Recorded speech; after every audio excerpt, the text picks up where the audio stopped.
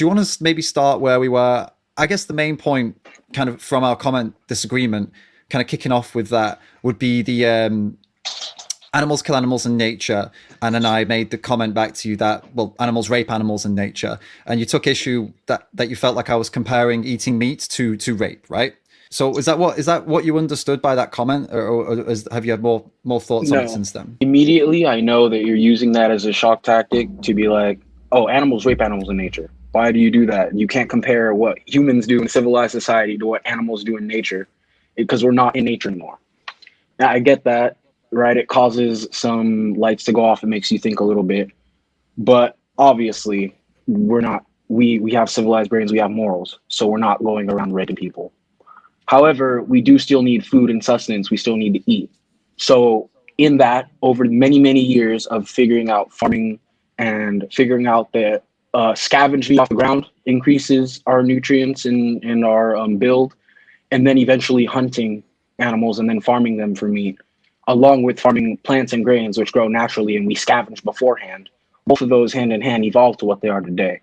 So humans evolve, humans change over years. There's no doubt about that. We evolved from nature to what we are today. And it's not wrong to go vegan. It is definitely ethically more sound in some cases, and it is definitely environmentally more sound in some cases. However, there's no one size fits all. And while you can encourage a large group of people to go vegan to fight this, it seems like people who are vegan like to pick fights just as much people who aren't vegan against vegan people and sort of seem like they have some sort of moral high ground. Like we have ethics and stuff, so we need to not partake in any sort of negative thing. Death isn't inherently negative. We feel like death is inherently negative. Death, especially to sustain nutrients, is not inherently negative. Now, when you crowd animals in large pens and stuff, then it becomes a different problem. But to compare rape in nature and animals eating animals in nature is just absurd. So it's what's I will stick to the argument. So I don't understand what's absurd about it, because if yeah, animals kill animals and it's a part of nature. It's part of how animals evolve. They kill each other, they eat each other, they learn and they form habits and they survive. But then rape is also a perfectly natural habit of animals in nature. That's how also they bond and survive, and that's how some of them actually procreate. You know, for example, a duck in nature, ducks literally rape each other to procreate. That's how they procreate. So I mean, to us obviously it's morally abhorrent, but to other animals that's it's a perfectly normal, and actually without it some animals would go extinct in nature. So the point is that if we're going to appeal to nature to justify our actions, such as, you know, animals kill, so we can also kill because it's natural to kill because animals kill. Well, it's perfectly natural for other animals to rape, but we would never use that as a justification for us to rape. So what I'm trying to kind of understand is how can we use it as a justification to kill, but not also as a justification to rape or whatever other animals do. I mean, lions kill their own babies, you know, when they take over a pride. But we don't do that when we join a new family and there's some kids that aren't from us, you know, from another man. We can't use what the lions do to justify what we do. That's the point I was making. It wasn't comparing meat to rape, which I could do, by the way, but I'm not doing in this case, and we can come to that later. I was seeing that if we're going to appeal to nature, then why can we not do it across the board then? Why is it only for killing? Firstly, justification is not needed to do any action. That's just a human concept. We think we need to justify what we do. It makes us feel better. This is all about feeling better, right? This is just so that we feel better about what we do. In nature, what is considered rape? When an animal can't verbally consent to mate with another animal, when an animal tries to physically get away but is overpowered, or when two things bond and choose to mate, like what do you constitute as rape in the animal kingdom when you don't have consent and conscious beings? Yeah, I would say physically overpowering, I would say, because, you know, Okay, yeah, go ahead. so in that, those are just impulses they have. They don't have morally conscious thoughts, right? They can't No. decipher that I don't need to rape this person. I can go find someone who wants to have intercourse with me, right? They can't Mhm. do that. We as humans can do that. We can decide, oh, I'm not going to do that. I don't want to do that. This person obviously doesn't want me. Let me go find someone who does want me. Some people do it. Some people are deranged. Some people are crazy. They go out and do whatever they Yeah. want because they find pleasure in that. Comparing that to eating meat, the best way I could do this is we don't need to eat meat to survive. We don't need to consume flesh from an animal to live and do what we do. However, we did find that eating flesh from an animal gives you a better group of amino acids. It gives you a complete group of amino acids versus having to find this plant or that plant or that plant to get all these amino acids into one group. So one, we eliminated the processes of having to do all that research. If you don't have to do that, don't do that. It's fine. We evolved past that point. Secondarily, eating meat is what helped us evolve to this point, to where we can decide consciously, theoretically, not 100%. Eating bone marrow from animals that we found on the ground and meat that we scavenged from animals on the ground is what caused us to become bigger hominid groups, bigger people, and scavenge more and become where we are dominant on the food scale. So to justify eating meat, it helps me. I do MMA, I exercise, I run, I get a fuller nutrient groups from eating meat. I get better energy than I do from when I eat solely plant-based diets. An omnivorous diet is extremely healthy. Our teeth are shown to have evolved to accommodate an omnivorous diet. It's something that's happened over years and evolved to show us that this is something that is beneficial to us in large or to some people specifically. And now we can take that to where we are in society now, compare it ethically and scientifically to how it benefits us, and have argument of, do you need to eliminate meat or not from your diet versus industrial agriculture and ethics. Sure. So there's multiple things to, I guess we'll start with the first one that I can remember you going for there. All right, so I track a lot. It's all right. I can remember most of them. It's all good. So you were talking about how we have a moral code, we have the moral agency. We're able to decide what's right and wrong, which is why we shouldn't rape each other, whereas other animals, not that they should, but they don't know any better. That's the point here. They don't know that they are forcing themselves on another animal. They just act instinctively, whereas we know that this person doesn't want me and I'm going to do it anyway. We know that we don't feel good. We don't want to do that, right? But that same logic, that same kind of tact is also applicable with killing. They don't decide, I'm going to kill this other animal because, you know what, I just fancy it and I can get a full amino acid profile, as you were saying, or I can feel better with myself. They just do it because they have to. They have no other choice. In our case, the same way that we look at whether rape is right or wrong, and we say it's morally wrong because that person doesn't want this and I'm going to do it anyway. We can also look at killing in the same way, and this, I'm taking the position we should look at killing in the same way. This animal doesn't want to be killed. I don't need to kill them, but I'm doing it anyway. And when it comes to the nutrition side of things, you don't need to take my word on this, by the way. I don't expect you to take my word on this, but I would hope you'd look into it. The amino acid, the full amino acid profile, and the idea that only certain foods have the full amino acid profile, that's something that's been debunked about a decade ago. But unfortunately, it's the modern scientists, doctors, whatever, nutritionists, they're still using these old formats to teach people these things. So they haven't actually accepted it, even though it's been proven about a decade ago. But that's not something I expect you to believe me on here. But I would. No, I believe you because it does sound curious that meat has full profiles or a better profile versus a plant, but it does make sense that some things have different amino acids than other things. They have different quantities. This is the argument that these people have made, is that, the quality of protein, but that's actually BS. There is definitely different quantities of proteins available, but the quality, as in the profile, it's full profile in most of the plant foods you can get. The only thing that doesn't have a full amino acid profile is Jello. That's the only thing that you can eat that doesn't have a full amino acid profile. Everything else has the full amino acid profile, but they have lesser in them. That's all. Some have lesser of an amino acid than others. But the idea of this complete or incomplete protein has been largely debunked. So if we can go ahead and decide, well, all right, then I can do my research and I can find this out. I can get all the protein that I need and I can get everything I need actually without the killing. Then we're in the same position as, why should we rape? It's kind of like, well, why should we kill? Because morally, they're both hurting someone else, right? Whether it be a human or a non-human. And both are unnecessary because we can take all the nutrients we need. And your MMA, man, there are vegan MMA fighters. There are plant-based MMA fighters, some very famous. For example, he's not he's not fully vegan actually, this guy, but there are some. But I was just thinking about anyway, there's a few plant-based vegan MMA fighters, and one of them smashed Conor McGregor and on a plant-based diet. Conor was making fun of him. He was saying, "Oh, I'm going to eat steaks while you're eating your grass, and I'm going to smash you to pieces and stuff like that." This guy smashed him, And one more thing about you mentioned the teeth. That was the last point there. The teeth, about our teeth. We evolved this way. That was it. We evolved this way. Our teeth. Nate Diaz, by the way, someone just put in the comments. Nate Diaz is who I'm talking about. He's like he eats mainly plant based and he runs marathons and shit like that before his fights, which is insane. But yeah. So the teeth and the evolution, right? These are 2 points that are really important.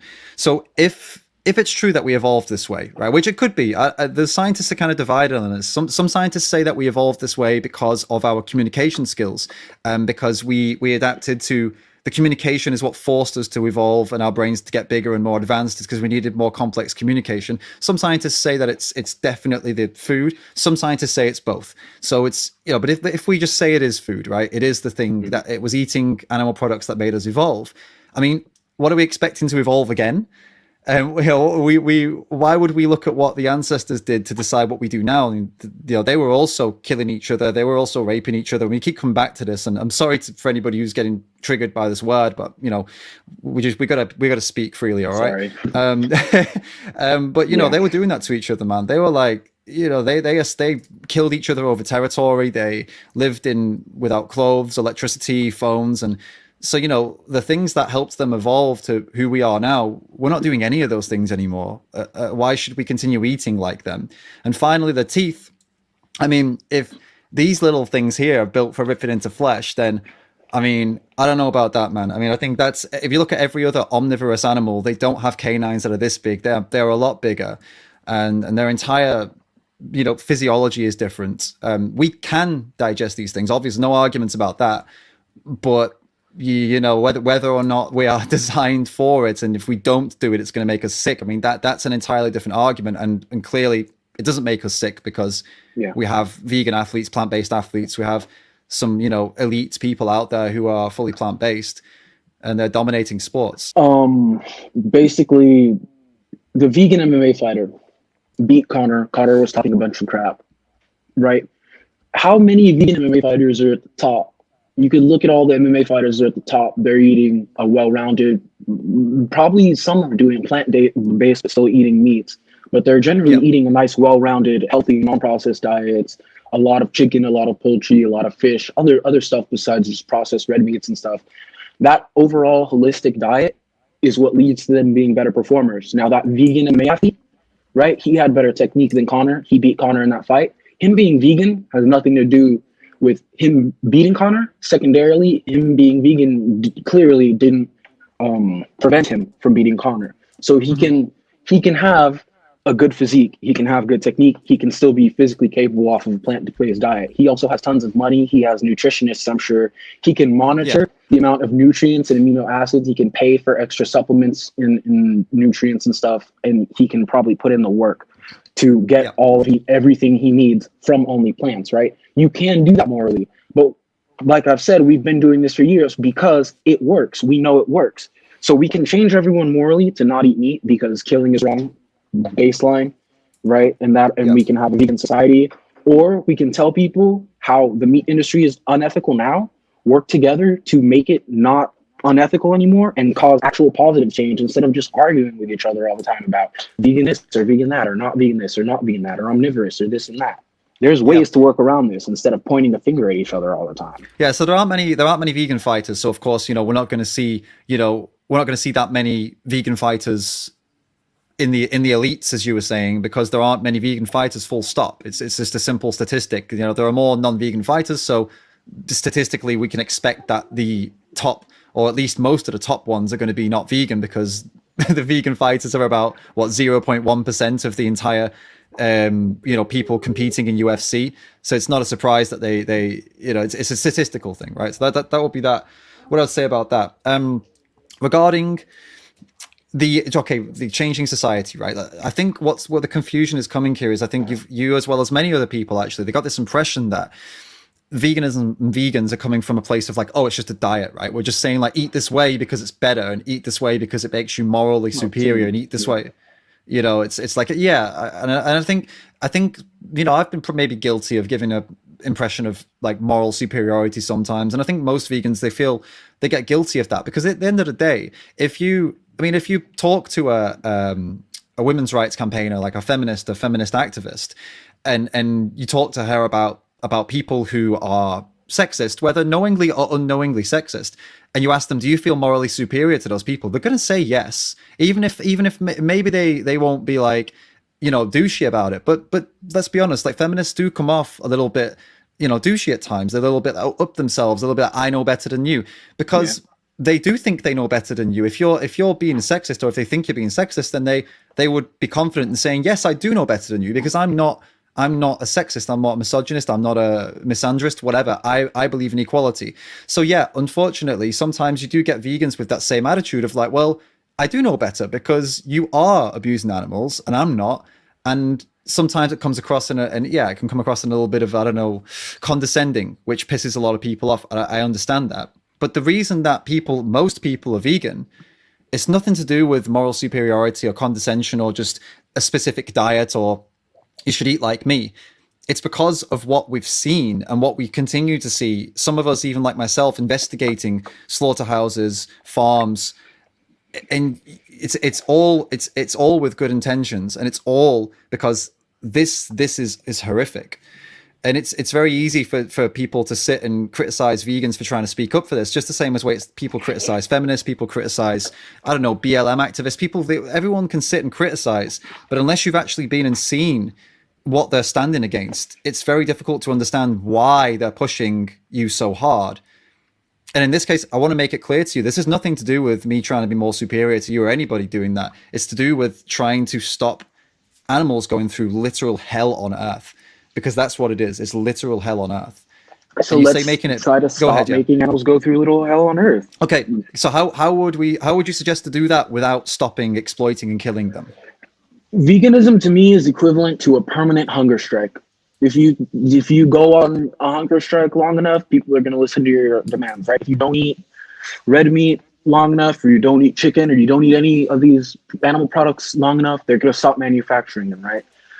That's not what we're going for. We're telling people that they need to switch their whole diet, that what you're doing is wrong. We're starting off talking about rape. We're trying to guilt trip people. So you're saying it's like not that thing. It's because we're seeing all this stuff, but we're literally opening people. How do 99% of vegans become vegan? You guilt trip them into stop eating meat. That's not productive to stopping the moral atrocities. Killing, in your eyes, may not be justified in any scenario ever. But if someone's trying to murder me and I can save my life, I'm going to murder them back. Right? That's morally justified killing to me. Of course. Now, I'm going to take that to a little lower level. Eating meat isn't like life or death. You don't need it to survive, right? It's not necessary. But it's proven. I eat meat. I can eat a handful of meat, or I can eat a handful of lettuce and salads, or like specifically chosen grains. I know from experience, from working out, from doing things physically, I need both. I need well-rounded. I need meat. I need vegetables and nutrients from the earth. I've tried to only eat vegetables. I've tried to look into healthy eating and not having processed sugars and having natural sugars and all that stuff. Yeah. You can find for each specific person, if we really want to talk about it, every specific person should have a different diet for their lifestyle, for what they do to complete specific goals. So everyone's moral justification, everything that they're going to do to justify something to themselves is going to be different.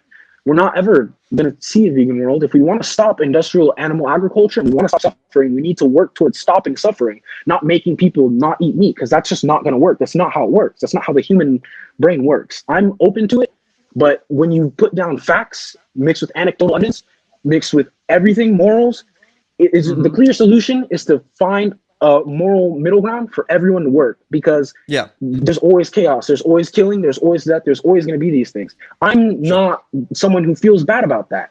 I'm not someone who feels bad when someone who's old and close to me, I feel upset like you're not here anymore. But when someone who's old and close to me passes, that's a part of life. That's the life cycle. We're still Right. parts of nature. We're away from nature. We're in a civilized society. We have these decisions to make, but we all are also still in nature. We also have animal impulses. We can take a second to step back and think about them, right? And we should. So we should make eating meat morally okay. We should make it not some sort of hell on earth for animals. But that's not what we're doing. We're just trying to condemn people for what they're doing, and that doesn't help Yeah. anyone. So just yeah. So I want to go the last 2 points of the life cycle. I mean, your the point about like someone old close to you. You're sad when they die, of course, but you also kind of you respect the life that they had, don't you? That's I get the point here. You're like, okay, you've had your life. Now you get to go and be at peace before you before you start shitting yourself, basically, because that's the next step, isn't it? You don't want to get to that point. You want to die before you get to that point, before you're sitting in your own shit. Sorry, everybody, for that Yeah. visual, but I get the point. When we're looking at what's going on with the animals, though, it's not like they're dying in a deathbed with surrounded by their family, and then somebody just switches off the machine. They're not humans. They're animals. but that They're, but then okay, so we can come to that as well if you want. So I mean, what would be the they don't difference live in between? houses. They don't have Sure, those no, of course connections, and they not. don't verbalize stuff like that. Of Okay, course there's not. Of course not. interactions. There's bloody violent interactions. When an animal meets another animal, it Yeah, doesn't talk and say, "Oh, are you going to let me eat you?" No, they fight to the death. Okay, we can do that, and yeah. we should do that, right, where it counts. But if we're going to talk about morally eating meat is wrong, it's not wrong baseline just to kill someone. If it brings you good nutrients and it's good, and you can raise them a good, healthy life and have fun with them, then that's fine. That's an interaction, and then they die, and then you eat them, and then the life cycle continues. It's how the world Not for them, it works. doesn't though. Not for them, it doesn't continue though. You ended Yeah, their and life they don't cycle. even know anymore. When I die, I'm not going to know. And they're But nutrients. It's no not one's like they're gonna. But being no one's wasted. They're not sure. But being no one's gonna. tortured. Sure, but no one's going to shoot you in the head and slit your throat to eat you because they like how you taste or because they think you're good for nutrition when they could get that nutrition somewhere else. That's the big difference here. And we mentioned, obviously, we're not going to put the whole thing about, the parents or granddad being surrounded by family and saying but they're animals though. Okay, I get that. They're not going to quite appreciate that the same way as a human would. But at the same time, that doesn't mean shooting them in the head and slitting their throat is something that's all right. And if we're going to say it is all No, right it's because not. they're not, but that's the most humane method though. There's no more humane method than humane. I'm using In mass this for this, okay? quantities, to get them in farms and farm them and control their lives from birth to start in mass quantities, that's not Yeah. humane.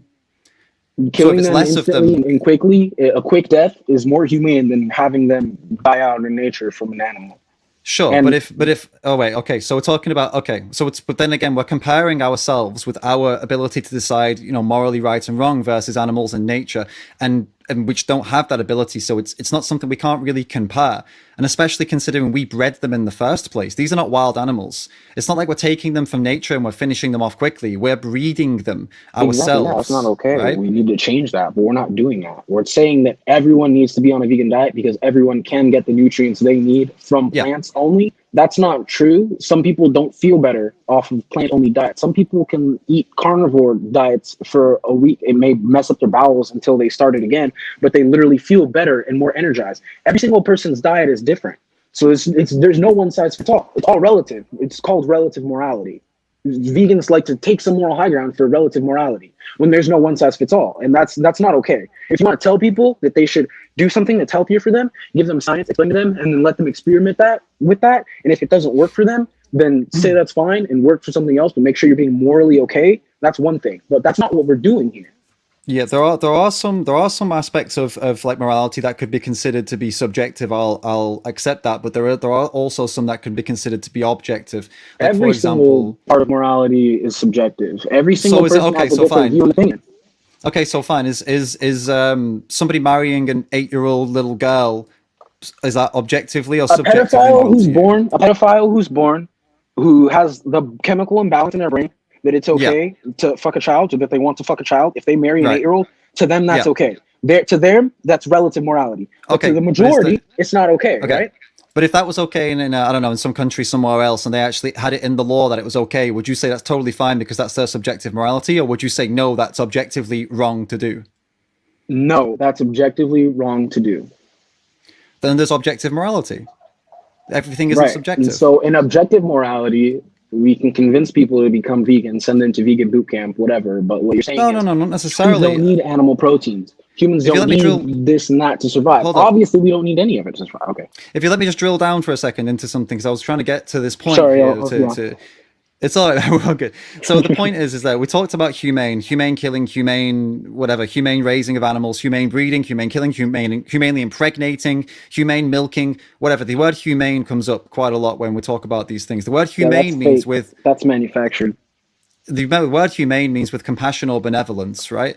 So then we're onto a topic now where it's how do we compassionately, benevolently use and kill animals when we don't need to do it and they don't want it to happen, right? We're talking about taking animals, breeding them, impregnating them, milking or taking their eggs or killing them, or all three, depending on which ones produce milk, which ones make eggs. And we're doing this to them. They don't want it to happen. We're enforcing our will on them, and we're saying we can do that with compassion and benevolence when it's not necessary.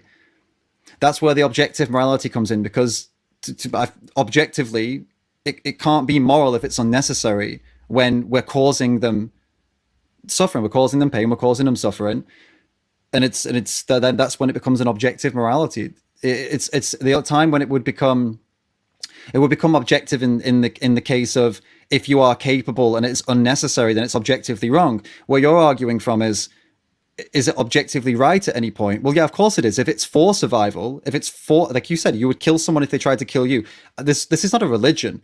It's not a vegan religion. I'm not some kind of religious fucking pastor or something like that, dude. If I'm stuck somewhere and I need to kill or I need to hurt someone to save myself or my family, I'm doing it every single time, whether it be a non-human or whether anyone. I will do whatever it takes to save myself, right? This veganism is not a religion. I'm not going to say, oh, I'm a vegan, so I'm not going to kill these animals so I can live. No, I will probably do it.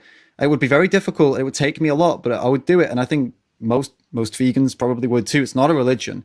But when we're sitting in a city, like I'm outside of a city or in a city, most people watching my Instagram are in cities living what could be considered to be privileged lives, as in they have food, they have money to buy food, they have supermarkets, and we're making these kinds of excuses to abuse animals, like, well, I like it tastes good, it's the way it's always been, our ancestors did it.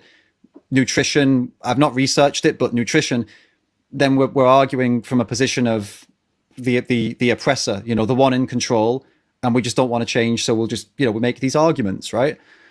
So it's about, you say it's subjective morality. Well, this would be, in this case, I'm arguing that it's objective, that if we can stop, then it's objectively wrong to do it if we don't need to. That's where I'm coming from. First off, the fact that we're packed in large, overcrowded cities is just a problem in itself. That means we have to provide food for all these people in a large, packed, crowded environment, and no one's carrying their own weight to provide food. So it's not like we're in a community where people are taking care of each other. We're farming on small scale and we're hunting out together. Like, I want to take an example back a little bit in history, not too far ago. Native Americans. Yep. Native Americans lived in small tribes amongst each other in their little spots.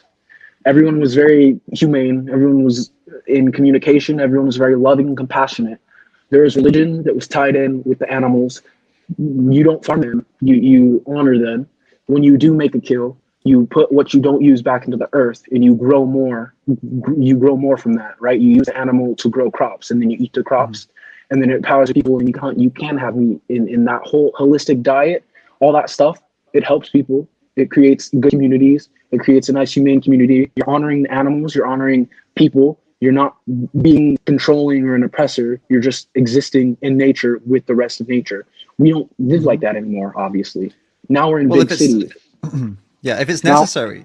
If ancient tribes needed to do that, which they did because they didn't have nutritional knowledge, they didn't know how to farm and grow plants, they didn't understand what we understand now, and they didn't have a choice. So in that case, I'd agree with you. But they did understand kind of what we know now. They didn't have the science of it, but they knew vaguely. Yeah. They can tell in their hearts, and what they do, they could see what they're doing is benefiting them. Look, and then they came and got wiped out by colonialists who brought in this ushering system of cattling animals, impregnating them, making horses impregnate each other so we could ride the horses, making cows be cows, injecting chickens with hormones, all this stuff. We're not looking to combat that though. We're not looking to make things right and ethical. We're not looking to break down these big old societies that obviously aren't working, that are causing disease, that are causing homelessness and rampant problems, all this holistic stuff, we're not breaking down any of that. We're just telling people that they need to not be eating meat because they're bad people. Right. So And the point, that's not productive. That's just putting just people down and causing argument. let me just pick up your last points, because there's one that we've skipped over, then we'll come to that one as well. So about the kind of, I don't know, in tribal, natives, indigenous, whatever you want to call them, and that they just kind of know what is right for them, and that's kind of like as if it's kind of being positioned as some kind of like the right way. They figure it out without science. They figure it out without sitting in laboratories and saying that this is but that. then, you know, there have been some studies that have been revealed on some of these ancient tribes have shown that they, like, quite a good amount of them were suffering from heart disease. So, you know, maybe they didn't understand. They didn't know the science, obviously, and they thought they just did what they felt was right.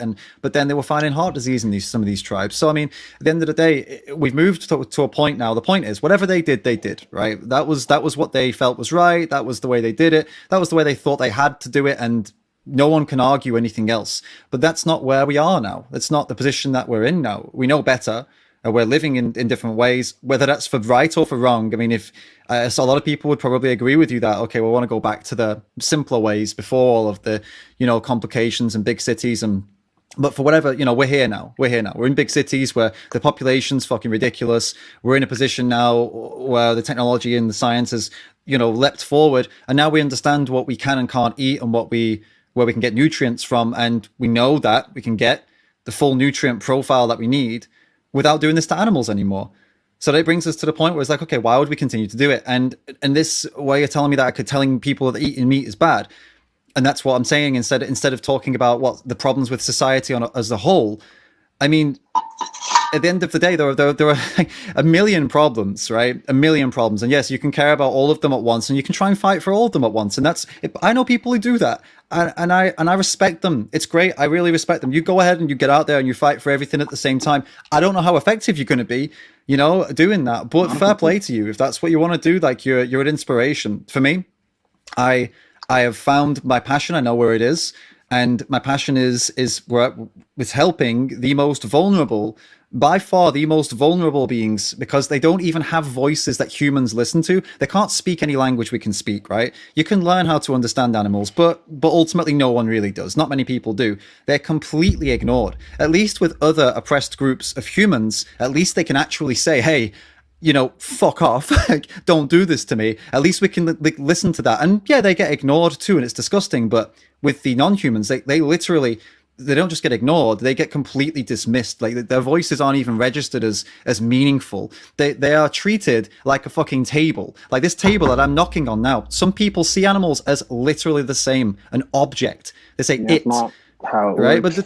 But this is what a piece of meat becomes, the same as a glass of water, right? And it's what it becomes. They don't think about what the living being was before that. That living being that literally screamed and begged not to be killed. And then, so this person can eat it because they like it? Because they don't need to. This is the point where we're at. They're seen as a resource. And this is why I fight for them. So are you saying that in any scenario, in any case, harming another animal that is alive, that is not human, for consumption, regardless of how you treat it or how it comes about, that's not okay? That's your baseline? If it's unnecessary, then it's always going to be wrong. It's well, not a necessity. What does unnecessary mean? It means that you are not in a survival situation, and you are like someone. I'm not going to assume for you, but I'm going to say, like, you're somebody who has money. You have a supermarket. You have resources around you where you can take all of your nutrition without this. Like, we're not talking about people living in I don't know, some Arctic land who live off the land. It's like there's a completely different argument here, and that's a debate I could have with somebody living in one of those places, but it's not a debate that's relevant for us. I'm talking about the majority of people who have access to food, to have access to everything they need, and they choose instead to go and pay for these animals to be, used and killed, bred, used and killed instead. Tell me how it's not necessary for people to eat animals, and that they're only good if they eat plants and other living organisms that are not animals. So what the difference you mean? So plants are not sentient. They don't have a central nervous system. They don't have a brain. They don't have any capacity to feel or experience pain. They're not self-aware. But the Most nutritional aspect of it. Oh, okay. The nutritional aspect of it. Well, they can provide us with all the nutrition that we need, bar B12. The only thing that they can't provide us with is B12, but then that B12 vitamin is it's not present anymore really in any natural food because of how we clean everything. B12 was used to be found in soil. It's no longer found in the food we eat because we clean everything. So the animals are actually given B12 supplements. So that's the only thing that we can't get. We can't even get it from animal products naturally. We can't get it from plant products naturally. So it's recommended you to take a B12 supplement. Aside from that, we can obtain everything we need from non-sentient life forms that don't scream and, have families and pain and experience life the way we do. If we have to kill, we should kill as low down as possible in terms of sentience. And that's why my argument is to kill plants then, not sentient animals. So every human on Earth, for all intents and purposes, to just be alive, be sustained, and have their cells keep regenerating and be living, just needs, they can get all their essential vitamins from plants and they can take B12. Yep. How do we measure what quantities? How do we tell every single person that this is the diet they need to use? How do you tell someone who tries it and eats it and feels like it's not working for them, and when they eat meat, it feels better to them, that isn't working for them and that they shouldn't do that? It's a good question. And this happens a lot because we like what we like, and we like foods, comfort foods. So a lot of the times when somebody eats plant-based for a day or 2 days and they say, it doesn't feel like it's right for me. It's because your body is craving what it's used to. It's craving those foods that you've been eating all the time. So a lot of the time it might feel like it's physical, but it probably is mental. It's probably a mental thing. But if it is physical, if you feel like it's not, the plant-based diet's not matching up to your physicality, then adjustments have to be made. And how do you do that? Well, you can use, you don't seem to be a big fan of this, but you can use Vegan Boot Camp. It is a professional resource for new vegans to find out how to eat properly. But if you don't want to use something like that, you can use something like Chronometer, which you can track maybe a week or two of your intake and see what you're getting and what you're not getting, and see if increasing a certain amount of one of the nutrients is making you feel better. It's the thing is no one's actually doing this, right? I mean, you probably are because of MMA, tracking your nutrients coming in. Trying to be a better person, be healthy, be good, sure, morally, and everything. Yeah. Some athletes, most athletes and people training, they track their protein intake, they track the calorie intake, right? But most people don't actually do that in general. And when they switch to a plant-based diet, they make the mistake of thinking, well, whatever, I'll just eat and see what happens. And then they sometimes can make themselves sick because they don't know what they're doing. You need to relearn how to eat when you start eating a plant-based diet. You can't just eat some lentils and salad and be like, well, fuck it, I'll go and do an MMA fight now. It's not going to go well.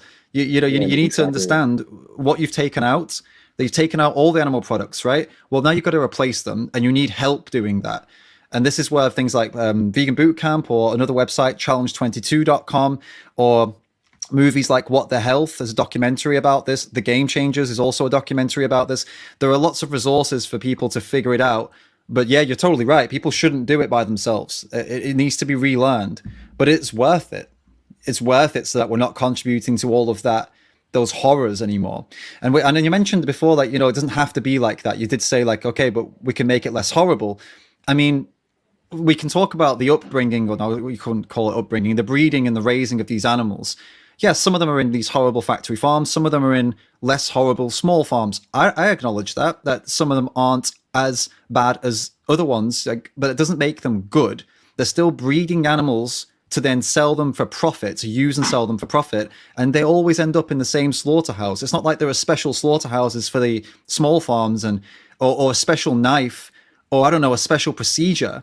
They're all either shot in the head, throat slit, or if it's halal, just throat slit, depending on where they go, right? That's the end. That's the most humane way. So we want to do everything we can to avoid that. And if that means learning a new way of eating, if that means figuring it out, it takes a couple of weeks to figure it out, really. It's not that big of a deal, like 2-3 weeks, and then you're like, right, I get it.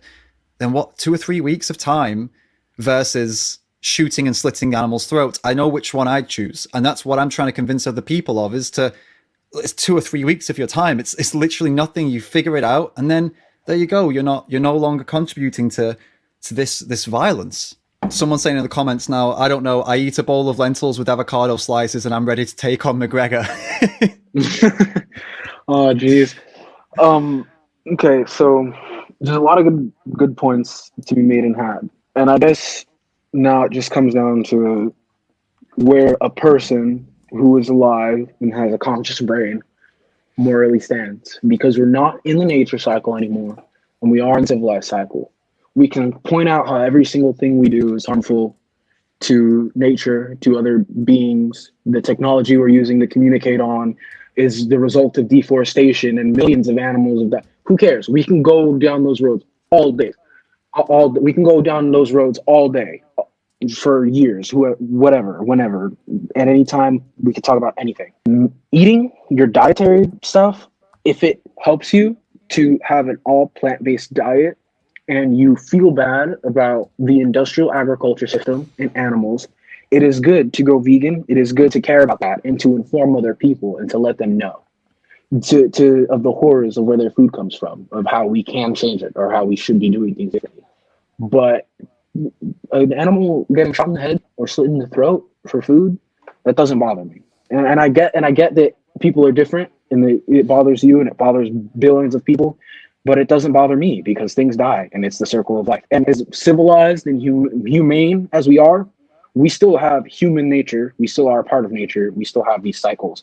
I'm not willing to push myself so far away from that just to not eat meat and change my whole diet just to stop the killing of animals baseline. But I'm completely willing to work around a plant-based diet and cutting out meat to stop the suffering of animals, to stop the putting them in large pens, to stop humans force breeding them, all this stuff. But what I would really rather prefer is to humans to look at themselves as a whole. If we really care about animals, to stop trying to make this civilized society crap work and to have smaller communities where we scavenge, where we hunt, where we are intellectual, where we have all the stuff that we create, technology, all these facets. If we're going to condemn one facet, we need to condemn all facets. If we're not going to do that, then there's no point in making people feel bad. But as long as you educate people on where their food comes from and that they know where their stuff comes from, you can't choose what people do morally. You can't tell people what's right and wrong. You're never going to get one size fits all. There's some idea of divine law, what people feel or know in their heart's right, what God created or whatever. And in divine law, you can argue that people eat animals and that's how it goes. Or you can come out of it naturally and talk about plant-based diets and stuff. It all goes hand in hand. One size is not going to fit all, as I said before. And my point, and what I originally said on the comment, you can see, is that we shouldn't condemn people for their diet choices, but we should inform them and work to get to some sort of middle ground that works for everyone. And so people don't feel bad all the time. Because humans aren't the only thing that exists. We're just the only things that can vocalize that we feel bad. We're trying to make ourselves not feel bad. It does not matter to me. Yeah. So I'll start with the last point you made. One of the points about smaller communities, just off topic for a second. In that, like, I think that's a good idea in theory, but I think the problem with the whole small communities idea is that our populations are too big now for that to work properly. We'd have to lose a lot of people to get back into the small community way. But even if we did have the small communities, then I would still be saying that, okay, let's have small communities that are eating plant-based. Why would we have small communities and keep on farming animals? It would be right now that the only drawback, the biggest challenge that we have, apart from people, not wanting to stop killing animals because they like the taste of them, is that the plant-based food system requires a big systemic change. We need a big change. We need everything to switch to plant-based food system. That will be much easier to implement in small communities. So I'm with you. I wish we did have small communities with small plant-based systems. It would be much easier to implement. But the main point you went for there that doesn't bother you or it doesn't bother you or like you don't care about it doesn't bother you the animals shot in the head and have their throats slit, and it does bother me, and that's the kind of the core argument here. Whether it bothers me or not is irrelevant. Whether it bothers these vegans or not is irrelevant, right? The point is that it bothers the animal. It bothers them. It's their life that's important here, not my opinion, not your opinion, not any vegan's opinion. And to your point, if we don't do it, some other animals going to be born in nature. It's going to be mauled to death. It's the cycle of life. They won't be bred. They won't be bred. We bred them for that. Exactly. And to not breed them, we need to stop demanding that farmers breed them. If we stop consuming the products, the farmers stop breeding them. And eventually, anyway, I mean, obviously, it's going to take a bit of time, but as long as we keep contributing, keep paying, and keep giving them the, yeah, we want that, they'll keep breeding them So over and let's over again. tell meat eaters, people who swear by this, me included. I like to eat meat, right? I'm arguing that I don't care if animals die. This is my thing that I can say is honestly kind of selfish and is my self-preservation or whatever. But let's tell meat eaters that this is not humane, that you can still figure this out without doing all that. And this doesn't have to happen.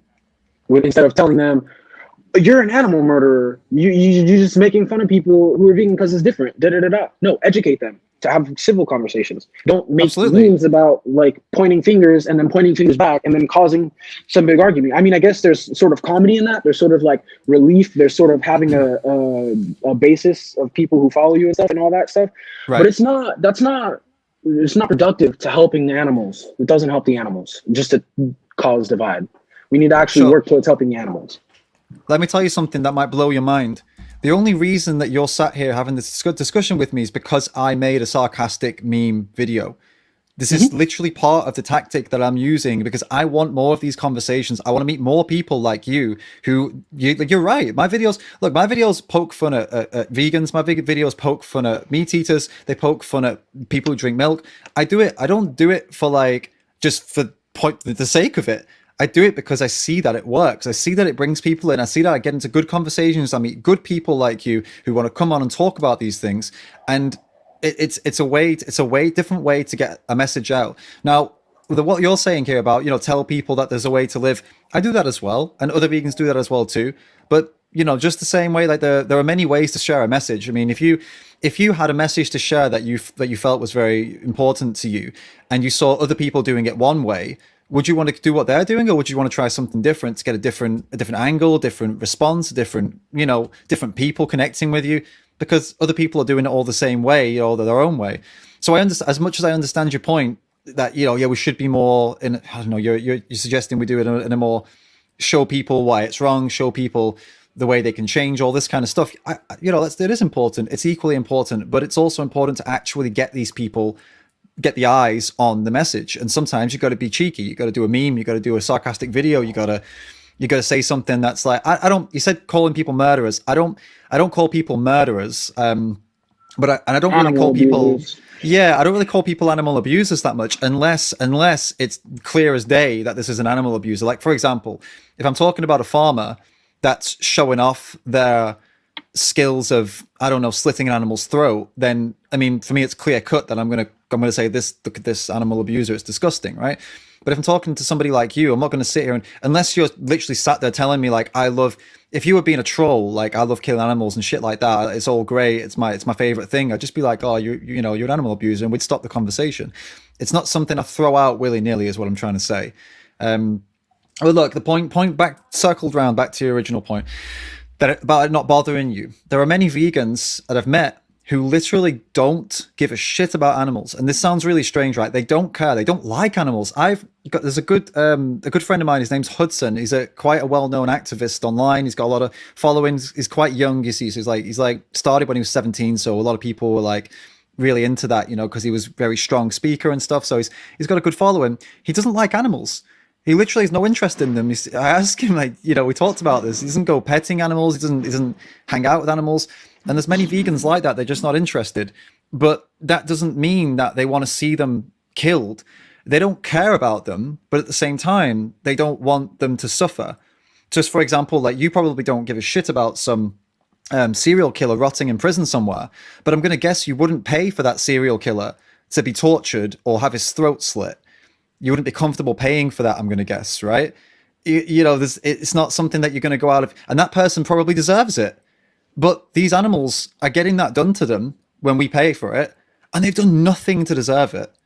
They've literally they're just born. They're just innocent. They can't understand what's going on. They don't have a fucking clue what's going on. They have, they're separated from babies, separated from their young if they've had young, and then eventually they just go and have their throats slit. And this is the life that we're paying for them for. Something that we probably wouldn't even pay to happen to a criminal. So this is where we've got to ask the question. Yeah, I don't give a shit about them, but why am I going to pay for this to happen to them? You know, you can be indifferent, I suppose, but it's not an excuse to do it, right? I mean, I don't care about them, but why would I pay for that to happen to them? That's kind of the crux of the point. Well, I can relate this to me personally. Ideally, I would love to visit my farm, know where my animal comes from if I'm choosing to eat animals, excuse me, and have the conversations with the farmer. You're treating them right. You're not forcing impregnation. You're not doing all this stuff, right? You're not treating them all crazy. You're not abusing them. You're treating them like a friend or like a pet or something. And then once they're closer to the end of their life cycle, you're killing them and using them for meat, right? That's okay to me because could I interject and just ask a question? Like, do you not think that's even worse though? I mean, No. they trust the farmer. They see him as a father or a family member, and then he betrays their trust by leading them into a room and slitting their throat. Versus a farmer who doesn't give a shit about them from day one, treats them like shit their whole life, and then kills them. At least in that case, the animal doesn't feel loved, and they don't feel like they trust this person. Because farmers do that, you know. They spend all this time with them, get them to trust them, and then they guide them into a slaughterhouse and just say bye to them. You know, they use that trust. Families in Asia and Thailand have pet chickens that are their pet chicken, and then when they run out of meat or they need issues, they can't survive, they kill that chicken and they honor the chicken's meat and they eat it, and it gives them nutrients and it continues the life cycle. And they took care of it, they talked to it, they related to it, and then the time came where what we consider ourselves higher up on the food chain, right? You could talk about humans and morals and stuff, but in nature, we were at some point on the food chain. Yeah, it's just continuing the circle of life because we are still part of nature. We're not above animals, and we do have conscious brains, and we can talk and communicate. Just because we can do all those things, though, doesn't mean we're above the cycles of life. Doesn't mean that we are above everything else. Doesn't mean that we're the dominant species and that we control everything. In some aspects, I still want to be part of those cycles. For what we're talking about here, it's called an appeal to nature. It's the idea that nature is beautiful, nature is perfect, so we should aspire to be like nature. But it's not really. It's not logical. perfect. It's in constant chaos, and humans are beings of chaos, and we're not perfect, and we're not going to save everyone's feelings all the time. Sure, but that's kind of like it's almost like we're saying, well, it's futile then. You know, it's chaos, so we should just play into the chaos and keep killing indiscriminately, keep killing when we don't have to, because we should to make sure that we are doing this in a way that isn't running people into the ground, that isn't running civilization into the ground, that isn't creating excessive amounts of waste, and that isn't causing abuse of animals. We should find a system that works for everyone. No, that system's a plant-based system. That system can give That's everyone subjective. Okay. Well, it's in the case of what you've just said, a system that can get people nutrients, a system that doesn't abuse animals. The only system that doesn't abuse animals is a plant-based system. Any other system abuses them because abuse is subjective, because killing someone directly is not abuse. There has to be certain moral things, there has to be situational things and social things that lead up to something to constitute it as abuse. Sometimes killing is justified. We've been through that, and sometimes abuse would be justified if it's necessary. You know what I mean? It's not like, well, no, calling something abuse or not justifying it, but just calling something abuse in itself is subjective. If I beat a baby with a belt, you could consider that not a baby, but if I hit a child, an infant with a belt, you can consider that abuse. Better, yeah. But there's actual psychology that goes into that. Yeah. A child at a certain age doesn't respond to anything except for intense verbal or physical cues, and then you can have conscious conversations with them. There's certain things like that in psychology that you can consider abuse or not consider abuse. It's because this would benefit the child, right? But this would never benefit an animal. Killing an animal or using them for their bodies, or impregnating them to get them pregnant, to take their milk from them. It benefits us. It benefits so it would be us. abusing them. And so abusing them. In a situation, it would be abuse, or you could call it exploitation if you really want. But it's if you want, it's semantics. At the end of the day, what we're doing to them is never going to be something. It's never something that's going to benefit them. It's always going to benefit us. If we switch it out for a human, right? If we switch it out for a human, people would say, well, it's always abuse. I mean, if we can look through history, we can see examples of where, well, even just now, let's not go back. Let's go forward, right? Let's go forward to talk about if right now there are many countries and many people in the world that would benefit tremendously from taking other humans and forcing them to do things for them, right? The world would be actually probably run really well if we had this system in place right now with manpower, free manpower, free labor, as long as they're fed and clothed and treated well, but they have no choice. The world would probably run in a pretty more efficiently, and a lot of people would be a lot happier, but a lot of people would be unhappy. Right, but the point is that those people that would be forced, they wouldn't be benefiting from this. It would just be the rest of us, or the rest of them. Maybe I would be one of the people being forced. The rest of the people would be the ones benefiting. That's the point I'm getting at. That doesn't justify doing it. Now, when we look at humans, we say, well, no, we could never do that. Even if it benefits 99% of society to have 1% in that position, we can't do it. It's immoral. But when we look at the non-humans, we say, well, okay, if some people have a more convenient life, or some people have an easier access to nutrition, even though they could eat something else, then it's justified.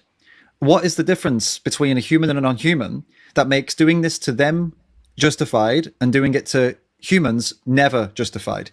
Like, what is the trait that they have or don't have that we have or don't have, if that makes sense? What is the actual difference? I think the difference now is gonna get I'm gonna sound a little evil here. Sure. I don't care about people. I think people are just the same as cattle. We're all being used to work in factories. We're all being used to fulfill some goal for the 1%. We think we have free will, but we have free will inside of a closed system. We can't go out and scavenge off of the earth without getting fines from government. And so all this stuff is relative to humans and creating what humans have, or human ideas versus natural laws. So appeal to nature versus humans. I don't think we're above everything. I think we should appeal to nature. I think we're still a part of nature. I think we're trying to be above everything. I think we're trying to be civilized. Someone mentioned in the comments, we live in a civilized society. Who's to say that Native Americans didn't live in a civilized society because they killed each other? This is bullshit. I agree with you. We're not living in a civilized society. We have but I'm saying we just have better weapons now that don't require people to go and kill each other in person. They just push buttons instead. Right. I don't think this is more civilized. It's still as brutal as But what's the point? The point is, like, what is the trait though? Do you have that answer? Like, what makes it okay to do it to them but not to do it to? Or do you think that we can do it to humans too? Is that what you're saying? Yes, I do. I think the fact that we're overpopulated right now, and we've tried to stop all these diseases from cutting us out. We've tried to farm all these animals and all these plants so that we have mass quantities of food and we have supermarkets. All that shit is not okay. Humans are ruining the earth. It's good to care about animals, but humans are ruining the earth no matter what we do. Let me just clarify then to make sure I'm understanding correctly, because this seems pretty intense if it's right, what I think you've just said. If so you support the idea that if putting 1% or more, let's put it up to 10%, right? Because it's 1% is really small. If taking 10% of humans and putting them in a position where they are forced to do what the rest of the people want them to do because it makes everybody else's lives easier, but it makes that 10% life where basically they're living in a modern version of slavery. It puts them in a position where they don't have a freedom, but they're comfortable, that they are being exploited, right?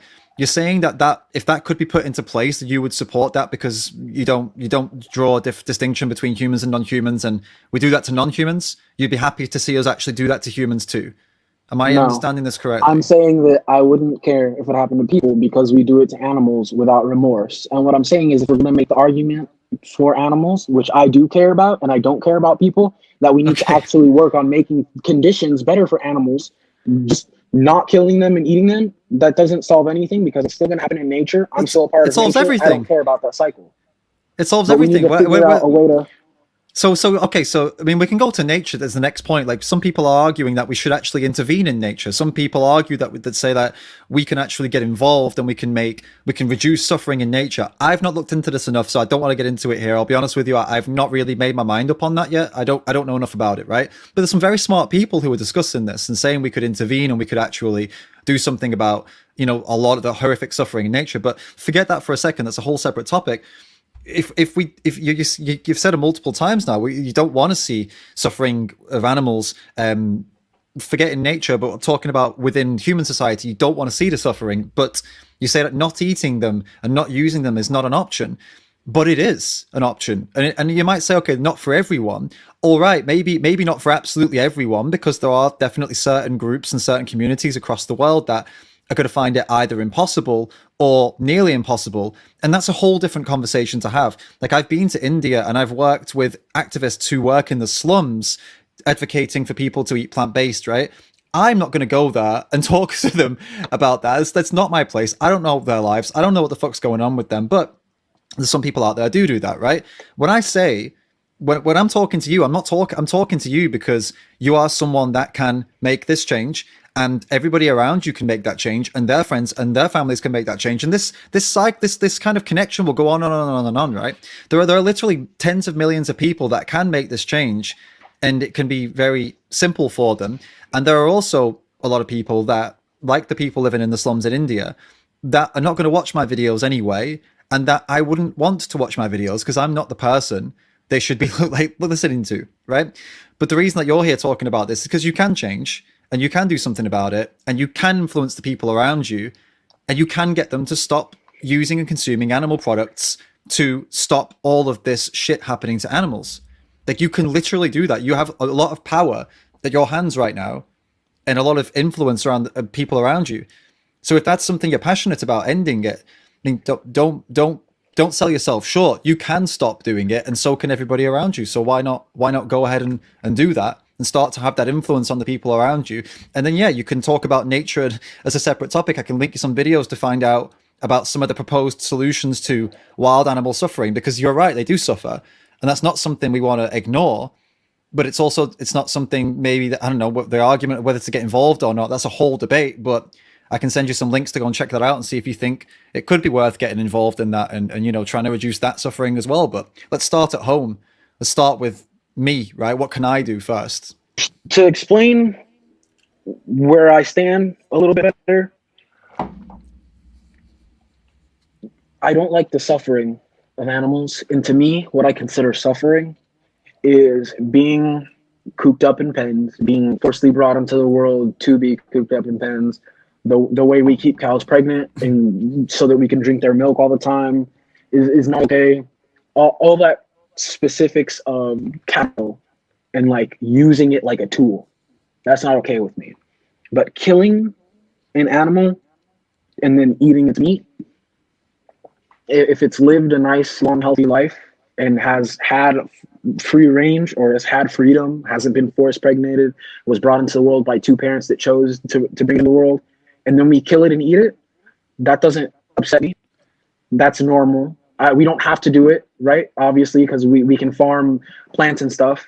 That doesn't matter to me, though, because it's part of nature, and I'm still a part of nature. If we can stop the animal suffering and the tools and using the animals, that would be ideal. But by no means does that mean I want to stop eating the meat. I like the way the meat tastes. I like the way the meat makes me feel. I like the way vegetables taste. I like the way vegetables make me feel. If vegetables are living organisms too, they may not have central nervous systems. Humans can't interact with them the way we interact with animals, but they're living. Ecosystems of plants in nature communicate with each other. There's trees that don't touch in certain forests because the trees talk to each other. They're alive. They have feelings too. They don't want to be used and eaten for food. No, wait, but they actually do. They adapt so that their seeds get spread around and then they can reproduce. It's just the way the world works. It's a life cycle. I'm not going to stop eating meat to save people's feelings just because killing an animal baseline is wrong. No, what's wrong is the way we have them in these conditions and the way we're utilizing them. Killing them, hunting them, finding an animal on the ground, all this stuff for food is not wrong to me. And we need to find a middle ground to work with how we have society set up and to make sure that we're not making these animals suffer. I'm personally not, I don't care about killing an animal for food.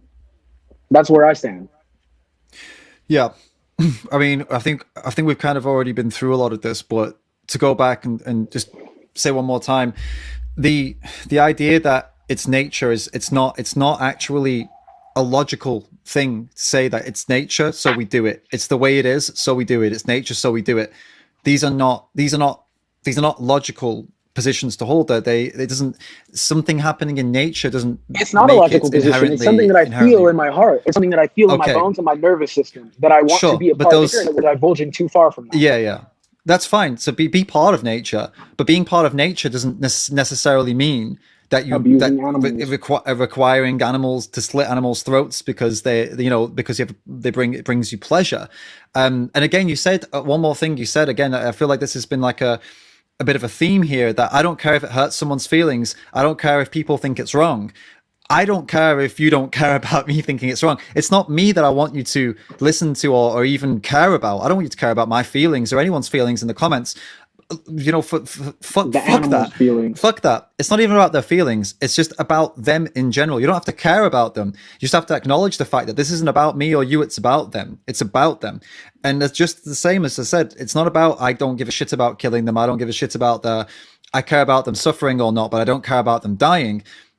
The point is that we've been through it all over. They are being bred. They are being created by people who want to profit from their bodies and sell them to you by, using them, breeding them, slitting their throats, well, shooting them in the head and slitting their throats. And even if they don't breed them, if they go out in the wild and you shoot them dead when it's not necessary, it doesn't matter if you care or not about it. The fact of the matter is that it is not necessary. It's not a guilt trip. It is not. I'm just saying it's not necessary.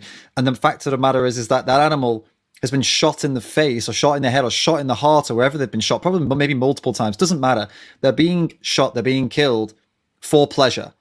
That's the objective truth of it. For pleasure. You dressed it up as, well, it's, I feel it's right. And that's okay. You can talk about that, but ultimately you do it because it makes you feel good. You said that. Feels right, feels good, I like it. So we're talking about violence for pleasure.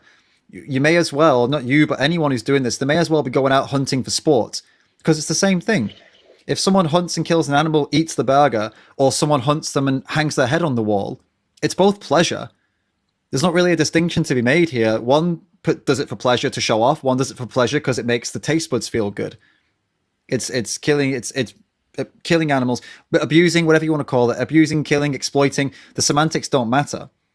It's doing something to someone else that doesn't want you to do it for pleasure. I can honestly admit and say out loud, I do find pleasure in eating meat. And I'm saying that I'm relating it to me personally because this is probably where a lot of other people stand. Eating meat does bring me joy, it makes me happy, but that's because I can feel the way it makes me feel. It's not like I just like the taste. The steak tastes amazing, but the steak builds back my proteins and my muscles better than finding very, very specific plant proteins in specific quantities and eating all this amount of plants. I can eat those and then I can eat meat in unison and have a nice, well-rounded diet that benefits me. I don't need to only eat plants. But then you'd also be, as we said, you'd be contributing to the things that you're against. You're against putting animals through unnecessary. Right. We used the word suffering. Sorry. Earlier, I tried to make the point that when I move out and when I am self-sustained, because there's a pandemic, I'm only 19, I'm living at home, I'm not on my feet yet. I'm going to be able to source my vegetables locally from farmers markets, do fair trade farming in vegetables, find animals who weren't abused and who were murdered humanly, and then I can have a nice, well-rounded, balanced diet and feel morally and ethically sound about it. The killing of animals is no problem to me because animals die every day. We are animals. We die every day. I don't separate humans from animals that much, other than we can manipulate our environment and talk about it, but we're still in those cycles. So once I can find humane meat sources and do that, I will do that, and I want to advise people to do that and advocate for that. But the baseline of slitting an animal's throat or putting a thing in their head is only wrong if you're not going to use them for nutrients. In my opinion, putting them on the wall and eating them is there is a huge difference. You're trophying something on your wall that you killed versus you're eating something for nutrients. Both are 100% unnecessary and done for pleasure. That's all that matters. Both of them were killing an animal for pleasure for something that wasn't necessary. And the humane part we've been through, again, it's not possible to, let's break humane down. Let's stop using humane as a word that's like an encompassing word, because it isn't. It's got a definition: with compassion or benevolence. So let's keep saying that. So killing with compassion. I'm only going to buy animals that have been killed with compassion or benevolence. Let's break it down again. I'm only going to buy animals. I'm only going to pay someone to kill animals that don't want to die for a reason that is not necessary, basically for my own pleasure, but I'm only going to get them to do it with the ones who've done it with compassion and benevolence. How do you kill someone, an animal or anyone who doesn't want to die for no good reason, with compassion? It's not euthanasia. This is not like The act a of horse or a killing dog who's isn't injured or something. compassionate. The act of killing itself isn't compassionate. There's no compassion in that. When you're sharing a There life with is an if animal it's and you putting raise someone out it, of misery, though. If it's putting someone out of misery, it's of well, course yeah, it's but in compassionate. this in You this know? context we're talking about, right? In this Yes, context, absolutely. I'm agreeing Yeah. with you. There's no compassion. There's no feelings for it. But when you add in the factors that someone loved this animal their whole life, they raised it. Yeah, it's being raised to be eaten. Not anymore, Okay, though. They just right. shot them in the head and slit their throat. I mean, it's But not but before it's a that, love that's it's ended. being raised with the objective to be eaten. That's baseline what's happening, right? Sure, but it That's doesn't what farming justify is doing for it. animals. It doesn't justify doing it, though. It doesn't. No, It's not it a good doesn't enough reason to justify do it. killing it. No, to you, it doesn't justify killing it. To me, if you give an animal a really good life and you feed it amazingly and you care for it, and you love it, and you talk to it, and then it's getting old, and then you kill it, and then you eat its nutrients and put it back into the life cycle, and you use its energy to live, and it has a shorter lifespan than you. Which cow lifespans, we can talk about how they slaughter the cows early, and that's not cool at all for tenderness. Instead of it's all bad. But if you raise that animal, give it life, give and spend time with it, care about it, and then put it back into the circle of life. When we're die, we're supposed to go into the ground. Plants are going to use us. Ideally, before they would use us as fertilizer. Our bodies would decompose and they grow. Animals would eat those animals. We eat animals. It's a cycle. Now we are out Sure, of but that. yeah, but sure. If I had But the choice, I if I had still the want to be choice, a part of that. yeah, if I had the choice, you have the choice though. You have the choice. You've been born into freedom, and you now have the choice. Unless somebody takes your life and kills you, which I'm sure you'd rather didn't happen. But you have been born into a life of freedom where you have choices to make. Okay. Whatever you said earlier on about how freedom freedom is not we're in like a societal kind of cage or something. I'm talking freedom as in like you're not in a physical cage. You're not someone's pet. You're not someone's You're not product. a All right. slave to your own impulses. You can make choices and conscious Well, that's a decisions. whole that's a whole other thing. I mean, I guess Okay. we all are in some aspect. But my point is that you've not been bred and raised with a purpose to benefit somebody else. Like your parents, maybe they had some reason to have you. We are born You and know, raised with a purpose to benefit someone else because 1% of yeah. the world has 99% of everyone's wealth. So that's All exactly right. what All we're right. All doing. right. All right. Yeah, that's what I'm We are trying to. all cattle. I understand I understand this in a sense, but we're talking about I'm talking about a literal sense here. Like in a literal sense, That is as you can literal walk as it gets. you can walk out that door and go wherever you want, and somebody's not going to force you back. Well, maybe now because of the quarantine, maybe, but someone's not going to force you back home, and or try and profit from you and try and sell you and try and Put prisoners in a take giant things from field. your They're still in a body. cage. They still have objectives that they have to do. They have to stay within those walls. They can't just because they can Sorry, move sorry. around freely. Say again. But Sorry. My point is like yeah, go to your point. yeah, go on, but you see the point I'm getting at here. That like these animals, they're born into this life of captivity. Mhm. They say they're born raised for purpose, or unless that makes it okay. But they're literally born as products. They're like they're not treated. They're treated like and seen as products on a production line because that's what they are. You talk about this kind of beautiful way of, I don't know, they treat them really well and all this stuff. It doesn't matter to them and to There's the such rest to things you. valuing something's life before you consume it, and then honoring it, and then putting it back into. If you Yeah, that's a have to, thing. absolutely. But if you don't have to, there's no honor in doing it. There's no honor. There's no beauty. There's no what's the word I'm looking for here? Respect here, because it's unnecessary. You did it because you like it. So how can it be respectful? How can it be compassionate? How can it be any of those things? I don't. Necessity isn't what breeds morals or justification. It's an aspect of it. It is a big, Necessities is just a single it's a aspect pretty, of it. it's a pretty important aspect of it. It's the difference between something being right or wrong. If I if want I to if I see. if I go out and shoot a human here, right? Let's talk about humans. If I go and shoot a human dead, and people are, why did you do that? I'm like, oh, because I liked it. Versus if I shoot a human dead, they say, why did you do that? I say, because he was about to shoot me and my family. Well, one is a necessity. I had to do it. I had no choice. The other, well, I did have a choice, but I didn't want to die. I didn't want my family to die. The other is, no, I had a choice and I chose to do it because I wanted to kill him. this is necessity is a core component of what makes one of these right and one of them wrong. So when we're looking at non-human animals, it is so important as to whether it's necessary or not, as to say whether it can be done with trust, whether it can be done with respect, whether it can be done, whether it can be something beautiful, whether it can. I mean, I don't think it can ever be beautiful, but I understand the point you're talking about earlier with the tribes and the way they lived and how it was something to aspire to. Yes, if it's necessary, then I would be tempted to agree with you and say, yeah, it is a way of life that was probably a very, passionate and compassionate way of living because they had no choice. It was a necessity, and that would have been the best way to live when they had no choice. But now we're in a position where we have a choice. We can't repeat what they're doing and say that it's still good. It's still beautiful, because it isn't, because it's for pleasure. It's not for necessity. It's for pleasure. It's for convenience. It's because I like how it tastes, and that it can't be a compassionate reason to do it. So we're at the top now of the food chain. We have a playground where we do whatever we want. We don't eat food anymore. We destroy Earth. We have technology and all that stuff. So we don't have to eat meat. So we shouldn't eat meat, and everyone should be on a vegetable-based diet, a plant-based diet.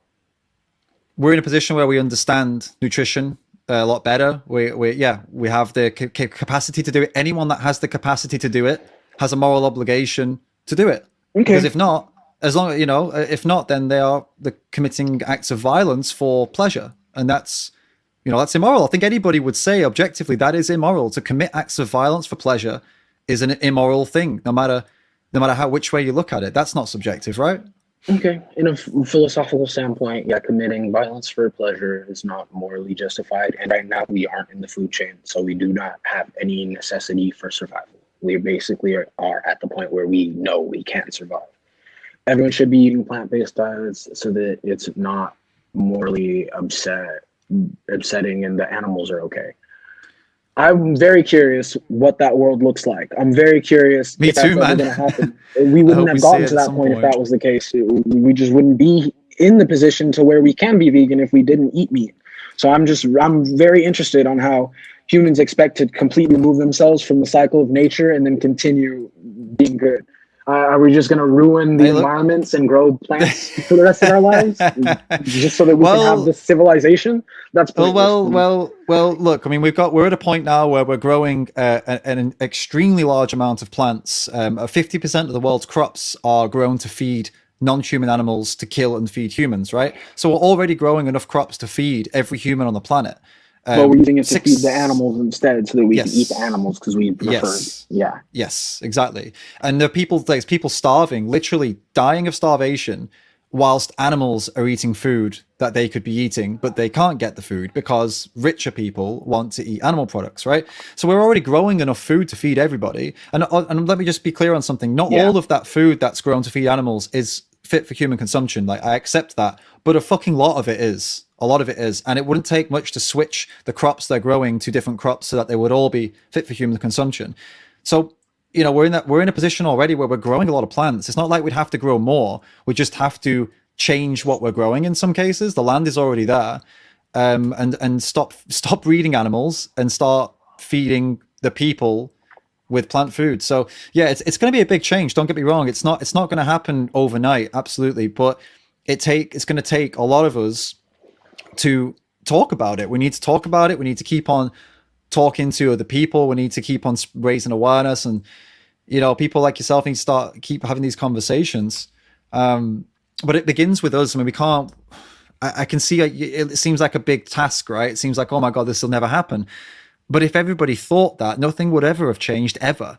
I mean, we could look through history and see multiple examples of where the world was a lot worse off than it is now for certain groups in society. And now it's a lot better off for those groups in society. But that didn't happen by people sitting around and thinking, oh, I wish things would change. It happened by people getting out, fighting, speaking, getting out there and doing something about it. And that's the position we're in now. If we want this to change, which we do, then we have to get out and do something about it. We have to start with ourselves and then spread this to others and form a movement, which is what this is. It's vegan animal rights movement, the vegan movement. This is what it's all about. I'm down for the cause. I'm down for progressive movements and human progression and the progression of the world. But aside from how inhumane it is to farm animals in terms of like mass vegetable farming, using all our water resources, causing all this global warming, transporting food with cars and stuff, having such an overly large population. This doesn't, Yep. not veganism per se, but the way we're trying to go about things does not seem like the right step forward. And the way we're educating people about meat consumption and the conclusion we just came to, it doesn't seem like Yep. that's happening. It seems like me and you can have that conversation, but when I go in Yep. the comments and I read everything, people are just saying animal abuser, da da da da. It's just like Yep. arguing. It's just bickering. It's not any sort of real conversation or progress, and Yeah. that's frustrating me because we're just arguing with each other. We're not making any Totally. change. Yeah, we talk past people talk past each other. I get that. This is what happens with comment sections though. Whatever the topic is, comment sections are just the most toxic places to be because there's no tone of voice. You can't see someone's Yeah, eyes. You can't see if they're smiling or if they're frowning, or you can't feel who they are as a person. It's not even a person, man, when you're talking in a comment section. It's it's a text. screen. It's a screen and a picture of someone and text, and you're just like, you don't know that they're not human. This is where cancel culture starts, is that they don't see people as humans. They see them as just images on a screen. So they're like, well, I'm going to ruin their fucking life because I don't care about them, and it's really sad that we're seeing a lot of this. And you're totally right. It happens within animal rights too. It happens, vegans do it to other vegans. It's not just doing it to people who are non-vegan, and non-vegans do it to non-vegans, and it's a shame. You're right, it is a shame, but there is some hope. There are a lot of farmers out there, dairy farmers, who are now switching their farms to farm oats. They're growing Yeah, oats. make their They're all oats through make the dairy through oats and grains. exactly right. Yeah, and Better there are other alternative. farmers. Other farmers switching to mushroom farming. There are other farmers switching their entire operations to do just plant-based plant proteins, basically, like switching to grow other things. So, and these are coming from conversations where the organizations are out there trying to help them, because a lot of farmers don't want to do this. A lot of them do, don't get me wrong, but a lot of them don't. They've listened to some animal rights activists, they're listening to vegans, they're seeing that actually, wait a minute, I don't feel good about doing this anymore. Like, is there a way out? So these conversations are happening for sure, but you're right. There needs to be more of them, and I hope I can be part of that. Have more conversations like this and more people on the channel. Not everyone's going to be as reasonable as you, though. You got to understand it. I understand it's coming from you. You're seeing it all Kind of from your reasonable. you're seeing it from your perspective, right? That you feel like you're being attacked by some vegans that calling you an animal abuser. But understand, mate, it's all my side as well. Like, pretty much 99% of the responses I get from people who are not vegan is abuse. I've had death threats. I've had people like telling me like if they ever see me in the city, they're going to beat the shit out of me. All just for talking about veganism and animal rights, man. Childish stuff. Yeah. So it's both sides. I understand that it's both sides are acting in a bad way. But from our side, a lot of vegans get very emotional, including myself, because of, as I said, what we've seen, what we are seeing daily. And you know what? I believe if you watched and saw some of this as well, you would understand a lot more as to why a lot of vegans get very passionate. Maybe you'd be more empathetic when they do get angry, and try not to get angry back, because look, when you're watching and seeing behind the scenes of these places on a regular basis, even the small farms, which are you have this opinion that they're somehow better. There's There's some sort undercover of footage darkness from or mental thing that people are doing to cause some sort of abuse or suffering of animals. I mean, yeah. I mean, look, like before I actually got something I wanted to show you here, and you can check this out, and you can see this just as an example. I don't know if you've ever heard of or seen this before, but this is the kind of stuff that vegans, animal rights activists are actually trying to stop. All right. So you can imagine, if we're seeing stuff like this and we're trying to end it, you can imagine why sometimes some vegans might lose their temper. I don't know if you've ever seen this before, but this is how they humanely stun and kill pigs. Yeah, I haven't seen Dominion in particular, but I've seen a lot of slaughterhouse videos and a lot of stuff. The school I went to was an environmental activism school, so sure. Well, let me show you this. This is actually from Dominion. This is something a lot of people don't know exists. It's a gas chamber. So they put pigs in gas chambers. This is happening all over the USA, all over Australia, all over the UK, basically all across the West. They put them in these. One second, let me just get this sorted out. They put them in these gas chambers, right? Now, this is not the aim of this isn't to, as you were saying, guilt trip you. The aim is to make you kind of more aware of what's going on. Yeah, let me just pull this up now. All right. So this is how it is when these pigs go into a gas chamber. So they put them down and start pumping the CO2 gas in, and this is to stun them and kill them. That's someone suffocating right there. You can tell.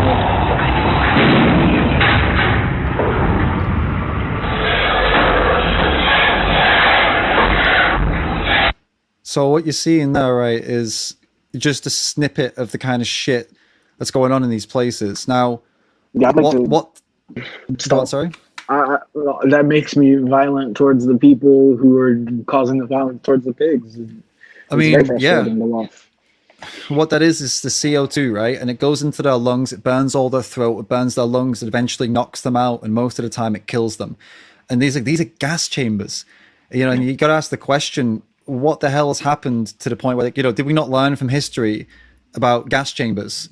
And a lot of people, they can't believe that this is happening. You know, they get angry at vegans because some vegans, we say that it's an animal holocaust, and they say, how can you say it's a holocaust? How can you say that? Like, they're literally using gas chambers. It's a holocaust. Like, how can we say it's not? You know, so this is what they're doing. And as I said, this is all across the West. This is the most humane method, according to the law, according to, you know, farmers. Farmers send the pigs to these places, and, you know, these organic, free range, you know, high welfare farms, humane farms, whatever you want to call them. Well, they send them to these places, and this is what happens. And if they don't do that, they bolt them in the head and slit their throat. These are the only ways that this happens. There's no other way to do it. So this is why you see some vegans get pissed off and get angry, just the same way, like, you know, some people of other movements fighting for other causes get pissed off, get angry. We you know, if we understand what they've seen and what they're going through, and it's easier to kind of understand why they're angry, is the point I'm getting at here. Well, I can relate it to like the Black Lives Matter movement as best as I can. People just want to say all cops are bad, you know, all white people are racist. All this stuff is just not true, right? And it's anecdotal to history and what we've seen over and over again, but it doesn't address any of the real issues. It's kind of just causing outrage and telling everyone to make a change. You're doing this and that. And this is where I sort of differentiate, you know, show someone this video, post that video, bring that up to them, and then say, doesn't this look like animal abuse? Instead of going out on a common space where you say there's not a lot of face and stuff, or people can't interact really. You're just throwing out animal abuse, or you're doing this, you're doing that, instead of showing what's actually happening, talking about positive ways to change it and making positive change. We're just pointing the finger or yelling at people or saying what you're doing is wrong, and we're not saying why. We're not trying to fix that. And that's just sort of my original comment was sort of like the narrative I wanted to start is like, okay, not all meat eating is bad. We can start the conversation by saying, oh, are you sourcing your meat humanely? Or like just asking them, do you know where your meat comes from? Instead of just like trying to point fingers or make it satirical or fun all the time. I mean, it brings up new conversations and arguments, but in the grand scheme of things, everything's sort of like cancel culture and bickering and like causing some big reaction. I think it distracts us from making positive change. Do you now concede at least that we've already been through like this kind of idea of humanely sourced meat and the idea that it could be humane? I mean, I think we've got to the bottom of this, that it can't by definition. Well, not humane, but humane, more ethical. But it can't be humane. Yeah, I get you. Well, can it be ethical? Can it be ethical when it's unnecessary and for pleasure? Can it be an ethical thing that we're doing when it's just to make us happy? It's violence to make us happy. I would argue that it can't be. Is ethical the word, or is it good, ethically good or ethically bad? Because ethical, I think, is just encompassing your ethics. Yeah, sure. I guess ethically good. I'm talking about good. Can it ever be something that can be considered ethically good when it's done for pleasure? It's violence for pleasure and not necessity. One situation is more ethically sound and more pleasurable to someone who is partaking in the negative of killing something for food. However, since you brought up the point, and since it is a very valid point that it is not possible, I mean, it is not necessary now. Yeah, I can agree and concede that it's not generally good ethically to do that if you don't have to. Yeah. I think we've pretty much got to the point where we found where we agree and disagree. I mean, what I'd be curious to now know, you know, speaking about you in particular, not necessarily in general terms, when I know you've made fun of that vegan boot camp, I don't know why you said. I think maybe you see it as some kind of like, I don't know. I don't know why you didn't seem to like the sound of it, but is that something you're gonna take a look at after, because it does have all the information, it has all the nutrition, it has professional advice, it has the videos, it has all the answers, everything we've just discussed here, but actually with sources and information and nutrition and all of that stuff. Do you think that's something you could take a look at? Yeah, definitely. I definitely plan on checking out vegan boot camp, but in terms of like the aspect of it being a boot camp and like you need to reform yourself, get on the ASAP, that sort of thing is like that's a forcing thing. That's like pushing people. That's not educating people or giving them the knowledge. You gotta like tell them and let them know that there's information there, that there's other things there, instead of just throwing like vegan boot camp at someone's face. I get it. Like, so that's oh, the you need issue to be vegan. You're an animal abuser. Like that's not cool. You don't talk to people like that. That's not how you change minds. I never thought about it like that. That the vegan boot camp could be interpreted as like a, like some kind of like I don't know, communist recalibrating thing, you know? Because it's kind of like it does feel a little bit like that now you mention it like that. I see your point. That's a really good point. But it's not. It's nothing like that. It's when you sign up to it, you just have lots of like things you can check out. It's super chill. It's not like you go through some kind of recalibration or something. It's just you're like, okay, so for you, you're interested in how to get the right nutrition so you can fight, and you know you're training a lot. So you just go straight to the nutrition section and it gives you everything you need. You want to learn about humane farming or organic farming and all these. They use these marketing buzzwords to trick you, right? It shows you in there why it's all bullshit. It shows you how it's like to know. I'd like to go to my farm and see what's happening, or like know the processes versus like just listen to labels or words, because that's not. Well, yeah, I mean, I'd honestly really recommend you go to these places and don't tell them you're going. This is another thing. When they organize farm visits, they're really clever. They hide everything, man. Like I've investigated farms, small farms, when they weren't expecting me. I've been to them at night. I've been to them during the day. And when they don't expect you, you see everything. You see all the way these animals are. Sometimes you might not think it's too bad, or you know, you might think, okay, this doesn't seem as bad. But then if you really dig deep into it and you know, just what I'm trying to say, challenge yourself, right? What I'm saying is it's easy to go when you've seen the horrors of factory farming. When you go to a smaller farm, you might think it's like, oh, this is all right. But really consider what position these animals are in. That's the point I'm getting at here. I don't know if you've broken up again now. Yeah. I think you're back now, maybe. Your audio is at least. I'll wait for you to come back. Sorry, 1 second. Whilst he's oh shit, it's completely cut out. Damn, that was in the middle of a point that needed to be made. But we'll see if he can jump back in and we'll continue. And after the conversation, I'll finish off and talk to you guys separately, just to kind of sum up or whatever. But we'll see if he can come back or not. I don't know what happened. Seemed to have lost his Wi-Fi. So yeah, I've seen a lot of you guys. It's funny, the comments here have been a little bit mixed. Some of you are like, "Oh, David, you're not doing a good enough job." Some of you are like, "Oh, David, this is a good conversation." I don't even know who to believe. Sorry, we were doing very well there, and then it just cut out towards the end. No worries.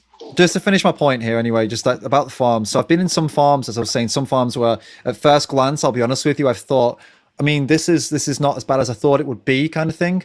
But then just don't fall into the trap of thinking that makes it good. At the end of the day, every single farm that we go to, they're breeding animals for profit. That's it, right? These animals might seem okay, or they might even seem happy in some of these places. Like some of these places have big fields where they hang out and stuff. But the reality of it is actually when you get to the slaughterhouse, and that's when you know these farms that seem like they're really nice, think about where they go next, and if you can, try and find out where they go next and go in there and watch.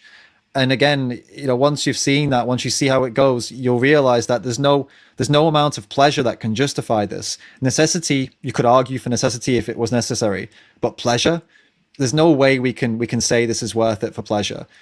This is where they see them in the farms and they think, oh, this isn't too bad, I can handle that. But then they see them in the slaughterhouse and they're like, actually, no fucking way, I'm not going to pay for that for my taste pleasure. You know, even when it comes to eggs and milk, when you go to these places and you see how they impregnate them with artificial insemination. Have you ever seen that before, by the way? How these farmers do that? So they do that to them.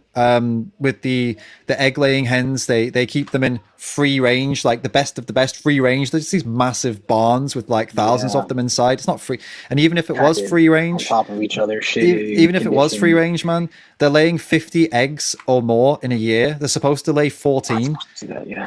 You know what I mean, man? They're complete The fucking hormones messes, that they're all of pumping them. in, just the production rates that they're trying to fulfill, all of it's just horrible, terrible. It's not sustainable in any capacity. Exactly. And the point is that I guess the closing point here is that we don't have to be any part of any of it. And we don't have to. It's all for pleasure. It's none of it's for necessity. It's all convenience. It's all pleasure.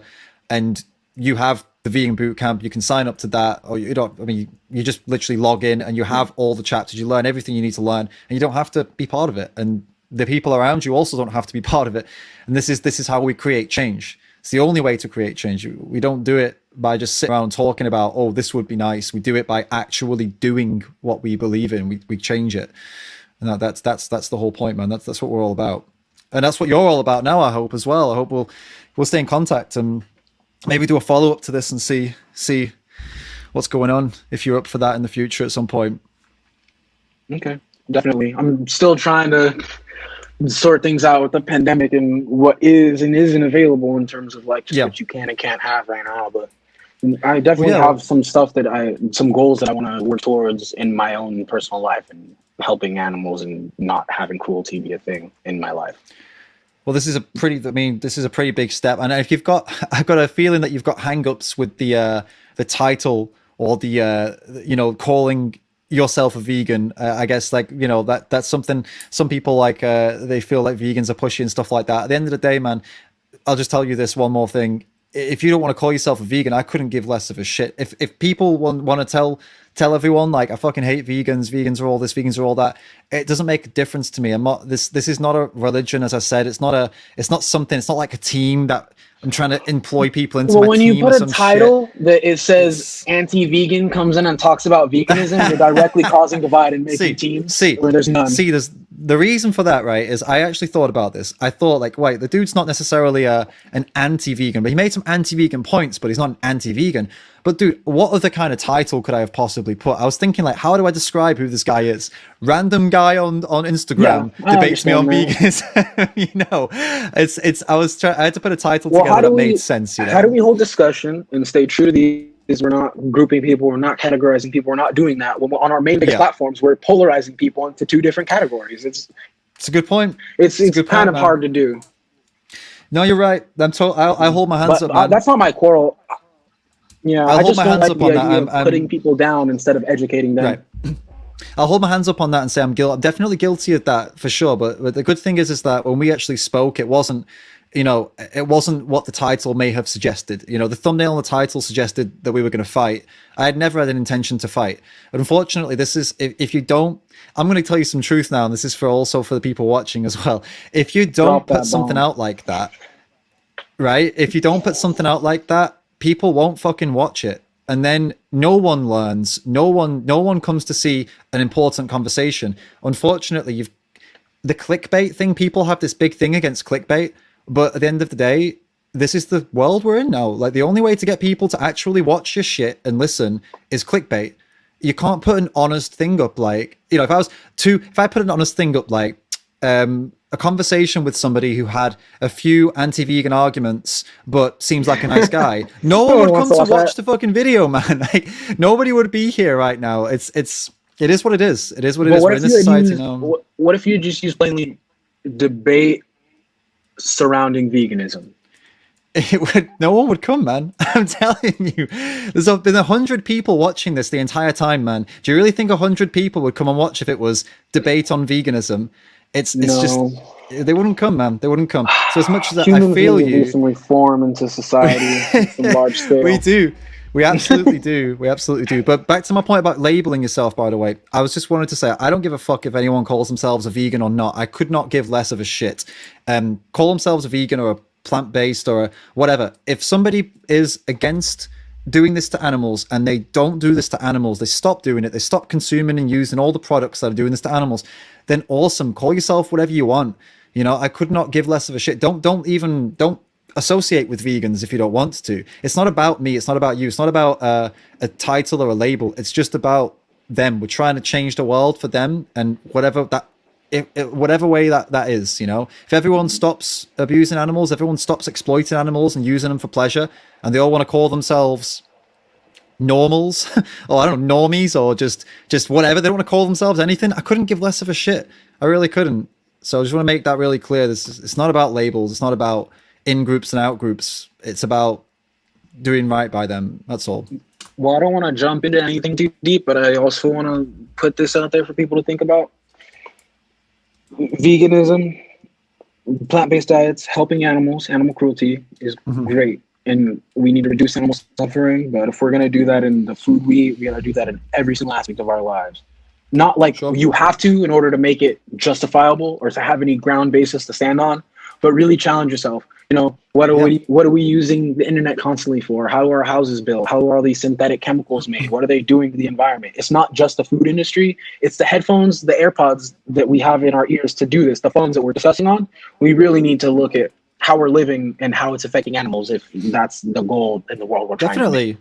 Definitely. I think that's a really important point, and I think that's something a lot of vegans would do well to take into consideration. It's not, going vegan is a great thing, but it's not the only thing we can do. Going vegan is the absolute base minimum we can do. It's the first time. If someone says like, I give a shit about animals and I don't want to be part of the, any animal abuse or exploitation, and I want to make the world a better place for animals, going vegan is step zero. It's not even a step. It's just like, it's like default vegan. And then after that, you can do so much more. You can do so many more things. Like you said, you consider everything you buy, every single thing, the impact of it. What impact would it have on the environment? What impact would it have on the animals? You research this stuff. It's not just like, I'm vegan, so now I can do whatever I want as long as it's vegan. Now that's bullshit. But a lot of people act like that. I agree with you. I've been there as well. I'm not like that anymore. I wouldn't say, but yeah, going vegan to begin with, and then looking for more ways to be more ethical and more conscious after that. Absolutely, I agree with you. That's a great message, and I'm glad you brought it up. And I hope a lot of people watching would take that home as well. I think so we could do with a bit more of that within veganism for sure, within the animal rights and vegan movement. So it's my personal goal to become in a place where there's as little suffering, there's as little environmental footprint as possible in my life. I'm self-sustained mostly. I'm farming my own vegetables and fruits, and any meat that I get, if any, would be scavenged, natural. Just I would know where it comes from ideally, but I'm working on being better in my day-to-day life as much as I can right now. And until I can get to the place where I can eat a plant-based diet, so I'm stuck where I am right now. But I'm trying as best as I can. Yeah. And anyone who feels like they're stuck, you should still be trying to the best of your ability. I believe in you, man, and I think you can. I don't think it's going to take much for you to do this. I hope you do check out the vegan boot camp, because it's going to make your life a lot easier. You might think it's very difficult. Like I think you've got this perspective that it's going to be really hard to do this, but in reality, it's not. It's not. And I think you'll realize how easy it is once you check that out and go through that, learn about what you can buy nearby, and then have some people to help you out with that. It's all free as well. It's really good. That's why I keep suggesting it, is because it's solid, man. It's solid information. And I think you'll find it really easy to do, to be honest. Well, I know you will, because it is going to be pretty straightforward with that, the right information. So we can catch up. We'll keep in touch, man. I mean, we're connected on Instagram, so we'll keep in touch, and we'll arrange something for some time from now. Who knows? We'll keep in touch, and we'll maybe do another one of these. Thanks for coming on. I think everyone's appreciated. I see a lot of comments of people really happy with. Saying thank you to you as well. So that's cool. So people are supportive. Thank you guys. Yeah, I'm never trying to come on and argue and bash people. I'm just trying to learn and have discussion, be a better person. Awesome, man. Cool. All right. Thanks so much, man. We'll keep in touch. I'll see you next time. Hopefully, maybe in a few weeks, a few months, we'll do this again. Of course. Have a nice one, David. See you, man. Okay. It seems to be, there we go. I can hear you now. Right. It's working. You caught me off guard. Yeah, I caught you just as you were going, hello. That is the worst time to do it in front of all those people as well. That's a great start. It's a great start, man. What are you going to do? What are we going to do, eh? All right, so let's dive into. I mean, the first thing you wanted to get into, or what you emailed me with. I do not believe animals have the right to life, nor should they ever be afforded it. And I guess this is an. Are you coming from an anti-vegan perspective here, or are you coming just from this point you don't agree with, or like what? Give us your basic kind of what you wanted to get into today, and we can kind of open from there, I suppose. Okay, cool. So I certainly don't identify as an anti-vegan. I think veganism rather is actually quite a great movement. The work that vegans do in exposing how pretty drastic and how brutal animal slaughter can be, how animal agriculture can work. That is important because people need to know exactly what they're eating and what they're doing to act authentically. If you are one of the people who look at animal slaughter and you react to that badly and you think, oh God, I really don't want to be funding this, don't fund it, be vegan. However, my disagreement with veganism is not so much on the health, not so much on the environmental impacts, it's on the ethical side. It's just the ethical claims vegans seem to make. I know environmental and health are two big arguments vegans make, but I don't think either of those two arguments, as in veganism is better for your health, it's better for your environment, necessarily follows to principled veganism, where you take meat and dairy and etc. out your diet completely. I don't think it leads to that conclusion. It just leads to reducing your meat consumption and having a more balanced diet, maybe.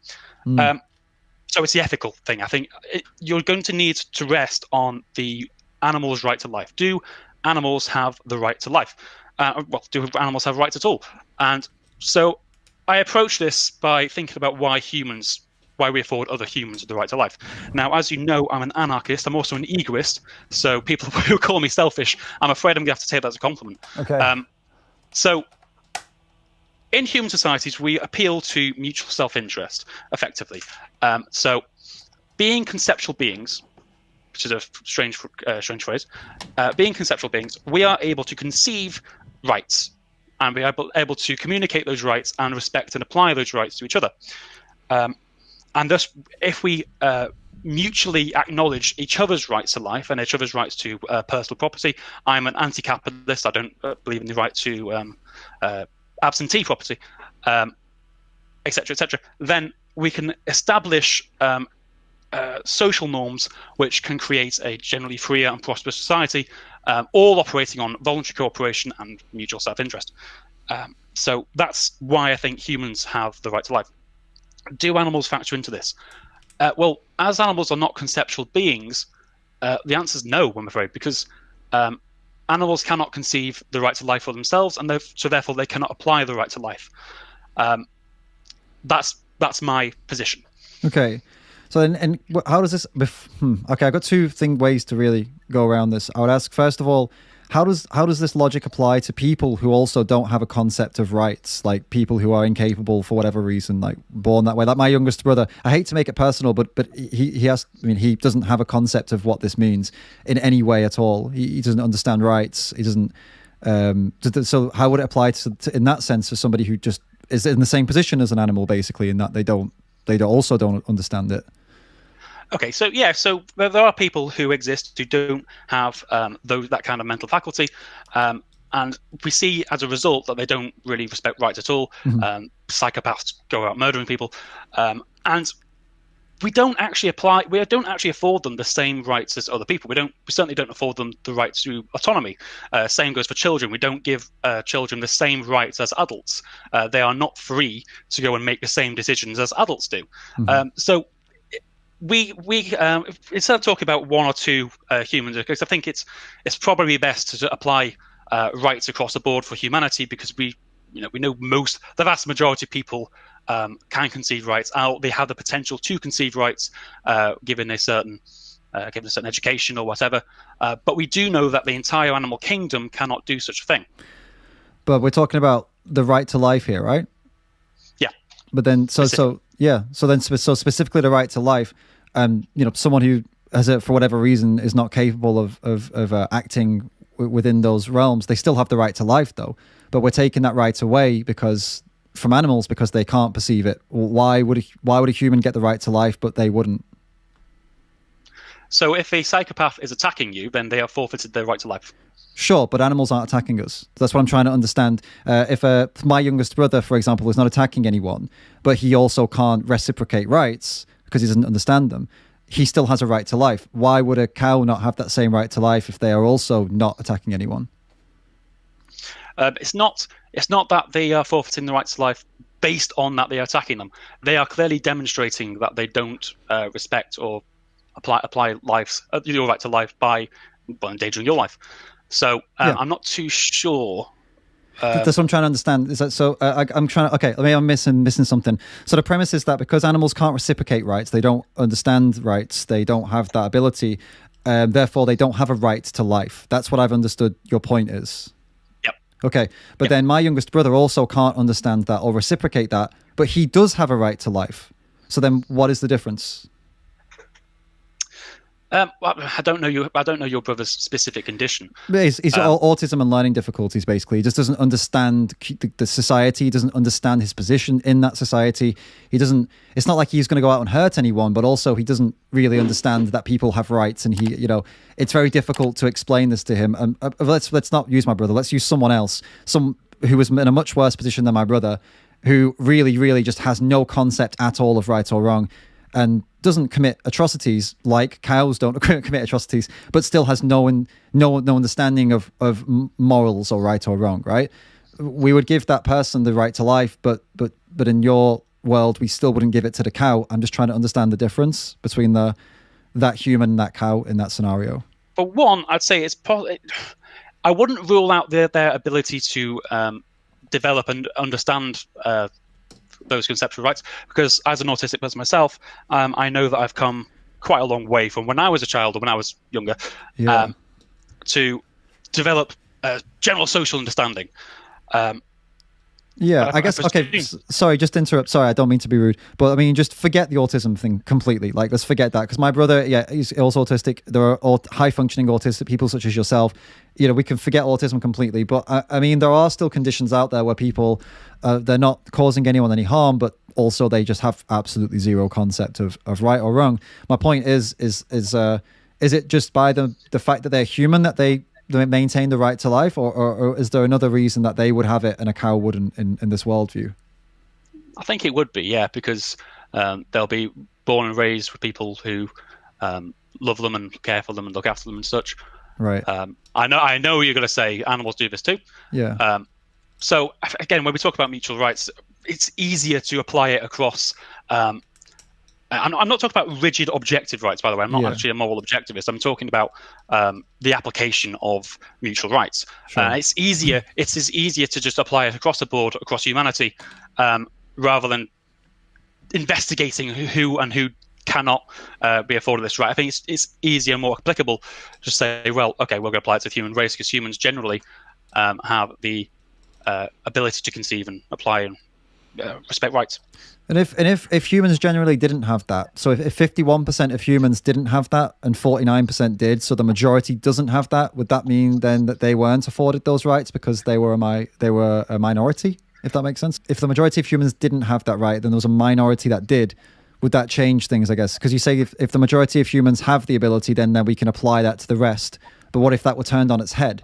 Would that change things then? I suppose it would.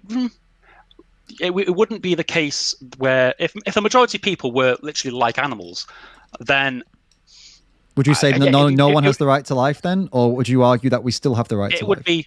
It would be difficult to afford them the right to life if we do not apply it in respect to themselves. Right. So I mean, I think it wouldn't be mutual, would it? No, but I mean, so you would be happy. Okay, so let's just go to a conclusion then, I suppose, like a reductio. So if that was flipped like that, then you would be happy to die on the hill and say that, well, no, in that world, then the majority wouldn't have the right to life, and then killing them for sandwiches, whether they were human or not, would be morally acceptable. You effectively talk about different species, aren't we? Because they're not. So yeah, I would. So that would be okay in this world, is what I'm trying to get to. Like in this hypothetical world. In this hypothetical world, yeah, I believe that would be okay. We don't afford the same rights to other primates. because species really are it's a social construct, effectively. Right. We could say, well, let's talk about great apes. Only a small percentage of great apes are really able to apply and respect rights, but these people would have those rights afforded to them because they can acknowledge them, apply them, and also appeal to them. Right. Okay. It's a.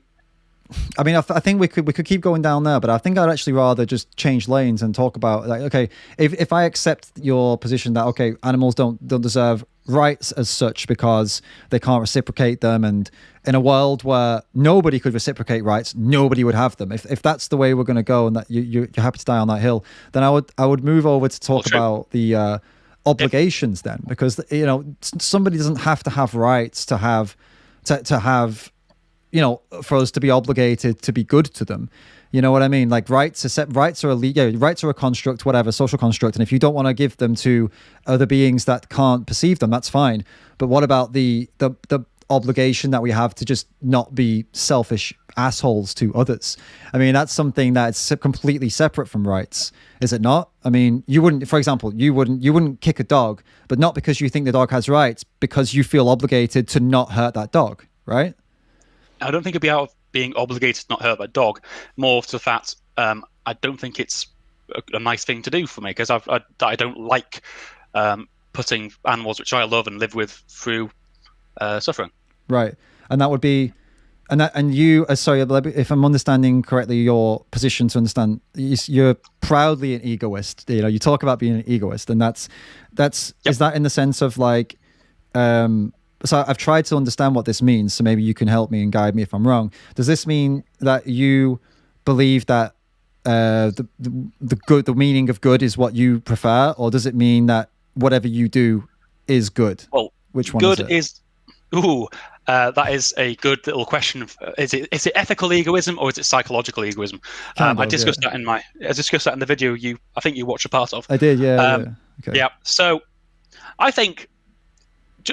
Actually, no, sorry. Rational egoism we're talking about, not psychological.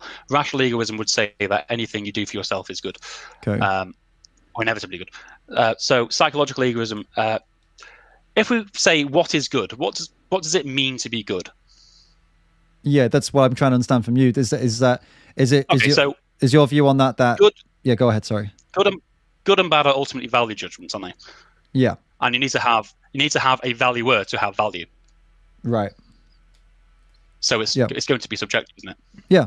Well, it can be. Yeah. I mean, so that's what I'm trying to understand for you. So if it is subjective for you in that, in the sense that, what is the meaning of good to you is what you prefer. And for example, your preference here is that you don't want to kick a dog. Why? Because you don't think that's a very nice thing to do. So we can focus on that without even needing to get into rights and things like that. We can focus on what your preferences actually are then. So when it comes to veganism and this moral argument, it's kind of, for you, it might largely be insignificant when you're an egoist in that sense. So when it comes to animals, like, what are your preferences then? Like, what do you want to do with animals, and what do you think is not good for animals? So I think animals should be used to better mankind. What does that mean? That's a good question. So, for example, I'm not bothered about pet ownership. I think pet ownership is good because it's good for people's mental health in some cases. It's quite nice to have a dog. It's quite nice to have a cat sometimes. But I think I understand that the animal agricultural industry as it is now is incredibly inefficient, and I do believe that we will come to a time when animal agriculture is abolished, just by the virtue of lab-grown meat. Also, I think if you get rid of the capitalist class, then we are more free to conceive other ideas of how we can organize agriculture. But I think because it does depend on animal rights, because if animals do have the right, or we do afford animals the rights to do these things, then we do have to take their interest into consideration when it comes to manipulating the world and using it for our benefit. For example, if animals had the right to life, then agriculture couldn't exist, because you need to violate the rights of animals' lives who are in the fields whilst you're crop harvesting, for example. You can't have you would get rid of windmills, specifically those what they call wind turbines, because they kill thousands upon thousands of birds a year. So if we care about animals' rights to life, then we would get rid of those things in an instant. Yeah, that's why I'm not really. I mean, I don't know why, but I've kind of personally, I'm not arguing against that point, because I don't think you need to believe that animals have a right to life to agree with veganism. I don't think they're mutually exclusive. I think you can say I don't believe in assigning rights to animals for whatever reason. If that's the place you take, I don't think it's necessary to do that to be a vegan, which is why I wanted to ask you about your preferences and get into that. And your preferences, that's interesting to me, is that you would like to use animals to the betterment of mankind. And I would like to dive deep, if it's all right with you. I would like to dive deep into a bit more about what that means, because look, on the surface, that can be, it's quite a statement to make about animals, and especially the use part, where you use animals to the betterment of mankind. And I would ask, what is the difference, I suppose, between making a statement like that about animals, about using them against their will, because it is against their will. They may not have rights in your world, but they still have a will. Like, they want what they want, right? Obviously, and it's against their will what we're doing to them. How is it morally different, or whatever? How is it any different from deciding I want to use, I don't know, a member of the human species to the betterment of myself? For example, whether it be, I'm not going to choose a demographic, we don't need to go that far into it, but there are definitely a lot of humans out there, nasty humans, who would say the same exact sentence about another human or another group of humans. What would be the difference between you saying it about animals and them saying it about people? Our capacity to conceive and apply rights. So that's where it goes. That's where it starts and ends for you, basically. And then we're back to I should also. Yeah, go ahead. Sorry. I should also say we do use each other. We use each other all the time. Sometimes it's consensual, sometimes it isn't. Capitalism is a non-consensual, basically where the owners of capital use the proletariat for their own betterment. But the fact that we can conceive of alternative ideas and push for those and fight for them creates. It makes socialism, I suppose, a viable strategy. This doesn't happen in the animal kingdom.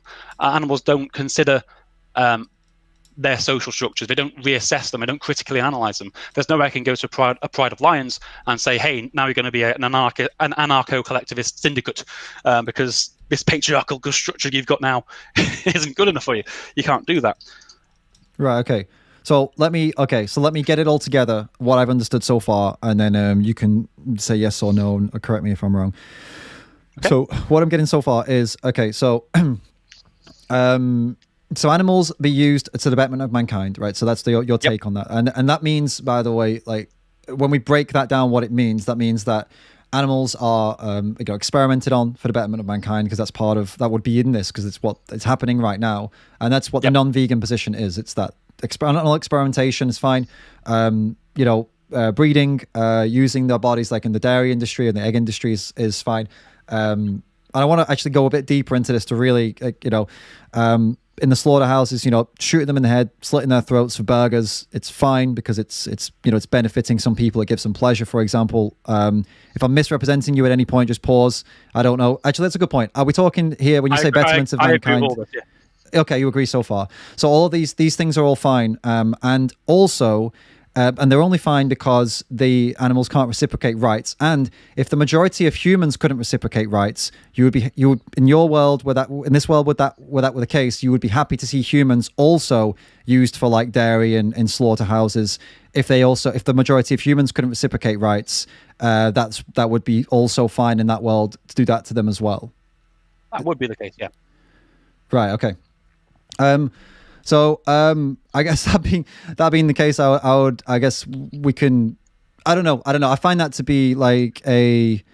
I don't know what the word would be here. Morally reprehensible. I guess so. Yeah. Pretty much, man. Yeah. Like the fact that it would. So, 1 second. So I'll finish up and then you can. Yeah. Sorry. I'll finish this point I was going to make. But it's philosophically, I can understand how this is like it's an entertaining thing to think about. But I think when applied practically, like my hypothetical is never going to happen. So, you admitting that you would kill and happily kill humans for if they didn't have the right to reciprocate rights, it's no problem, because that's probably never going to happen in any world. But it's the reason it's morally reprehensible, as you said, or the reason I would take massive issue with it is that it is not a philosophical position. It is a real life position. And the animals that we're talking about here go through all of this, and for go through the literal hell on earth, like absolute suffering and cruelty and violence. But the only reason that they do that is because they have the same mental capacity as a child. It seems like a really kind of evil reason to put them through it. Why? Because they have the mental capacity of a child. Like we protect children because they don't have the capacity to understand things, but yet with your view, you flip that on its head and actually punish the animals because they don't have the capacity to understand things. Well, the children have protections because we know that they have the potential to be to develop that conceptual capacity, don't they? Right, but that's how it is. Right, but even if they don't, you still would afford them the right to not be put into a slaughterhouse simply because their species normally does. And it seems like it seems very unfair to punish a species for simply being born the species they are, and punish them like that. Put literal hell just for being born as the wrong species. I suppose it does, but without animal rights, what's the problem with it? If you admit that animal rights aren't a thing, what rights are we violating? What moral code are we violating here? I'm trying to understand your ethical, because if you're going to present veganism and what is essentially a moral framework for how humans should relate to animals, interact with animals, we need to hear a solid I'm struggling to speak now. A solid flame. Can't do it. A solid framework from the vegan movement to accept that this is immoral. We do need to afford animals rights. We do need to acknowledge their right to sovereignty. Yeah, the reason I moved on from the rights argument is because I still stand by it, that I don't see it as, you don't need to believe, for example, you don't need to believe that animals need to have rights to believe that it's also not all right to hurt them. Like you already explained that. You said you wouldn't kick a dog because you wouldn't want to do that. It's not a nice thing and it hurts the dog. Why not just apply that preference to every animal? Why is that preference only applied to a dog? I suppose it's because of the cultural connotations dogs have with humans. True. I mean, that's fine, but it's not. If we lived in Korea where dogs are food, then that'd be food. Sure, but if you went to Korea now, you wouldn't be happy about it, and that's the point. It's a cultural. No, the point is, I wouldn't care. Because the point is, I'd be fine with it. No. But if you were raised in Korea, you would be fine with it. You wouldn't be fine with it right now, though, would you? I'm not a cultural relativist. No, but you wouldn't feel comfortable is the point. I'm not saying you were just trying to assert that your culture is right and theirs is wrong, but you wouldn't be pleased with it, surely. On a personal level, you wouldn't be like, I don't mind seeing dogs have their throats slit. I mean, you wouldn't like it. Okay, fair enough. I wouldn't enjoy it. However, if I was in Korea and they'd said, "Oh, this is actually dog meat," I'd probably eat it. I'd give it a go. Right. So I mean, kind of back. I mean, that's obviously. I mean, a lot of people would say the same thing probably because they don't have to see the dogs scream and beg for their lives. And I think that's ultimately the problem here is that on a real top level philosophical, discussion like this, I think it's very easy for us to fall into this where. Your things you've admitted definitely would come across as, like you said it yourself, like looking very, very bad and causing harm. And I think that's ultimately where it comes down to. It's not about whether you assign rights to someone, to an animal or not. It's about whether you want to willingly cause them harm for something that you don't need, you have no necessity for, regardless of whether you think they deserve rights or not. It seems, again, just to go back to my point, and I feel like I answered why, it seems very off or horrible to say, I'm going to do this to you simply because of the level of cognition you have. It's almost bullying, a very violent version of bullying. And what I don't understand is why you would choose that rather than choosing the opposite. You could hold every other point, every other thing you've said here right now. You could hold it that I don't think they deserve it. I don't think they deserve rights. I don't agree it, but I do it anyway. Why? Because I don't want to hurt them. I don't see why you wouldn't go for that. You could do, but I don't prioritize the right. Well, I don't prioritize the lives of animals, and you don't either, because you've admitted that animals don't have rights to life. But it's not about it's not about prioritizing their rights. It's about changing what you eat and buy to just not put them through hell. Well, if you're changing your lifestyle just to protect the lives of animals, then you are prioritizing the lives of animals. And I'm asking you why. But it's not a priority. It's like David, do you not understand that you haven't given any moral criteria that I'm breaking by? You're just saying, oh, that sounds horrible, doesn't it? It's like, well, okay, it doesn't sound nice, but what moral standard am I violating? You're causing someone else unnecessary harm. You're going out and physically paying for, or maybe doing yourself, animals to be shot in the head and abused for some things that you don't need. Is the criteria then negative utilitarianism? Not necessarily. I mean, I'm pulling back from this philosophical side now. I'm going more practical here. That's why maybe you're not getting what you want here. I feel, because this is not a. I mean, I'm not a philosophy channel. I mean, maybe if you wanted to go down that road and really dive into that, you'd go better off talking to somebody like Ask Yourself, who is a big vegan debater. Like, you could get into his Discord and get into that. What I'm trying to focus on here is the practical, real world results of holding these kinds of views. So it's not about my philosophical reason that you should consider as another philosophical person. I'm talking about the absolute practical elements of what happens when we do make these decisions, and why would we choose to punish others for being born in the body they're in, simply, and with the mind they're in. It just seems that's the part I'm not able to get my head around. And it's kind of a circular argument, because then you say, well, because they can't reciprocate rights. And then I say, but why would you punish them for that? And then you say, because they can't reciprocate rights. Then I say, but why would you punish them for that? And we just go round and around. You know what I mean? I think that's where we're at right now. Because I'm saying the act is morally neutral. So therefore, the burden of proof is on you to provide an alternative moral framework whereby those actions are immoral. I understand that you don't want to have the philosophical conversation, but we need to have the philosophical, because the philosophy of it is the why. If you say, Alex, why do you not want to? I've given my name away. Whoops. If you say to me, Alex, didn't want to do that. What? You should be vegan, Alex. Thought about it. You should be vegan. Yeah. I say why? Then we're talking about philosophy.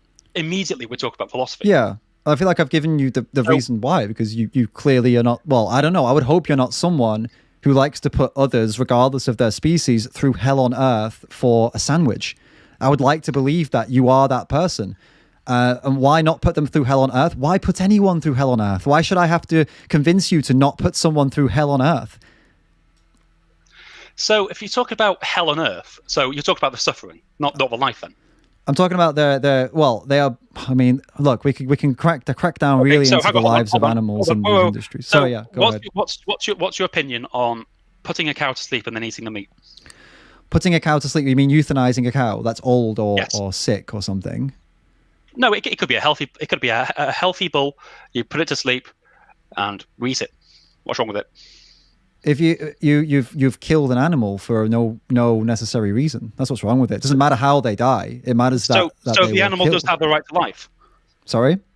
So the animal must have a right to life. If the immoral act is taking the life, then the animal must have a right to life. They don't need to have a political right. No. For you to see that it's not okay to rob their life away from them doesn't mean they don't need to have a legal or a political right for that. Political rights. Okay. I'm not talking about legality. I don't care about legality. I'm an atheist. I'm talking about ethical rights. Right. Okay. So you're talking about. Okay. So I wouldn't say it's even about. As I said, I wanted to go away from the rights argument, because I don't think you need to believe that cow has a right to not go and kill them. Like, I think you just need to see them as like, okay, they're living, so I don't want to kill them for no reason. You don't need to believe they have the right to live to think that, though. You say you don't want to have the ethical discussion. No, the ethical discussion is fine, just not like a philosophical, like, Ethics is a branch of philosophy. Yes, I know, but I'm talking about real. The ethical discussion is philosophy. I'm sorry.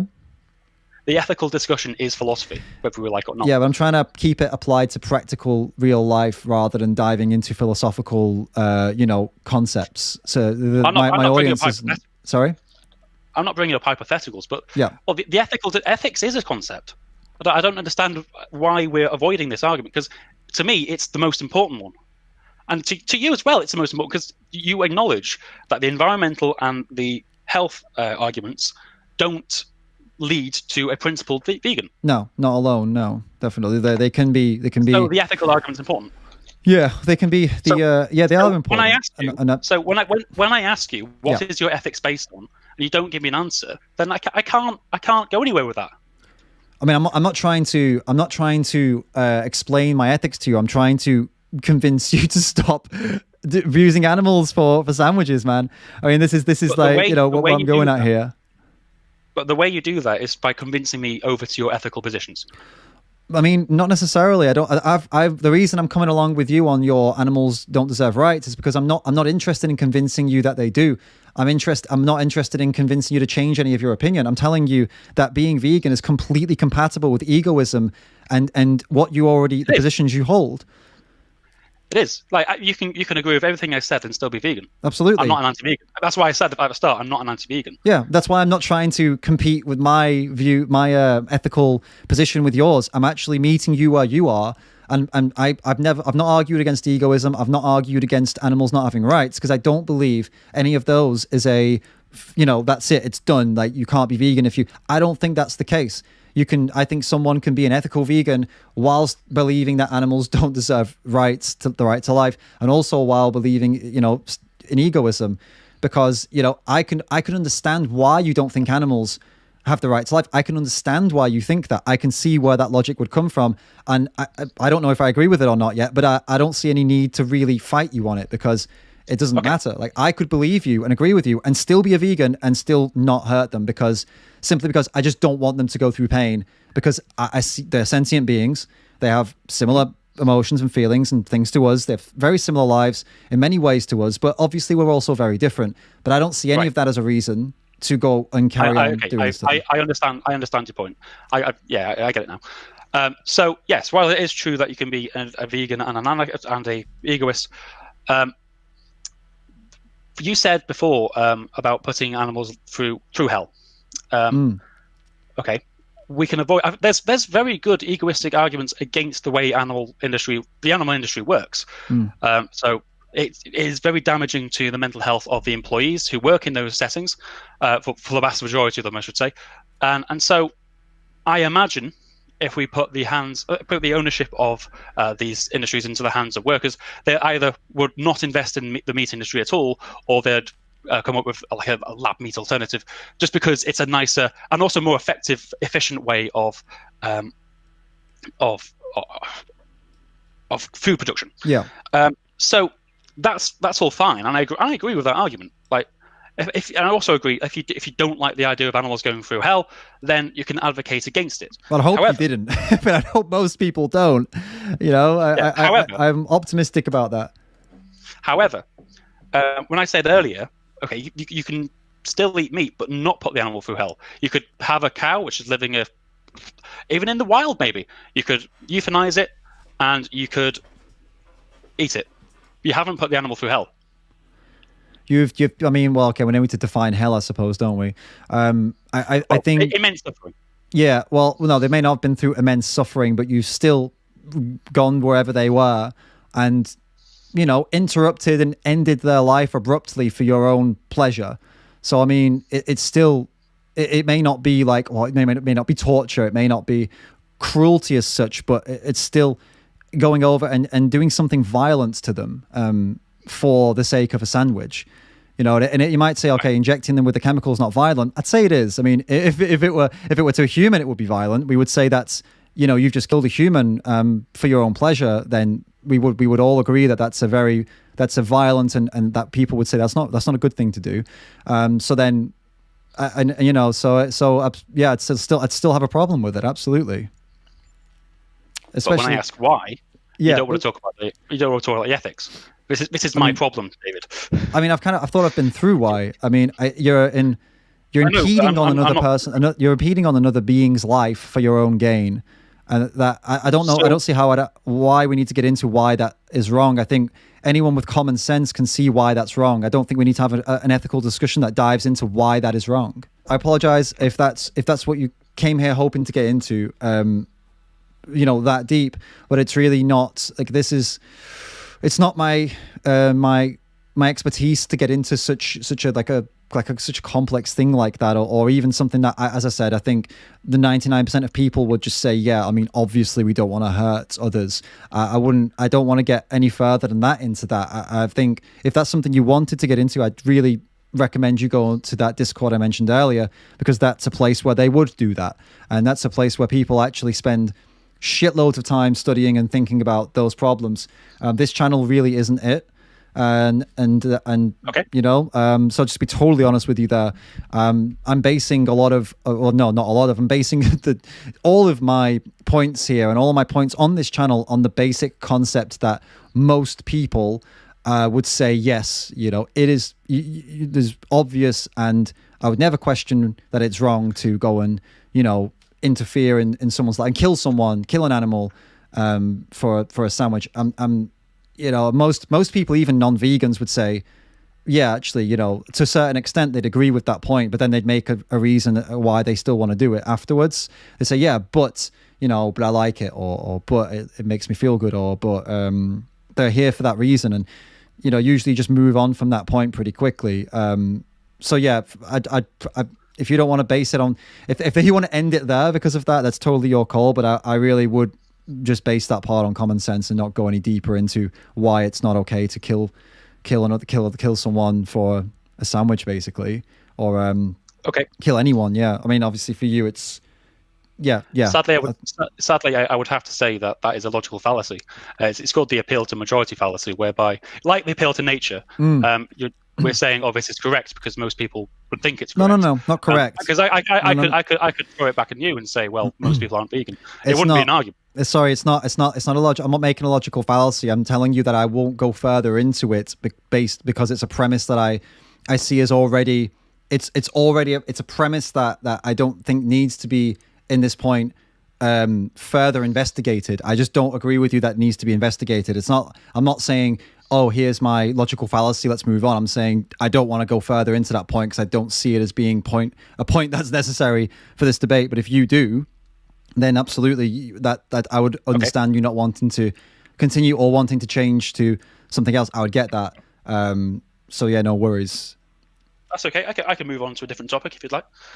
Sure. I mean, yeah, because I guess, that kind of comes to an end point there with that line of kind of where we were going. But ultimately, all the philosophical things aside, I still, I don't think, I'm still struggling to understand, for example, so earlier on we talked about we spoke, well, okay, let's stay where we are, but let's not we can switch tracks again.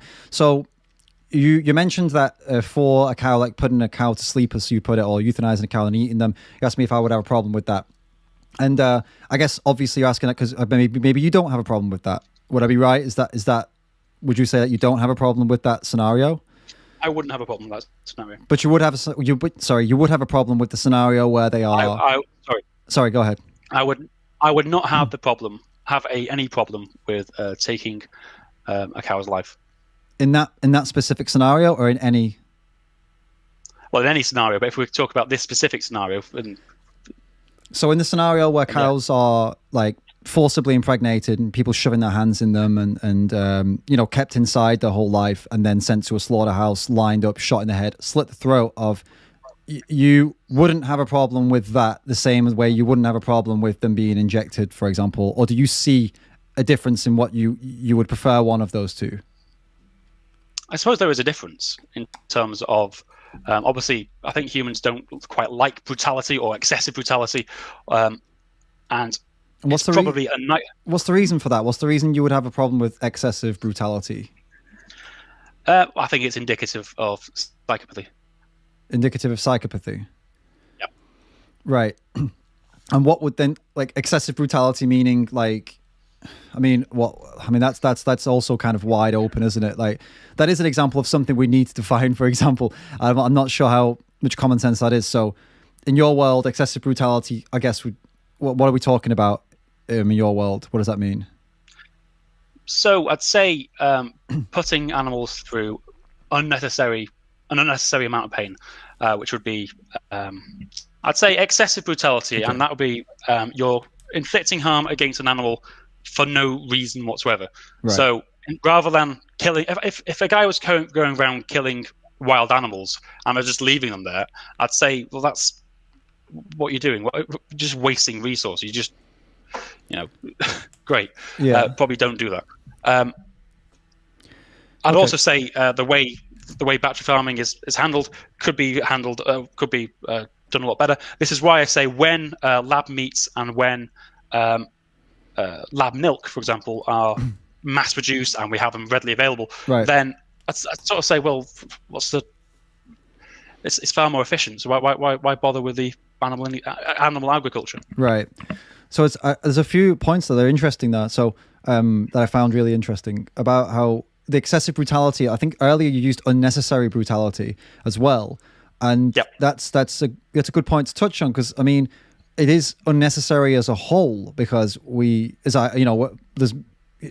a whole other topic if you wanted to get into it, but there's many vegans out there that are living proof at all different levels of athleticism, or right way down to just average people, live perfectly healthy lives without any of these animal products. So the whole process is unnecessary, full stop. So you could argue that it's all unnecessary brutality, whether it's done with kicking the animal or whether it's done by just sending them to a slaughterhouse. It's brutality and it's unnecessary. Because we can function perfectly well without it, and some people get even more benefits from it, but most people don't. Most people are just like, okay, I felt okay before, and I feel okay now. It's not like veganism's a magic pill that makes you just super fit or something. So we can be the same as we are without it. So it is unnecessary. And talking about the efficiency, it also is more efficient as well, like to live that way. As in these products that, okay, there's no lab meat, there is lab meat, but it's expensive. And there is lab milk, but it's expensive. But it's not like there isn't anything else that's efficient. In the UK especially now, there's plenty of things that are efficient, and not just mock meats and mock cheeses, but like things like plant-based products that you can buy and eat that are incredibly efficient in the sense of time in versus energy out of these things and the time to prepare them and all. It is efficient now as well. So it's kind of those two levels there. I see you when you're talking. I see that you do agree with veganism, but maybe that for whatever reason you I don't know, don't want to go and do that. But the way you were arguing, then I could see easily that these are vegan arguments. Like, you're making pro-vegan arguments with what you're saying about factory farming and efficiency. Yeah. So I'd say, yeah, you're going to hate me for this, but the taste will come into it. So before I go into that, I'd say that the word necessary or unnecessary wasn't the best word, because it's what does it mean to be necessary? When I use the word necessary, I said, well, I mean to say this action is necessary to gain, or is a requirement to get a result. So, for example, the meat. Right. Now, I do agree that is not necessary it's not essential that you eat meat anyway. You are living proof that you don't need to. Yeah. But again, you're gonna be disappointed when I say, well, we have to go back to the ethics, then, and we have to go back to why the whole thing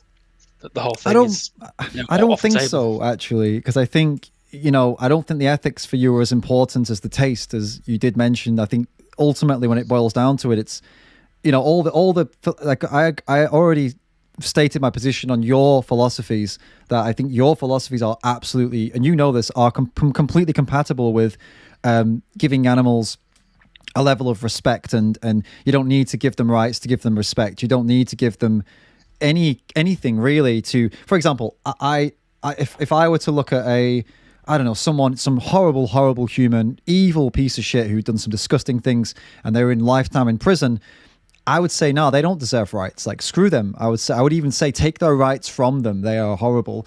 But then I would still have a level of respect that I still wouldn't want to see them tortured or killed, or I would want them to at least have a basic level of, like a life that didn't involve a lifetime of being someone's slave or, or something horrible. Even though I think they would deserve no rights, I would still give them that level of respect. And I would say most, you probably would too, to a certain extent. So why would we not, assign that to animals too? This is the point where I'm kind of losing here is I think what you believe is it's very compatible.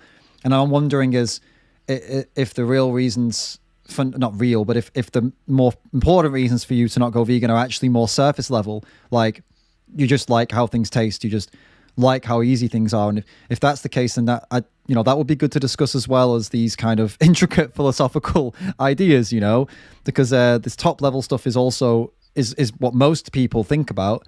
And having some knowledge of philosophy doesn't mean that we don't think about this too, right? Like it's easier for me, it tastes good for me, it's, so convenience and taste do factor into it. There's also family meals being in social settings with other people also enjoying food. If there's no vegan options at a particular restaurant, then you're screwed. A lot of it would also be about convenience. I understand that as the vegan movement grows and increases, more of those options are going to be on the table because that's how supply and demand works. So I guess we can. I'm struggling to avoid the ethical argument again because I put a no-go zone around ethics. What was the question you wanted? What was the question you wanted to ask? The only point I didn't want to go into was why it's wrong to, infringe on someone else's body for a sandwich, because that for me is just an obvious. I don't see why we need to dive into that specific point any further, but we can talk about ethics and other things. I don't know. I'm not putting like a stopper on the whole conversation. I'm just saying that specific topic is kind of like, that's going to lead down a path that's just going to get into a crazy, deep philosophical, like 7 levels deep shit. And this is not what I do here. It's just not where I am. It's not, I don't even know those areas well enough to get into it with you at any kind of intellectual level, to be honest. I would need to go away and go and do more research into meta ethics and meta things like that, like that. I wouldn't, you know what I mean? So there's no real, I don't see any utility in going down that specific road there, but we can still, if you've got other questions that relate to ethics, then, talk about, go ahead, just not that specific question. That's all I'm saying. That's going to go too deep for me. Okay. So I was watching the stream this morning, yeah, and a point I sort of felt confused when you said it. It seemed like you were justifying castrating dogs. Yeah, for the point being that if you're not in a position where you're capable of looking after more animals, you should be responsible to ensure that you don't end up having to, basically put animals in a cruel environment where they aren't properly cared for. Are you in favor of castrating poor people? Castrating poor people? They have the ability to make decisions based on right or wrong. Dogs don't. Dogs just bang indiscriminately, whereas poorer people you can educate and explain to them why maybe it's not a good idea for them to, especially if you're responsible for them. Like if I had a family of poor people that I was trying to keep not poor, I would politely request they stop, having babies until we got out of this situation. And they could understand that, and it would be easy to, well, maybe not easy, but at least I could try and appeal to their sense of, the sense of understanding. So you're making the case that poor people, people living in poverty, have the capacity to understand their situations and make decisions about those. What about people who don't have that capacity, that mental capacity? If they don't have Should they be castrated? Not castrated, no, but. We could again. There are ways to prevent it. Why not? Because you could prevent it. There are ways you could prevent it from happening. Yeah, there's still. How? It depends on the. Are you talking? I don't know. There's ways you can prevent your dog from being from having intercourse with another dog. You don't have to cut its bollocks off. It depends, doesn't it? Though, if it's your dog, absolutely, yeah, you absolutely can, and I would definitely. That's where I would be considering. If I had dogs in my care and they were, there's a very specific situation where I would consider neutering a dog. It's not like every dog. I think every dog should be neutered. Only very specific. I wouldn't want to put my dog through surgical procedures if I didn't absolutely have to. A dog that was in my care. Speaking of, if we're talking about dogs out in the wilderness, in the streets and stuff like that, well, then it's different. You physically can't do anything about it, and then it's you could argue that it's for their own good, but then there's still the counter argument to that. I'm not married to any of these arguments. I think earlier I used this as an example as to if somebody had cows, this was it, and she was saying, would you drink their milk if you had the cows at the, if they were producing babies? And I would say, well, no, I'd actually want to stop them from making babies because especially if I didn't have the capacity to care for more cows. But if I did have the capacity to care for more cows, I would let them have babies, and it would be fine. It would be fine. The castration came up as just the reason people neuter dogs is similar, but I'm not married to that at all. That's not. I'm not going to die on that hill at all. Okay. I don't like the idea of putting any animal through surgery unless it's absolutely necessary. Yeah. I'll do everything before that, everything possible before even resorting to that. And that would be the same case with these humans that you're talking about. Every single thing I could possibly think of would be done before even considering putting anyone, human or non-human, under a knife. Like, everything possible. Well, I think the right to bodily ethics again. The right to bodily autonomy would prevent such a thing. Like, it's for your own good. Well, I wouldn't. I draw a line there. It depends. The bodily autonomy. Well, yeah. If it's their bodily autonomy won't mean shit if they starve to death. So if your action putting them under a knife is going to stop them from starving to death, then you make a decision, you weigh it up, don't you? Like, okay, this is not good. I am infringing on their bodily autonomy, but it'll save their life. Like, for example, if someone's lying in the road bleeding out, I'm not going to ask them, can I have your consent to stitch you up? Like, no, you're just going to fucking do it because they're going to die. So that would be a bit a different scenario, but this is what I'm saying. If it's literally to save them from starving to death or otherwise, then you would infringe on you would the ideas like of I would never do that. I mean, they're all quite flexible, aren't they? There are many situations where you would do things that you do not agree with, but you would have to break your own rules in some areas to do something that was more important, right? And this is one of them. Okay, so I think there's a distinction between our. This isn't going to go too deep. Our ethical principles. So I think you're coming from a consequentialist position, which means the consequences are more important than the intention. The consequences are more important than the intention. That's I don't know. To be honest with you, that seems like that. I would have to give that way more thought before I could say yes or no on that. It's not. Okay. Yeah, I couldn't. I can't marry to it right now because it's not something. As I said earlier, this philosophical side of things is quite new to me. I am learning a little bit. I've been involved in these kind of debates, but mostly no. Mostly, it's top level. I stay at top level. My YouTube is not a philosophical debate YouTube as such. Okay, fair enough. Because you understand why I'm trying to veer around it, but I can't quite.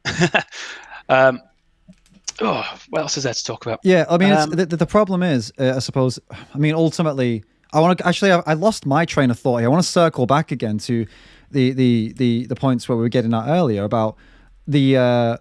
So talking about your concerns about, like, for example, like taste and getting out to restaurants, things like that. I mean, the things that you find to be unnecessarily brutal, like factory farming, for example, we spoke about. I mean, when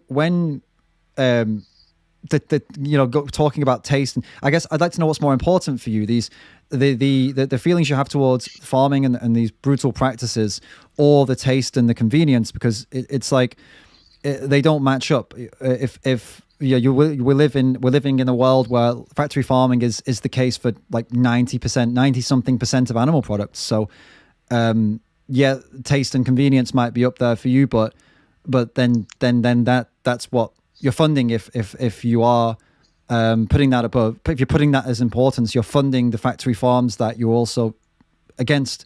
So then how does that marry up with you and your kind of day-to-day choices? Like, why would taste and convenience take the priority over the factory farming you disagree with?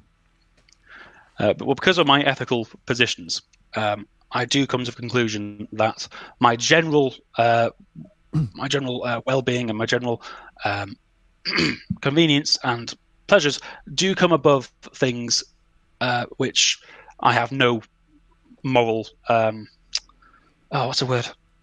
Moral principles on, I should say. Right. And if you could get everything that you like now, like all the taste, the convenience, and everything that without doing all of that to animals, would you choose that, or would you still choose to eat the animal products because you don't see them as like morally deserving of you to not do that? I would absolutely choose the lab alternatives if they were as cheap and, well, even cheaper than the animal alternatives. Right. So then I would ask, what have you tried then? I mean, because I don't know what alternatives of what you've even looked into. But, Yikes. I mean, clearly, go ahead. This is where the mic drop hit is. I'm an ex-vegan. Right. I don't want to say it because when ex-vegans come to debate vegans, it's like, I've been through all this. I've got some eternal knowledge of veganism. But I would say the cheese was crap. The stuff I got from Holland and Barrett's were, one, expensive, and two, not as tasty.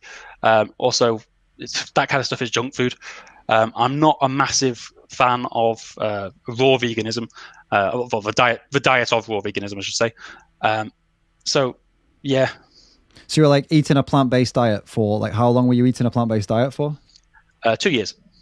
So you were eating like literally like a whole like only plant-based for 2 years. Oh yeah, I was a full I was an activist. I've been with Voices for the Anonymous for the Voiceless. Yeah. In the streets of Sheffield back in the day, but my ethical stance has changed. So yeah. So what exactly happened then for you to be so passionate about helping animals to then being apathetic to them? Like what was the change? My stance on ethics. I went from utilitarianism to I started investigating more about philosophy and how animals factor into the idea of ethics. I've come to an egoist conclusion. But we could have done all of that and still not abused. You could have done all of that and still not started abusing animals again. I'm just kind of, what made you? Okay, what made you go from, okay, I now don't believe the things I used to believe, and then decide, and that's why I'm going to start doing this again to animals. That's the bit I'm not getting here. Like, what was the driver to make you say, well, I'm gonna go one step further and just start doing that again? Because that's where, for someone who's done AV and stuff, I'm finding that to be quite an interesting jump for seemingly not any real reason. Like, was there something happened that made you just go, okay, or you just were reading one day and decided, fuck it, I'll just start. I know what you've seen the videos, you know what's happening. I'm kind of lost about how you decided that was all cool again. I think the main drive, because I think I was an egoist and vegan at the same time, and I think the driver would definitely been just the social awkwardness of it. So you're being uncomfortable with like what people treating you weird because you're a vegan, stuff like that. And like the lack of vegan options at restaurants or in social settings. You go to a barbecue, there's no vegan food there. So what I started to do was, well, I've got no reason to be a principled vegan, so I'll be more flexible about it. But you did have a reason to be a principled vegan. Like, the animals didn't stop getting abused because you changed your ethical stance. That there's still those videos you saw are still happening. They're still screaming and kicking, and it's all still happening. So like, that didn't change. So that's why I'm kind of trying to understand how you came to that new conclusion, that, and also you will have definitely in AV, you will have argued against people who said, well, it's inconvenient and people treat me differently. You would have been the person telling them, hey, don't worry, we've got a community. It might be tough at first, but it's going to be all right. Like, people are going to be weird with you, but like, who cares? Like, it's look at what they go through. You will have argued that point and said, think about them. When did you stop thinking about them? When I changed my ethical stances. So your ethical stance changed, and you just thought, well, their screams and everything on those screens that I was showing people, none of it doesn't matter anymore. That's what happened. Yeah, that's an appeal to emotion. So yeah. I mean, no, I'm not. It's not an appeal to emotion. I'm asking you. It is.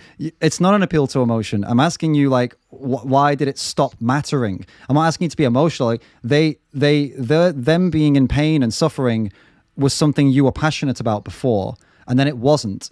And I'm trying to understand what made you go from caring to not caring. I'm not. I'm trying to understand what changed. I mean, I can't possibly believe that one day you just changed your ethical stance and that was it. I'm trying to understand how you know what I mean. It was a gradual process of reintroducing stuff into the diet. I've said the ethical position changed. The ethical principle I took against animal slaughter, because I believed in animal rights. I believed in the idea that we needed to minimize suffering. I believed in those things. I believed that was our obligation as human beings. But then I didn't.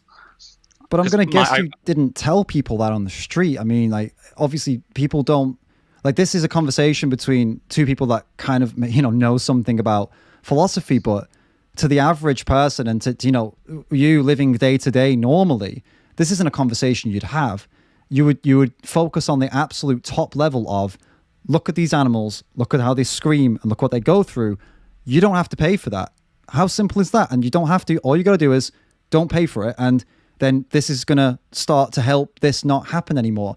I don't think there needs to be a bigger discussion as we're having. We are, obviously. I didn't. No, I did. That wasn't my approach. My approach would have been, you are obligated to not fund this, and not, you don't have to do this. It's, you shouldn't do this at all. Right. That was the point. Right. But even if that wasn't the approach, I mean, the approach I'm literally telling you right now is what I've just said there. I mean, why can it not be so simple that you clearly don't want to see, you wouldn't like to see it, and you don't watch Dominion now, you don't watch those documentaries and say, well, now my ethics have changed, all of this is like not bothering me. I'm sure it's still like is not pleasant to see this. I'm sure you still feel something, empathy. So why not focus on that rather than focusing on the reasons you shouldn't care? Why not focusing on the reasons that you should? And your empathy, your sense of compassion, your sense of like the one you had before. It doesn't need to be that you obligations and rights and all that stuff doesn't need to be there anymore. It's all right. Why not just focus on you and how you feel about them, and that you wouldn't want that to happen to you. You wouldn't want that to happen to any dog that you have. Why not just apply that to them and say, well, I'm going to, even though I don't agree with all this stuff, I'm going to still not going to do it. That's what I'm trying to piece the puzzle together here to find out why not just do that. Well, because that is the appeal to emotion. That's what the appeal to emotion is. If I say, right, I'm going to base my decisions on my emotional reactions to the actual videos, then, but not actually think about the reason why I'm going to take a principled stance against it. I'm not. Yeah, but this isn't. I mean, I'm not. This isn't a debate right now. This isn't me. This isn't me trying to get you into any kind of corner. This is just me literally asking you, person to person. You don't need to justify why you don't want to hurt animals, man. Like, no one needs to have a debate justification for that. It's simple. People understand why you don't want to hurt animals. They don't need it explained. You just say, well, look, I mean, I don't want to put them through that. I mean, that we don't need to go any deeper than that. I just don't want to put them through that. I don't feel good about them going through that. And neither do you. Clearly, no one watches those videos and says, whoa, fun. Only the idiots do that. And they're just being stupid. They're just, defense mechanism. We both know that. But people normally are very upset about it. And it's not an appeal to emotion to say, this upset me, so I changed things, and now I'm not going to do that anymore. It's just compassion and empathy. It doesn't need to be explained out. It doesn't need to be logically defined. It's just that I don't want to put someone else through that, so I won't do it. And that's it. That's all it needs to be. So I understand where you're coming from totally, but I really don't see it as incompatible with your sense of empathy, which you clearly still have. And you said you don't want to be associated with psychopathy. Clearly, it's because you still have empathy. And now I'm wondering, why not just remember that empathy and bring a bit of that back into your life and, retouch that, because that's what makes us human, man. Not philosophical debates and logic. The empathy is what makes us humans, not robots, in my opinion. The empathy is what makes us animalian. Yeah, and there's nothing so wrong with that, is there? I mean, I know some people who act and speak like robots, and that's cool, and then, good for them. But I wouldn't like everyone to be like that, and I certainly hope I never get like that. And I'm sure you wouldn't want people to see you as that, really, either. Or would you want to be that? I wouldn't. So yeah, I don't know, dude. I guess I hope that to round off, because we're closing in on time. I would hope that that's what you do. I really hope that you just rediscover that a little bit and reel back a little bit away from the solid logic for 2 seconds to just think about that. And maybe you get back in touch and reconsider, I would hope. Okie doke. It seems to me that is where the fundamental disagreement lies, in terms of maybe I do take ethics far too seriously. Maybe I should be less focused on the rational and more focused on the emotional, perhaps. A little bit, at least. I mean, I'm not saying you should just abandon logic. I think logic's brilliant, and I think it's these are good discussions, but when others' lives are in the mix, I think it definitely doesn't hurt to have a little bit or a lot of compassion and empathy for them. That's what I'm saying, yeah. Yep. But I do still hold, and this will be my final comment, and it sounds like I'm repeating myself. I do still hold that veganism is necessarily an ethical proposal for how humans should relate, engage, and interact with animals. And this is going to be a case. This is going to be a problem. Not a problem as in a bad thing. It's going to be a thing for people to think about and solve in a plant-based world. And so these frameworks need critical analysis, and they need to be thought about and presented on the vegan platform. Well, then I would ask you to do that then. Why don't you go vegan because you're empathetic and compassionate, and then search for the solid logic behind it for someone who has your logical position, and why don't you be the one who does that then, rather than being the one who goes on the opposite side when clearly you give a shit about animals, like clearly you still care about them, but you have adopted a new way of looking at things. You would be extremely powerful on the other side of this, using your empathy to drive the logic to make it make sense. As people like the ones I referred you to, like Ask Yourself, his entire debating Discord, this is kind of what they do. Like they make it logical. They make it make a lot of sense. Not only on the having empathy and compassion, but they really go deep into this and on a really analytical space. I would hope you would take up the mantle of joining them with that, rather than arguing against them. But either way, I really hope you actually go and speak with them. I think you would find it really, that's probably what you're more looking for the debate side of things. But on the personal side of things, as someone who seems to me to be like, I don't know, dude, I don't know you very well, but from our discussions, here and previously, you seem like a nice guy. And I would hope that you reconsider and bring a bit of empathy back. And I hope to see you go vegan and start using these arguments for the animals, not against them. Yeah, I think if it was just me going vegan on my own, that could be fine.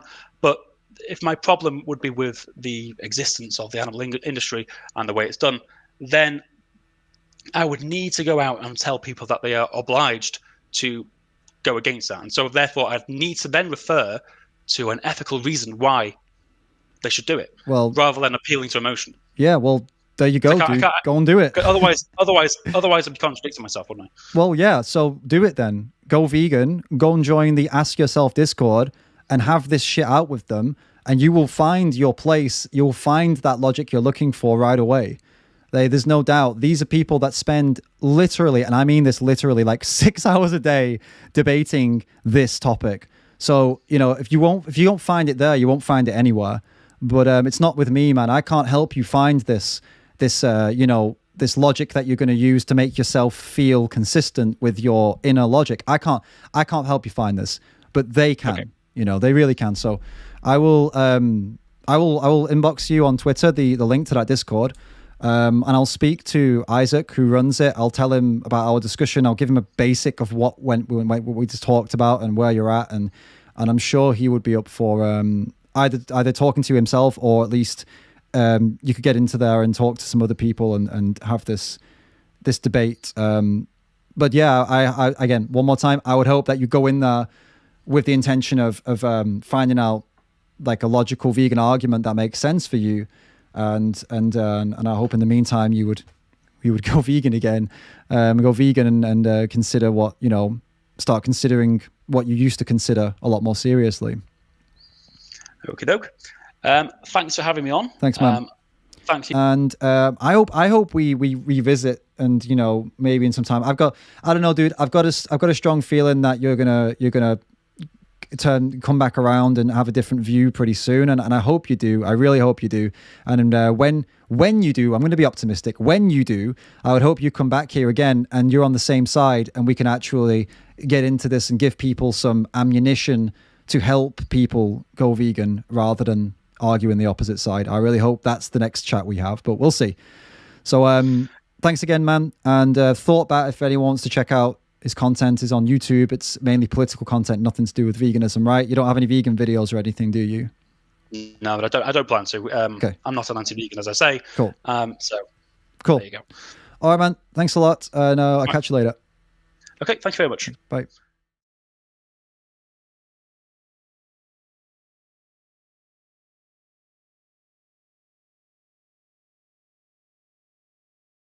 I asked the question, what is holding you back from going vegan? And then this was your response.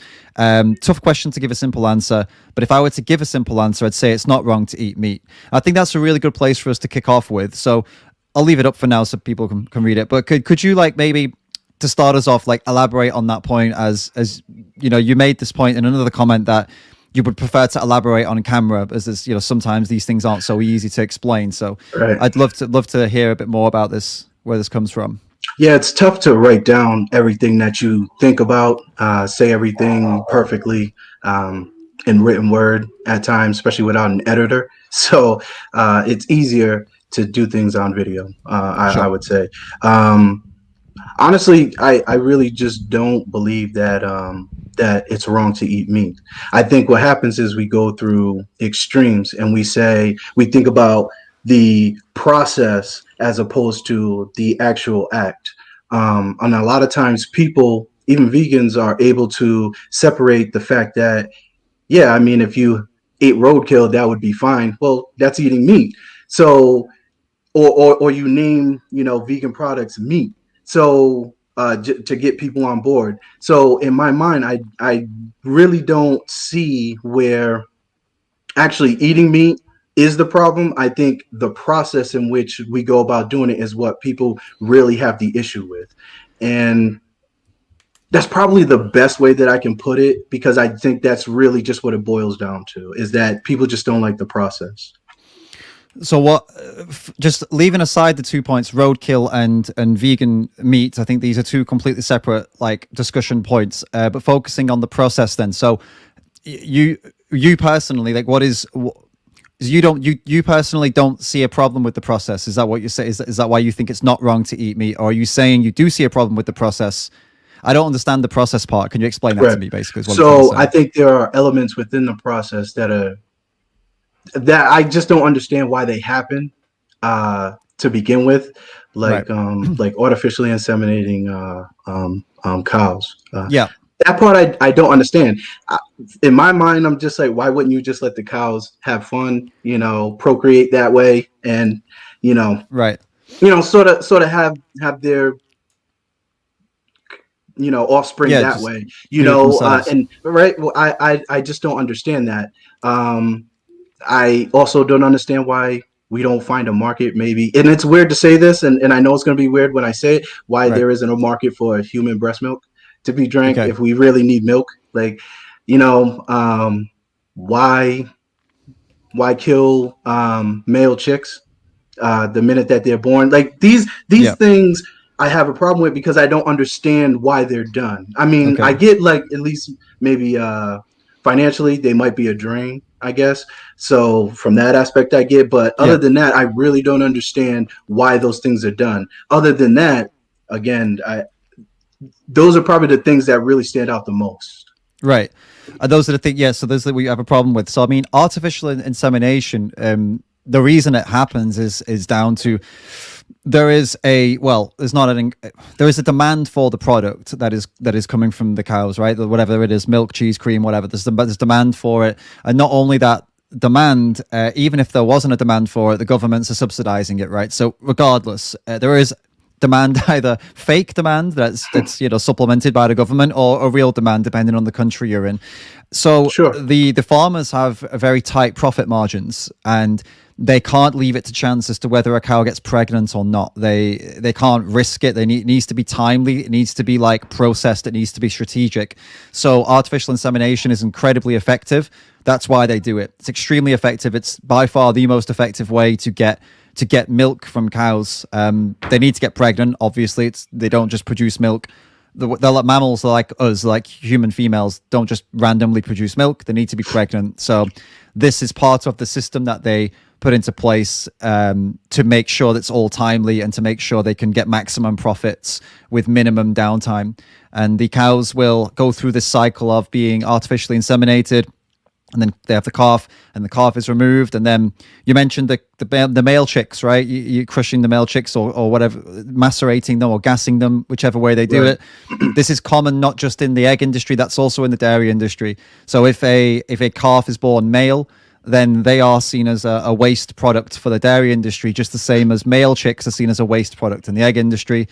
They're all discarded of in the most, what they call, efficient way possible. So if it's a male dairy calf, and obviously they're practically useless for that industry, so they'll sell them off to the meat and leather industry. Get rid of them, sell them for dog food, whatever it is. They get rid of them. They sell them to be killed as a calf, that is. And if they're a female, they go through that same process that the mother went through, and this goes on and on and on until either the mother produces less milk and then she'll be sent to slaughter, or until she completely stops. Like the mother, a lot of the times they call them downer cows. A lot of them they just collapse one day. They just exhaustion, and then it's they'll send them to slaughter. So the outcome of all of these industries is, for all of these animals, is slaughter, basically. And you asked about human breast milk as well. So why don't people drink the human breast milk? And if we need milk, well, you already nailed the point on the head, right there on the head. We don't need milk. That's why no one's drinking breast milk. Sure. If we human breast milk, I mean, that's why. Sure. Cow breast milk has just become a cultural thing. So what I see here is that I see, just to ask you a question, I see that you take issue with AI, you take issue with the grinding of the male chicks, and I understandably understand why you would do that. Do you also take issue with what happens to all of the other animals then? Because I mean, the AI is obviously horrible. Crushing the male chicks is horrible. But I mean, even if that wasn't happening, to get the meat from an animal, they've got to go to by far the worst place on earth, a slaughterhouse. And then they've got to either be, one of a few things could happen. They either get shot in the head with a bolt gun, and that's not to kill them, that's just to stun them, and then they slit the throat to kill them. And that's standard practice worldwide. Or if it's halal, they don't do the bolt gun, they just slit the throat. But the throat is slit no matter where they are in the world. That happens. And then that's does that, how about that as a thing? The other things bothered you. Does that also bother you, the idea of that happening, or are you okay with that? Right. So bother, I more so, instead of bother, I more so say it's interesting. I don't understand why those things are done. If we want to continue to eat or use animal products and eliminate some of these certain moral dilemmas, making the process better would eliminate certain things. At the end of the day, it doesn't eliminate the fact that to eat meat, something has to die. It doesn't eliminate that. There's nothing that you can do to eliminate that.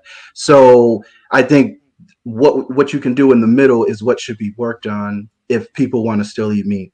To answer the question about do the other processes make me feel, do they bother me?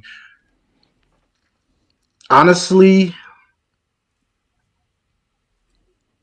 I would say on mass at the scale that it's done, yes. It happening in general, no, because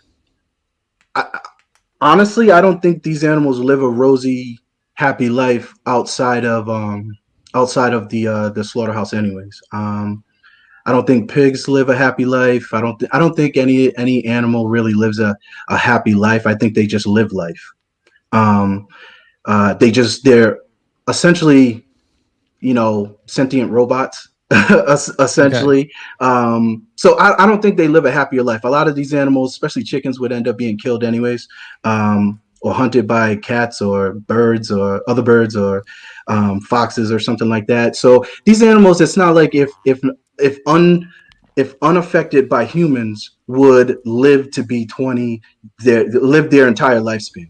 I don't view it that way, and I think that's where the problem comes in. A lot of vegans tend to believe that if untouched by humans, their lives would be great, or that's the perception, right? I'll just say that's the perception. Sure. And that's not really the case. I mean, nature is terrible, Yeah. especially untouched by humans. Even touched by humans, as we can see with what we're doing in Sure. the industry.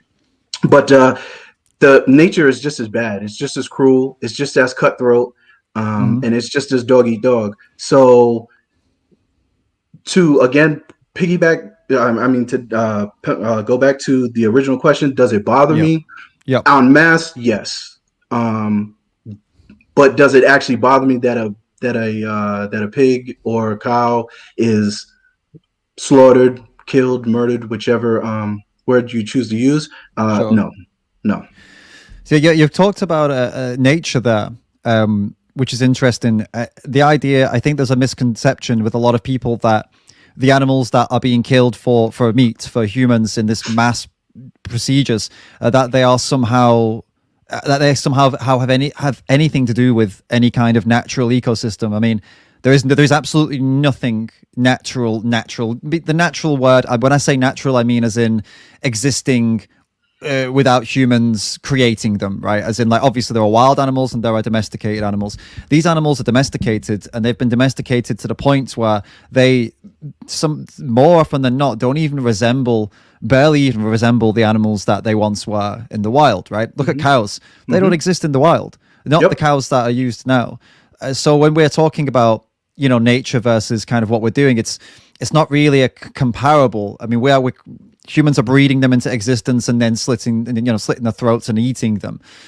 So although nature is definitely cruel, and it is violent, and these things do happen in nature, this isn't what we're discussing here. We're not talking about tribes of humans who are going out, and we're not discussing, how do they kill them, and is this okay, does this bother you? For me, I'd agree with you if that were the case. Like, okay, yeah, there is a tribe in somewhere in the rainforest in Brazil somewhere, and they're going out and killing animals. Does that bother you? I'd say, well, I mean, I wouldn't like to watch that happening. I would feel bad for the animal, but at the same time, I'd have to accept and suck it up because they don't have a choice, and it's either them or the animal. And obviously, we're all going to choose ourselves, aren't we, in that situation? It's me or you. Sure. I'm going to choose me, right? So I can't judge, and I wouldn't judge them. But this isn't the scenario that me and you are in. We're in a scenario where we get to decide what to do about this. We get to decide whether we're going to pay people to breed these animals into existence, or even we get to decide whether we're going to go out and shoot them in the wild because we can choose to do it or not do it. What I'm kind of stuck on here is that if we can choose not to do it, why would we not choose to not do it? That seems like, right, for anyone who claims themselves to be a caring person or someone who tries to do well by others. I mean, why are we drawing the line just to other humans? Why don't we also extend that and give the same respect we give to dogs to all the other animals that are out, that we don't need to kill? Right. Yeah, that's a good question. And honestly, that's a individual question that each person has to answer for themselves. Um, from I'll give you an extreme like this. If I'm gonna be vegan, I want animals kicked out of human society. 1,000%. No cows, no chickens, no dogs, no cats, no fish, no nothing. I'll be vegan if that were the case. I don't think non-moral agents deserve to be taken care of by moral agents. Meaning, if they're not going to produce in the society, that's fine. And if we're going to decide not to abuse them, eat them, Right. use them in any sort of way, Yeah. 100%, that's fine. I would say they don't deserve to be in a human moral society. They have no Okay. rights because they're not moral agents. Because they're not moral agents. Okay. Could I ask, would you say the same thing for someone who was born with a debilitating disability that meant that they could never be a moral agent? Would you also want them out of society, or would they count simply because they're human? I countered that question by saying, what are the majority of humans? Are they moral agents or not? So Sure. again, this is where the problem comes in, because now you're going to the extreme of, okay, so we have handicapped people. So are they moral agents? The majority of humans aren't handicapped. Sure, but there's still a massive minority of there's a lot of humans, and there's a lot of humans that need the care of humans with moral agency to take them through the day because they can't make decisions. My youngest brother being one example. This is a personal thing Sure. for me. He has no moral agency. He doesn't know right from wrong. Like, honestly, you could tell him to do pretty much anything, and if you convinced him enough, he would just do it. You know, he's not capable of making the decision by himself that this is good or bad. He'll just listen to you.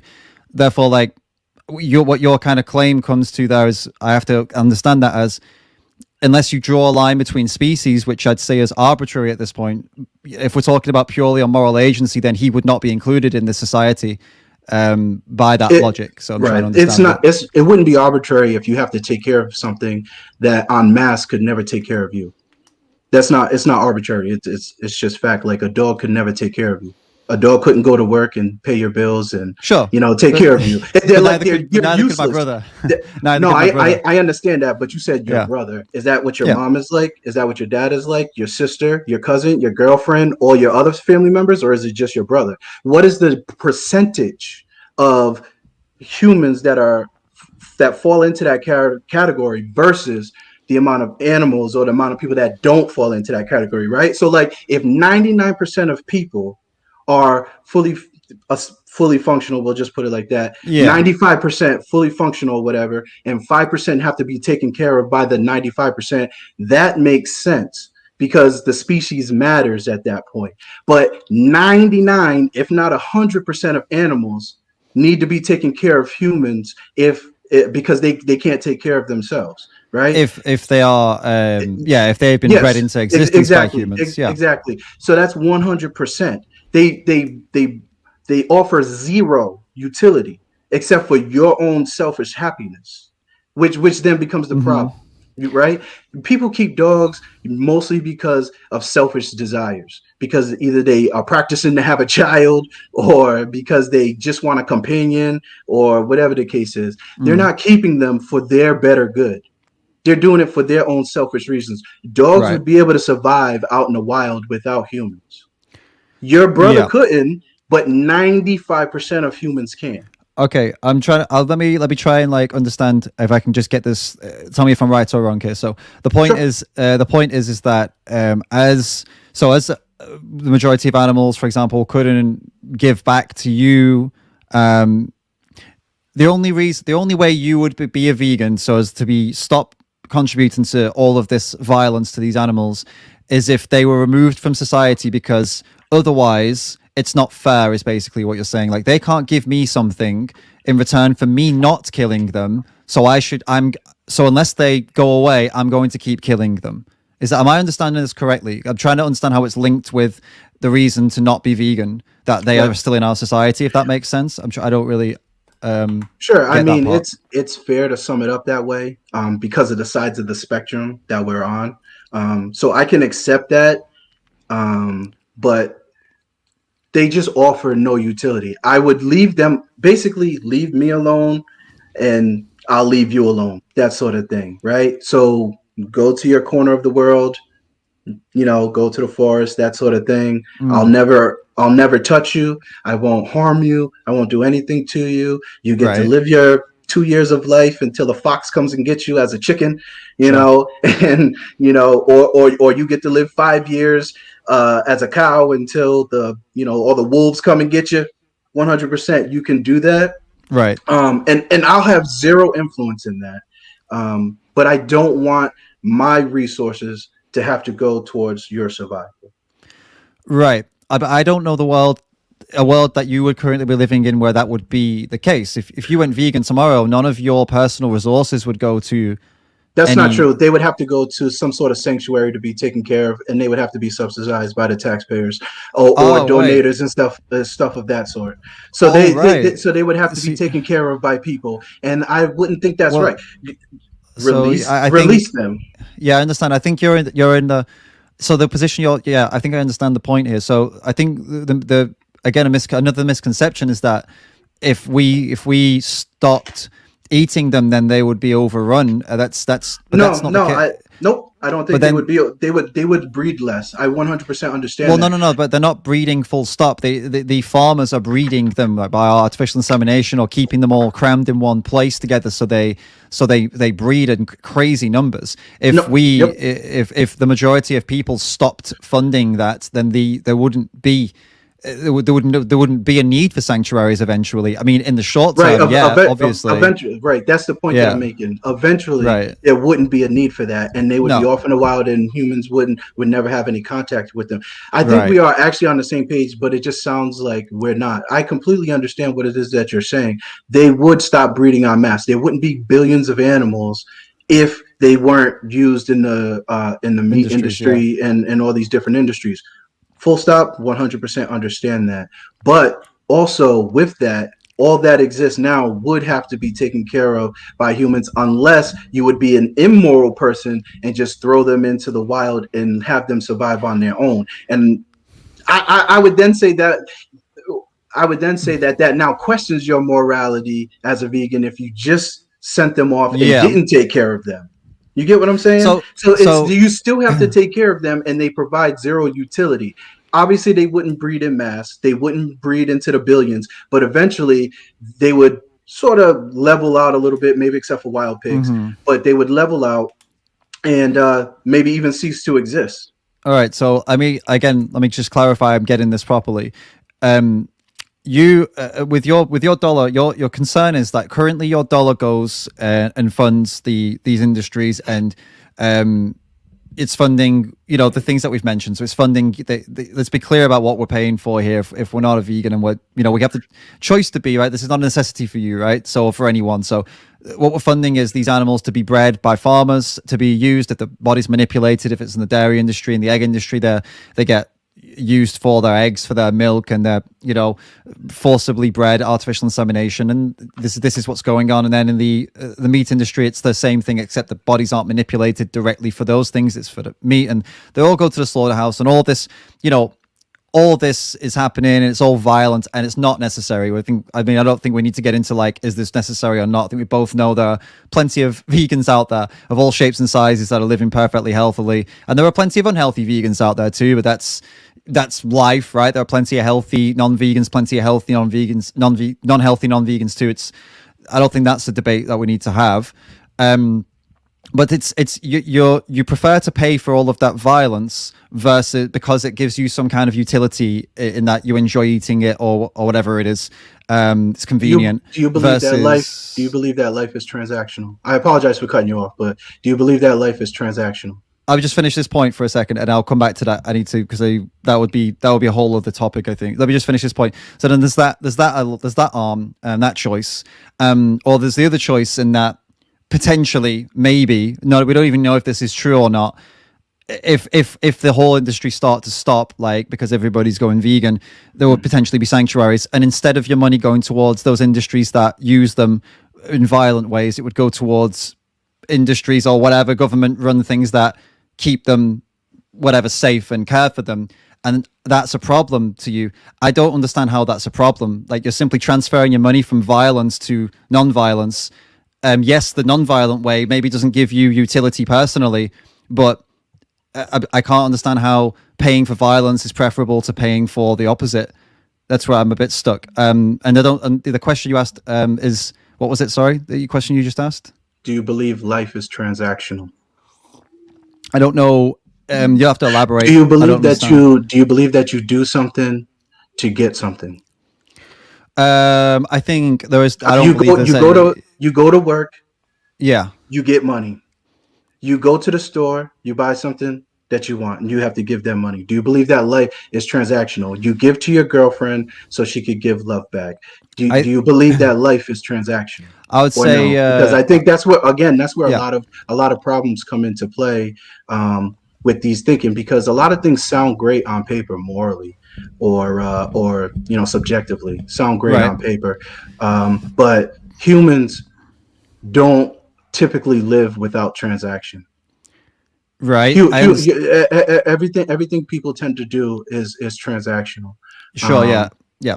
To answer the question, I don't believe there's any such thing as a selfless Right. good deed. I think Sure. obviously every good deed that you do, you take something from it. Whether it's like, oh, I feel good about that, or you feel good about doing the right thing, whatever it is. Yeah. So I Right. suppose in a way it is kind of like saying it's transactional, but I don't believe everybody consciously does something to get something back. I think it's more subconscious. If I was to make a place on that. I think a lot of people would say they do things without expecting something in return, but Right. subconsciously we're all doing things because of the feelings we get, Right. either Right. good Right. or bad, aren't we? So So again, that leads into why someone would have that type of thinking. It doesn't compute to everyone, because when when you find out something, when you become vegan, it's like being, I would equate it to like being out of the matrix, and you think everything now that you do is right. You're all of the opinions that you make are right, all of the moral decisions, everything is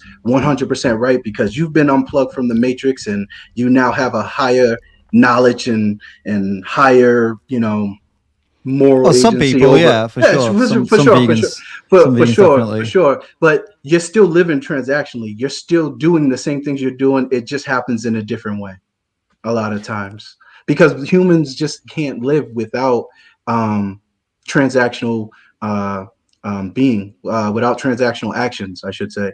And we all succumb to that. We all do, regardless of whether or not we believe we do or not. We all do. And you said it perfectly by saying it's subconscious. Yeah, it is subconscious. That's why a lot of people are able to take it out of their mind, because it is subconscious. Right.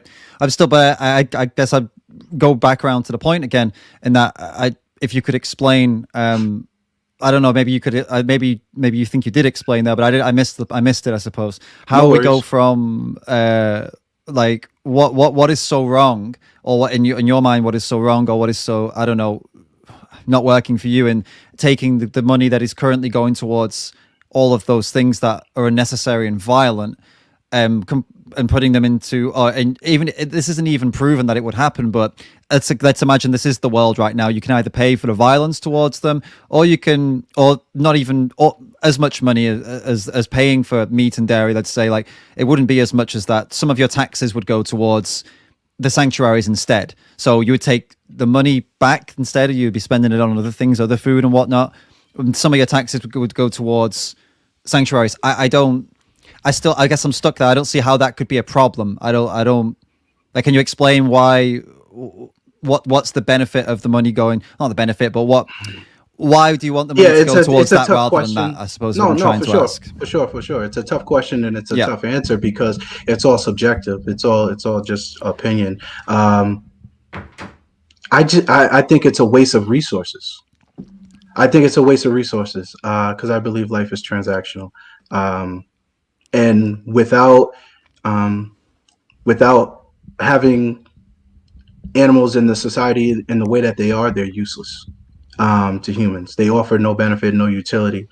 So to pay for anything for them to exist and offer nothing, just, it seems like a waste of resources. And if that gets applied to something else, a lot of people get upset with where their tax dollar goes.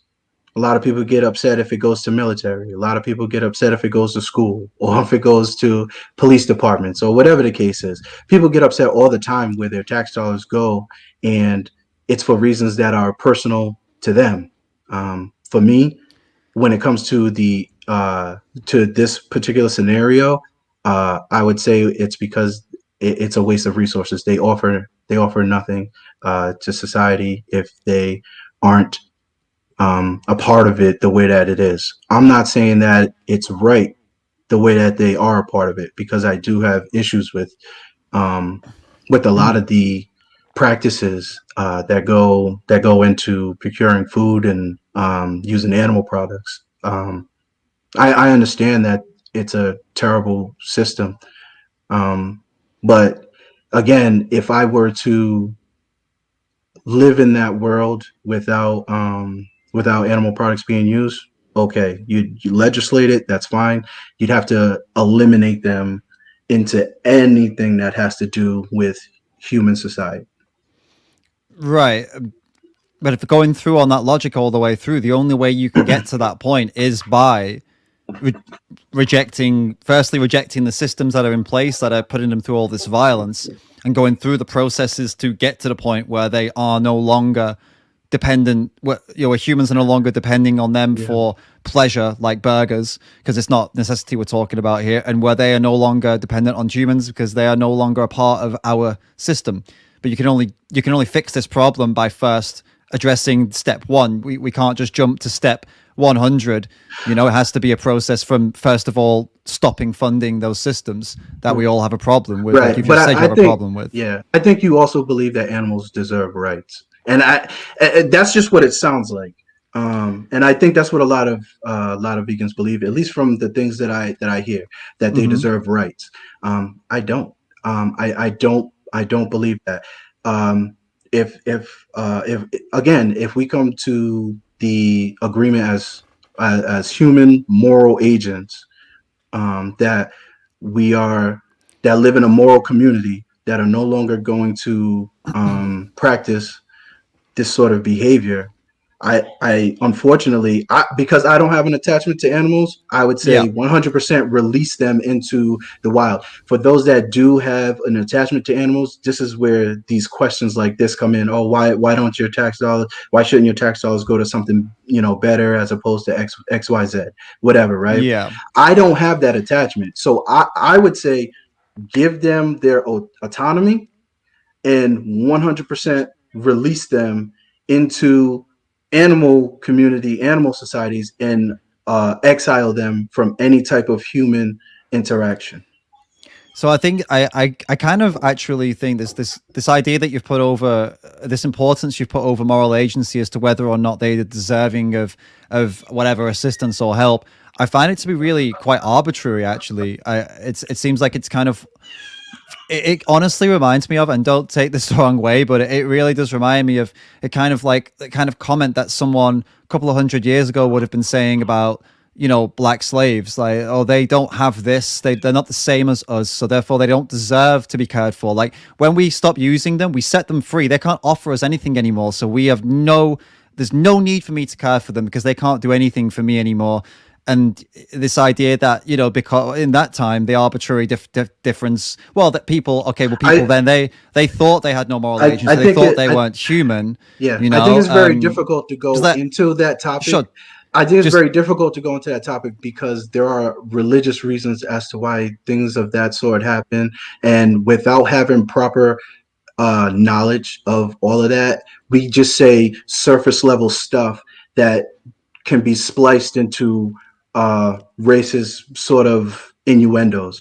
And I would prefer not to go that sort of route because people don't have enough knowledge in that area to actually speak on it. Just like I don't think it would be right for either of us to speak on health because there isn't a DR in front of my name or an MD after. So anything I say just comes from whatever source you or I we choose to read. So that's a difficult thing to really get on. We don't need to use that example, but we can talk about, we talk about 2021. There are many people that hold arbitrary, modern day racists, modern day sexists that hold this arbitrary point that this person doesn't deserve my time or my money or my help because they are a this or they are a that. Sure. This idea of moral agency being the defining point as to whether someone deserves to not have their throat slit or not, it feels like it's another arbitrary line that is being. Frankly, I think it's being drawn because actually to consider that they are deserving of that, even though they don't have moral agency. They are animals. Like 99% of them, as you said, are at the exact same level as I mentioned earlier, a highly disabled human, or even not heavily disabled. There are many humans who are disabled that can't offer society anything at all, nothing, but we still care for them. And it seems like actually the arbitrary line in this case isn't moral agency, it's the species of them. It's because they're a human, and so therefore they deserve help from all the other humans. And but these other animals aren't human, therefore they don't deserve help. And that seems to be the line, really. Yeah, no, I agree. I understand what you're saying. The problem is that when we're talking as such, like you just did, we're acting as if two things can't be true at the same time. Two things can't be true at the same time. You can take care of a species because they belong to your species and not take care of another one because they don't belong to yours. Your morality doesn't have to be the same for everything. You know, like we act as if we have to always act the same way. You don't act the same towards your mom as you do your dad, probably. You don't act. I know I don't act the same towards my mom as I do my dad, but we're the same species. We come from this. We came from the same place. But you act different with everything, and we act as if that we can't hold two different beliefs or two different moral systems or two different feelings of something. You know, at the same time, and that's where this problem comes into play. Just interject it in the sense, like, I like the whole talk this way with my mum, talk this way with my dad, to compare that to it being, all right, I will help this disabled person that has no moral agency because they're a human, and I will pay for this animal to have their throat slit because they're another animal. It's not quite like holding two opinions at once. Like, this is an extremely dangerous and violent position to hold here. This is treating two individuals very, very differently. It's not just like, I talk to this individual this way because they're human, and I talk to this cow this way because they're a cow. It's like, no, these are polar ends of the spectrum. We do our absolute best to help humans that don't have moral agency, that humans that are suffering, or that are, even fucking murderers, man, like murderers that clearly have no moral, no good morals. They still, in most countries, in most places in the world, go to a prison system rather than just have, the electric chair, for example, because most places made that illegal. Even murderers get a better life than cows and pigs and chickens do. I think that would be subjective. That's a subjective opinion. What's subjective? I mean, because living 23 hours in a hole, 23 and a half hours in a hole, especially if you're in maximum security, that's not life. That's just, you're not dead. So I mean, to say that, all of these murderers, they get steak dinners and they live great, and they don't live high on the hog. No pun intended. They just exist. Sure. Okay. And living in prison is a terrible existence. I don't know if you've ever been to prison, but I've never been to prison. Unfortunately, I have friends that have, but it's a terrible existence. Having to worry about being killed, having to worry about being just all these same things that happen to, animals. The animal, exactly. Except there's a big, you worry about the same things. You worry about the same things. Key difference, though, exactly. What you just said is exactly right. They have almost the same existence as these animals have, except their life doesn't end up in a slaughterhouse. But the big difference is these animals did absolutely nothing to humans to deserve that. In your case, you're just saying that because they can't give me something, they deserve that.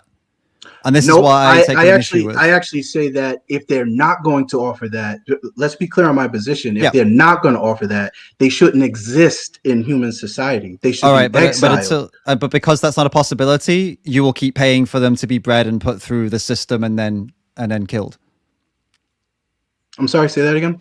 Because that's not a possibility, that they can't be removed from society in the way that you would like them to, you will continue to keep funding these systems that put them in the same position as a murderer that would get a lifetime in prison. Gotcha. The easiest way to answer that is the fact that it's available and not legislated. If it's legislated, if what is what's legislated? if eating meat is legislated against, like if there are laws put in place to ban animal products and the use of animal products and such, I would fully follow any sort of laws that are put into place like that, because they're not. Um, So I, could I just yeah. interject for 1 second? That I mean, the law doesn't define morality. And just like 50 years ago in Germany, it was legal for a husband to rape their wife. It didn't mean that that was moral up until that point, and then from then on it wasn't. Like people, you have moral agency. I have moral agency. We are capable of making these moral decisions and not having the law tell us what to do. I don't. If you would adhere to it because it's a law, why would you not adhere to it to yourself because you don't want to be part of that system? You know, you wouldn't fight the law, but then you won't go ahead and make the change yourself before the law. I don't follow. Right. I actually see benefit of eating animal products. That's one thing that's not been discussed, and I Yeah, haven't brought that up. But to me, there are benefits. Again, I'm not an MD, I'm not a doctor, so I sure. can't tell you all of these things, and neither are you. So, and neither is probably anybody in the chat. So, with that being said, I can go off of how I feel when it comes to eating animal products and not eating animal products, and the difference in which and how I feel, how my body feels. I'm a 230-pound muscular dude, bench 500 pounds, squat about 500, deadlift 500. So, I see the benefits of doing it. I'm not to say that if you don't eat animal products, and we don't even discuss how much I actually do, but Sure. anyways, but to say that animal product, just someone that doesn't eat animal products can't do that, it's not what I'm saying. But um, I just think that we try to put too many things in one basket without being able to answer one particular question at a time, and it happens a lot with these discussions. Hmm.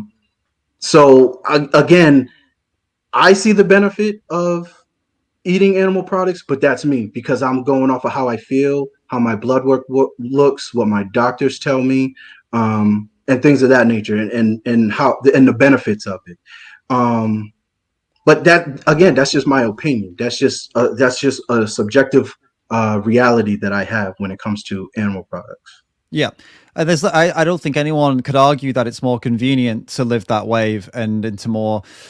I don't know. There's pleasurable benefits. There's, the ease of the products being available, the ease of the way you've always been. It's very convenient. I mean, every vegan has gone through those stages of the inconvenience of having to change everything over, not having to, but choosing to change everything over. And vegan athletes go through the inconvenience of trying to find the same amounts of what they need to maintain the performance they were doing. And yeah, there's no denying that it's definitely an inconvenience to make such a change. But this is where it's got to be weighed up. The inconvenience to us of making those changes and figuring this out is a blip in our lifespan. It's like a 2 week period, 3 weeks if you're very unlucky, 4 weeks or 5 weeks if you're very, very unlucky, and you're really, I don't know why you're not got the right information, or so I don't know, you find that you're allergic to something, you didn't know you're allergic to it, so now you got to find something else, whatever. I have to walk around with an EpiPen because I am allergic to peanuts. So that would Oh yeah, and for coconuts example. that eliminate coconut oils and things of that sort. So that eliminates a Yeah. lot of things. For example, yeah, for Yeah, example. But the point is that the alternative, I mean, the alternative, man, is continuing to fund these sure. literal, like, I don't know what you've seen. I don't know how much you've been exposed I to. So I watch don't know what everything. you've. Yep, I watch So everything. you've seen what's going on in these places, and you know that they don't have moral agency, but I don't think there's no argument that the way they experience pain and fear is very similar to the way we experience pain and fear. Cows, actually, especially cows in this example, in this context, and pigs, but cows have been compared to autistic humans by members of animal agriculture organizations. Like, this isn't like a vegan propaganda thing. I've got a literal article from an animal ag website that was talking about how cows exhibit the same behaviors as autistic humans. So actually they communicate more by body language, and then they're very similar. So the way they experience the fear and the pain, and it's all very similar. So the idea that putting our convenience and, well, okay, it's good for me and I feel good and I can work out and I can get big over when changing could still be possible. As you said, we could change all of that Sure. and still have the same size, but putting convenience and pleasure above all of the horrors they go through. Oh, this is now. I've got to question. Frankly, I've got to question someone's sanity if this is like a conscious decision they make. Like, okay, well, yeah, I know all that shit. That's all fine. That's all good. Sure. I see it, and it's horrible. But my gains, and I don't want to get my gains from other ways. I want to get them from that. I want that. I don't really, if that's kind of the argument, if that's the argument that you're making, I don't think that is the argument you're making. No. But when someone does make that argument, I find myself just like, well, I guess this conversation's over there. I'm Sure. actually scared. I'm actually scared. If I'm near them at that point, I'd say I'm actually scared to be near you. If that's what you would prefer to go and, Yeah. you're actively happy with that, then that's not somebody I would want to be around for long periods of time. I'd be concerned for the family, So what I guess getting to the bottom of this, you've seen what you've seen. I don't know if you've been watching movies, whatever, documentaries, I suppose. You say you've Sure. seen everything, so you've seen the slaughterhouses. So then what is we've gone through a lot up until this point. What is the actual, I guess, the argument that is right now? Like we're talking about the benefits.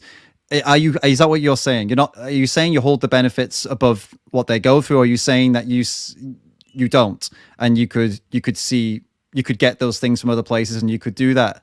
Which is it? I mean, it's kind of black and white at this point. I view the world as transactional, and this is part of the transaction for animal existence within human society.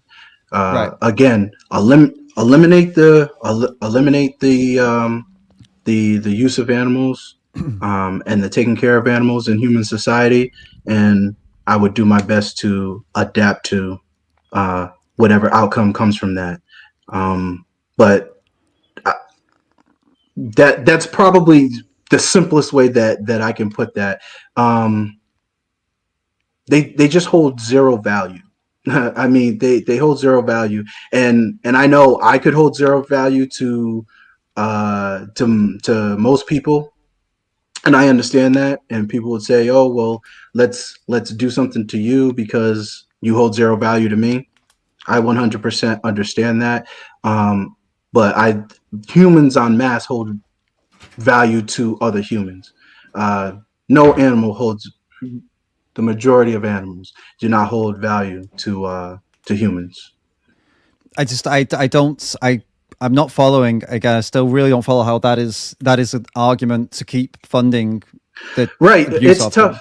I understand that, and it's because we're on different ends of the spectrum, and ultimately, It's just because it doesn't make sense, man. No, It's because we're ultimately we're at different ends of the spectrum. You just view it as bad, regardless of anything. There's no ifs, ands, or buts about it. It's not right. It's not moral. It's not something that should be done. There's no excuse for it. But there isn't, though. You've not made a good excuse for it, apart from that. But you I see don't. them But I as don't have not to. being able to give you something back. Right. Well, you do I have don't- to, because you're paying for the death and suffering. No, You're directly I'm saying I responsible, don't so you have to to make an excuse. Right. I'm saying I don't have to for you. I don't have to. Well, for you're on this you. live stream, so you No, do. no. You I kind of don't do, have, man. but I don't have to for you because I'm not here to change your mind. No, but you're here to tell us all why it's justified to do this to them. And so far, the only reason that you've given is that it's transactional. And because they can't give you something back, you think they should deserve to go through hell, which I'm not following. There are many people that can't give you anything back, but you wouldn't pay for them to go through hell. People on the other side of the world that are starving, you would actually probably help them, even though they can't give you anything at all back. They hold no value to you whatsoever. But you would never in a million years pay for them to go through what these animals go through. So what I'm trying to understand is that Unfortunately, my value. tax dollars do whenever we bomb another country. But that's like So actually, technically, I unfortunately we all contribute to things that we don't really want to or would do on our actual own if we had 100% moral agency over every single action that we chose to make. Yeah. What how about this? I would actually close down every single slaughterhouse. I would do that. I would get rid of supermarkets actually having animal products within them. I would 100% do any or both of those things and anything else. I would 100% do any of those things. What I wouldn't do is then say that it wouldn't be okay to go out and hunt. That would probably be the only thing that I would still say to do. But anything else in terms of mass slaughter, like, because I don't think most people would, I don't think 90% of humans would be able to go out and procure their own food. I don't think they would No. be able to skin anything. I don't think they'd be able to cut it open. I don't think they'd be able to slice its throat. I don't think they would be able to deal with raising chickens and No. dealing with eggs and doing all the work that comes with raising chickens and hens and all that. I don't think 90% of people, maybe even 95% of people would be able to do that. So I would be fine with closing all of those things down. And for those 5% of people that, live off the grid, but they don't really live off the grid, but, go out there and they're able to, hunt for their own food, I would say that those people should be allowed to do that. Well, if they have no choice but to do that, then we've been through that right at the beginning. I can't say, I could never possibly judge someone for doing what they do to survive. If they're doing it for pleasure, then of course I would still take issue, as I'm sure you would take issue as someone, if we're talking about like people in both cases, they either go out to a supermarket and pay for violence for pleasure and convenience, or they go out into a forest and shoot animals for pleasure and convenience. 99% of people, if you ask the question, is violence justified because it makes you feel good and it's easy, would say, no, it's not justified because it makes me feel good and because it's easy. Okay, then. So then you've just basically shown us that if you're not in a position of survival, using and eating animal products is not justified then, regardless of whether you go and hunt and skin an animal yourself or whether That's you a disingenuous buy it from the supermarket. question. That's a disingenuous question because people don't want to appear a certain way because people don't like to be judged. People like to be accepted. So I think that's a disingenuous question. You think people that they would say that violence is okay? People lie all the time to everyone's face because they want to be accepted. So it's tough to believe what most people would and would not actually do because people lie. Well, answer it for yourself then. Do you think violence is justified if it makes you feel good? For you personally, not for other people. Are there contexts to the violence, or are we just talking violence just on its face? Violence on its face. Violent actions that make you feel good. Is violence justified by the feelings of pleasure? I mean, it's not dependent on who is the victim because I'm not talking about who the victim is. I'm just talking about is there context or context is that it's unnecessary because as a martial artist, I say yes, violence is justified because I spar regularly and that's violent. Sure, you spar. You know what I mean? So that's why I say what's the context of the violence? I would feel fine defending myself in any situation, so I would feel, yes, violence is justified. Again, this is where we're just trying to do black and white, but a lot of life falls into levels of gray. Sure. We're talking about what you've just given an example of is consensual sport. Of course, within a sport, we're talking about someone's consented to be in a ring with you. So yeah, if you're violent and you enjoy it, but if you apply that without consent, i.e. you go beat someone in the street with your martial arts, then of course we're onto a different topic. So I suppose if you're asking for context, non-consensual violence, i.e. the other individual is not consenting to this, but you enjoy it. Is that ever justified? On the surface, no.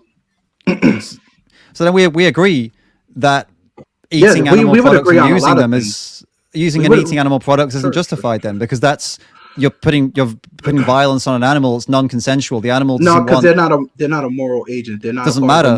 Doesn't matter. Subjective. It's subjective. It doesn't whether matter. They can decide whether 90%. Yeah, 90% of the population disagrees with you. You know what I mean? That's the problem. How so? How so? 90% of the population don't think that because animals don't have moral agency that they're not worthy. Because then 90% of the population, 90% of the population eat meat. Sure. That's why. Yeah. That's why I say that they disagree with you. Not because they cognitively think about everything. They sit down here and they get on these debate forums and they go through all of this and they sit there down and do all the research. It's just because they act instinctually. I just need to take this logic through to its conclusion here. Again, we need to bring this up because so if non-consensual violence is justified to animals because they have no moral agency, then non-consensual violence is also justified to those disabled humans we've already referred to because they don't have moral agency as well. And Not you said true this because they fall within a species. They fall within a species where 99% of the people aren't that way. But that's not relevant. They still exist without moral agency. You're using an exception to a rule. It doesn't matter. It doesn't matter. They exist. These people exist, right? Whether you like it or not, they are in a minority, but they exist by your standards. It's not about whether I like it or not. It's an exception to a rule. We do things. But that's an arbitrary rule that you're putting on. That if the majority of a species, you're saying hold up. You're saying if the majority of a species has moral agency, then that means the ones that don't have moral agency still have the same rights as those that have moral agency. You just made this up. This isn't like any they don't have the same thing. rights because they don't have the right to vote or drive or go to school or do other things. They don't have all the same rights. They're allowed to exist. They're allowed to exist. Right. They don't have to exist. They don't have the same. Sorry, hold up. They don't have children. Hold up. Just to go back to your point, they don't have those things. Yes, these individuals in our society, but they also don't have you enacting non-consensual violence on them. But you're saying that even though it doesn't apply to those humans, because they don't have moral agency, but it's most humans do, so we don't do it to them.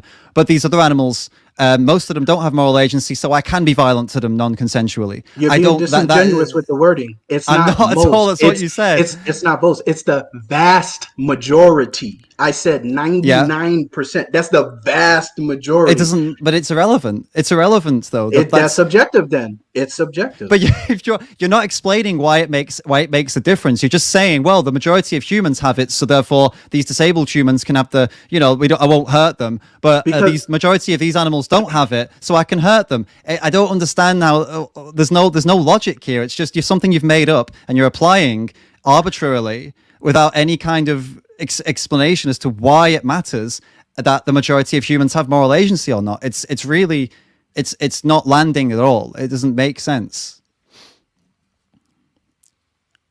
Right. It does make sense because we vote. We vote with dollars. We vote at polls. We vote people in to make decisions for the vast majority of people. And these are the decisions that en masse, 90% of people have chosen to live this way. Whether they agree with everything that comes with things or not, they have chosen with their dollar, with the people that they put into office to be a certain way and live a certain way when it comes to certain topics. That doesn't mean that everything is perfect or everything is done right. It just means that the core value of something maybe appealed to you. So, all right. So if the majority of the people voted in, it makes it moral, and that then you would live by that rule. So if you were living in a country like Saudi Arabia, where the majority of people vote in that women are the property of men, you would live by that and you wouldn't argue it. You would just say, well, this is the majority rule, so my wife is now my property. would you speak up, or would you say, no, I don't agree? Maybe not speak up because that'd be dangerous, but you get my point. Would you have a moral issue, or would you say, well, the majority is, again, now we're just going through black and white. Is that my culture? Am I now Saudi Arabian in that case? And that's how I grew up and that's how I live. Like, are these the case? No, or am I a black American that grew up in America with a different opinion or thought process on something? Well, because two things can be true at the same time. You're able to say what you just said, and in a different part of the country or a different part of the world, people live one way, and in a different part of the world, people live another way. Two things can be true at the same time, and that's an example of that. That's an example of that. So in this place, this is how people view things. In this place, this is how people view things. And it's right because they view it in the majority. You're saying the majority might is right. It's not right or wrong. It's not right or wrong. It's what the people have decided. It's not right or wrong. It's just how the people have chosen. Sure. So I don't know if that's right or wrong, if that's how it's defined. That's just what the people have chosen. So that's what they accept to live with. They may not accept, again, I said, people may not accept to live with everything that comes along with what they've chosen, but they live with it because a core value of something or something resonated with them that have made them go that particular route.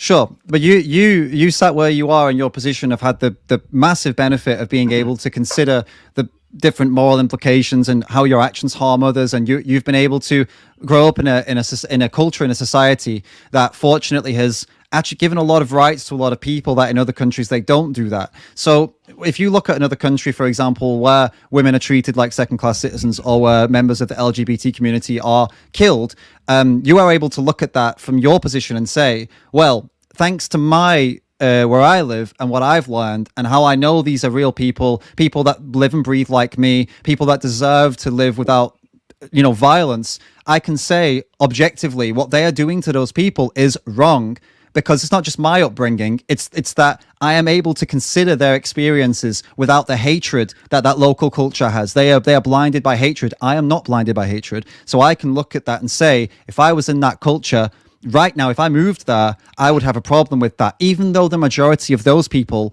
don't have a problem with that, I would have a problem with that. And you can apply that exact same logic, exactly the same thought process to these animals. You look at them and you say, right, do they have moral agency? No.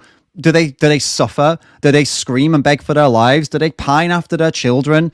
Do they even if they don't do any of those things, do they have nerve endings that respond to pain the way I respond to pain? And do they and more importantly than that, forget about all of that.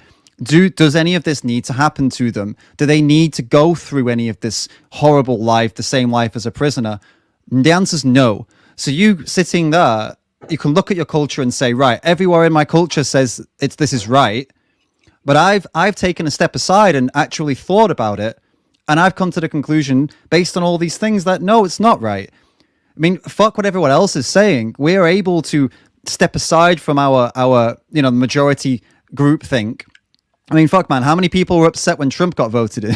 Like, people can step aside from the majority and say, how the hell did this happen?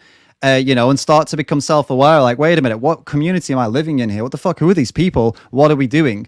And you say that when vegans feel like they're broken the matrix, that's probably why you're getting that impression, because sometimes some vegans are genuinely, people before they were vegan, they genuinely were so into their life as, this is the way it is, everything is fine, all good, everyone does this is great. They do say things like, I feel I broke out of the matrix, because they feel like they'd been in it.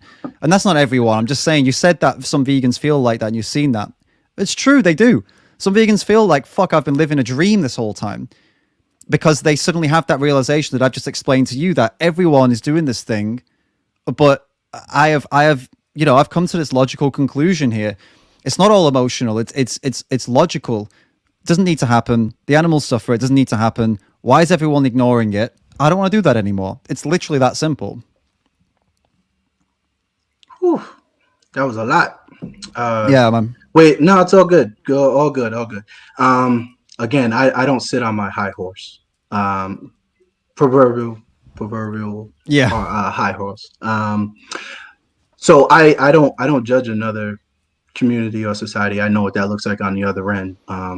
Judging by how my mother was treated growing up and my aunts and my grandparents. So I don't do that when it comes to society. But again, I mean, with different societies, communities, and such, I always go with that's interesting. I need to know more, and I need to hear more, and I need to understand that person's perspective, talk about it. And if I agree, I agree. And if I don't, then I eat meat. Proverbially, again, I eat the meat and spit out the bones if it doesn't apply to me. And so I don't sit here in the United States and judge Finland. I don't sit here in the United States and judge Iraq or Saudi Arabia or anything like that, China or anything. I don't sit here and do that. If I want to know something, I talk to people and try to understand their perspective. I don't sit here on my proverbial, again, high horse and presume that my moral compass is aligned better than someone else's when I know nothing about people. And again, that's what a lot of things sound like.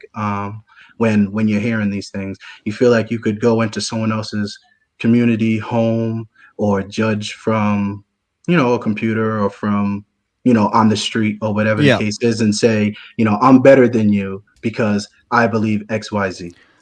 And I don't do that. I talk to somebody and I try to understand what it is that they're thinking, where their belief is, and I go into it with an open mind. Even with this discussion, even though I have opinions on things, I understand that they're just subjective opinions. And I came in here with an open mind to listen to everything that you had to say, because we probably agree on a lot of things and have obviously at the end of the spectrum the things that we just disagree on. And Yeah. that in lies where the problem comes in. So I think there's some level of there are some things I agree with what you said. As somebody who's traveled around quite a lot, and I've been to different places and experienced different cultures, and some cultures I didn't really like very much, and I didn't like some of the local customs so much, like things that weren't really in my comfort zone. And it's like, yeah, you ask about them, you learn about them, maybe you start to like them a little bit, or at least understand them and not be so uncomfortable with them. After living in India for like 12 months in total, that was a culture shock. There were a lot of things I didn't appreciate, and but once you learn about them, you're like, well, maybe it's all right. But this is very, very different than, for example, as the examples I gave, where in some countries people who are gay are literally killed, or women are treated as not allowed to drive, not allowed to walk out by themselves. This is not the same as, well, they asked me to take my shoes off before I go in, for example. These are two very different things. We can discuss some cultural differences, but we can absolutely speak against others. And it's not seeking to understand why they want to kill gay people, or seeking to understand why they want to strip women of all rights. It's actually, we skip that, because there's no understanding that needs to be had, in the sense that it's not like, oh, let's sit down and talk about why you kill gay people. It's that, I know why you do it. We know it's hatred, it's bigotry, it's that they don't see them as the same level, or whatever, as humans. You can find that out pretty quickly. It's not about sitting down and debating in that sense. It's about actually speaking out and doing something about it. And this is why many vegans don't just go vegan. They go vegan and start speaking up, because they realize that, wait a minute, not only is this abhorrent and what is happening, it's that I was part of it. I already understand why people do it. So therefore, I'm just going to go to the next stage and actually start to speak against it. I don't need to start asking people, why do you do this? Excuse me, why? Even though we do, right? We do. But a lot of vegans will be rightly angry, and they'll go out and they'll talk about it, and they'll say, this is fucked up, this is crazy. Or, as you made one of the comments on my thing, you said, when I said, if you're still contributing to this, and you know what's going on, why are you a selfish piece of shit? And you said, in your comment, you said, David, if you think people are pieces of shit because they're not vegan, just say it, if that's what you really think. I agree with that. Well, I think... I'm sorry. Go ahead. Because I think you're bringing up a good point, and it just came back into my mind.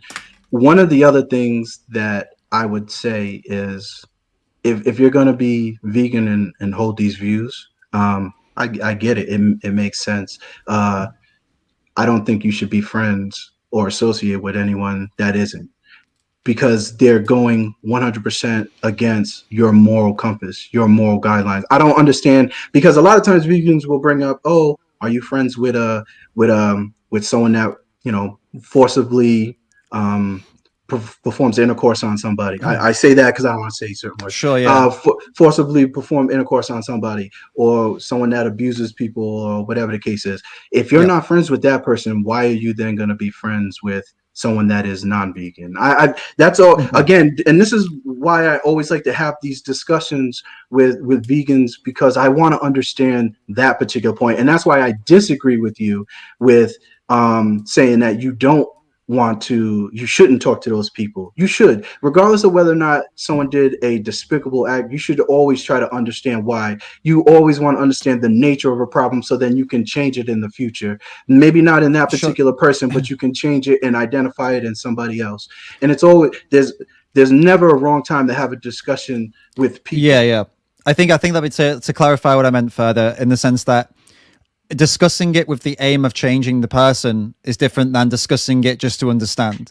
That's kind of what I was trying to get at here. Like you were saying, I'd talk to them, I'd see what they're about, I'd find out, it'll all be that's not the attitude I would take as to why someone is doing something horrific to someone else. It would be, I ask you these questions to figure out what the hell's going on, with the intention of trying to stop you from doing that thing, if that's the way in, right? Rather than just like, oh, I'm just trying to discover I'm just trying to discover what's going Right, wrong. but that information is valuable because it could prevent, it could make it easier for you to talk to the next person.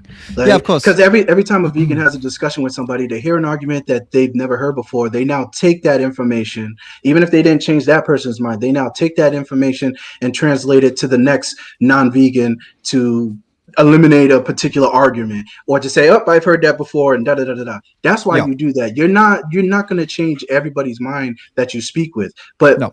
Everybody has value in terms of speaking with them because you can understand the next person potentially better. Right. Yeah. Sure. So I understand, but it's going in with an intention of. I understand. I think that's the intention. Right. The intention is important for me. The intention that you've got to have, the intention to change has got to be there, not just the intention of, I'm just, trying to learn about your culture. It's like, I don't want, just do you want to change India? Well, no, not India, no, but like a culture that is a specific part of a culture for sure. Like if there was a specific, you want to change all of Saudi Arabia? Oh fuck! If I could, absolutely, absolutely, man. That's it's not my fight, unfortunately. I mean, I'm sure it's a lot of other people's fights, but it's not the fight I've picked. Chosen. No, but, I get it. I understand. But I would definitely, if someone asked me, like, if I could, would I? If someone gave me, asked me for help with something, then I definitely can consider it. It's something. I think there's so many injustices. It's hard to even focus. But this is the thing with being vegan, is that it's not some. Let's just even bypass this for a second. The word vegan, it's not even necessary to even title one as a vegan or label oneself as a vegan. Who gives a fuck? The point is that there's so much injustice, so many things we can impact or not impact in the world, and there's many things like changing the laws in Saudi Arabia is something that's going to take fucking years of protesting and trying to lobby and doing it from not even in Saudi Arabia. That is difficult, right? But the injustice of like what's going on with animals, right? With non-humans, and the fact that they live the same life or a worse life than a prisoner would get for murdering or doing some horrible shit. They get all of that happening to them. In your case, simply because they don't have moral agency. Whereas the reality of, just to finish this point, the reality is that for you to actually help them, it doesn't require you to see them as any kind of equal to you. You don't even have to lobby for them to get rights to help them. They're going through pain, whether they have moral agency or not. They go through a horrific life, worse than any murderer would ever get, right? And all you have to do to not even to stop that from happening, basically, or to be a part of the movement that is saying this doesn't need to happen anymore, and to stop that horrible shit from happening to them, is just buy something different at the supermarket. It's not like you have to lobby or protest or do anything. This is why veganism, or whatever you want to call it, stopping contributing to these industries. If you don't want to call yourself a vegan, who cares about that? The point is, it's just an inaction. It's actually nothing. You just take your money, put it somewhere else, and then you've one part of one big fucking source of this pain and suffering and violence is now you're no longer contributing to it, and that's why it's such a simple thing, in comparison to all the other ways you could fight against these pain and suffering of humans. This is one of the easiest things to do, and a lot of people, I don't know why, pick and choose, like, if I'm doing human rights and I won't do non-human rights. It's like you can fight for humans and just not pay for that. It's such a simple thing. Right. I mean, you said a lot of good things in there that sparked a bunch of different questions, but you kept going, so then I keep forgetting the. It's my bad. I'll do better on that. Yeah, I'll slow down a bit. It's fine. No, it's fine. That's why we have to have these discussions, because if we were typing this, it would have stopped a long time ago. So you can only type it so much. No, I mean, I think you said a gem in there. One of the things that I can't remember is question-wise, saying that it would take years and whatever to change the law someplace else. Having said that, that's with humans. That's even with humans. That's with people that could offer a benefit to you.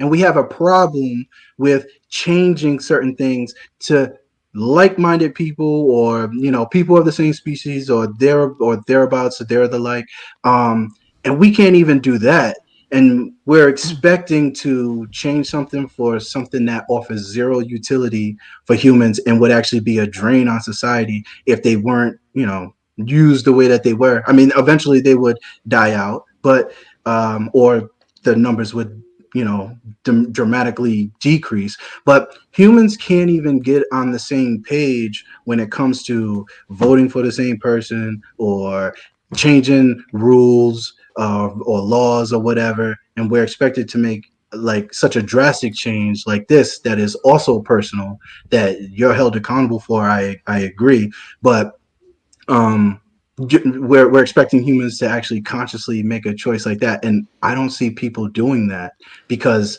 that sounds like it sounds like a natural thing, right? There's like a, I think there's a core difference between the two examples though. Like Sure, sure, all sure. right, there's human issues, right, that you're just saying, and there are human issues that exist, but you yourself sat here are not contributing to those issues, right? If there is like an issue with trans rights issue, it's not like you're going out and actively protesting against trans people getting rights, or trying to stop them from being trans.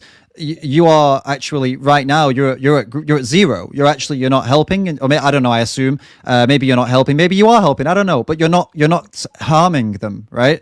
Whereas when it comes to the animals, you're not at zero. Actually, this is something that you're contributing to every single day, multiple times a day, and. All right, presumably, we're actually not all right, sure. well, Presumably, whatever it is, but at least once a day, we're, right?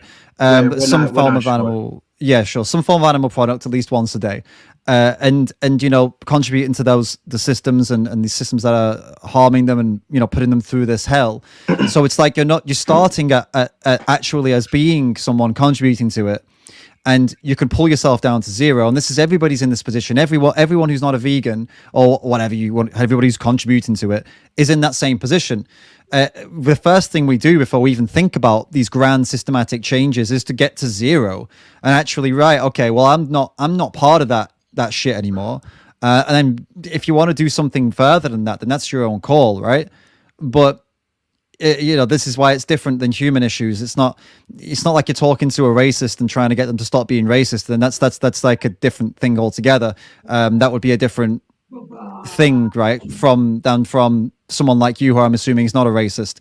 You know, you could do something to help end racism, but if you don't, as long as you're not being a racist, you're at zero. You're not a bad person because you don't go and help. You know, it's like you have your reasons. But when people don't go vegan, they are doing the opposite. They are contributing to it. Sure, you know? I would actually I kind of push back on that, because sure, to not help doesn't mean that you're not contributing. It means that you have your own sort of cognitive dissonance, or you believe that just because you didn't say a certain word to someone of a different nationality that you're not a certain thing. But if you don't stop someone from doing something, then you are contributing. So a lot of people sort of fall into this false sense of security, or this bubble, that thinking that their inaction isn't a problem, when in actuality it can be a problem. That's just generally speaking. That's a really good point. Generally speaking on that. It's a really good point, and it applies to the animals too. Sure. This is why a lot of vegans actually get into arguments about. They say that I understand, yeah. Now you are not paying for it, but you're also not stopping it. So if you are allowing it to happen, then your inaction is actually part of the issue. Mm-hmm. Mm-hmm. So yeah, I mean, a lot of vegans believe that. I agree with that.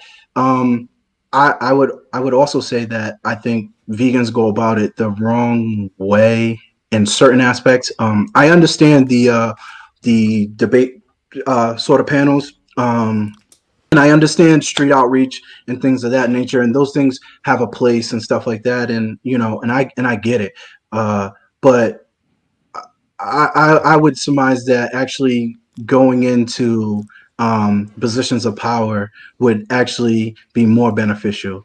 I keep saying that, you know, if you're going to take meat off the table, you know, I'm not fighting the government, because I have things to worry about.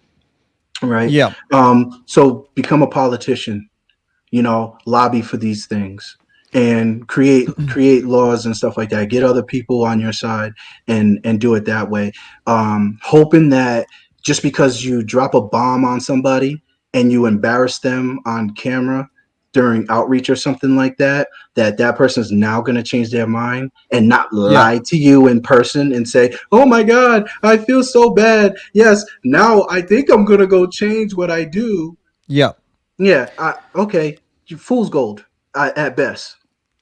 Yeah, so that's the reasons that people do that normally is that they're not trying to change the person they're talking to. They're actually trying to make a piece of content that will Sure, change they're other trying people. to dunk on people and make it interesting. Sure. Yeah, you dunk on someone, and then everybody likes to watch someone else get dunked on, and it actually show we all enjoy watching someone squirm, and it's I don't know, it's one of those things, right? Yeah, and a lot but of don't people you think that's sort of weird morally that you want to see It's- someone be embarrassed? That Yeah. with someone that thinks you have moral high ground over somebody, you now do something to embarrass them and put it on the internet and make them look stupid for everybody to see. That looks great.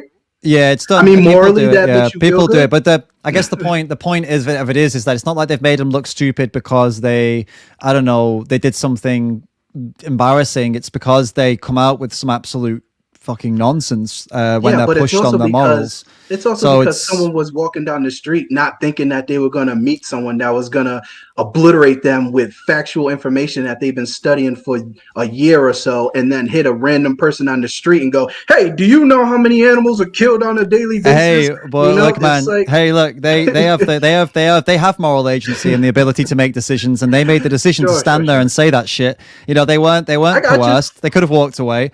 I understand if they were cornered, I'd be more likely to agree with you, but they weren't cornered. Like, there's usually an open environment. They can walk away if they want, but they choose to stand there and say things like plants have feelings, man. And like, if they stand there and say it, that's because people have an innate need for self-preservation and want to and then want to go, oh no, but and try to make excuses for stuff because not everyone is fully educated on it. Again, this is why I say go into politics, legislate it that way, make it happen that way if you're going to do it. That's what's dunking on 30 people walking down the street where 100,000 people walk.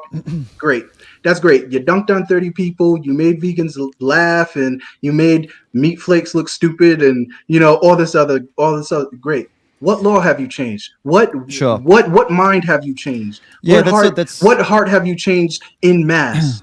Yeah, it's a bigger debate than this, to be honest with you, as to like strategy and tactics and what works and what doesn't, and it's ongoing within vegan animal rights circles. It's not something it's not something we can answer the question to here. I certainly can't answer that question. But a lot of these questions you ask me, they're difficult because a lot of them are, in my opinion, they're opinionated and subjective. There are some things that can be true, but they're not all things that can be true. What we can agree on is that for a human to eat meat, an animal has to die. I can summarize the points and ask the kind of I guess the straight up question again. That from what I'm understanding is that for you acknowledge that what the animals go through is we acknowledged, and it was your point actually that what they go through is akin to a prisoner, like murderer who gets put in prison, except the murderer doesn't end their life by going in a slaughterhouse having the throat slit. The animals do. So we acknowledge that's happening. We acknowledge that they feel and suffer. They have pain. They do have personalities. I don't know if there's something you're aware of, but I highly recommend you go to, if you don't believe me, you can look at the science, or you can go to a sanctuary and you can see how they all do individual different things and act differently. And some won't come to you, some will come to you. And it's not for food, and it's not for, you'd say, oh, it's because you got food. It's not. Some of them genuinely appreciate a love and affection. Some of them don't. They have individual ways and personalities and beings, and they have memories of being abused. So some of them hate humans, and some of them have been raised with humans, so they don't have that fear. They're individual beings, right? So they're being put, but they don't have moral agency, right? But that's where they're at, right? So what I'm understanding is for you to give them enough respect that they don't end up as a piece of food on your plate, as a piece of flesh on your plate, or a glass of milk or whatever, for you to give them enough consider them morally enough to not become that, the government has to tell you, because that's the only way you're going to do it. Or they also have to be exiled. Yeah, that's the other way. That's the only way you'll do it. So I'm understanding that for them to not go through all of that, or for you not to pay for them to go through all of that, either the government has to make it illegal, or they have to be exiled from society. Is this a good summarized? Have I summarized your point well there? your argument. For the most part.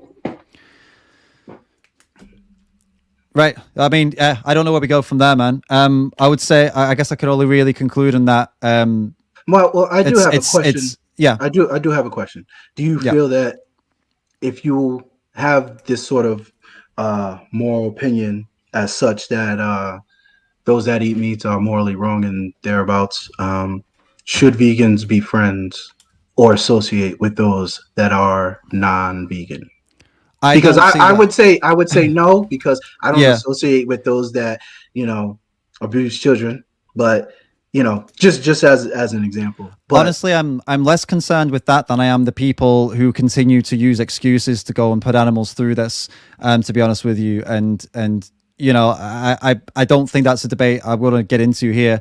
I think what's more the point I'd like to, I guess, focus on. I don't think there's anywhere else for us to go here. To be honest with you, I don't want to get onto another topic because I wanted this is not important. What's important is what's important is the animals that I am spending, quite a significant amount of time trying to make people aware of and raise awareness of what's happening to them. And meeting someone such as yourself that is fully aware of what happens to them, but is happy to see them go through it, and unless the government makes it illegal or unless they are eradicated because they can't offer you something back. I just find it incredibly selfish, and I'd expect that. I genuinely expected that a father of kids would have more empathy and more sympathy for others.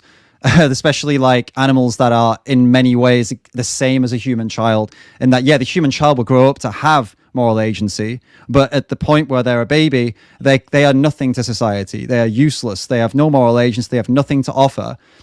Animals stay like that for their whole life. I'm just astounded at the lack of compassion or empathy for these animals that they're completely helpless, man. They're completely helpless, completely hopeless at the complete whims of humans. I guess I'm just stumped by the kind of flat, kind of almost robotic approach to it, to be honest with you. Sure. Again, that's a lot said. No, I don't think you heard everything that was said. I actually said that a lot of the things that they go through is wrong and shouldn't happen, and I want to discuss those sort of things, and I would release them into the wild, but I wouldn't not hunt animals or that sort of thing, or not eat meat. That's sort of really what the basis is. I would eliminate any sort of, again, and I said this too, you roll back the tape. Sure. I said I would eliminate factory farming. I said I would eliminate all of those things that harm them, not because I like them, but because, hey, if it's not necessary, and that's what we want to decide as a society is the best way for us moving forward to better ourselves as humans. I would 100% do that. And again, I haven't even disagreed with you on a lot of the abuse takes and stuff like that. My thing is their utility. I just come back to utility and their moral agency and their usage within a human society. Again, I also said I would 100% get rid of that, any sort of abuses and anything of that sort, and to 100% cut all of that out and sort of just say it and splice it how you're trying to say it to make me as if I'm not an empathetic or compassionate person is disingenuous, and just it's not an accurate depiction of somebody. It is because I'm not going by what you're saying. I'm going by what you're doing. And although you tell me that you're against these things, hold on, you should go by what I'm saying, because you actually don't know what I'm doing. You just hear what I'm saying. You don't know what I actually do on a day-to-day basis. You actually don't know how I do or don't eat. You actually don't know if I do or don't abuse animals or anything like that. You're making an assumption because I don't classify myself as a vegan. You make assumptions, and now you're projecting all of those assumptions and now calling into question my morality in terms of being, or my empathy in terms of being a parent, which is 100% disingenuous. I don't even think you have children, do you? No, I don't have children. No. So I have 4 children, and to claim that I have zero empathy, or to actually sit again. Here you are, just how as I said earlier, sit Yep. on the high horse and make presumptions that everything that you say is accurate is why there is a problem. That's why people have to listen to what people say and actually take actions. You're making you just classified me. You summed me up at the 1 hour and 30 minute mark as being an Yep. unempathetic human that cares nothing about people and essentially shouldn't have children. I care nothing for animals and shouldn't have children and such. That's how I took it, right? Right. Yep. And you don't even know what I actually do. I'm having these discussions because I want to understand what these things are, and I'm offering suggestions. And then Yep. to classify me that way, you lose an advocate in someone like that because you don't know how much reach I have. You don't know who I know. You don't know, what I do. Sure. But to say those things, you lose people. And that's just 100% disrespectful. So are you saying that you don't contribute to any of the things that we've been discussing and what the animals go through? I personally don't in terms of eating. So what do you mean exactly? If you joined this stream, and all the way up until the stream itself withheld the information that actually you are consuming a plant-based diet or whatever. I do then, consume a plant. Again, I do, but I said I don't classify myself as vegan because I understand and I talk to people and I want to understand why they do what it is that they do, and I want to go over things to learn why people do what it is that they do. I need to understand. Then earlier on, you were arguing that it's beneficial for you as you're bodybuilding to be eating animal products, and now you're telling me you don't eat animal products. Nope, I said that I'm plant-based. I don't eat animals. I don't eat animals regularly. I don't consume animal products regularly. I don't live with animals. I don't do anything associated with animals on a regular basis, on a day-to-day, even weekly basis. It may be something that's thrown in there occasionally to assist with certain things, but it's not something that's done on a regular basis. So what was the point about bodybuilding then, and being, you were saying you're a big muscular guy? I also said that I understand that someone that's not, again, rewind the tape. I also said that I understand that it's not to say that just because someone doesn't eat those products that they can't do those things. I said that. I said all of those things. I know it's easy to just remember the parts that sound salacious and want to, incriminate someone. But I didn't say that you couldn't be a bodybuilder or couldn't be a certain way. No, I didn't say you said you couldn't. I'm not incriminating you. I'm referring back to the reasons you were giving that you find it beneficial for yourself to not be vegan. You were saying that actually, no, I'm a big guy and I need this and I need that. And I know it's possible to be like this without animal products, but I'm not saying it isn't, and you were justifying yourself consuming animal products for those reasons. This is recorded. Look, what I was justifying was the fact that I understand. See, you've given up. This is why I keep saying this. You've given up all understanding, and I get it. I 100% understand why you've given up all any sort of accepting of this, because you are just on this side. This is just how you feel. It just is what it is. That's why it's accepting what exactly? You accept that eating meat or using animals in any sort of way is 100% wrong, should not be done. They deserve certain rights and deserve to live and all of that. And right. You're 100% on that side. So anything other than that, that's why I said I'm not here. I can't change your mind, because anything other than that, you think it's wrong. Whether you ate a fish once a month or you had a glass of milk once a week or something like that, whatever the case is, just saying. Yeah. Regardless of that, you are 100%. Nope, that's it. Well, because the animals are 100%. Because animals are 100% dead, right, or 100% exploited for that one glass of milk or the one fish. That it sounds so insignificant when we put it that way, but in the reality, it's still death and violence. It doesn't matter if it was once in a month or if it was 100 times in a month. It's still you're subscribing to the idea that that's their worth and that's all they are, and that's all they are to me. Of course, yes, I'm against that, as we all should be. I understand violence for pleasure. violence for And convenience. I understand that, but we also get to a point where we actually sit here and believe that there aren't medical data that I don't. Again, I'm not a doctor, but we sit here and suggest that there aren't benefits to animal products. And I didn't say that there weren't benefits. No, We've been through that no, already. I said we. Yeah, I didn't say David. I said we. Sure. I said we. Sure. We get into this discussion. We get into these platforms and say that you're gonna die early, and nothing's good about meat. And is that factually true? Is that 100% without argument true?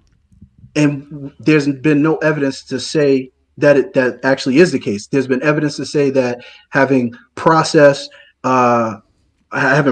meats or certain red meats increase certain things, but it doesn't mean that you're going to do something or that something's going to happen. What it actually means is that you should be having a more whole food diet. You should be actually, because a lot of those numbers actually go down if you add vegetables on a regular basis, if you add fruits on a regular basis. A lot of those numbers actually go down, and we choose to say that a certain diet correlates to death when we actually don't know. Sure. I guess I will try again to summarize what I'm understanding up until this point. And again, if you disagree, you can tell me why, or I mean, I'm kind of confused, to be honest with you, as I feel like either you've tricked me from the first moment in that you've secretly are eating plant-based, and when you say going vegan, you just meant, I don't know, theoretically or something. I don't know. Either you're either living like a vegan and you've been kind of fooling me the whole time, or you're not living like a vegan and you said that to try and save face. So let me just try to understand. No, I'm 100% not living like a vegan, just to be clear. Right. So you're not eating plant-based, I'm not trying. Or you are. No. Plant-based and vegan are different things. They are, yeah. But a plant-based diet means that you're eating a plant-based diet. Vegan isn't a diet, right? It's not. It's moral choices. It's the way you choose to live your life. I'm not vegan because I don't live my life that way. No, that's what I'm trying to say. I don't have the same. You would consider yourself a vegan. You and I differ on our opinions on this topic. Therefore, in your eyes and in the eyes of vegans, I would not be considered a vegan. It would be a lie for me to say that I am a vegan and differ in opinions than you. Right, but I asked you if you would stop contributing to those industries, and you said no because you don't think they have moral agency, and if the only thing that would get you to stop contributing to them is if they were eradicated, these animals were eradicated from society, or if it became legal. Now you can't blame me for making the logical conclusion from that you are paying for those things. That's fair. Are you saying you're not? No. Let's be fair to what and again, this is why having a discussion is better, and I thank you for having a discussion, but this is why having a discussion is better as opposed to written word, so I can clarify that. I don't change those things because they're subsidized, and we said that before, and I forgot to mention that within that discussion, and that is my fault, and I apologize for sort of leading to a particular conclusion or assumption that one may have had. But regardless of how I do or don't feel, my tax dollars go to things that I do and don't agree with, regardless. And I've stated multiple times, and this is why I've stated multiple times, I don't agree with how animals are handled. Whether I like them or not, because I don't, but whether I like them or not, I disagree with how they're handled.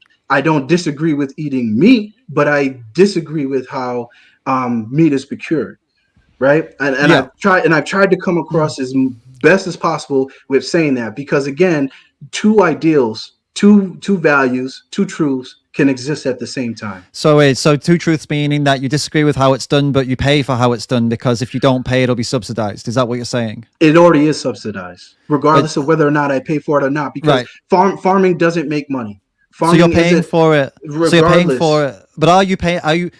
I mean, this seems like a weird argument. Like all people are paying for it through subsidies. It's not what I'm asking. I'm asking, and that's why I are say, you going out and paying for it with your dollar? Are you going and giving these people money or not? That's the question. Not is your taxpayer dollar going there? You can't stop that, or you could, but it would be very difficult. I'm asking, are you consciously going out and telling the supermarket, here is my money for those products or not? That's the question I'm trying to understand. the only product that I would do that for, and not regularly, would be chicken. So actually chicken or fish. So because I'm plant based, but I'm flexitarian, more so paleo, that sort of thing. But because my diet basically consists of fruits and vegetables and oatmeal. That's really pretty much all that I eat on a regular basis, and kashi cereal, really. But I can't say that I don't 100% put anything in there in terms of going to the supermarket, because maybe monthly I'll have animal product And milk and dairy products and I eggs. don't have I don't have any milk, and I'm allergic to eggs. Right, that's interesting. So wait, so you're it's yeah.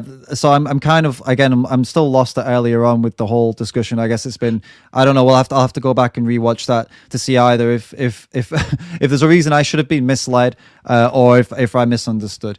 So your contributions to those industries are that you're paying for it's chickens and fish to be killed, and that's only on a monthly basis, you're saying, right? Or am I misunderstanding you? Correct. Right, and you're doing that because you don't think you're doing that because they don't have moral agency. And well, I do that. Nope. Right, okay. I apologize. I have to cut again. This is why things get messed up, because we bloviate for so long and say so much stuff that it's tough to gather everything and try to respond to everything. I mean, honestly, it's tough. It's tough to gather everything because it's not. To be completely honest with you, you've not been I don't know what the word would be. I don't think you've necessarily argued in good faith all the way through. You've not been transparent. You've withheld information that would have been really important in the beginning. I answered the question. If you are. Nope. I never misrepresented myself. I think literally about 30 people in the comments would definitely disagree with that, as multiple people have already said. But we wish you could rewind here, because there's been so much confusion here. David, I would love to rewatch this with you and go over everything for sure. But again, I'm not reading the chat. I don't have a chat in front of me. But yeah, sure. But for anyone that felt that I was disingenuous or misleading, I apologize. That's not the intent. I answer the questions because I'm not here preparing for any of this, right? So, we're not asking, technical questions. We're not asking 100%, what documentation do you have questions. We're asking field-based questions. We're asking opinion-based questions. So on the spot, answering a question, all you can do is the best that you can do. So if I misrepresented something, I apologize. But again, all I can do is answer the questions that are provided to me the best way that I can within that. I never said that I do or don't eat meat. The presumption was just there. All I claimed was that 100% claimed was that I'm not a vegan. That's what I claimed. All right, fine. So now I can properly summarize the situation. So I don't know the situation. Okay, I don't know the situation for the rest of your family, but I'll talk about specifically just your situation and try and summarize to make this all clear. So the situation is that you're currently consuming in what would be considered to be like, you're mostly eating plants, but you're also eating animal products sometimes, and you don't see a problem with eating animal products sometimes. Or in general, you don't see a problem with eating animal products. In general, you see a problem with how it's being done, but 100%. But to be clear here, there's no better way of doing it. That is I would agree with that. Sorry? I would agree with you. Right. So that is the way it's done, and if you don't agree with how it's done, then you don't agree with it, full stop, really, because there's not a better way to do it. It is what it is. You shoot them in the head, slit their throat. It's the quickest. I would agree with you, and that's why I say people just accept it fine, without asking questions. But although you don't agree with it, you don't agree with it, but you don't see a problem with it because they don't have moral agency. Therefore, they're not deserving of being defended by you. They don't deserve your help, your defense, because they don't have moral agency. And the only way to get you to actually do something about this and to say, no, this is, I will stop this completely, is if they were removed from society or if the government told you to stop it. Even though you don't agree with it, the only reason you would stop it is if the government told you to, or if they were removed from society. Is this a better representation? I think that's more fair, but to add in there, I'd say it's also because I believe that there are benefits to animal product consumption. Again, not a doctor, but there's documentation to say as such, just like there's documentation to say that those things are harmful or carcinogenic or whatever the word is, or carcinogen. Yeah. There are documentations that oppose and contrast each other. So I would just say that I understand, that I believe from my readings and from listening to certain things, and I listen to everything. I try to, and I listen to both sides, that there are tangible benefits to animal products being in a human diet. Sure. I mean, there are tangible benefits to a lot of things. We've been through this already. There's it's non-consensual violence. Is it justified because it brings us benefits? I guess you would answer yes, because they are not moral agents, right? But then you wouldn't apply that same logic to a human that doesn't have moral agency, because they're a human and most humans have moral agency. These are the points you brought in. I don't know if you still stand by them, hearing them back. Sure, those are fairly accurate. Yeah, I mean, I didn't say it like that, but yeah. I mean, that's that's how you digest it. So I get it. That's how it comes back. So I get it. I mean, I'm just putting it all together so that it's clear. And if on the face of it you don't like how it sounds, then I mean, I'm not making it sound any worse than it is. I'm just telling you, like, that is how it is. I'm using your logic here to try to understand where you're coming from and what your logic is. So you standing that is the logic that you am I wrong? If I'm wrong, tell me. If there's something I've missed there, then please clarify it. Say it one more time. So there are benefits. You're saying there are benefits to using first, consuming do you animals. deny that there are or aren't?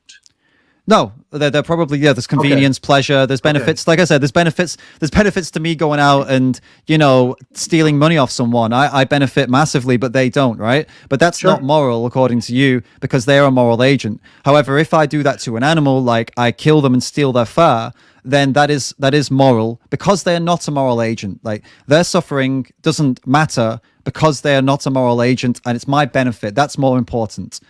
This is the argument you're making. I don't think that it is or isn't moral. I never said that it was moral to. Oh, you said it's okay. Animals. Okay, well, you said you would do because, it. So because when we say that, again, we're going to splice it, and then I look a certain way by saying that it's moral. Forget the word. Don't agree. Fine, forget the word words, moral. But words. Yeah, matter. okay, fine. But I'm retracting it. Forget the word moral. You're saying that you don't see a problem with that. On the surface, no. Right. Okay. Because they're not a moral agent, and because it benefits a human. And because they're not a human. So if all those things, the boxes are ticked, they're not a human, they don't have moral agency. Because humans are transactional. Because humans are we can transactional. Do it. Well, that's an arbitrary point that you've put on things. Like, this is you've decided to see life that way. It's not like something that is just is. But everything it's how you view life. Right. But everything that you're saying is subjective, regardless. Like I said, those things. It's not subjective. It's objective. Like the things I'm taking your points and telling you them back in real life. No, this is not like I said I said the things that you said. I said the things that you said, not the things that are saying back to me. I said the things that you said. Well, that which bits are subjective? Which bits are you taking issue with at the minute? I'm lost. Oh, I don't take issue with it. What I'm saying to say that something is subjective or to not fully agree with something does not mean that it's a contentious situation. It's a way to weasel out of accepting that something is bad by saying it's subjective. Right, but that's also because. But that's also because I understand that things aren't black and white, and I accepted the fact that from your end, regardless of anything, if you had a piece of chicken once a year, you view that as evil. That's bad. You're immoral. Well, person, yeah, blah blah. So like, all right, because it's violence in exchange for pleasure. Right, but I accept that premise. But with that premise, there's no gray area. So you're suggesting that you live without gray, that you live without context, you live with Because there's without, a victim, yeah. Because there's a victim involved, absolutely, yeah. It's not gray as to whether they suffer or not. And again, I said in this stream as well that Yeah. I think people need to understand that for someone to have meat, something has to die. I said that. Sure. all of these talking points, I bring up and I say because that's true. Right. That's true, but that doesn't mean that it is or isn't wrong. That's where the discussion comes into play. That's according to the animal that goes through all of that, then they would definitely say it's always wrong. Gotcha. But according to your position, they don't have enough value for you to consider it wrong. Sure. Even so, their pain doesn't matter. Their suffering doesn't matter. Right. Does a camper that get killed by a bear, does that matter? Well, they don't have a choice. They don't have moral agency. See, but there we go. Right. Yeah. Exactly. So, but they don't. You're not a bear. You're not a bear. You're not a lion.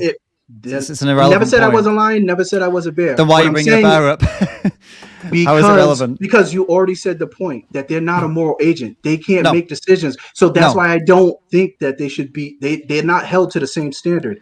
So I can agree to that, which means they should be exiled from the human society. Exactly. I've said that multiple times. And if they're not exiled, you're going to keep on paying for them to be stabbed in the throat because they're not moral agents. Nope. What I said was I understand. The whole point of everything that I said is that I understand why people do it, because you've even admitted that there can be benefits to eating animal products. So because of that, people are able to cognitively think, weigh out the risks and rewards on why they choose to do something.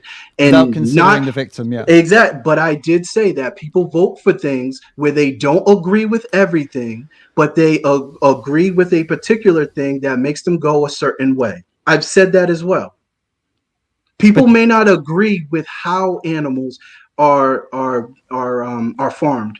People don't agree with these things. You would find the vast majority of those that eat meat disagreeing with the way that of the treatment of animals, but because they're hypocrites, which is including yourself. Actually, you hold the position that what is happening is wrong. No, but then at the same time, you hold the position that you don't like what's happening, but then you all at the same time you say you don't think there's anything wrong. But that's because I started the premise by saying eating meat just isn't wrong. That's why, because I hold that as a belief that it's not wrong. That's why. Yeah. Holding it from the perspective of somebody who's not on the receiving end of the violence that comes from the choice to eat meat. Of course you would say that, just the same as most men in some countries don't see a problem with women being oppressed because they're not women, and straight people don't see much of a problem. Some people don't see a problem with gay people being oppressed because they're not gay. It's easy to say I don't see a problem with it when you're not the one who's on the receiving end of the shit that comes from it. It's easy to say that, well, they're not moral agents when you're a moral agent. Like, if you weren't a moral agent, you wouldn't want other people saying, you're not a moral agent, so fuck you, I'm going to stab you in the throat. It's easy for us to take this position when we're not the ones on the receiving end of the abuse that comes off it, right? And I feel that's kind of the position you're taking. I can accept some of those things because they are true, but animals, the way they're treated, wouldn't change any of those things, whether they were treated well or not. Whether they were in no, I wouldn't. Hold on. So to bring any of that up is irrelevant because how we treat animals is separate to how you treat people.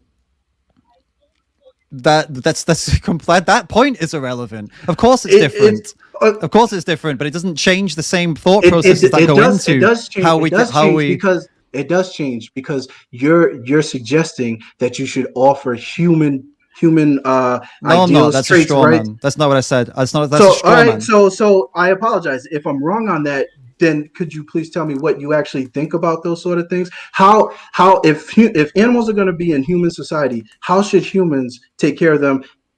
Removing using them as an animal product for food, for consumption or wearing. If they're going to be in society, how should we treat them or do with them? What to do with them? Right. We've been through this right at the beginning. The first steps are to remove them from the systems and stop humans from depending on them for pleasure, convenience, entertainment. which would drastically reduce the amount of them that there are. And Sure. This doesn't happen in one day anyway. It would happen over a long time because there's billions of people, and they're not all just going to one day decide they all agree on this. Eventually, there'll be very, very small numbers of them, very small populations of them. And at that point, the people who are alive then, which probably won't be you and me, are going to have to make a decision on what they do as to whether they put them and keep the populations of them in sanctuaries or probably zoos or whatever, or whether they decide whether they decide to let them go extinct, which I actually would elect for that option. I think they should be. I think they should go extinct. Right. So do you believe that animals should be a part of human society? I think that's important, because if you're going to eliminate these the current use of animals within society the way that they are, what do you presume should actually be done? Not what do you think would be done, what do you feel? What do you feel? That humans should still take care of them? All of domesticated animals that are currently in all these systems that we've created them in, they should be extinct. They're not animals that are going to have health problems. Chickens, for example, they're bred in such a way that they don't live anywhere near the lifespan they're supposed to. They have horrible issues. I think it'd be better to let them go extinct and stop breeding them and stop them from breeding and remain with the versions of them that live in the wild, because these animals can't live in the wild. You can't just release domesticated cows and chickens and pigs into the wild. It won't work. They'll die, they'll suffer, or they'll fuck up all of the other ecosystem for all the other animals because they're domesticated and they're not supposed to be out there. They should be extinct. They should never have been created by us in the first place. In terms of dogs, cats, it's probably along the same lines. Actually, it's never going to happen because dogs systems that breed them, I think they should absolutely stop. The people selling them, breeding them, the ones that we still have, we should stop breeding them. And I guess, eventually the same thing would happen. Those breeds, if people stop breeding them, selling them, they would also go extinct. And I think also that would be good too. I think it would be better for these animals to not exist and for us. So in one aspect, I agree with your kind of idea of they do their thing, we do our thing, and that's how it is. I think that's probably where it'll go eventually if people do become at the point where they are ethical. Yeah. Right. And I think that I would like that. But the point I would like that as well. Well, the point is, and the point we need to keep going back to, and where I take issue with individuals, yes, we agree on the ideal point to get to, but what we're stuck on here, and what we're going to have to keep going back to, is I don't think it's defensible for someone to be contributing to these industries that do this to animals now, simply because it benefits them personally, because they don't see them as having any kind of value. And as I said, it's not different. It's no different than a human who sees another human as having lower value. Like some humans in the past, I won't say name which types, because I know you don't want to get into that, and it's fine. I don't like making those comparisons anyway, but there are some humans in the past that viewed other humans as the same level as animals, and they called them animals. So it's not a crazy idea to imagine. You said it's different. It's actually not that different. Only a couple of 100 years ago were some humans referred to as the same level as animals. They were the same level as an animal on the street, but they were human, right? So it's not crazy to imagine. And those people would say the same things. Well, they were this. They're not like me. Therefore, they don't deserve moral consideration. The argument you're using is, they don't have this thing that I've attributed value to, moral agency, so they don't deserve any kind of, they don't deserve the minimal respect to not have their throat slit for a sandwich, right? Because they don't have that thing. This kind of activity, this kind of moral, this kind of logic we've put on things throughout history over and over again to different groups of individuals, different groups of humans. We're still doing it now, except, some people do it to other humans, but most humans do it to other animals. It is comparable, and it's really, I don't understand how we don't come to the point where we realize we're making the same mistakes as those people did, and we are all so assured of ourselves, like, oh, they don't have moral agency. You're so sure of this. Those people were so sure that these other people were animals, right? They were so sure of themselves, just as sure as you are right now that these animals don't have moral agency, so they don't deserve consideration. I don't get, how do we not learn from mistakes of other people? Well, I've always said everything is subjective and opinion. But in those cases in which you're talking about, there are a lot of there's a lot of context in terms of what one group of people will think about another group of people.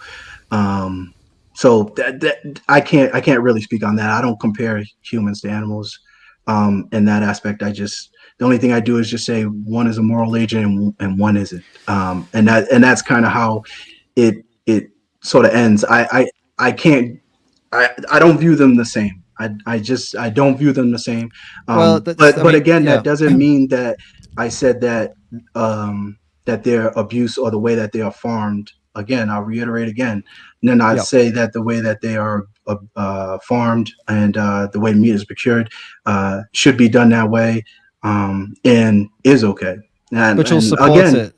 But you'll support it unless it becomes illegal or unless they're eradicated from society. So that you're saying two things can be true at the same time, but in this case they can't.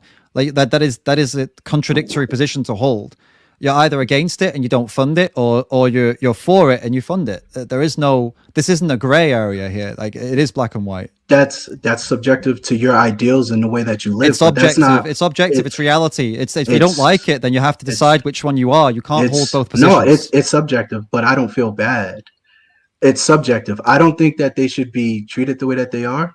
I agree with that. But you pay for that though. That you're funding that. You're supporting that. So I don't get how you can disagree with it and support it. Potentially, but I don't view that as.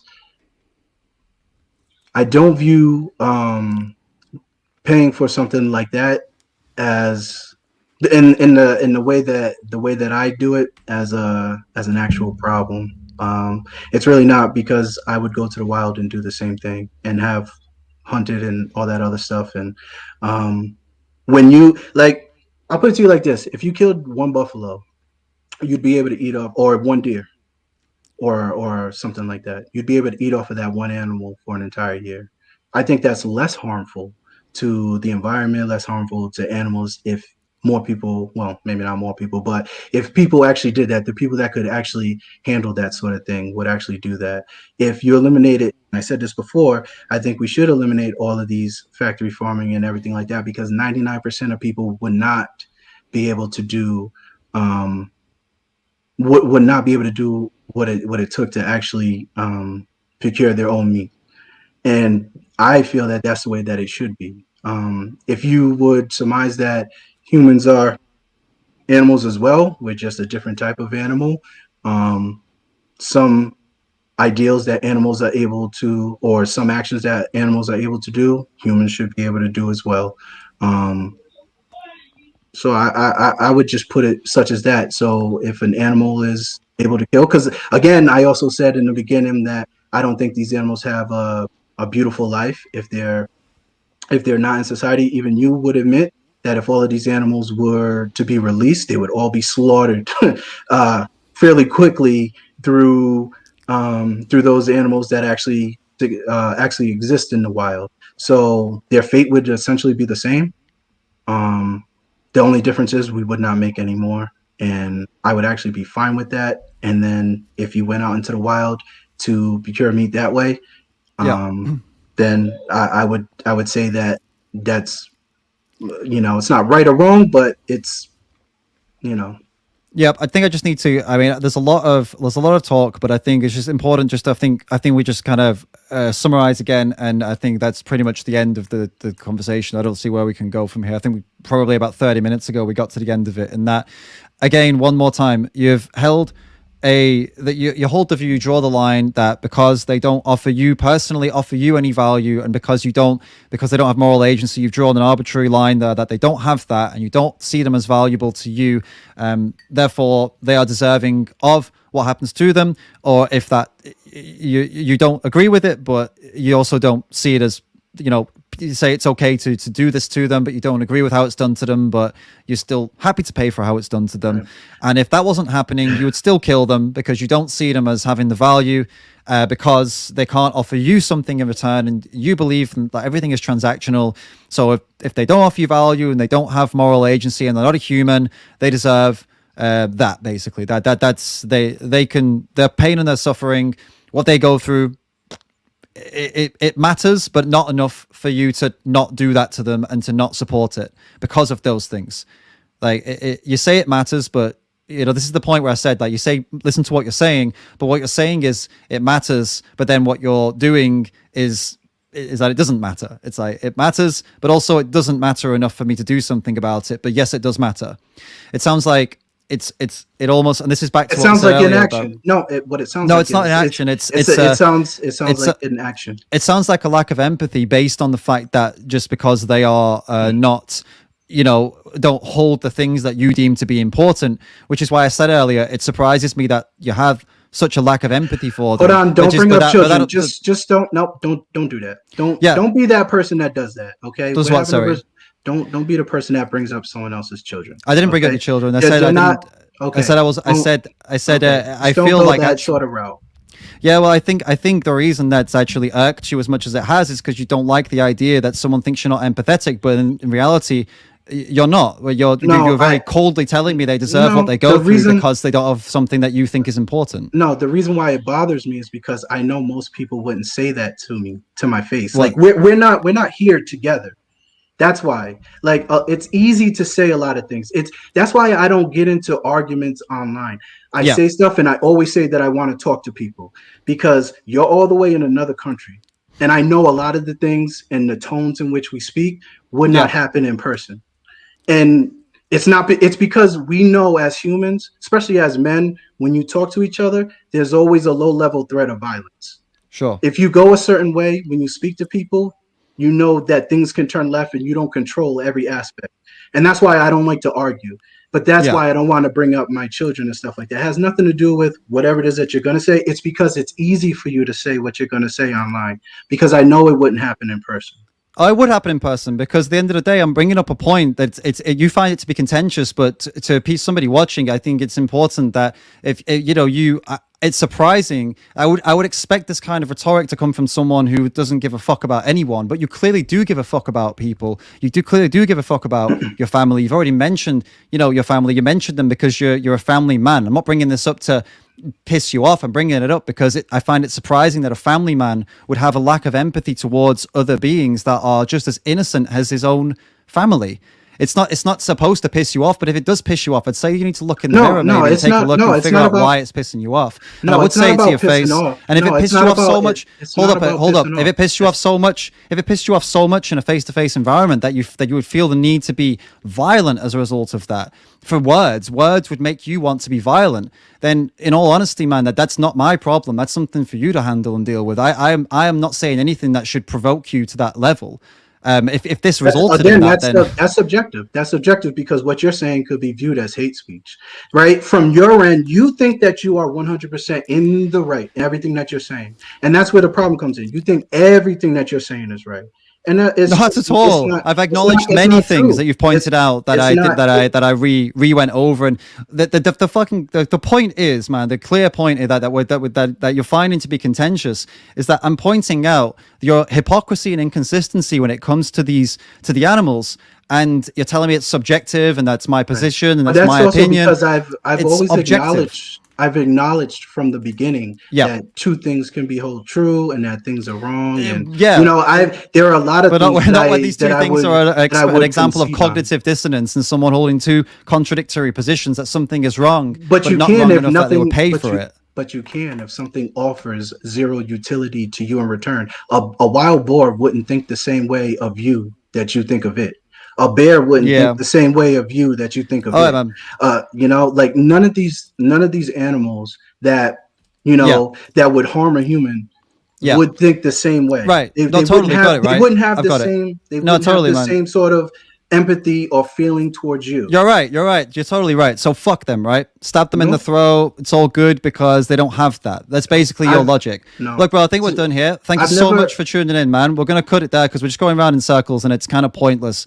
I'm sorry if I offended you. That wasn't the intention, but I feel like I did anyway. But this is one thing, man. If you leave, I know you're not going to leave here and really probably not consider most of the things that have been said because you're very sure of yourself and your opinions and what you believe, and that's whatever, right? I didn't think I was going to change your mind today, to be honest with you, from the first 30 minutes. But if anything, I would say if you're going to go away and think about something, think about why it why you have to prove that you are empathetic, and why when I said you weren't, did that piss you off to the point where, you know, you got annoyed, visibly annoyed, and bringing up your children. I didn't bring that up in any way to offend you or any way to attack you. I brought it up because, as I said, I expect, I maybe I'm just fucking wrong. I'm hopelessly optimistic. I expect people who are family people to care about the families of others. What I don't expect is for them to say, well, those other animals' families don't matter because they don't have something that I consider to be important, like moral agency. But I only consider it to be important if it's in the animals or not if it's in the humans or not.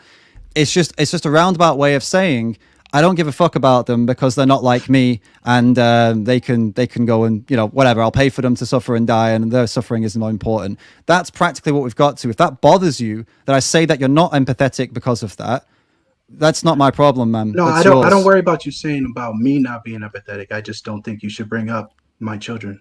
Sure. Well, I there you mean, go, man. that's just basically what it is. Because my children didn't get on this live stream with you. My children never said anything to you, and Sure. again, and you don't even understand. You don't even know what my kids do or don't eat, or what they do or don't hold, or what the beliefs are. You're just full of assumptions. Sure, man, but you're not stabbing your kids in the throat or paying for that. So obviously, my concern isn't what your kids are doing or not doing. My concern is these other animals and their kids and what you're paying for to happen to them. Which is why I've focused on them for 99% of this and mentioned you being a family man, you know, once, and it was enough to, you know, cause this reaction. No, but anyway, actually, dude, no, it was either the second or third time. But here, because the first time I didn't say anything. I didn't say anything the first time because I understood the conversation and the context. But to constantly bring it up, you're trying to harp on a point and just be disrespectful. Sure. But here's the thing. I do want to say this. I apologize for any sort of contention that was within the your live stream. This is your platform, and I hope I didn't disrespect it in any way. And if I did, I apologize to you and to anyone in the chat. I thank you for allowing me to speak. It's been 2 hours. I wasn't even sure you were going to allow that much. Sure. So I thank you for that. And I thank you for allowing me to have a closing statement without interjection. It means a lot. I wish you the best. Thank you. Sure, man. Thanks. I'm now dairy farming. I've taken over from my father. We are milking around about 80 cows. Before this, I was working in the Irish Farmers Association. I was negotiating milk price with co-ops and so on and so forth. And sort of the idea of where we are here in Ireland, we're very different than the rest of the world in that, well, not all of the world, there is parts of the world that are similar to us, but we would be more established in our farming systems. The land would be under agriculture for a long time. I suppose anywhere in Europe you could say that. And similar systems. Also the way that we are farming, it is more in, we own the co-op, we own the system, and so therefore we also have to negotiate our milk price, and it's a more smaller scale system what we're doing here. So I'm milking about 80 cows, which will be in around about average. It will be larger for our area, but it will be average or below average for the country. Okay, cool. So I guess let's just follow this. Let's go from here, I suppose. I mean, you've opened up, you told us a bit about the dairy farm and how it's, you know, you say it's a slightly different in Ireland. So let's kind of start with that then. So on your farm, practices on most farms, or you can correct me if I'm wrong, regarding dairy cows, they differ from obviously these large farms to small farms. There are differences, of course, but on your farm specifically, what's the situation? What's the system that you put into place for example, getting the cows to produce milk? So like impregnating the cows, and then what's the process after that? Like, tell us the process that you go through on the farm from when the cow's born to what happens to them, depending on whether they're male, female. Then you know, give us the whole story of your farm. Well, I suppose from the beginning, obviously, and I see you mentioned it there, and there's something I meant to come back on a video, but I never did. What we do, we AI. We AI some of our cows, and we put to a bull the rest of the cows. The cows that we need for breeding, the ones that will be healthier genetics, when I say healthier genetics, in that we need an animal that we need and they need it themselves to be an animal that is robust. You can choose to breed in lots of different directions, and same as with humans, there's different races within humans. Likewise, there's different races within cows. So in the past, it would have been gone more towards higher yields and production. And I found that didn't really work for us, especially here in the northwest of Ireland. We couldn't, not that the animals were quite happy and content, but they were under a lot of pressure. You were raising marathon runners. So anyway, I'm breeding then more towards a robust type of animal, a smaller British Frisian type animal. She is inseminated, or the heifer is inseminated. We do the AI ourselves. I do it myself. My father does it. Basically, what you'd see in the video though is she's rammed up in a crush and she's doing whatever. In a lot of cases, I just do them when they're standing there in the passageway. These are girls.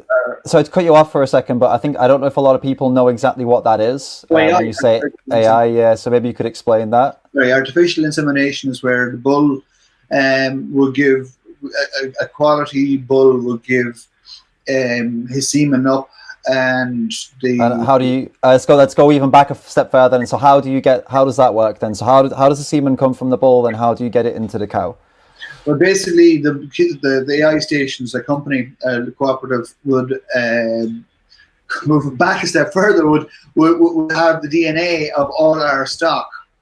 A company called ICBF would have the DNA of all our stock, and they would then choose the best, most viable animals, and for various areas that resistance to disease. So we used to use less antibiotics. More production per kilo of live weight so that they're not under pressure. Basically, and I say more production of solids as opposed to volume. Look, as I say, I could give you a whole thesis here, and I go into a rabbit hole of back.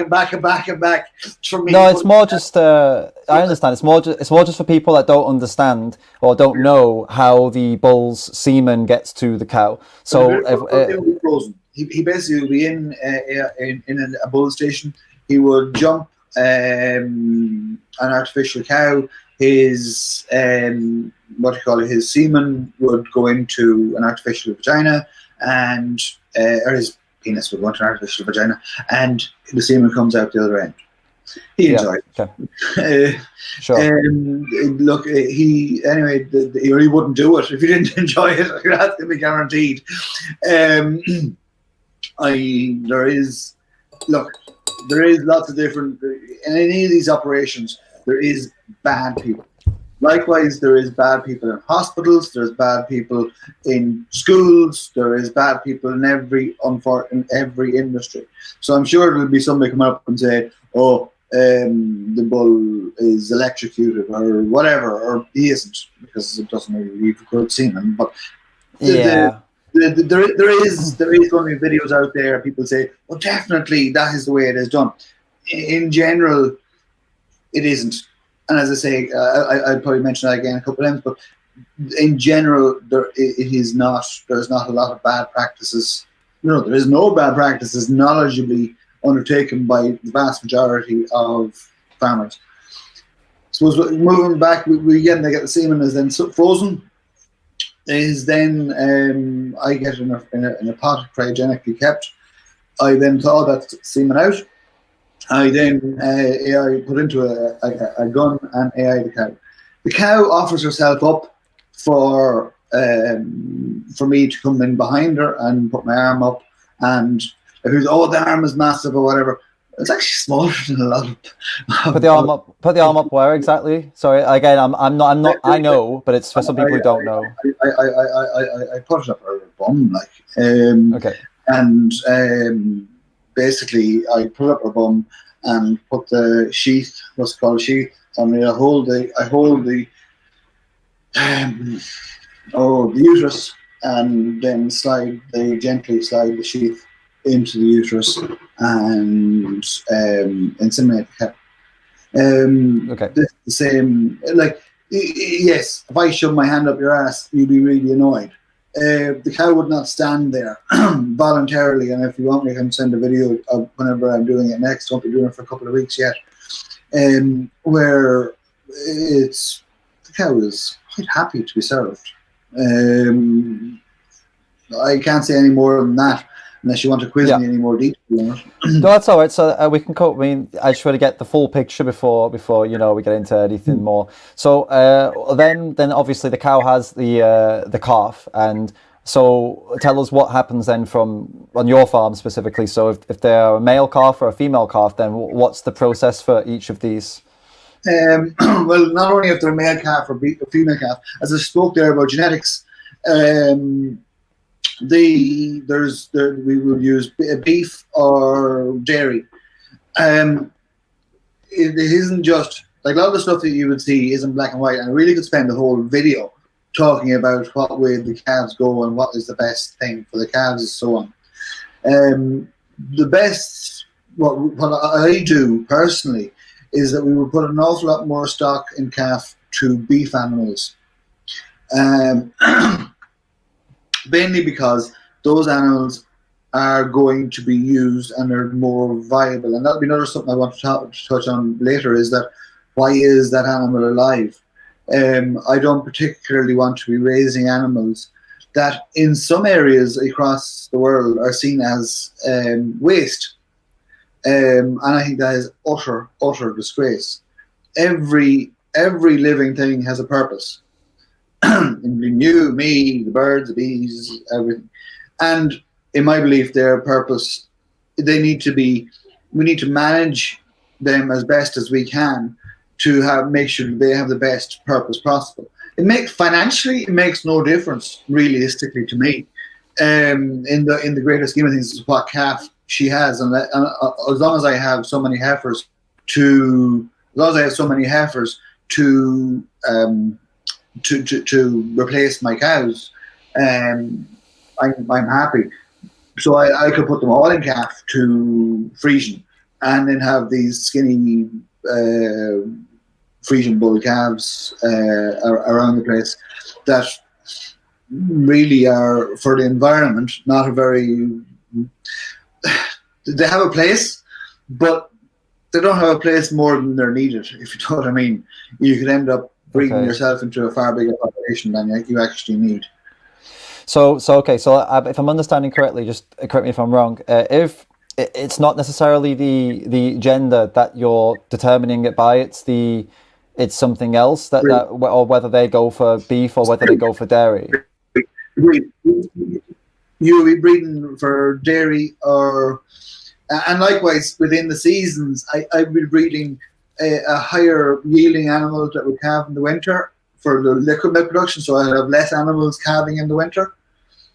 Those heifers then will go on to calve, so I have less animals calving in the winter, but those animals I would choose to be a higher production type animal because they will be fed on meat and preserved grass silage, so it's more efficient for them and myself that they will be a high production type animal. Likewise, you go to the other end of the spectrum. In the spring, I would be breeding a lot more cows calving, so I'd have a lot more beef coming off them, and they will be either going into suckling. A lot of the heifers out of my cross. This is not everybody's cross, but out of our cross and our cows, a lot of people would like the type of animal that we have. So that Angus, more than likely Angus or short-term cross Frisian, is a nice starting point for your beef animal.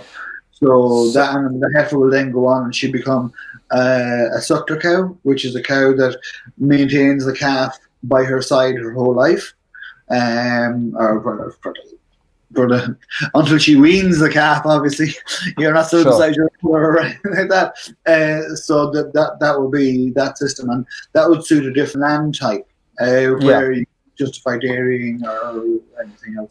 So if we focus a little bit more on the beef calf, then just to know the life cycle. Again, I want to know what specifically you do on your farm. So a calf is born, and you have determined that they're going to be a beef animal. So What will tell us the life cycle of that animal? Well, there's male and female, and the male, both of them, locally here, we would be in an area where it's predominantly sucklers and predominantly beef. We'll be in the minority. There's only 4 or 5 of us out of about 200 or 300. We're dairy, and the rest of the people are all predominantly suckling and sheep. So in a lot of cases, they would have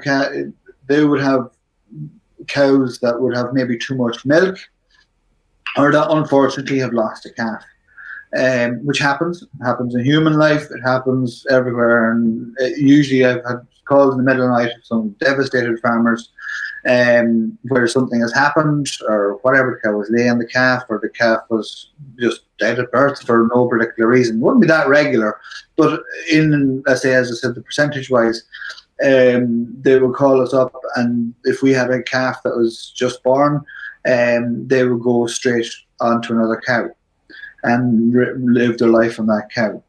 That is generally what we do, but that's not what by design. That's by other people's misfortune or whatever. Sure. So that wouldn't be something I would be writing a business plan on. And let's say I'd say others would have cows that would have too much milk, and they will take a couple of our calves, the beef calves, to rear on that cow alongside the calf as well. Mm-hmm. Like at the moment, we are unfortunately locked up with TB. Like coronavirus, as I'm sure everyone is aware, you have to isolate, and within TB is bovine tuberculosis, which is transmittable to humans. So we have to be very careful with it. And it's very prominent in a humid country like Ireland and England and the Midland Europes. It's not so much anywhere else in the world. There's other diseases that they would have that we wouldn't have. However, it is a notifiable disease. We have to basically curtail all our movements. We can't sell any stock. We can't buy any stock. We can't do anything. So currently, those calves that I was talking about that go on to other farms, they're wouldn't have the main that some years said, but there is a few, and there's a lot. There's 6 born in the last 2 days. That's why I was late. So apologies to people who were waiting for us online. They will be reared on a bucket, Teton bucket, for 12 to 20 weeks, depending on the calf and depending on the weather. Nothing in this part of the world is black and white. You listen to the Americans and you listen to other people go, oh, this is bang, bang, bang, so many days. We can't necessarily do that. So any days I say to you here would be negotiable by the weather, by the humidity, by diseases, by other variables that we would have in this area. Those calves, they are now reared by hand. They get their mother's milk. I keep their mother's milk specifically for the first week to 2 weeks, depending on how similar the dams are. If there's 2 dams that are very similar, they're related or whatever, I will give the milk from one of them to the 2 calves or whatever. Sure. But in general, I try and keep the single dam to the single calf for disease and everything else. Sure. Beyond that, generally, I would feed calf milk replacer, also for disease prevention purposes, because if I have an outbreak, let's say of TB, as I said, in the herd, while I'm constantly monitoring for that, I don't want to be giving TB to my calves. Any of our milk that goes out for human consumption, in all cases, is always pasteurized, homogenized, and whatever, so there's never any real risk. There's no risk, zero risk to the greater population. Sure. We're focusing, sorry, just to make sure I'm following you correctly. So, so you say 10 to 20 weeks, right? So the beef calf would be on your farm in your car with all of this that you're talking about now, where you've used the replacement after 2 weeks, you said. And then what happens after between 10 and 20 weeks? What happens then? What's the next part of the process? That calf would have been gone from a couple of days after birth, 10 days after birth, whatever, because the person would have had it stuck on another cow. what will happen more than likely this year will be I will keep that stock, and we will rear them to what? To next winter anyway, depending on if we're locked up or not. But let's say, just for ease of discussion, let's say I decide to keep them because it'll be the same thing that somebody else will do. So Sure. I will keep them and feed them accordingly, put them into batches, separate the bulls from the heifers. Because I have Angus's, I won't have to worry about dehorning or any of those other practices. If I am dehorning, it is quite perfect. You give them an anesthetic and take the horn off or whatever. But in general, they're a very easily managed animal. I then put them out to grass. They will stay out from grass from about 1st of March until our last year's calves, that's the dairy herd calves, are still out of grass. And they're quite happy where they are. And yeah, they'll be out of grass probably until about the second week in January. Okay. And give the ground a break. That also depends on weather and weather conditions. And like say a couple of years ago, if it was absolutely freezing and there was no, it was just pure wet rain and it was just horrible all the time, they would be brought in straight away. So they basically have the choice of whether they want to be in or be out. They'll let you know fairly quickly when you go to meet them. And what's the next part of the process then? After this is what I'm trying to get to here. So they're born, then you do these processes. They go to they have the milk, they go outside, they eat the grass, and then what? How long is it up until to the next point when you would say, I don't know what you would call it, but I guess when the next part of this process, because they have to. Well, they're beef animals according to how you define them, so they have to go and be processed, as you would say. So what is this? So what is the next part of this process? When does this happen and what happens? I wouldn't put it so clinically as you do, but it's something that the terminology. I do love these animals. Like I put them first over anything else. Just to be clear on that, I don't see this as what you would see in America as a process, as a number, as a large feedlot situation. My daughter. So could I quickly interject just one quick second there? It's hard. I didn't bring you on here for a conflict, but it's hard for me to take that statement seriously when you keep referring to them as stock. So it's you tell me you don't see them as a process, but then you call them stock. So it's I'm following your terminology here. That's all. No, that's fair enough. But how would I put it? How somebody grows up with a word. A word means one thing to one person and another thing to another. And I'm more talking about the system. I, believe it or not, love these animals. These are friends of mine, and they are genuinely friends. I know it is difficult for people to make that leap about what I'm about to say next, that you wouldn't send your friend to slaughter. You wouldn't kill your friend. But in this world that we're living in, things are not as simple as people like to make it out. I have a choice. I can either go out there tomorrow morning and just treat them with the bare minimum of respect, use a stick, use whatever. Most farmers just be very brutalistic with the animals. I'm not. I don't have that in me. So when you say stock, yes, I do use the word stock. I do use other words. I've seen you criticizing, I'm not critiquing Tom Pemberton before. I don't think Tom looks down on his animals in any way at all. I think he has great respect for them. I try to have great respect for animals. And I say try. You try to love your wife. You have to keep trying. Doesn't mean you're not the best. Haile Gabriel Selassie is still trying to be the best runner in the world. Or maybe he's not anymore, but whoever is, you're always trying. So yes, I try to do the best for the animals every day.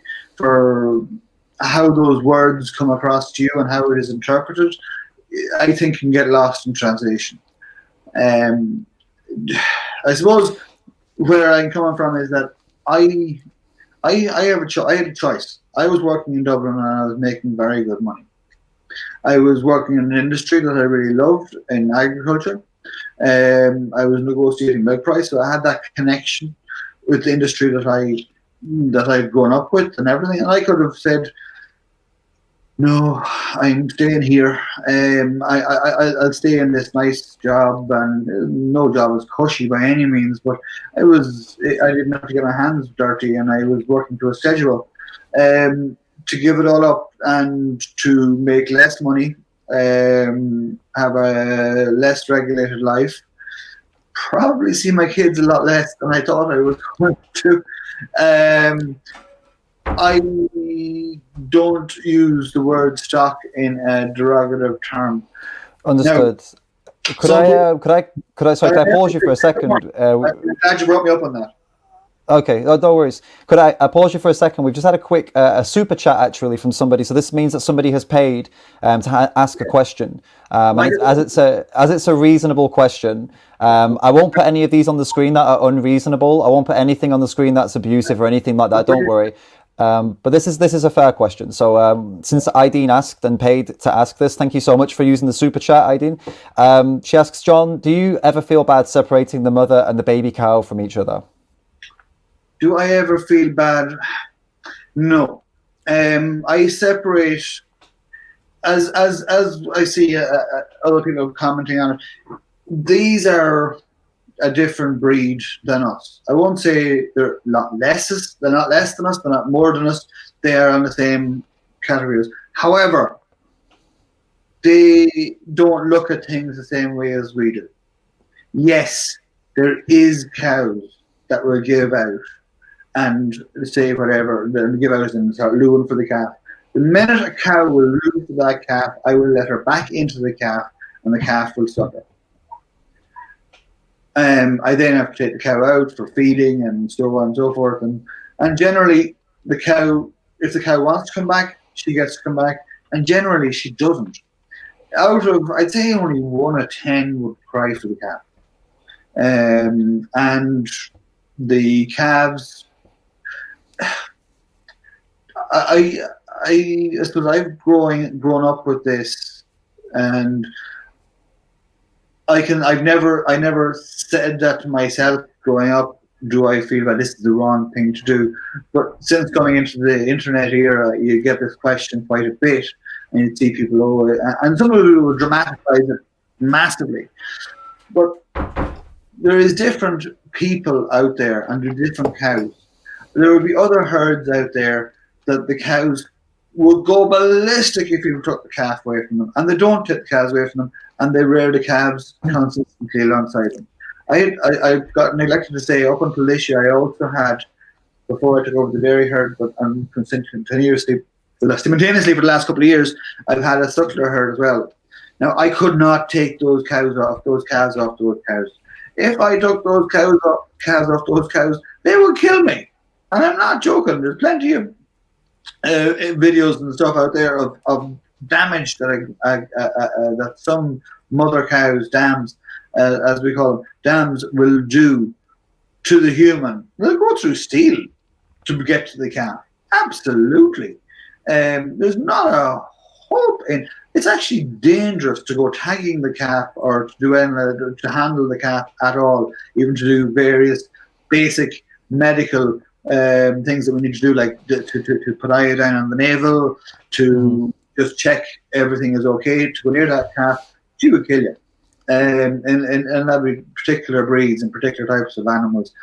But the Holstein Friesian type, no, they don't breed. They're working. They're quite happy to go down to the silage, eat silage and grass and meal or whatever is on it. And so I appreciate you asking that question. Thank you for that. And as you can see, we're open to these questions, guys. So if you want a question, if you have a question for John or for both of us, or a topic, then use the super chat and we can pop it up on the screen. So thank you for jumping off topic and answering that. And we'll go back to the topic now, because there was a question I had for you, actually. I wanted to continue with understanding what happens with the beef cows. So as you would refer to them, the beef cows, I suppose the cows that have been chosen to be used for beef, I guess, is what I'm getting at. Just to be Go clear, ahead. cow is Yeah. the female. The cow is the female, and she will go for breeding. As in, she will have calves of her own. The term that will be used will be bulls and steers will go for meat production. Okay. In general. So after you've raised them, then, and they've been are you okay? Are you all good? No worries. Go ahead. Gone again. Sorry. So it's all right, mate. Don't worry. So after you've raised them, they've fed them with the. Are you all good? Our children are bursting in here. Sorry. It's all right. No worries. No worries. So yeah, after you've raised them, you've had them on the milk for a while. Then you had the replacement, and then you had them eating the grass, and now they are at the point where they are leaving the farm. Well, in general, Do you go kill them on the farm? Do you go with them to the slaughterhouse? Do you put them in a truck and they're taken away? Like what happens next? Generally, I wouldn't be. I wouldn't. This is the whole beef industry is a very different industry. I'm involved in the dairy industry. I'm not a beef farmer, so I wouldn't have the contacts or the general know-how or knowledge to care for those animals, or the housing to care for those animals in their last few months or maybe a year. It's not my system. So I would bring those calves, either I would sell them to people that I know, or put them up on local Dundee, or more than likely I will go to our local Ballymote livestock market, where they are well looked after.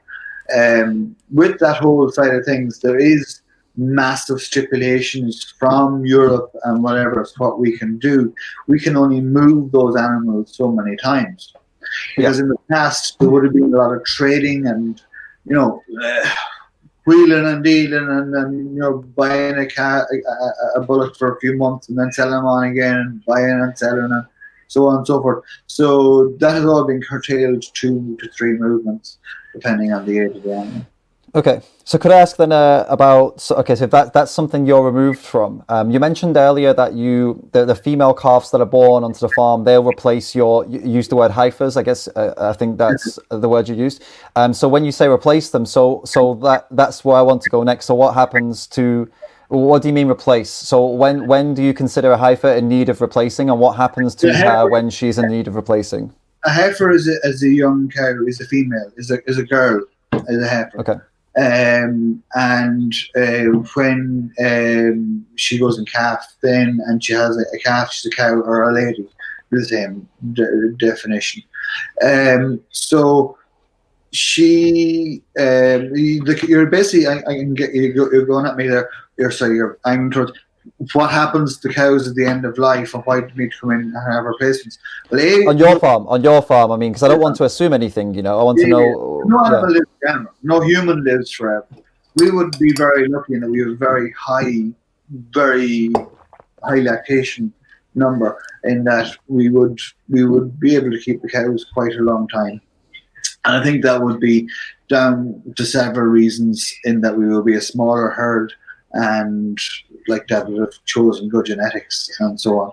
But where most of our cows would go to other farmers who need cows for milk, because other beef farmers, they will go into retirement. We joke they go into retirement because it would be a customer base that my father would have built up over the years, where other suckler farmers wouldn't have enough. We spoke earlier, cows have too much milk.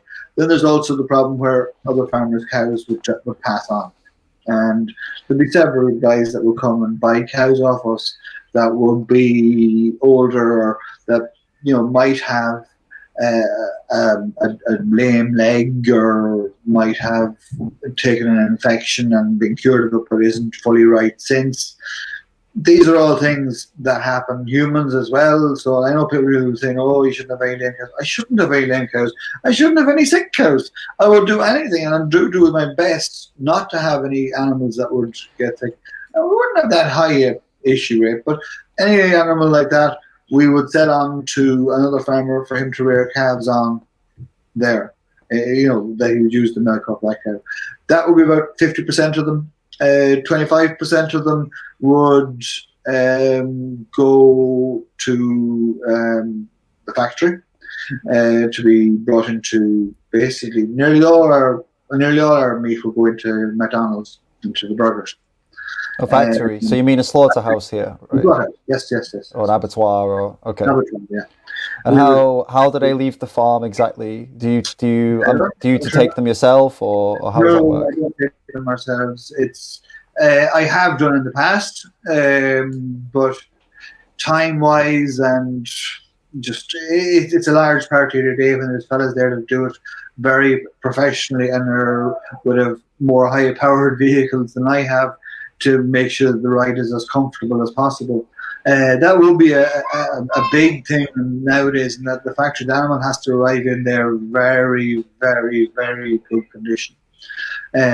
Because rightfully so, there's an awful lot more checks and balances, and especially coming from the UK, where a lot of animal rights activists have come in and seen problems, and things have tightened up. And things have tightened up an awful lot. A lot of what people thought was okay is no longer okay. And sure. Animals will go in there in a cattle trailer, and that's why I would get a professional to do it. I don't have to, but it makes more sense for me to get someone that does it every day. So like the Keelan there were coming along, he'd take the cows or Liam, and they would bring them straight to the factory, and that would be them. Okay. Unfortunately, and you say there's another 25%. There's another part, is it? You said there was 50 and 25. Yeah. That they would. They're rough figures now. So somebody okay, it's okay. I'm just keeping up. That's all. I'm trying to keep up. I don't. They would be animals that would pass on gracefully in their own time, and that would be of animals at the end of life. That wouldn't be 25% of the herd. That would be 5% of that end of life. So now things, or even be 20%. Probably wouldn't. Sure. So now I'd say now we understand. I just wanted to before we get into anything else, I wanted to really, because you were saying in the call we had that you felt like you were being misrepresented by a lot of my videos or vegans in general misrepresent maybe what your farm is like. So I wanted to make sure we established that for myself and also for people watching. So now they know when we talk about farming, when we talk about any practices, we're not going to talk about general. We can talk about specifically you, because this is you're here on the live stream. And when we're talking about other practices and other farms, we can refer to them as this is maybe not your farm, but it's other farms. So now we know I just wanted to give you a fair kind of representation. So just to kind of circle back round to the beginning, and I guess this is where I want to start getting into some more interesting stuff and some more deeper stuff. And also, please, if you have any topics you want to bring up as well as we go through this, then please, just introduce it and we can get into that as well. But where I want to begin, ideally, is with the right at the start, we talked about how the cows, you say they actually allow you to AI to artificially impregnate them. They don't need to be tied up. You said they don't need to be in a cattle crush, which for those who don't know what a cattle crush is, it's just a large metal instrument that holds the head in place so they can't move. And a lot of farmers will say it's to keep them secure, as in it's safer for them as well as the farmer. But ultimately, it doesn't. I know you'll disagree with me on this, but obviously it's quite a disturbing thing to see.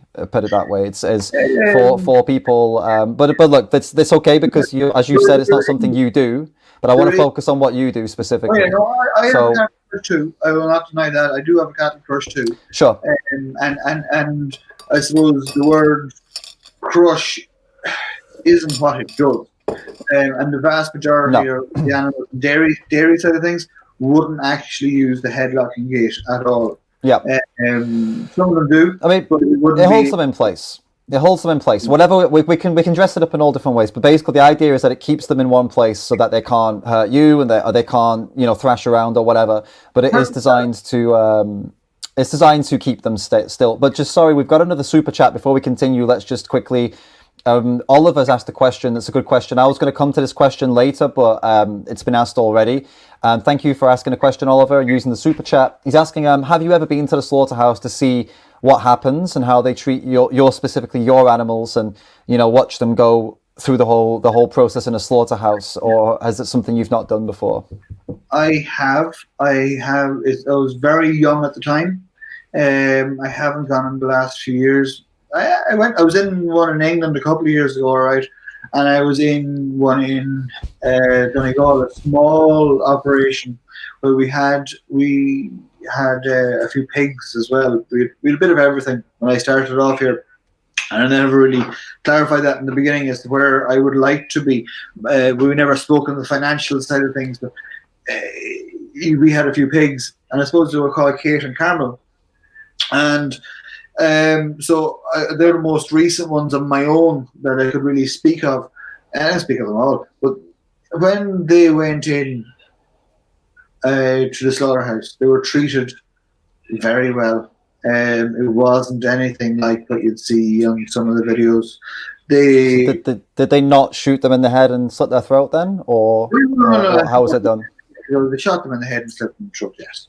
So I'm just a bit lost on the niceness of that. Sorry, mate. I need to pull that up. Like, how was that nice in your eyes? No, but like, say, if you see some of the videos out there, you'd see them trashing and literally having to be caught, and the animal's afraid and all this kind of stuff. Thankfully, they don't know where they're going. They have no idea.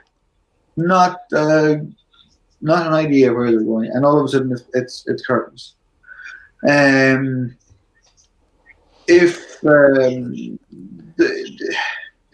you believe the animals are? I mean, of course, that that the animals, like especially, well, all of them basically, like they're not as mentally, let's say, evolved as humans. We know this, obviously, but in terms of scent and hearing and their senses of the space around them, I mean, I'm sure we can agree that they are far more capable than we are. And I was something that something that's really apparent is that we can read their body language and they can read our body language, and they can sense situations without using verbal cues, like non-verbally. So, I mean, to suggest that they have no idea where they are, do you not think that may be a little bit, a bit of a stretch, really? I mean, they can smell blood and they can sense when there is danger. They're not stupid, No, and they're definitely more intelligent than us. Let's say, for example, the cows, if they say they're not going to go into the parlour to be milked, they're not going in. And there's generally a reason that I cannot see for life nor money. And it just rarely ever happens now. But it is more than likely something like a stray electrical voltage or something like that we can't see, and they know there's going to be a problem. They are more sensitive to electricity than we are. And so on. But yeah, so no, they are very, very, very, very clever. Like, I do see videos there from scientists saying, "Oh, this dog has figured out how to knock, or ferret has managed to go into this," or whatever. I put in new feeders in the parlour recently, and them buggers had figured out how to get more nuts within about 24 hours on two visits. They knew that if they hit it in a certain way, they get nuts. So yes, you are absolutely 100% right. They're very, very intelligent. Well, what I was saying is that you were asking me there, did I? And that was why I said they were shot and they were dead, and it was curtains. Yes, you can see videos where an animal is frightened. I don't know the full situation. I don't know if that's a factory where there's large banging noises going on or whatever. All I know is where I went, and when I seen the two pigs would be, I think, that most definitely more intelligent than cows, and pigs are quite with it. But those two pigs, they had no idea it was coming. And that was the way I would have wanted it. That's the way I Do you think wanted that's maybe the way that you'd like to see it? I mean, that's the way I'd like to see it. I'd like to imagine they have no idea what's going on. It'd make me feel a lot better, you it. know? Would I like to see it? Oh yeah, of course that's the way I'd like to see it. That's the way I want it to be. But Of course, yeah. what happened? Yeah, I took a picture of it. I don't know where it is. It was in it. If you can go back and you can look and you can see my Instagram. It's somewhere in there. You're talking about confirmation bias. No, there are certain times for confirmation bias and certain times not. And mostly for confirmation bias is for negative connotations. I would have. I don't think I would have been able to ride across them going in there and having a CFL bait the shite out of them to bring them in. These are two pigs that we raised from Bonhams. And this is where the whole crux of the issue is what is the purpose? What is the purpose of me? What is the purpose of you? What is the purpose of the animals, and so on and so forth? And why do we exist? And we don't know why we exist. The meaning of life isn't obvious. I'm sure we could reach an agreement that, you know, no one should be born to exist simply to be used and killed by someone else. I mean, you know, that seems like a bit of a. I mean, it's a purpose that maybe we might forcibly assign on someone, but it's not like that's what they're born to do, is it? I think it is. Yeah, it's called the circle of life. Let's say if the whole world went vegan all of a sudden, there'd be not animals. If the animals didn't eat, if the bird out there didn't pull the worm out of the ground, it's a whole ecosystem. So you believe the breeding, so artificial insemination is part of an ecosystem? Is that, or am I misrepresenting your point here? Everything's part of an ecosystem. Yeah, it would be in that in that we have created as a human race this ecosystem. And if I didn't go down the artificial insemination or the selective breeding route, we would have an animal that was around 100 years ago. We wouldn't have the advancements that, like, those animals now can produce more milk with less methane, with less fertilizer, with less. They can do more with less. And essentially, to cut everything back to its basics, we need, in this country and all over, we need protein to survive. India, they don't have a massive animal population. They're the biggest cattle herd in the world, but not per person. Because they can grow, they're in a better climate. They can get their protein from nuts, peanuts, and chickpeas, and all these other products that they have, which are far easier grown there than here in most Northern Europe. Like, we can say, oh, we can do this, we can grow that, we can grow the other. I can guarantee you that when times were tough back here in the famine, in Ireland and in other countries where it was really, I'm digressing totally, apologies. It's okay, I'm trying to keep up a little bit, yeah. So I guess there's 2 points you're making here, that one is that this is a circle of life and an ecosystem, and two, that it's not possible to survive on other forms of protein in Ireland. Is that what I'm understanding? Or no, not possible. Oh, it's possible, but it's not economically viable for everybody, because people come around and people say, "Oh, John, if you grew grain on your farm, you could, substitute your income and do something that wasn't that didn't have animals involved." My farm wouldn't grow grain. If I could grow grain, I would grow grain for my animals and not import it or buy it from somebody else. Yeah, it's too wet. Likewise, protein. One of my limiting problems when I'm designing my diet for the cows is protein. If I could grow protein, I would feed it to the cows. If I could grow protein, I probably would feed it to you directly. But that's not going to happen because I can't grow it. We don't have the sunlight hours in this part of the world.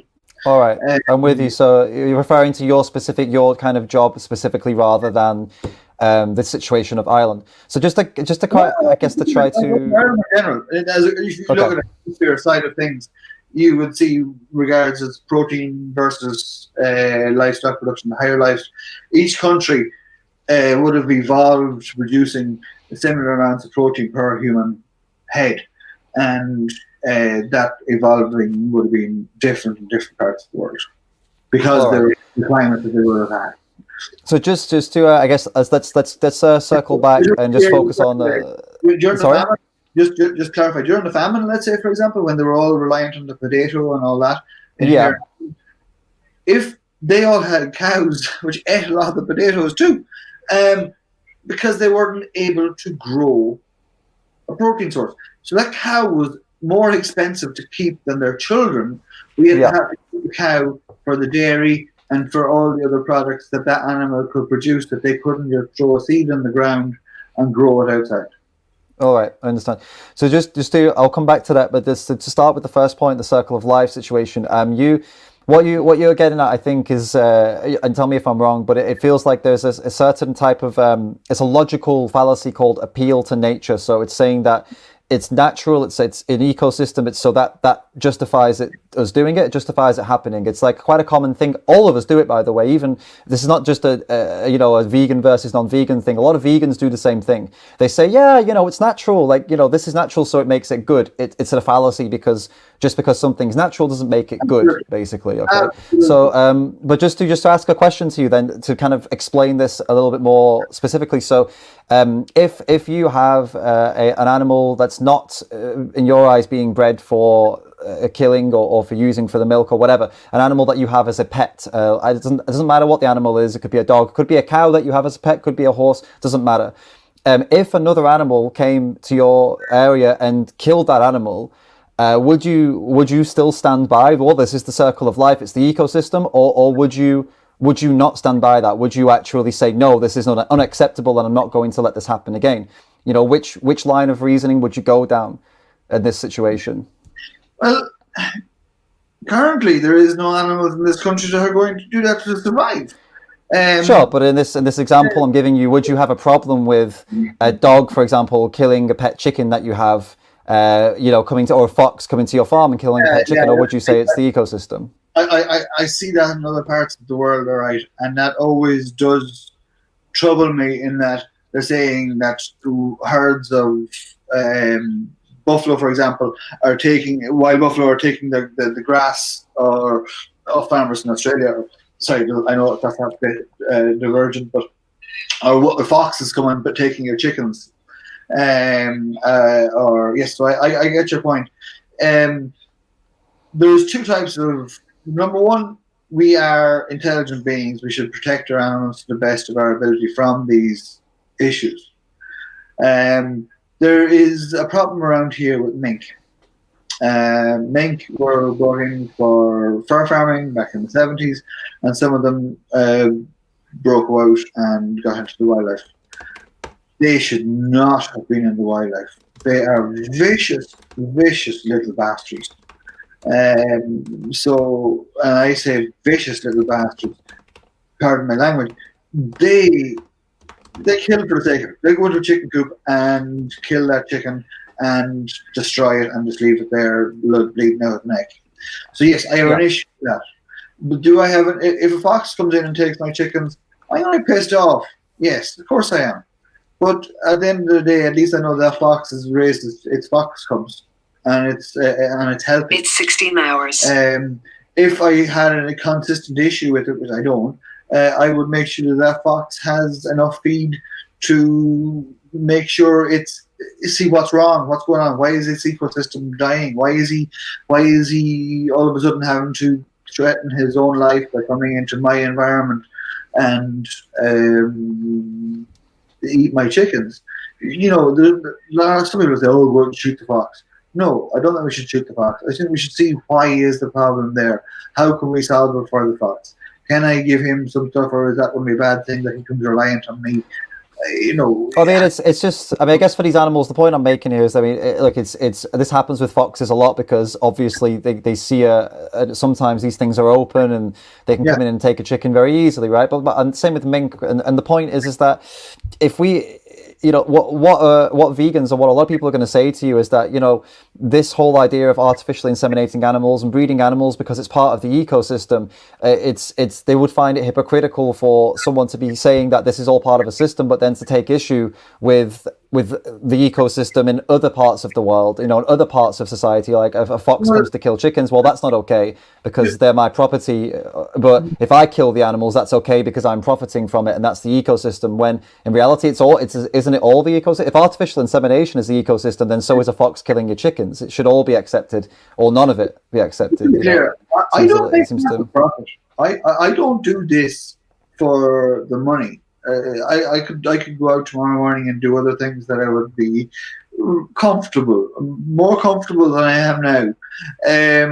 So that's what I should clarify that issue. But back there, you said something. I can't think what it was now. Should have written it down. Right. Insemination, right? How that you keep on bringing that. You seem to have an issue with that. I mentioned also earlier about animals being lost. And I said over 25%. That's probably not right. I shouldn't be saying that figure because it's not definitely wrong. 25% of them don't die. But pardon me. One of the issues would be, let's say the bull would jump up on the cow and break her leg. Like you see that happening in wildlife. So, you know, are you telling me that I should let you know, and that sounds very aggressive. It's not what I intend. It's okay. No, go ahead, man. It's all right. We can. Your option is that if I don't eye the cow, I leave the bull in with them, and then he rides away and destroys the cow and can break her leg. Well, yeah, I understand, but this is obviously this is an issue that This is an issue that's been created though by you created that issue by breeding those animals. You know that's not an issue that that a farmer can really complain about because they have created the problem by breeding them. You know? I'm not complaining about it. I'm saying that's one of the reasons why we do and but then you provide us. Sorry, just to clarify, you provide a solution to that potential issue by artificial insemination, but as if that's why you do it, and it justifies it, but it doesn't justify it because you created the problem that you're solving with your own solution. You know, you didn't have to create the problem. The reason AI is not for that reason. That's a consequential instance. But the reason, the bottom line, why I artificially inseminate is down to try to get the best possible genetics so those animals can live the best, longest, most comfortable lives possible, that they're as much disease-free as possible, that they don't as profitable as possible. Well, right? Yeah. I'm not going to breed something that's not going to be profitable, obviously. But that comes down to another area that I mentioned to you on the phone, about profitability and the whole money side of things. I don't know if you know where I'm going. Do you want me to go into that area? We can. I guess if I could, there was something I was trying to get to before, but we got interrupted by a super chat. If I could just quickly cover that, and then please, we'll get into that. If you want to write that down, maybe.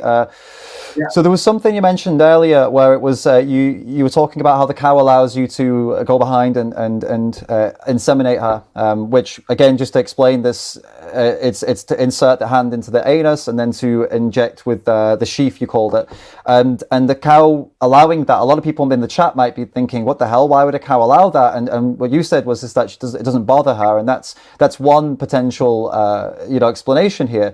The other potential explanation that I wanted to put to you is that there is a concept, a psychological concept. It's called learned helplessness. It's observed in humans, and it's especially observed in elephants. So basically what they did was they've monitored elephants, and as babies in India, for example, I think in India and Thailand, they take elephants as babies. They tie them with a rope to a tree, or not even a tree, sometimes just a little stump in the ground. And as a baby, they can't get free. Now they tie them with this rope, and they keep tying them with that same rope until they're a fully grown elephant. Now they could rip that rope off and do whatever they wanted, but because they learned that they can't escape as a baby, they experience something called learned helplessness. human hostages have the same thing. So, do you find that sometimes they will do a rescue of a police will rescue somebody who was being kept as a prisoner by their father or stepfather, and they won't leave, even though the police are there. They don't believe they can leave, and they'll say, leave me here, because they're learned that there is no escape over the many years. So it's a really horrible psychological concept, and it's a lot of people, including myself, would absolutely apply this to farmed animals. They learn from a young age that there's no point trying to escape you. There's no point trying to escape. Whatever happens, they're going to be inseminated, whether they like it or not. And they learn that what's the point? What's the point? Like a horse being ridden. They learn that, okay, this person's going to keep riding me, so I might as well stop fighting, because they're going to keep getting on my back, and they're going to keep trying, and eventually they learn that there's no point. I have to give in, because they're going to sit on me, they're going to inseminate me no matter what I do. What do you think of that then? How does that sit with you? I see, you don't look to agree with it. No, because she'll only do it when she's on heat. Simple as that. I'm sorry? Say again, sorry? She'll only do it when she's on heat, and that's simple as that. I would not go up on the cow that wasn't on heat. She would not stand there, I guarantee you that. So it ain't learned helplessness. I don't understand. So you think that her being on heat makes her want you to put your arm inside her? Is that the logic you're going by here? Well, it's fact. It's not logic. I'm trying to understand your conclusion. I'm trying to understand your conclusion here. Basically, when a cow is on heat, it's called standing heat. When she comes to the point in her cycle, she will stand and wait to be served. And you'll see her in the middle of a field, and to their detriment, some cows, if they're extremely, extremely randy, they will stand there all day, and cows will ride the fucking arse off them and will have no skin left in their back if we don't intervene. In some worst case scenarios, where the cow is particularly horny. So that is it's in the breed. It's wherever they will stand there. It's called standing heat. I can't explain any more than that. I understand what you're saying. Yeah. So you're saying that because they allow the members of their own species to have sex with them, then that's why they allow you to put your hand in them. Yeah. Right. Okay. You think that's something that what they have evolved to see you as the same as a bull? Is that what you think? Is that or do you? What is it? Yeah. Dick, like, they don't see me as a threat. They see me as a friend. I am not a psychologist. I cannot answer your question straight in detail as to whether it's learned helplessness or not. Are we all helpless? Do we all make ourselves happy to be? There's TED Talks there about how everybody who goes through a traumatic experience says that their life is happy or whatever, even though some people looking in from the outside, they shouldn't be happy, but they're happy. I can't answer that. I cannot. I'm a psychologist. I'm not an animal psychologist. All I know is that if my animals are sad or whatever, I do anything I can to make them happy. As to whether they are happy or sad in their brains, I don't know. I can't read their brain. But you can see that if, let's say, there's things called cow signals, you'd look at rumen function, you'd look at rumen being their stomach and whether the stomach is empty, if they're eating enough for their own content. Is there a reason they're lying down more often? Is there other issues going on in their lives that's not, maybe are they being bullied by other ones? Is there 20 older cows picking on the younger cows? You do all this stuff to make them happier, make sure that they are living a good life. That doesn't really give you return on income. But you want, like anybody, you want people to be happy. The question was what again? Sorry. It's okay. It was on learned helplessness. But just to close off this point, I suppose you talked about making them making them happy, and this has been like a core focus for you. And you said earlier on, you already did address this, but you did say that a lot of people might find it strange that you would say, I love them, I want to keep them happy, but then also I will sell them knowing that the next person's going to send them to a slaughterhouse, or I will send them to the slaughterhouse myself. And a lot of people would find that very difficult. Do you think, I'm trying to understand the mindset, and I'll just to ask you a question. I mean, I'm going to try and ask it as openly as possible, not to like, put you in a spot. But do you think that to a certain extent, this you're trying to make them happy whilst they're with you is almost because of you feel bad about what's going to happen to them? Like, do you think you're trying to make it as good as possible because you know the end is going to be horrible? Or what is the reason that you're or what is it if it's not that? What is the reason you want to make them happy if not that? Because that's what you should do. I don't want to make anybody sad. I don't want to make anybody uncomfortable. Sometimes it happens. Mistakes happen. Mistakes happen in personal interactions with other humans that make people unhappy. But that's not my aim. And I don't think it's any human's aim that I'm aware of. You do see some narcissistic arseholes online saying, whenever, let's say, an election, if somebody beats somebody else, they'll say, "Oh, your man was useless. We better," rather than saying, "You did it, ran a good fight," or whatever. You should be gracious in all walks of life. And but sending them to the slaughterhouse or selling them to farmers who are going to kill them, it's not making them happy. And that's not a mistake. That's something that's done on purpose. So I mean, how do you marry that up? How do you balance that with trying to make them happy, but sending them to have their throats slit? I'm sorry to put it like that, but it really is what it is. Like, let's not use euphemisms here. How do you marry up trying to keep them happy with paying somebody to cut their throat and taking a profit from that? How does that sit in your mind? You leave the profit to the side, because I can guarantee you, it ain't the most profitable industry in the world. No, I mean, that's why you're doing it, right? Clearly, because you wouldn't do it if you didn't make profit. We already established that you wouldn't breed and raise animals that were not going to make you some profit. You wouldn't do that. So they are for profit. No, I said I can go into the whole profit side of things if you want me to, but but I don't want to diverge too much. But no, no, I'm doing it to basically that it's a job where I am feeding other humans, where my milk goes in to the food chain, where people are sustained and survive, and we're in a world where we have the longest life expectancy ever. We have lowest malnutrition rates ever. And to clarify, you believe that this is all because of the work? This is all because people are consuming animal products? Do you believe that this is why? Or do you believe that these products are absolutely necessary for long, healthy lives? Or do you believe that these products are helping people to survive? Is this the mindset you're in, that without these things, they can't survive, they can't be healthy? Or am I misunderstanding? It's a basic fact. People like to think that I wouldn't change tomorrow morning, or the industry wouldn't change tomorrow morning. We have a cooperative there, and quite quickly, if we felt that we could sustain the needs of the human population to survive in another way, it does change. Like, we're not producing the same milk products that we were in the 60s and the 50s. I'm not milking the same way as we milked back then. Things have changed. Life changes. Things move on. So if it made sense that we could get a protein source to the country, not in any other manner or form, it would happen.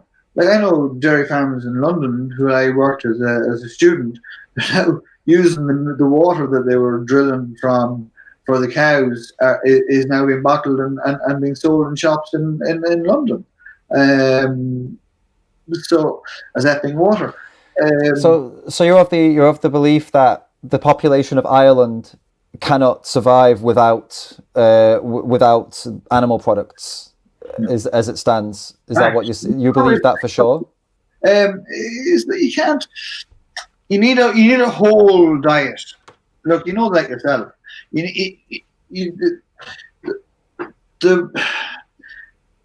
The diet from like you get into a really big kind of area here now. But the diet from the protein from we cannot grow this.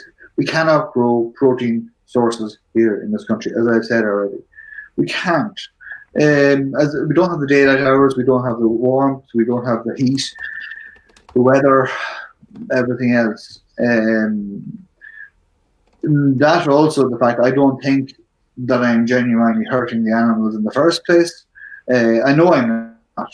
And going back to seeing Kate and Carmel, and people who have seen those animals, as I told you before, with Kate and Carmel, the two pigs that we had a restaurant here in the local village, and we brought these two people came. They were Jews from Jerusalem. They were Jewish from Jerusalem.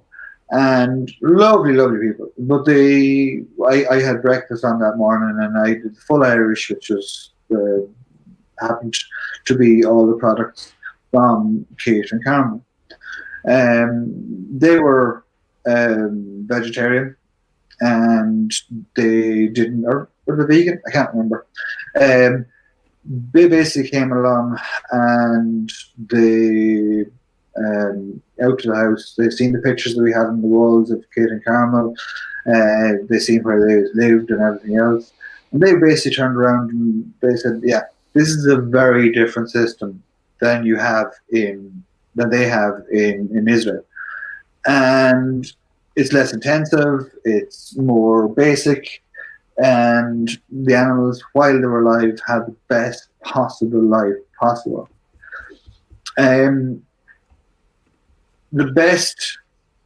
The only thing I want to do is I keep on saying, and I'm not just saying because I'm here, I say it to anybody, like if we're on a beef task force meeting or anything, we're basically saying, yeah, we want the best for our animals. Like, who doesn't? It doesn't make any sense whatsoever. So yeah. I basically raise those animals to the best of my ability. Then they go to slaughter. I try and make sure when they're slaughtered, going back to the earlier question, make sure that they are absolutely 100% happy going to slaughter, and that, as I say, going to, they don't know that they're going to slaughter, that they don't know where they're going.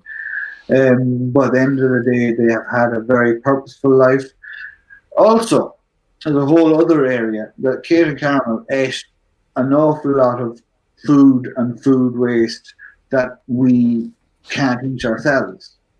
For example, we were going to the local groceries vegetable shop down the road, and basically all the vegetables, boiled them all up and gave them to two pigs. We could not have, as humans, eaten those because there was various different toxins and so on and so forth.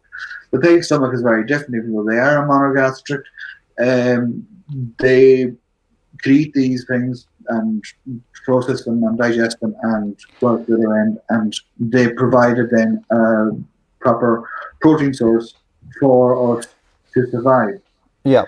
In other words, they would not have been here, and nor would they have existed. Also, there would have been a lot more food waste if they did not exist either. So there's a few. Okay, just to quickly, that last point there, I need to just quickly, before I lose my train of thought, that the idea that they wouldn't have existed if we didn't breed them and kill them is I mean, that logic, we would never apply that to any other situation, right? But I'm not completely disagreeing with you on everything you've said, but that one little thing, I can't possibly, align with you on that. Like, it's not, we can't excuse ourselves from, killing someone just because if they wouldn't exist if we hadn't bred them. I mean, but the other things you were saying, look, when you talk about how, all that you're treating them the best way possible before they're killed, and all of the things you've said would make absolute complete sense to me. And I would agree with you 100% on everything, including killing the animals, milking the animals and everything, if I aligned with you in that all of this was absolutely necessary for humans to be healthy and to survive. If that were the case, we wouldn't have this debate or discussion. I would be on board. And this upsets people. I know this upsets a lot of vegans for me to say this, but I'm not a vegan out of some kind of religion. I'm not a vegan out of some kind of hippy dippy bullshit. That's not why I'm a vegan, right? I'm a vegan out of rationality, logic. I see what's going on. I see that I don't need to do it. I see that I can be healthy without doing it. So therefore, I don't do it. It's that simple. That's why I'm a vegan. Now, when we're talking about Ireland, I mean, look, Ireland's not a developing country. Ireland is an established country. Obviously, you have poor people in Ireland, but there are poor people in every country. You know, the population of Ireland absolutely can, you know, live on plant-based protein. Plant-based proteins are grown in Ireland. I know that for sure. I don't know how many, all right, but I know they are grown. But I wanted to ask you of an argument. It is, like, look, we can argue and we can source things or whatever, but I can tell you for a fact there's two sides of it. Yes, you could go down the route of those DNA produced burgers that were released last week, Beyond Meat. You could go down that road. That's a whole. I'm not interested in Beyond Meat. Yeah, I have no interest in Beyond Meat. Not whatsoever. We will not be. I can tell you. Look. I can tell you. There's no point in me flicking slight shit all over the place. We cannot grow enough protein in this country for our own selves. I can't even get the protein from my own cattle without importing it. And if it saves lives, what would, if that were the case? Let's imagine I agree with you completely. I'll take you at your word. Ireland can't grow the protein required for the people of Ireland. I take you at your word. We're established, okay? But what is wrong with importing plant-based protein? I'm not talking about Beyond Beef. I'm not talking about the Impossible Burger. As far as I'm concerned, fuck them. I'm sorry, I'm not interested in that. That's not healthy in my opinion. It's processed. It's a treat, if anything. It's something that you should have once every now and then for a treat, okay?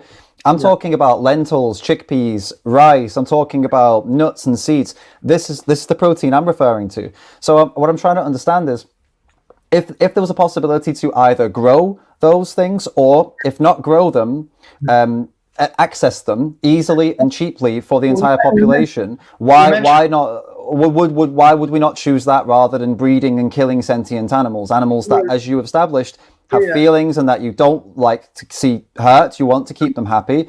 Well, I mean, why not look for a world that doesn't actually do anything to them then? You mentioned lentils and chickpeas there, for example. Yeah. Go on YouTube and you search lentils and chickpeas and where they are currently farmed. For them to provide enough for, they only go into human consumption, right? It goes into animal. And you go across Canada and you go out and you see some of these videos and you'll see the soil erosion. You'll see vast fields as far as you can see. And I see several people that are coming up, I don't know if it's on a Twitter feed or on your feed here, that was biodiversity was an issue. Unfortunately, it's gone a bit dark now, but I can show you my fields out here. Maybe you can see them. If you can see it, you see the biodiversity out there. Plenty of biodiversity. We have trees. Yeah. We have everything. We have everything going on. If you wanted me to start, well, we can't grow chickpeas, but within that industry, they are so tight on money and the chemical industry and everything else. You would have a different view on it. The amount of chemicals and everything else that goes into those things. I think those chemicals are fine, but I think that there's plenty of regulation to make sure they don't get into the food chain. But you look at the way that biodiversity and everything else, and you're supporting that and supporting that whole end of things, and obviously wonder where, if we're going to ramp up chickpea production by 1,000%, where's all this ground going to come from? Because they cannot grow in a humid environment. They get very, very affected by blue mold very quickly. Likewise with lentils. I'll send you a link some other time. These are very good farmers, but I wouldn't like to see any more of them. I'm kind of lost here. I mean, I don't particularly see an issue with. So you're talking about the use of chemicals as being the problem here, right? This is what you're getting at. No. Okay, so what is the crux? You have over 1 million acres that are sterile and just growing chickpeas. Okay. I don't it's necessarily a good way to go. Because it's because it's affecting like what the ecosystem in a negative way is what you're getting at here. The ecosystem is gone. It's totally null and void. There is no ecosystem. Anything that comes in there is not what nuked. Whereas if you look at what we have here, and this goes on to my other comment that I wanted to make, was the profitability side of things. And you and the vast majority, I think nearly everybody watching this video is kind of in the higher socio-economic bracket. It will be, well, not say, but will put more money into their food than anybody else, and the highest proportion of their budget will go into food, which will be the main bracket that, let's say, my food will be going into. The locally produced, ethically produced, family produced. Like you see, my kids, my family, we basically all run this together. You look across, let's say, YouTube again. You see these things happening in China and in America, quite a lot in America. These vast operations being built, vast. On one hand, you'll see in America, you'll see this poor family farmer being put out of business. And on the other hand, you'll see another guy putting up an outfit for 10,000 to 100,000 cows. 100,000 cows. It's lunacy. That's what's giving me a bad name, because somebody will go in there on a research mission, and because of so many cows going through, things aren't going to be as nice as they are here. You're not going to have a little girl cuddling a cat or making sure that they're all right, or checking them at all hours of night to make sure it's a clinical. But criticism, this is agriculture. I know for yourself, I mean, just to pull up on that point, I know for yourself that this is a very big distinction that you make between a Chinese mega farm, for example, and your farm. And obviously for you, in the way you see it, like, it's a vast chasm between you and what they're doing, of course. And in many ways, it is completely, it is very different. Of course, no one can deny it's different. But the conclusion is the same. You obviously, this may seem as an insult to you to even compare you to one of these farms, and I could understand why it would be insulting to you. But the end of that cow's life, when it comes, it's not like they're treated better because they came from your farm, and they're treated worse because they came from that farm. Like, there are factory farms in Ireland, I assume, and also in the UK at least. And you know, if they go to the same slaughterhouse, it's not like when your cows get there, the slaughter worker is going to be extra gentle, and when a factory farmed cow gets there, the slaughter worker is going to be horrible. They're all killed the same way. They all come to that same conclusion. So, I mean, this is where a lot of people would say, okay, yes, we understand it, and it is, you know, you care, and you say you care, and that's great, and some farmers don't care, but none of this matters when they reach the slaughterhouse. You know, this is all irrelevant when they reach the slaughterhouse. I think it does. Obviously, I think it does. I think it does in that we, you have to live a good life. They have to be well treated through their life. And that's as important as the final conclusion. Likewise, that what I'm basically coming from is that the first guy is going to go if there is a pressure on the things, will be the smaller guy, because the big guy will be able to run things more profitably.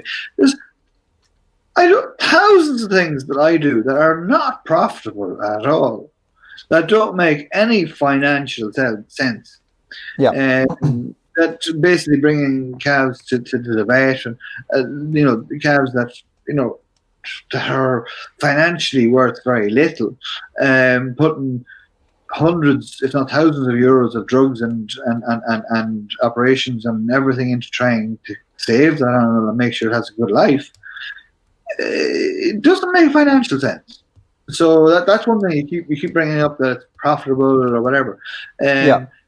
It's not my bottom line. It's a big part. I have to make a living. I can't do this philanthropically. But it is basically not why I'm doing it. I want to make a living, obviously. So there's something we can agree on again. Like you said that I understand what you're saying when you tell me that in the scale of the world and all the farms in the world and all the things going on in the world, I would have to say, and again, I don't know if I'm going to piss some people off in the comment section, but at the end of the day, this is how it is. You and what you're doing with this farm, with these cows, comes down, not at the bottom, but definitely lower on the list in comparison to what else is going on in the world. It doesn't mean I agree with what you're doing, and it doesn't mean that I don't believe that what you're doing. I believe that what you're doing is ethically and morally wrong, but I don't believe that I personally would target you and your farm before targeting other mega farms in the UK or mega farms in Australia or mega farms in the USA. There's no doubt any vegan that says they would try to, like, I don't know, let's say take your farm out, like destroy your farm, rather than it's kind of like going to a steakhouse and trying to shut it down rather than attacking McDonald's. It's like, okay, maybe you would have more success in attacking a small business, but at the end of the day, they're tiny. The small business they had is tiny. It's going to make a tiny fraction of a difference, almost no difference. Whereas if you can put a pressure on McDonald's, well, that's a global industry that's going to take, if you can hit them, then that's a huge impact. All right. So I know this is going to sound kind of strange, but I kind of can see where you're coming from in a certain way, in that, yes, of course, you're not the worst of the worst is what you're getting at here. And I understand that. But you're also, in my eyes, as an individual, you're far more likely to hear something like this, to hear out the message that people are talking about in the chat that I'm saying here, because of how much of a small scale you have, because, as you've said multiple times, that you don't want these animals to suffer, you don't want these animals to, go through cruelty. Whereas these huge farms, these mega farms that we've discussed, well, I guess they couldn't care less about that, these people. They're just, it's all about the profit. So I do see a difference. But that's why it's way more beneficial for me and you to have a conversation rather than me and one of those people, because I don't think that would be productive whatsoever. So I guess the point is, and it kind of ties into where I'm trying to get at here, is if you found out, let's imagine, you don't believe this now, but let's imagine you do. Let's imagine I can prove it to you, that actually there is a way that Ireland can, the population of Ireland can be healthy and survive and whatever, with products that are grown in Ireland that are not animal based. And that's something that you could actually be a part of. You could actually do that. It's possible. Let's imagine we're in that world now and it's possible. Is that something that you would entertain? Is that something that you would say, right, well, if that's the case, then I would consider switching my situation and not doing this anymore and doing that? Or is there a reason that you would be set on doing this and continuing with the animal farming? Because that's the question I really like to know the answer to. I would continue with animal farming on a smaller scale. I don't necessarily. I like just have maybe 20 cows and make a living out of it.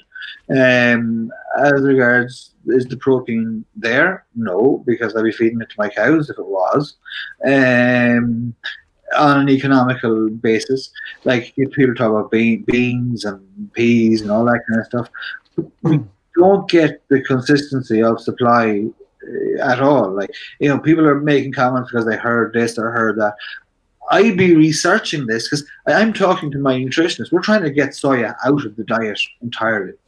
Soya is going to be out of our diet fairly soon because we have to, because it is not ecologically correct to be involved in the soya production at all. Importing soya across the world. I'm looking straight at trying to bring in protein, so I know it's not there.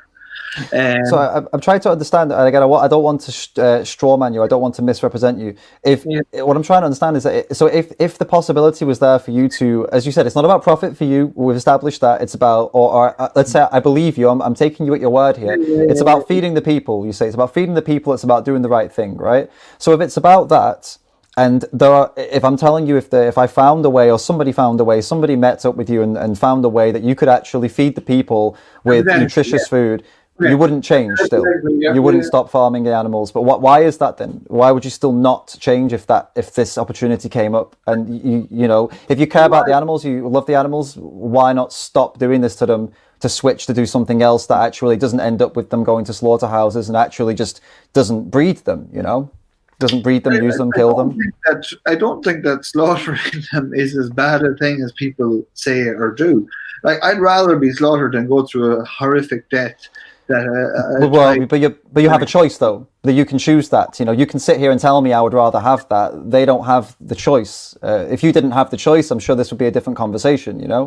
If I just grabbed you and sent you to a slaughterhouse, I'm sure you'd be telling me, wait a minute, I didn't agree to this. Like, what the hell? So it's a very different thing. These are two different situations that we're getting into here. But a large part of the problem is the anthropomorphization of the cow, and that they are humans, and that they are basically, yes, as I agreed with you very early on, they are extremely intelligent, but they are not humans. Cows are not humans. Cows are not tigers. Cows are not anything else. They are cows. They are cows, sheep, goats, etc. They have been bred specifically for this purpose for millions, maybe thousands of years. Well, I mean, humans were bred into slavery for thousands of years. That didn't mean humans were supposed to be slaves. No, I don't. I don't think thousands of years. Absolutely, thousands of years. Humans were breeding humans for slaves for thousands of years. It's only recent times where this has stopped. We've only outlawed slavery in the last couple of hundred years, but in the ancient humans, they literally bred slaves. As they were bred to be slaves, humans. So I wasn't aware that they bred them, but to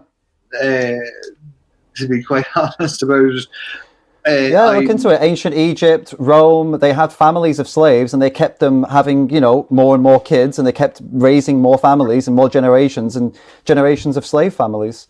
This is literally how they did it. And they used, unfortunately for you, similar excuses, similar justifications to do it. Well, they're a different breed. They're not humans. They're subhuman. These are slave humans. They're not the same level as us. They're not as smart as us. They're not as intelligent. So keep them in that place and keep them, they have their nice little family. We keep them happy. And then when it's their time, we sell them to somebody else and that person can do what they want with them. This is how humans treated other humans for literally thousands of years, thousands. Humans up until very recently and still do some horrific things. Definitely. And you basically distilled the whole animal welfare issue down to the final days of the animal, the final minutes, seconds of the animal. And within that whole area, I honestly believe that animal is serving a purpose, serving a worthy purpose. When I go into a restaurant or anything, I see people leaving beef behind them. I visibly go up to them and say, will you finish that off, please? I worked very hard to actually make that beef. Not only did I work hard, but that an animal died for you to eat that. I would be very, very aggressive towards anybody that has any meat or any waste, be it vegetable or any form, left on their plate. I think it's absolute hanging offence. I'm sorry to be so aggressive about it. It's all right. Yes. That is to the point. We had a wedding tasting for my wife and myself, and they came out with the food, and it was disastrous. It was terrible. And I basically, I said to them, people have worked to make this food. People have worked hard to, not only people have worked hard, but animals have died to put their bodies on a plate, and you treated it like shite. That is, sorry, Bridget. It's like people have died. Sorry, one second. Yep. People have animals have died to be put on the plate. Or I've got a milk.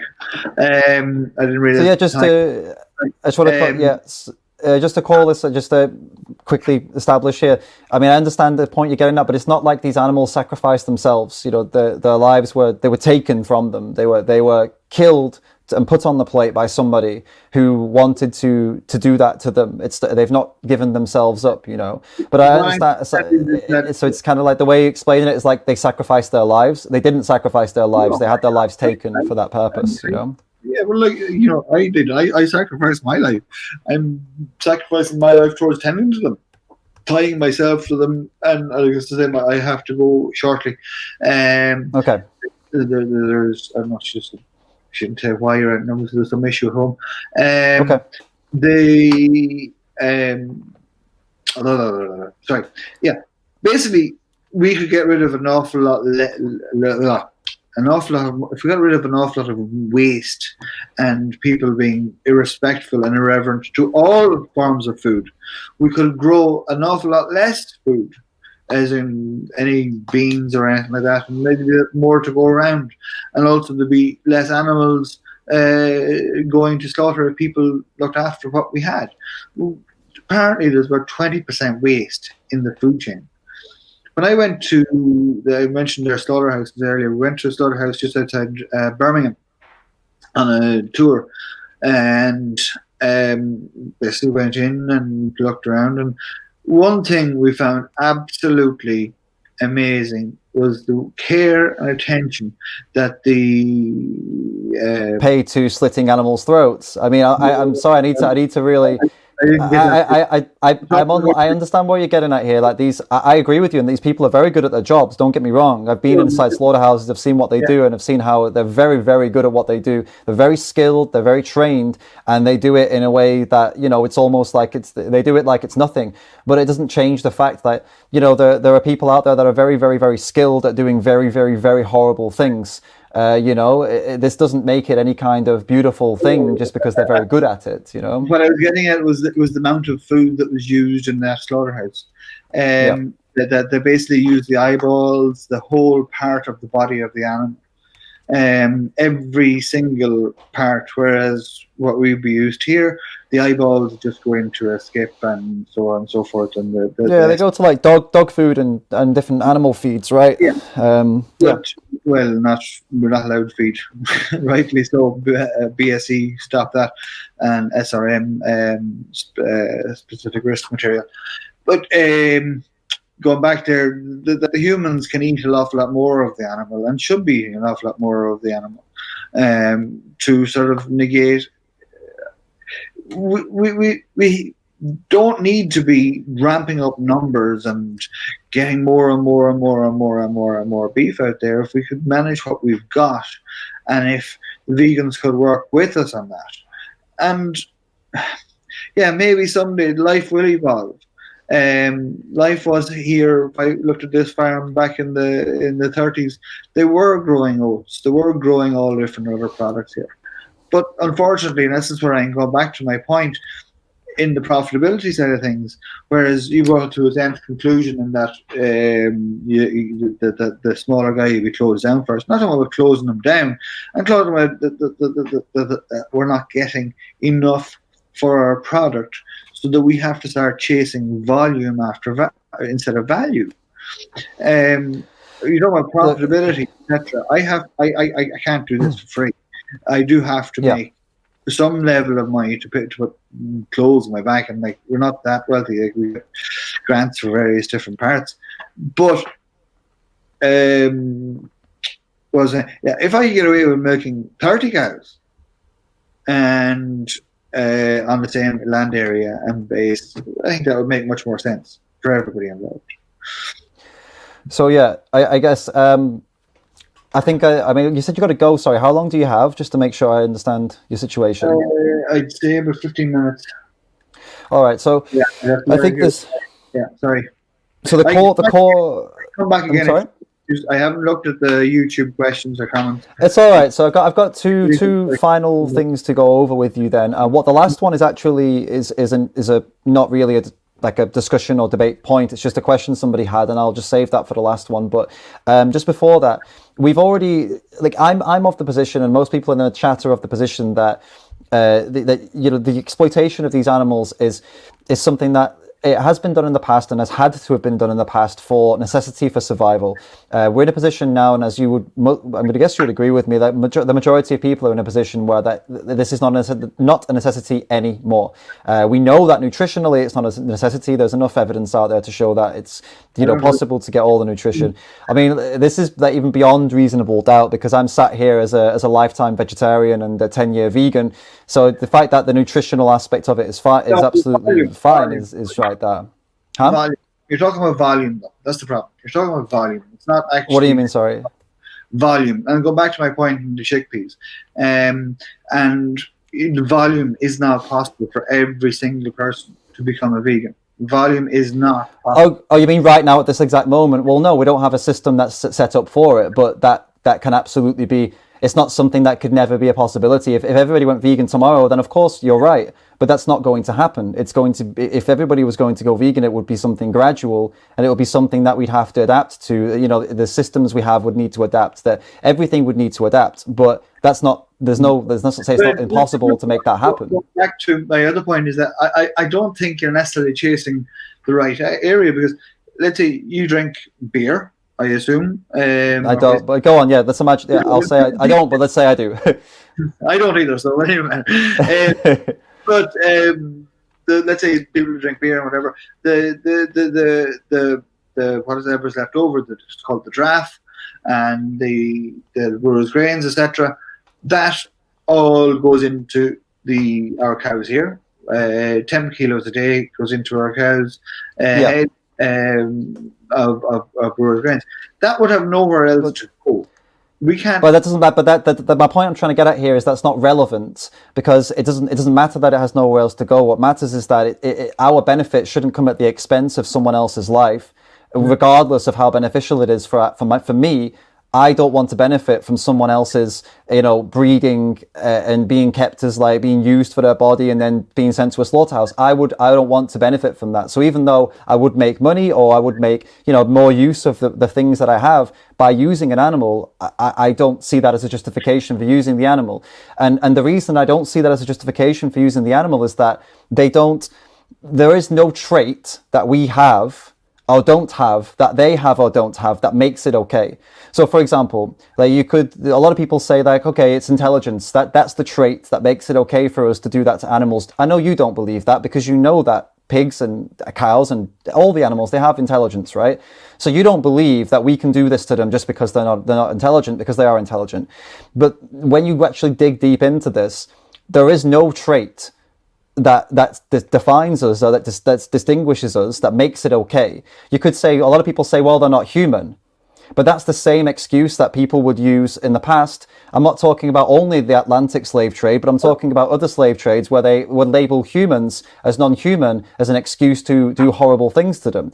See, but that's not a logical thing to use. It's arbitrary. Whether they're human or not is not a point. It's not a justification. So there is actually no trait at all that makes it okay to do it to them, but not to do it to a human. There's no, you know what I'm trying to say here? So this is the point where unless you think there is a trait, and if there is, please tell me what you think the trait is that makes it okay to do it to them, but not okay to do it to a human.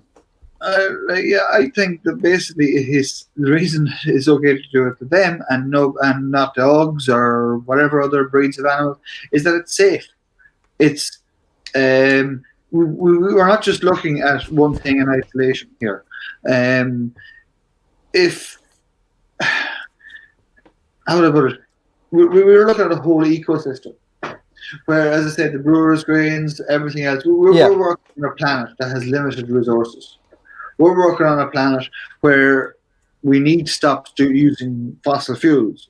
We need to start using every resource that we have more efficiently. Could I point something out here about resources? The best resource we have, actually, to use, one of the best resources we have is other humans, but we don't do it. You could use child labor and slave labor, and we could have an extremely eco-friendly environment. We could have an extremely good system by enslaving other humans. It would be brilliant for the environment. We could regulate the population. We could reduce the population by killing the ones we don't like. And you're laughing, but this would be brilliant for the ecosystem. So again, what is the trait? What is the trait that makes it okay for us to not do that, but to do it to other animals? Because if it's ecosystem, well, we could do that to humans, and we could fix the planet. Well, number one is that those animals, as I keep on saying, those other existing cohabitants of the planet with us, they have been not only bred for that purpose. When they're here, they are happy. We could do that to humans. We could breed the humans for purpose, and we could keep them happy. But that's not a justification. You can't use humans or dogs for food, because neither of the two are safe. Safe? I'm not talking about necessarily only using them for food. I'm talking about using their labor to create an ecosystem, to create an environment that would be beneficial for everyone, because that's what you use. That's what you said is the reason that we can do this to them, because it benefits the environment, it benefits the the planet and the reason I'm laughing is that my children are outside feeding calves. But sorry, that's why I'm laughing. As I don't fully understand the child labor issue, because I'm not involved in that. I'm unfortunately not educated enough into that world. That's fine. I'm just saying that if we did use them, we could forget children. Okay, I'm talking about people. We could use people. I'm getting very tired at this stage as well as everything else. So apologies. But yeah, as regards, yes, there has to be a cut-off point. Like, as I said, we are working, and not just in isolation, on one issue of the animal living or dying. We are working as regards a whole human race, and there's a lot of problems out there at the minute. But one of the most efficient ways of using the sunlight that hits the ground on my farm outside here is for a cow to eat that grass and convert it straight into milk and dairy.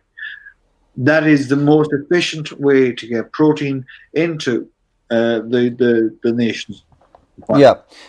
That's and I guess where I would go, one more kind of delve into this topic before we move on, is that the efficiency of it is if that is the thing that makes it okay to do it to cows but not to humans, it doesn't stand, because it would be very efficient. It would be very efficient for us to use humans in the same way that we use cows, to use them and exploit them. Because we deem them to be, certain ones. We could say, I mean, this has been done to the Irish, in the past. And you know the history of Ireland. You know what the UK, the British did to the Irish. It's been done to the Irish. They've been held as lower class citizens. It's been done to many other, communities around the world. So we have done this before because it was more beneficial for us. It was more efficient for us, or whichever. I'm saying us because I'm British, but it could be any group. It's been done. And now we look back and we say, no, that was not okay, because they didn't deserve that. They deserve more than that. And we can't just do things to other people because it's better for us. Because this is what I'm trying to get at with the cows. Yes, okay, I see it's beneficial, and let's imagine I agree with you that yes, it is effective, it is efficient, but that alone doesn't justify doing it to them, because they're still sentient beings, unless we can define a trait that does make it okay to do that to them, but not to do to humans, which I don't think we're going to find that trait, because it doesn't exist. Well, do you go out there and stop the bird picking the worm because the worm is right? No. Well, the bird doesn't have the ability to decide what's right and wrong like me and you. The bird doesn't have the cognition, doesn't have morality. We have that.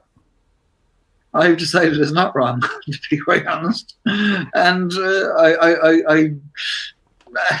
I just find it difficult to understand why it would be deemed wrong to basically give an animal a beautiful life and a humane death. Because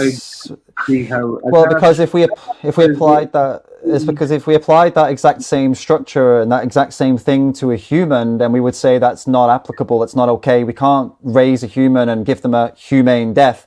In the same way you would do it to a cow, because we would say to do that to a human is immoral and wrong. What I'm trying to establish is why is it immoral and wrong? What is the trait? What is the difference that makes it immoral to do it to a human, but moral to do it to a cow?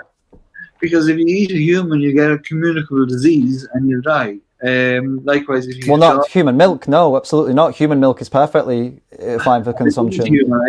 I don't see anything wrong with milk either, and human milk. But anyway, obviously, I don't see anything wrong with dairy. Well, milking women against their will and keeping them kept in a breeding them, keeping them, and then killing them when we're finished with them. That's obviously, we're not going to say that's moral, are we? It's against their will. They didn't ask to be bred. Didn't ask to be, What will, those animals, those cows, they can. In our system, every system is different. They have a choice to go in and be milked. Likewise, I said. Well, they don't. They don't. They don't have a choice. If they don't If they don't go, they're going to be forced to go, of course, because you need to take the milk from them. That's how the system works. They'll get a very poor belly and they're not happy, and then they go. But the reason they produce the milk is because you bred them and inseminated them and made them have calves. So again, you created a problem that you can't give the solution to the problem and act like it's a good deed when you created the problem. It's not. You know what I mean? Humans need milk to survive, and cow's milk. Humans need cow's milk to survive. Yes. Yeah. So how did that happen? Whole picture thing. How did adult humans evolve to need cow's breast milk to survive? How does that make sense? And you can see that across the world. Like there's parts of the world where dairying didn't evolve. Most predominantly Africa, where dairying didn't evolve, and the human race has evolved extremely differently. Their gut and their makeup of their insides and the ability to process milk is very different than ours. We have evolved to be quite reliant on milk, and it has proven very good for our side of the human race. You see where the most healthiest people in the past in history have been in general where cows and cow milk has been consumed. That's history. The healthiest people in history. I mean, we are the healthiest people in history right now. I mean, there's no one healthier than we are. And a large, people in isolation who take their health, like yourself, very seriously, and you can do by putting shackles on your legs or by basically trying to do it differently, but you're consciously doing it. If the vast majority of the human race don't consciously go out and do get nutritional advice and everything to make sure everything is right with their body. So the dairy is a very energy dense. It's got all the vitamins and minerals that we need to survive in it. It is, and has both been involved from the cow side, and the human that has had access to it has evolved as well. Sure, but people being too lazy to do their research isn't a justification for them to pay for cows to be bred and milked and then sent to slaughterhouses. Though the solution surely is then to help people educate themselves on where their nutrition comes from to be able to get all the nutrition they need without contributing to that. I said you're the outlier. As I said before, it is not possible for Ireland or England to produce enough protein. And I know, let's say beans, but we can't grow it on the scale that we need it. And people are talking about biodiversity and everything else. That will be gone, absolutely gone. And if, let's say, the likes of the GM crops and all that kind of stuff is hampered on the tillage front, there absolutely will be they'll find it very difficult to produce enough protein. We're finding it difficult to produce protein as it stands in the world, and that we're trying to, they're looking at breeding insects. I don't know where you stand on that. I've heard about that. I don't want to get too far off topic because we don't have much time, but just I want to just kind of like really establish a point here. I'm trying to really understand what earlier I said if you found that there was a way of producing sustainable protein, you found that the population of Ireland could absolutely not just survive but thrive without the use of animal products, and that you could be a part of that. You said you still wouldn't be a part of that, you would still farm animals. So I'm kind of not understanding what the real driver is for you to continue doing this in this industry, even though that we've been through that. You care for the animals, and I'm guessing you'd rather they didn't be born to be killed. I guess you'd rather that didn't happen. I mean, I'm going to have to assume it, but considering that you said that you really care about them, I mean, would you not rather they didn't go to have the throat slit? I like, go back to the two pigs that we had. That was a revelation in that I did say, oh my God, I'm going to kill these animals. And it was a revelation. A lot of dairy farmers would be kind of, like myself, would be kind of isolated from that fact. And it was, well, I sort of broke it down into who they were, what they did, and how what their role in life. Like their role in life, they had a purpose to sustain other life. and then in That's turn, I then sustained other yeah. lives. I think we're going around in circles a bit because I mean this has been established that this is a purpose that you assigned to them. It's not a purpose that they had. And just as I said, it doesn't matter what we assign to them because, as I said, some humans were born as slaves. Humans were born as slaves. They were bred as slaves. They were assigned to be slaves. That doesn't mean that these people were meant to be slaves just because we put that on them. And I say we, our ancestors, both mine and yours, probably had slaves. You realize that, right? And that doesn't make it okay because they bred them to do slave work. It doesn't make these people slaves. So I mean, this kind of assigning a purpose to them, it's not. And obviously, I know what you're going to come back to. That okay, but these are not humans. But as we have to go round again and say, well, okay, then if it's okay to do it to them but not to humans, we need to define the trait that makes that difference. And if we can't define that trait, then well, we have to acknowledge that there isn't any relevant difference that makes it okay to do this to a pig or a cow, but doesn't make it okay to a human. And then that means that we have to do absolutely everything we possibly can to not do this to them, which would include looking at alternate protein sources, which would include looking at running a business that doesn't do this to animals, because there's no reason that we should do this to them and not to humans. You know what I mean? That the moral value, of course, you put more moral value on a human. I understand that you put more moral value on a human, but that doesn't mean that the animals have such little moral value that they deserve to be bred, inseminated, sent to different places and then eventually be killed. It's not something we would do to humans. And we can't define the difference between them as any trait, so then we have to not do it. We have to do everything we can to not do it. I have to say I disagree, but I suppose I want to get back to my core point in that there does need to be less waste. There does need to be less animals brought to slaughter. There does need to be less animals used. We do need to eat in moderation. And one thing that I said to you before was that we are in an era where we're in mass polarization. Look at the US elections. It's very hard to agree with either side. I'm sitting in the middle. I don't agree. Let's say I haven't heard an awful lot about Joe Biden, but one of the guys that was going for election beside him, he was extremely on the left side of things. And I didn't agree with Trump. But because I didn't agree with either of them, and now this is where I'm kind of coming from with my position on animal farming, is that I don't agree with these guys. You see, what's the mukbang or something on YouTube? Where people will take burgers and stuff them. Oh yeah. Okay. Like that. I mean, I understand where you're coming from, and I don't think anyone in the comments is going to disagree with you on most of your points. But I guess there's a core difference between Trump, Biden, and between veganism and animal farming. In that animal farming is directly taking animals, breeding them, using their bodies, kind of taking things from their bodies for whatever you want to call it, for profit or for feeding the people or whatever. But the crux of it is that it can be avoidable. And if we can avoid it and we can make efforts to avoid it and to not do this to animals, then we absolutely should, because they have enough moral value to deserve not to have this done to them. That's the point I'm getting for here. But I mean, I guess I don't know. I guess you've got to go. I don't want you to go before we get to the final point.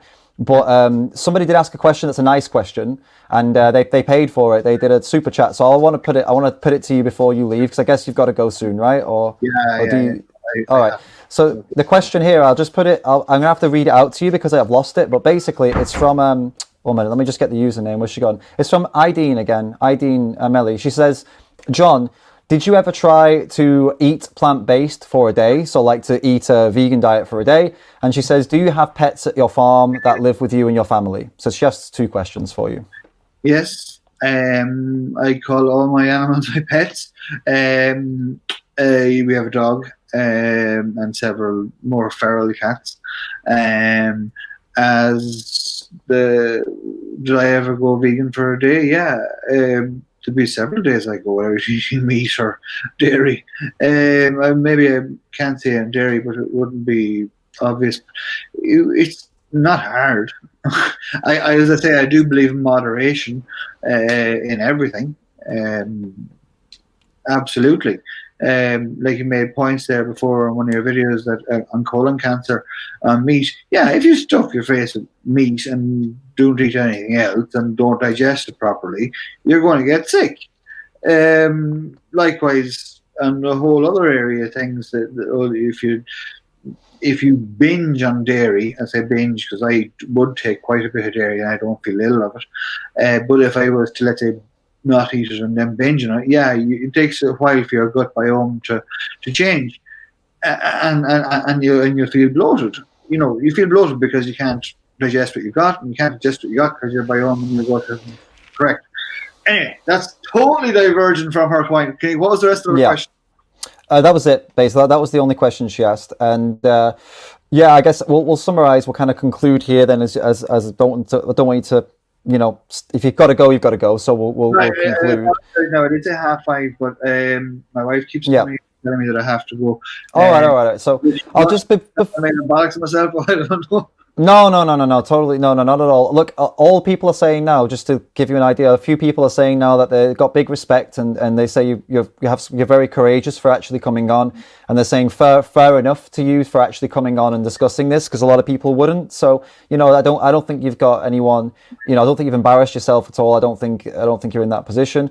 Now, obviously, we could have gone a lot further, and I would be happy to, if you enjoyed this, if you feel like you want to do this again, or maybe you want to take a break before coming back and do it again, maybe it was intense, but I'd happily. I run a mile. I don't know. I haven't actually. Yeah, I'd happily have you on again. I think it was useful. I think it's been good to have you on and talk about this, and I'd like to keep in contact with you and keep sharing. I want to go and do some research and share some stuff with you. I mean, you seem, you are open-minded, and as am I. You send me some things you see, and I'll tell you what I think. I'll send you some things I want you to read, and you tell me what you think, and we can keep this discussion going, and maybe do this again sometime with some more specific topics. After we've chatted in private.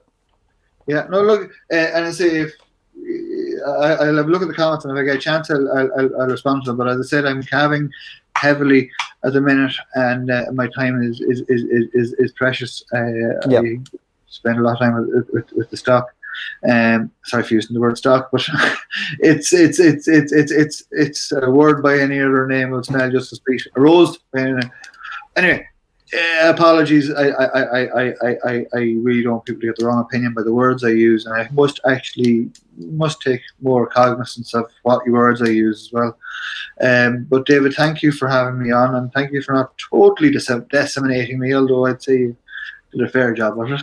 at the end of the day, like I said earlier, I'm not in the business of telling someone, hey, come on for a discussion, and then being a total asshole. I mean, it's not fair. It's not who I am. And if we'd have had like a big bust up before we did this, then that would be fair game. We just go at each other. But I just don't see that as really useful. Yeah. I think we got our points that we wanted to get across. I think you said everything you wanted to say. You covered everything that you covered in our phone call. There was nothing left. I said everything I wanted to say. So overall, thank you for coming on. I appreciate it. And I'm going to stay on for a little bit and just kind of close up. But if you have anything you want to say before you leave, you're welcome to. No, look, I'll try and respond to some of the comments. Okay. Some of them there. I can't guarantee this is not a good time of year for me. Sure. But I have a look and see. But I see some comments there. Yeah. There's actually, I didn't see anything that was particularly, I don't know, nasty. There was a few little digs, but I think when you have a look through, you'll see some interesting points, and you can respond to them. The live chat will stay up, but you'll have to respond in the main comment section, because you won't be able to keep using the live chat, but you'll be able to look through the live chat and see what you want to respond to. Perfect. David, thank you.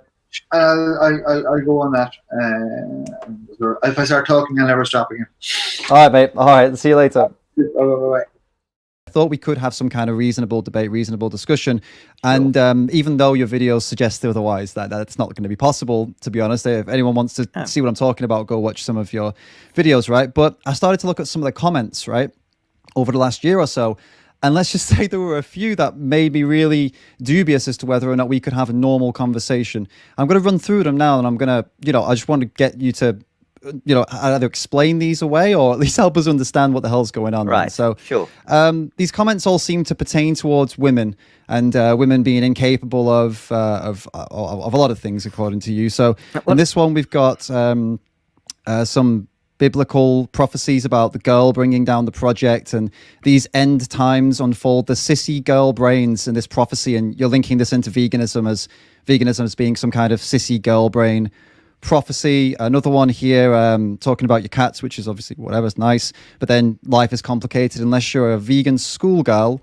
Then we've got another one here. You must be a female, you said to somebody in a comments discussion, and then you talk about Melanie Joy and the dumbest concept you've ever heard of, her invisible belief system, girls, eh? And then we have another one. I find that most females lack objectivity, and that's when linking into veganism. You say that this comment here, the emotional intelligence to know that it's wrong to eat animals is the only intelligence I need. Someone said that, and you said that is a feminine spirit of veganism. You called me a girl because humans eat meat for health, girly. So, and one more. Okay, girl, you said to someone in a conversation, I'm not playing vegan until the New World Order kicks in. So, can you explain to me what being a girl has to do with, being logical, or in your case, illogical, and why do you think it's negative to be feminine, and why do you think that is somehow an argument against veganism? It's the spirit of veganism. It's a feminine spirit. It's based on emotion, not logic. So it's you said you're not a misogynist, but that's about probably the most misogynistic thing I've ever heard in my life. No, it's not misogynist. It is misogynistic to say that women and being feminine means you are not based on logic. That's exactly what misogynistic is. Yeah, but that there is a female spirit a feminine spirit in veganism, because the main recruiting tool, it seems, is something like the cube of truth. You look at those images and that's it. That's the recruiting tool. It's not a logical argument. It's saying this is horrible. If you pay for it, you're an animal abuser, and that's basically the only argument. There's no.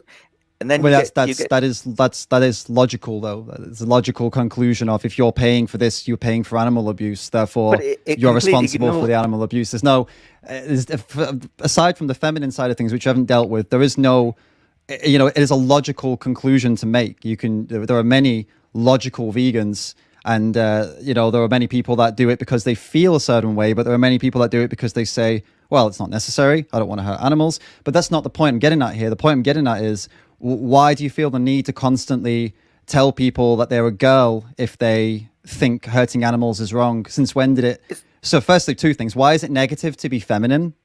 And the second thing, why do you seem to think that all women are, or is it you said, incapable of objectivity in your experience, and then claim that's not misogynistic? That is misogynistic. And to use it as an argument against veganism seems pretty out there to me, to be completely honest with you. It's one of the weirdest arguments I've ever seen. So if you could keep, trying to explain that. There isn't as much logic. You see that when I think the first time I didn't know that. I just thought, okay, let's talk to a vegan. This is going back to March 2019, and I made a logical point. And it was about welfare. It was about animal welfare. And I said, well, okay, we've got terrible conditions in the factory farms. I don't want to support that. Right. So wouldn't it be better to think about animal welfare? And the response, I heard the same response only a couple of days ago, listening to Hazel from Anonymous for the Voiceless. Yeah. And she made the same thing. And she made the same point, and she said that it's more fucked up, she said, to betray an animal that's been well cared for than it is to kill an animal that's had a horrible life. And I thought, where is the logic in that? And her talking about, I mean, I don't know if I agree with that. I think they're both horrible. One's a betrayal of trust, and one's just straight up abuse for the whole life. They're both not good things. But it doesn't matter if she thinks one's worse than the other. How is that because she's a woman? In your eyes, that's because she's a woman, right? Or that's a female thing to do? Is that kind of what you're saying? Or that's the first thing I heard, that that the where it got emotive, where it seemed very kind of emotional, was they the first time I heard it, the person said, "No, it's much worse to kill an animal." It doesn't matter though, does it? It doesn't matter if it's better or worse, but that's not what I'm getting at here. What I'm getting at is, how does this pertain to you coming to the conclusion that she said this because she's a woman and because this is a female thing to say? There's a female way to be. It's an illogical thing to say. And in your opinion, that's what females are illogical. Is that kind of what you're getting at, or what? They tend more to do that, because when I've had a debate, in the debates, you see that all you get back, especially from the females, is quite hysterical. They're just kind of angry and upset, and you're thinking, you need to calm down if you're going to have a debate with somebody, and that is a feminine trait. It's definitely it's a feminine trait to be hysteric and emotional. That's what you're saying, right? It's more feminine, yeah. Feminine trait, right? I'm glad you've died on that hill, because I mean, it's not. I'm not glad, actually. It's pretty fucking sickening, but at least we know we're off to this kind of start, and we know that the kind of how the rest of this is going to go. And what I'm also curious about, I don't agree with that. What you've done basically is tried to set me up for the rest of this. Oh no, mate. I'm just not allowing you. I'm just not allowing you to position yourself as some kind of logical, reasonable person when you're clearly not. And the way you talk in your last interview I saw, last debate, seemed like you were a really calm, rational, reasonable person. But then I looked through your comments, and it's clear that you're not. So I'm just not letting you get away with it, mate. That's the difference here. I'm holding you accountable for the shit you say in the comments section, and you should be more careful with what you say if you don't want to be held accountable for it. That's the lesson to take away. So, I'm not trying to back you into a corner. I'm just making sure people know what we're talking about. That's your job. Look, mate, you couldn't back me into a corner with what I've said online, because I will stand up and I will explain what I've said online, and I'll make sure you know that none of this is like sexist or none of it is misogynistic or none of it's racist, because I know what I said and what I meant. But what you're saying here is basically, yes, I am misogynistic, because I do believe that women are more emotional and are incapable of what was it you said? Incapable of I can't remember the word, objectivity. So if you're going to die on that hill, that's great. It's a good start, mate. It shows us the kind of logic you've got. And look, I want to ask another point here. Like, I saw in another comment that you were a teacher for 35 years teaching maths and physics. How do you go from inspiring what I assume to be young people, and I assume you must have had respect for the people you worked with, including women, right? How do you go from that to making these kinds of comments on YouTube, which are basically, no offense here, well, I don't know, take it offensively if you want. They're kind of similar to what like a 15-year-old, teenager, a stressed 15-year-old teenager would make, sexually frustrated, or an older guy who couldn't get laid. Like, the way you're commenting about women, it's like literally that's what it represents. So how do you go from 35 years of teaching to making a YouTube channel, which is what is like ridiculous, and making these kind of comments? Can you take me through this journey? It's the spirit of veganism. It's all based on emotion. There's no. The spirit of veganism is you making misogynistic comments on YouTube when you've spent 35 years as a teacher. It just seems like a really weird transition, mate. I don't think that's veganism. I think that's you, like, projecting. Yeah. Like, how do you go from that? Like, what are you retired and bored, or like, what's going on, man?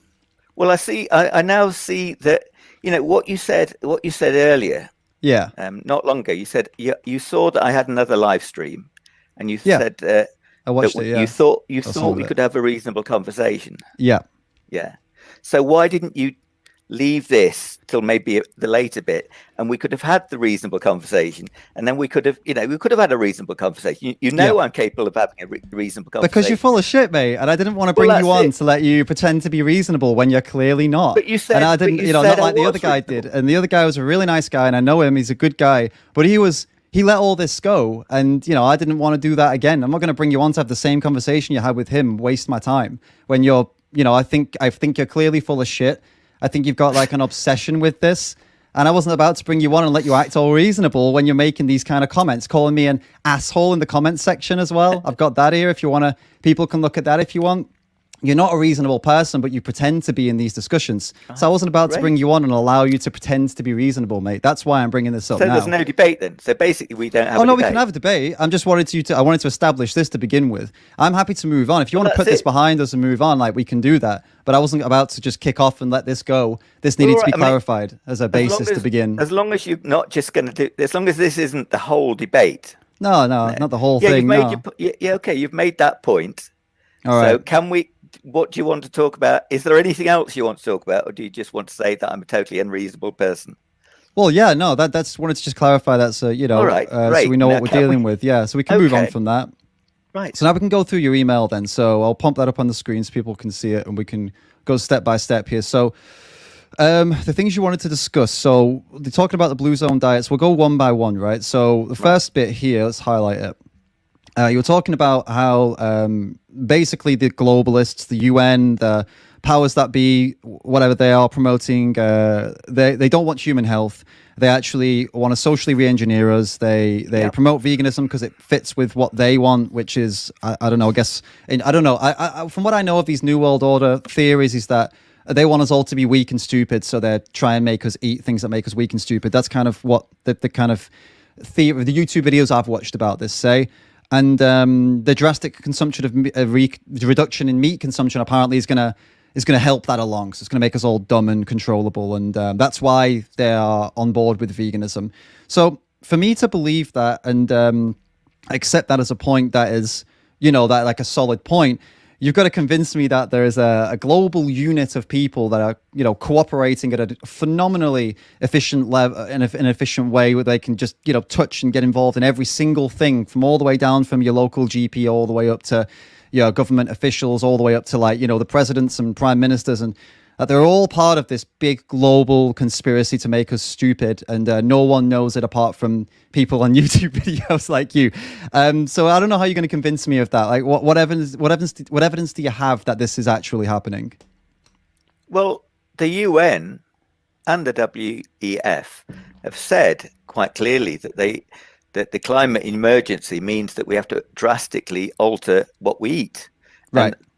And too much, it seems, of the environmental argument is to shut down meat industry, as if you think, well, I can't believe that with everything else, all the other activities in the world, that we could really get to where we want to go by getting rid of just 90% of meat. Because when you look at human health and the blue zones, I mean, Dan Buettner completely misrepresents what they actually eat in there.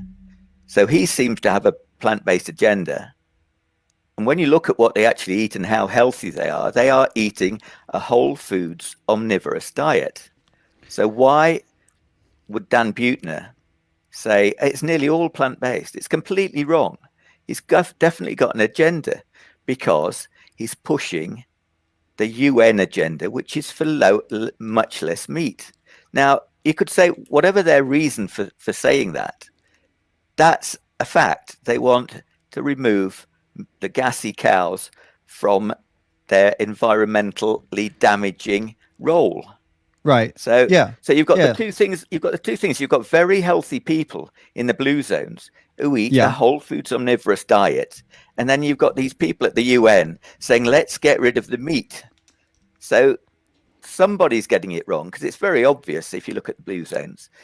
Dan Buettner, that's all right, but it's largely irrelevant. I mean, they're not wanting to get rid of. You'd have to prove that there was some kind of evil plan, and the reason they want to get rid of meat is to harm the people. Otherwise, all you're saying is that, okay, there's some evidence that people can eat this this omnivorous diet and be healthy. Well, all right then, great. People can eat lots of different diets and be healthy. There's no evidence that this is some kind of global conspiracy to somehow harm the public. If anything, what I see from the UN and the WEF, which I looked into, is that they're pushing meat reduction and reduction of lots of things because of the environmental push. There's climate change scientists and activists are trying to influence them, and they're listening. So somewhat they're pushing out a message, but ultimately it's not really a strong message, mate, because 99% of the world population is still gorging themselves on animal products. Like, you're acting like as if veganism's taking over. It really fucking isn't. We're a massive global minority. but you can see there will be. The UN and WEF have said that this is going to be a decade of rapid change. So Right. there will be an attack or a strong influence on us to reduce meat. It's because you will have the carbon tax. So Yeah. vegans will be happy that meat will be taxed because of its supposed environmental damage. So that is going to take place, but there's no reason to think that they have got any interest in human health, because you look at the blue zones and they are the most healthy people. They're the longest living, healthiest people with no dementia, no heart disease, no cancer, no type 2 diabetes or obesity. Yeah. And so it's clear that the whole foods omnivorous diet is the best diet by far. Because there's been studies that show that, right? But then obviously you don't accept this. I know you don't from your other debate, but there's entire groups, entire organizations of physicians that state that a plant-based diet is suitable for all stages of life. But I know already from the last debate that you reject any of that, the studies around that. So there's no, I could equally reject the study that you're quoting and just say, no, I don't believe that. It's not a study. I'm not looking at a study. You don't need these people. I mean, I know there are studies on these people, though. That's what I'm saying. And I could equally reject that the same as you reject this other. These are the studies that prove that the plant-based diet is perfectly adequate as well. So I mean, we're just kind of at a real dead end with that, really, aren't we? If we're both just I'm not talking studies there. We're not swapping studies. You've just got to go look at some of the evidence, some of the videos that people have just gone along with no agenda and say, what do you guys eat? Everybody knows they're very healthy people.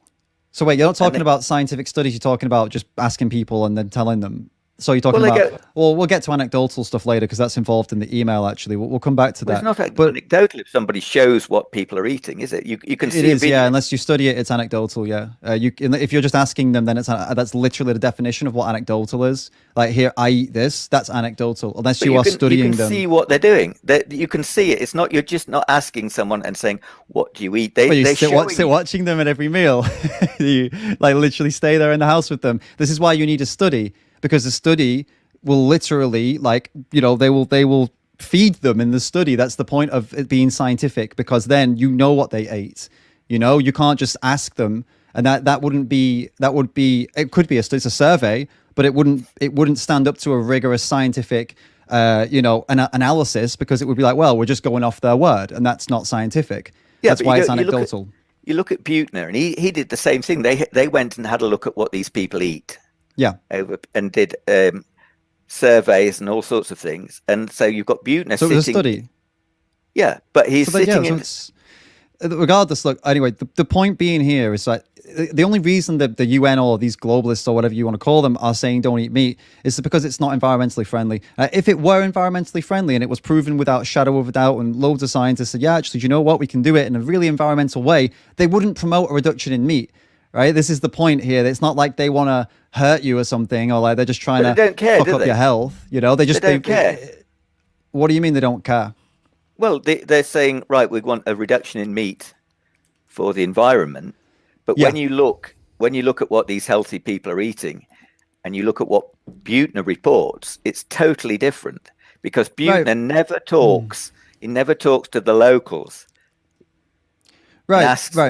But the point being that there are other diets you can eat that are going to be healthy. That's the point here. It's not like that is the only way you can live healthily, which is why the UN is suggesting this. It's like, yeah, if I even agree with you, okay, the blue zone diet is healthy, that doesn't mean that every other diet you could eat is going to kill you. It means that maybe it's marginally healthier. Maybe it is. Maybe the blue zone one will give you an extra 2 or 3 months on the end of your life, but it's hardly relevant. It's hardly the difference between living healthily or not when it's a couple of months at 95, is it? Do you know what I mean? That's the point I'm getting at. That's very anecdotal, isn't it? I mean, you've pulled that out of nowhere. Well, yeah, I know, because at the end of your life. Well, then tell me how many more months or years is this blue zone diet going to give you on top of your life versus a whole food plant-based diet? Then, if you know the answer to that without guessing, then tell me.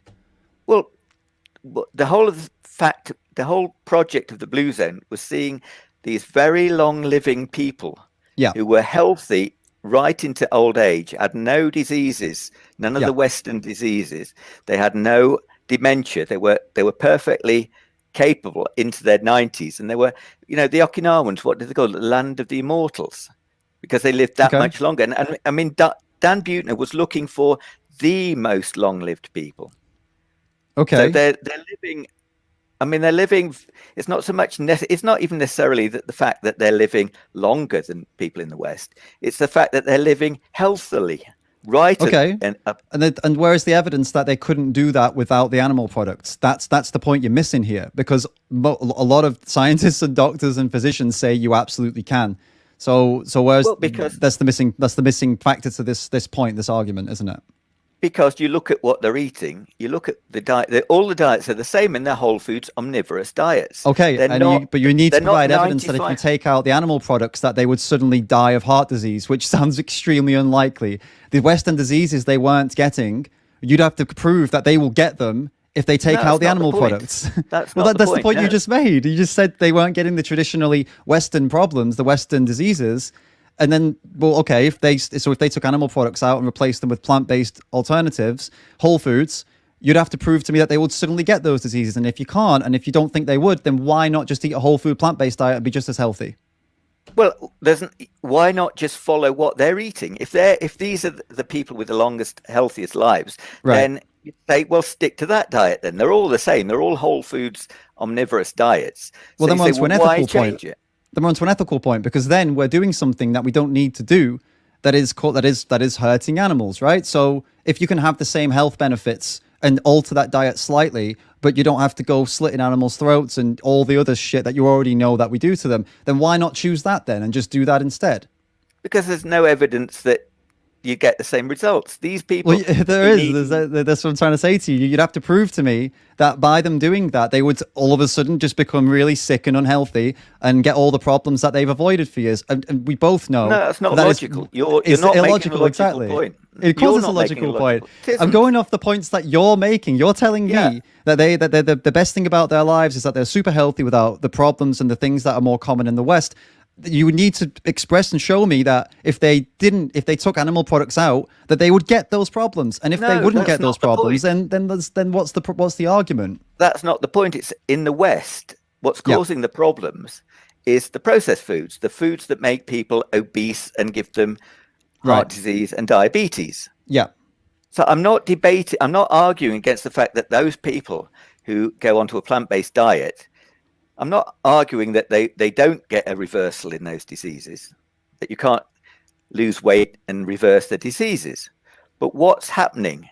It's not the magic. It isn't magical plants. It's the fact that there's something in their horribly processed diet that's poisoning them. And when they stop eating it, Yeah, but we're still not getting to the bottom of the point here, that if you can eat a whole food plant-based diet and be just as healthy, as you would need to be and live a healthy life, without the blood and the guts and the violence and all that stuff that comes with eating animal products, why would you not do that? You need to express to me, you need to show to me that would literally make these people, you or whoever, sick. But you can't, because that's not what's happening, is it? Clearly. Look, we'll come back to this, because there is more on this in this email as well later on. There's more we can get into, but I want to go point by point so we stay on target. I don't want to get too bogged down. This next point, in terms of animal agriculture, showing the horrors of factory farming system produces the planned reaction of disgust. Animals are clearly used and abused for profit, but it's naive to think that humans are not. Animal control is physical cages. Human control is psychological propaganda and advertising. So with this point, I was actually a little bit unsure about what the point you were getting at here was. Like, that we agree that the factory farming is horrible, and that's something at least that we can agree on. But then I don't really get the next point about it's naive that humans are not. I mean, I guess, yeah. I mean, I can't. Humans are obviously controlled and we are exploited and messed with advertising, propaganda and stuff like that. But I'm just not really sure kind of how that was relevant for the rest of this discussion. Did you have a point that you wanted to get across with that I've missed? Or well, it's just that it seems the spirit of veganism says we've suddenly woken up to the truth. We've been shown the horrors of the animal agriculture, and Right. but it's not that. It's not you've suddenly seen the corruption, and now we can kind of move on and rebuild a garden of vegan. Right. It's another planned step, because obviously, if you want people to stop eating meat, like the UN does, you show them the horrors, and you think, right, great, that's useful. Veganism is useful for the agenda that says we want to reduce meat consumption. So in a sense, you're very useful to the movement. So of course, the veganism will be pushed because it is very useful if you want people to stop eating meat. And so also, you've got this fantastic front or excuse to create all these nasty fake meats and all the oily rubbish, fake other rubbish like the cheeses and the milks, and you say that's fantastic, because if that's what you want to sell, then you can say, well, it's we're satisfying the need, the consumer demand from vegans. So it's wonderful. It fits the agenda perfectly. Not really. There's not really a big consumer demand from vegans. There's a big consumer demand from people who want to eat less meat and don't want to don't want to eat meat or animal products anymore, who are like more vegetarians or even like flexitarian, whatever the fuck that means. But vegans don't really demand a lot because we're a big minority of the population. So I mean that's not really sensible to assume they're making products for vegans, because they're not, because that's business suicide, to be honest with you. If you try to make a product specifically and only for vegans, you will go out of business instantly, because we're just not that many people. But I mean, veganism is everywhere, isn't it? It's not, mate. I don't know where you got this from. It really isn't. No, it's really still the message. Very much I mean, the message of veganism. Thing. Considering how few of you there are. Yeah. The airtime about vegan products and promoting. I mean, look at the Tesco ad in 2019. It's just sheer vegan propaganda. So it's plant-based food, mate. That's all it is. It says that new people are eating more plant-based foods, are interested in plant-based alternatives. Before that, it was meat and dairy propaganda paid for by lobbyists. So it's only, you can't have it both ways, mate. It's just all that's happened is now there's a bit more even, that there are plant-based products being promoted as much as animal products. That's all that's going on here, mate.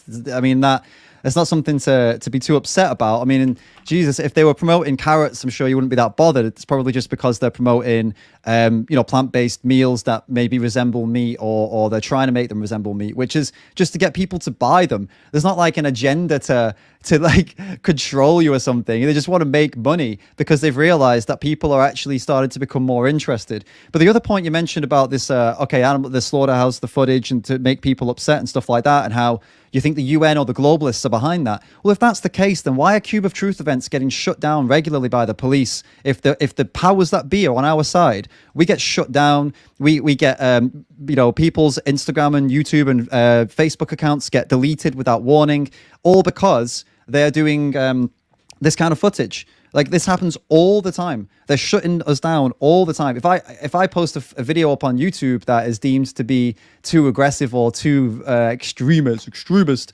it gets demonetized or it gets limited in certain countries. If all this what you're saying were true, we'd have none of these barriers. We'd be able to open every single door. We'd be getting into every single government institution to give speeches and stuff and give talks, but that's not the case. But the reality is, trust me, as a vegan who's tried to do these things, all we come up against is red tape and closed doors in our faces when we try and talk to anyone of importance about veganism.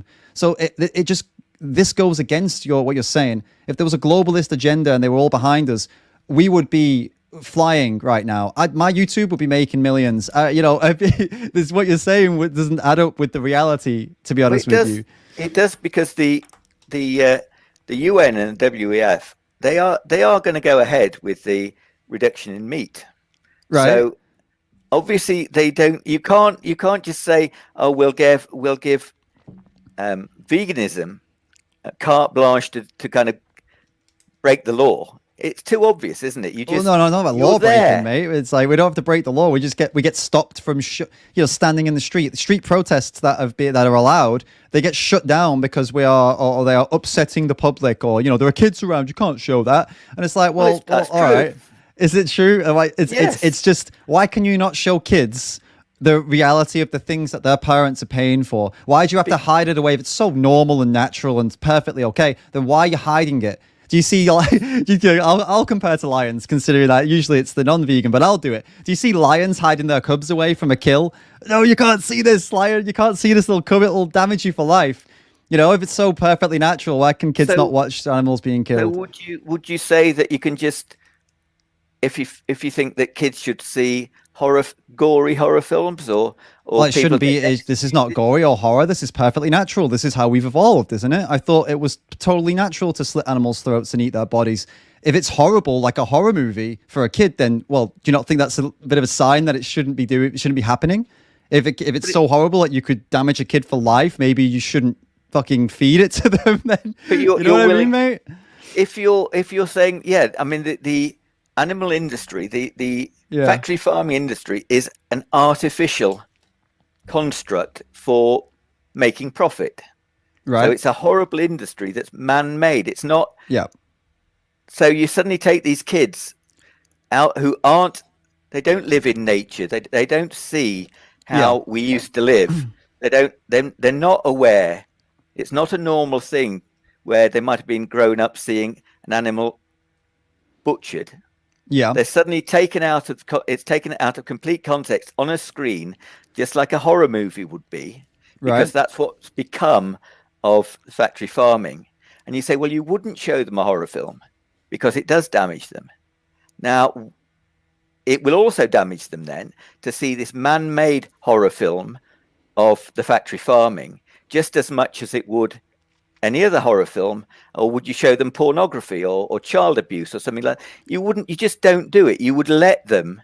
You show it to them later, because it's like 18 rated. I mean, I wouldn't be showing my kids pornos, but yeah, I mean, the fact that you're comparing 18 rated. The fact that you're comparing animal agriculture to pornos or horror movies tells us that fucking everything we need to know about animal agriculture, doesn't it? And forget factory farm, and even just, you know, taking a kid and slitting an animal's throat in front of them, right there in front of them, is gonna fucking devastate them, right? The only difference is that when you say they haven't grown up with it, the main difference is that when you do it to them as a kid, you get to indoctrinate them into the fact that this is normal. But 99% of kids that have got past the age where they have empathy, like, I think kids below 4 don't have empathy. It just hasn't developed yet. But if you show them after that age, when they have empathy, they're going to hate it, but they'll get used to it because you do it, you make them do it, right? But most kids are not going to want to do it, mate. It's not an instinct that we have to go and slit animals' throats. It is an instinct for serial killers, because they grow up, they do that as kids and grow up to go kill people. That's an instinct for them. But for the rest of us, it's not an instinct. That's why it's a problem to show it on screens. That's why it's a problem to take kids on a visit to a slaughterhouse. Not because they haven't grown up with it. It's because they have empathy, and it doesn't come naturally to them to slit animals' throats. But it's not an instinctive thing. If you're a kid in a tribe where you do grow up with it, they're not all completely mentally fried, are they? It's normal to them. They grow up and they do it themselves because they've grown up with it. They're indoctrinated exactly from a young age and taught that this is what we have to do. The key word being have to do that. Like, it's necessary. You need to do it or you will die. So they learn to get over their feelings, and then they just get over it and do it like any of us would if we were in a survival situation. Yeah. They are in a survival situation. Who are? If you're in a tribe and you grow up. Obviously. Yeah. So I'm saying, like, that's if any of us would do that. We're not being vegan is not some religious thing. If I'm out in some tribe somewhere, I'll wake up one day and this is how I need to live, I'll live that way. So that's not the point I'm making, that they shouldn't do that.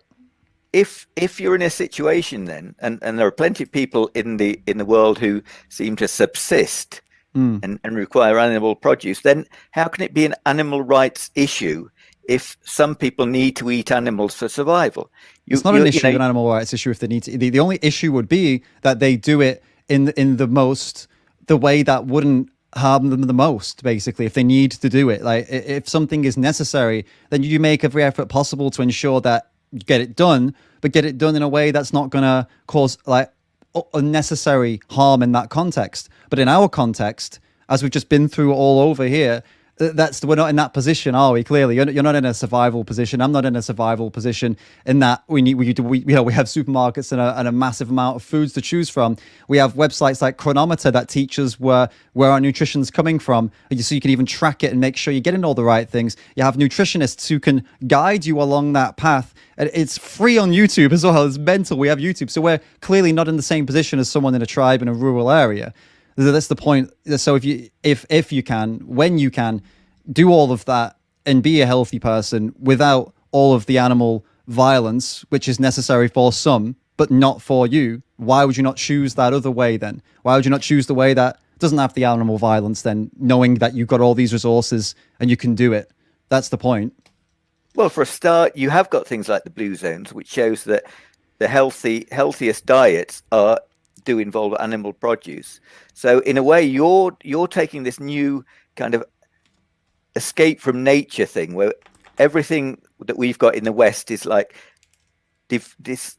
We're no longer part of nature, and the concepts of animal rights. Now we think, well, we don't need to do it anymore. It's not very nice. But you can't say it's a rights issue, like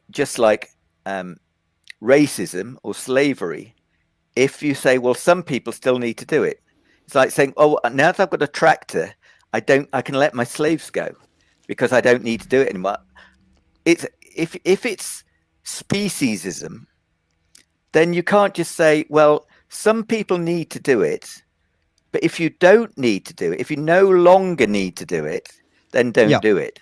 That's a silly argument. It's not a silly argument. That's exactly what you can say, because we live. So like, right, if you want to use the slavery comparison, we used to live in a world that relied on slavery. So while slavery was being abolished, there were some people that would continue to have slaves because they felt they didn't have a choice. And then in the end, they were either forced to give them up, or they had to make it work, didn't they? They had no choice. They had to figure it out. The world changed and they had to change with it.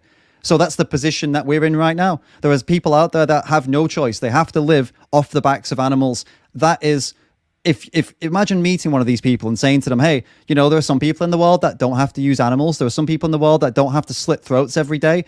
Would you like to live like that? Do you think they're going to be like, oh, no, I love slitting throats. I actually love doing this. Now, I'm sure like a lot of most reasonable people would say, yeah, if I could live without cutting animals' throats every day, I would live that way. But unfortunately, there are some people who can't, right? So it's for us to create a world. Well, it's going to take a very fucking long time, but to at least try and build a foundation for a world where that is the case. And that doesn't mean mock meats and what you were calling fake meats, which we can get into in a minute, but it doesn't mean necessarily that. It means that if we can get good quality whole plant food nutrition to everyone, right? And ensure that everyone can live with the adequate nutrition without animal slaughter, without animal use, then that's a good place to achieve. And that's not you said garden of vegan. I'm not, all this religious context shit is not for me. I'm talking purely practical. Well, actually, I feel like, yeah, go ahead. Recreating the Garden of Eden. Yeah. I got that from Gary Yourofsky.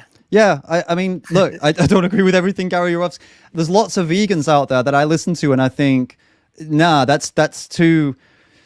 I'm not about some fucking utopia. You know what I mean? Like it's not realistic for me. And people talk about it. It's inspirational, and I get it, but I'm not that guy. I'm not inspirational in that way. I'm not telling people that we'll have this utopia one day. No, I don't think we will. I think there's always going to be animal violence. There's always going to be people that want to go out and kill them and eat them, even if they can get all the nutrition from plants. These people are going to exist. It's unfortunate.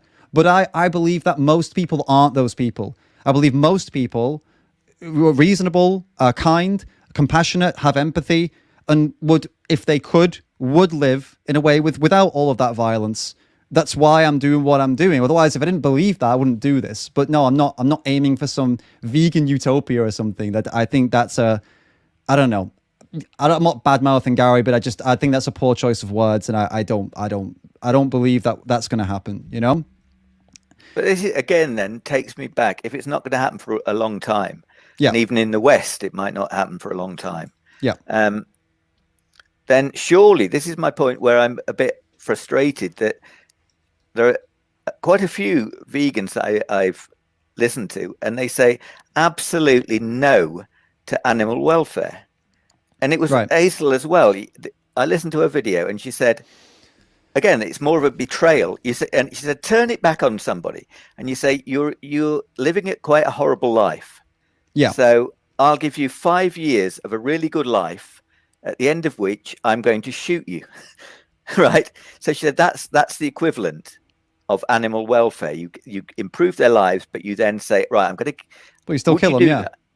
But you see, the thing is, the difference is the animals have no idea what's happening the next day. So if they're in a horrible situation, that's their reality at the time. Yeah. If they're in a good situation, they're in a great situation. Now they don't know when they're going to get shot. We've gone through this. I told you I don't agree with Sal on that point. I think it doesn't matter if one of them's worse than the other. I would say that the life of cruelty is pretty damn bad and probably, worse. I'd say it's worse, but I would say it's still the second thing she talks about, where 5 years of an awesome life and then, being shot in the head. It's still a betrayal. It's just betrayal versus cruel betrayal versus no betrayal, but cruelty for the whole life. We can all have an opinion on which is worse, which is better or worse. It's not like reflective on Sal as a what you think she's like some kind of, well, I guess you've got your thing against women, haven't you? So I guess you think she's like overly emotional or whatever or something. But it's not a ridiculous argument. It's not a ridiculous argument, because I can argue both sides of it. Sal may personally believe that a kind life and then betrayal is more painful than a horrible life and then ending it. She might have that position because she's personally experienced betrayal and she would have rather that person be cruel to her. You don't know the background, and you can't just say it's because she's an overly emotional woman, which is pretty much the argument you made earlier. It's not how it works, mate. Animals are not like people. As I say, they have no idea what's going to happen tomorrow. So if they have a great life, this idea of betrayal. At the end of the day, all right. Yeah, the point being here is that regardless of whether you agree with Sal or not, the point is that it's still unjustified. It's not like, oh, it's totally fine to shoot them in the head because they were happy. No, like just do the fucking good life, the 5 years of a good life, and don't shoot them in the head. How about that? Is that not an option here? Why not? Actually, there is the rights that are going to be given to farm all domestic animals. Yeah. The aim of veganism in terms of the rights given to domesticated animals, whether it be farm animals, companion animals, or service animals, including guide dogs, is the right to become extinct. They're not going to live, are they? There aren't going to be once you have a vegan world, for instance. Let's say it's animal agriculture. Let's just say forget vegan world. Let's say animal agriculture no longer exists. That's probably more realistic to look at. Fair enough. So basically, they're going to become extinct. That's their right. Their right is going to be to not have any life. It's not going to be right. We've got animal rights, and the family that moved in next door are Highland cattle. I'm going to go around and say hello later on. They're not going to be. There are no animals. I've got 2 cats. I've always had cats. They're great, but I'm not going to have cats. There'd be no. I've heard even Earthling Ed saying, "Oh, it's really nice to have pets. We love them. They're members of the family." Yeah, I know the video you're talking about. Yeah, he says he talked about Stockholm syndrome and stuff like that, and saying ridiculous. that they depend on us. Absolutely nonsense. Yeah, so look, this is a whole other point. And the fact that they would go extinct, look, they're man-made domesticated animals, right? They have painful, health, poor health. They have lives that are just ridden with problems because of how they've been selectively bred, and they're only supposed to live up to a certain age and be killed, right? So if they go extinct, great. The domesticated animals, in my opinion, it's great if they go extinct, or the alternative, it's great if they go into some kind of place that can care for them. And maybe, I don't know, this is a whole other debate as to whether or not some people want to keep small populations of them I don't know, for whatever reason. I can't imagine a good reason to do that, considering all the ailments they have, to be honest with you. So if domesticated animals go extinct, great. We'll still have wild cows, wild pigs, wild chickens, and hopefully we won't fuck with them like we've done to these guys.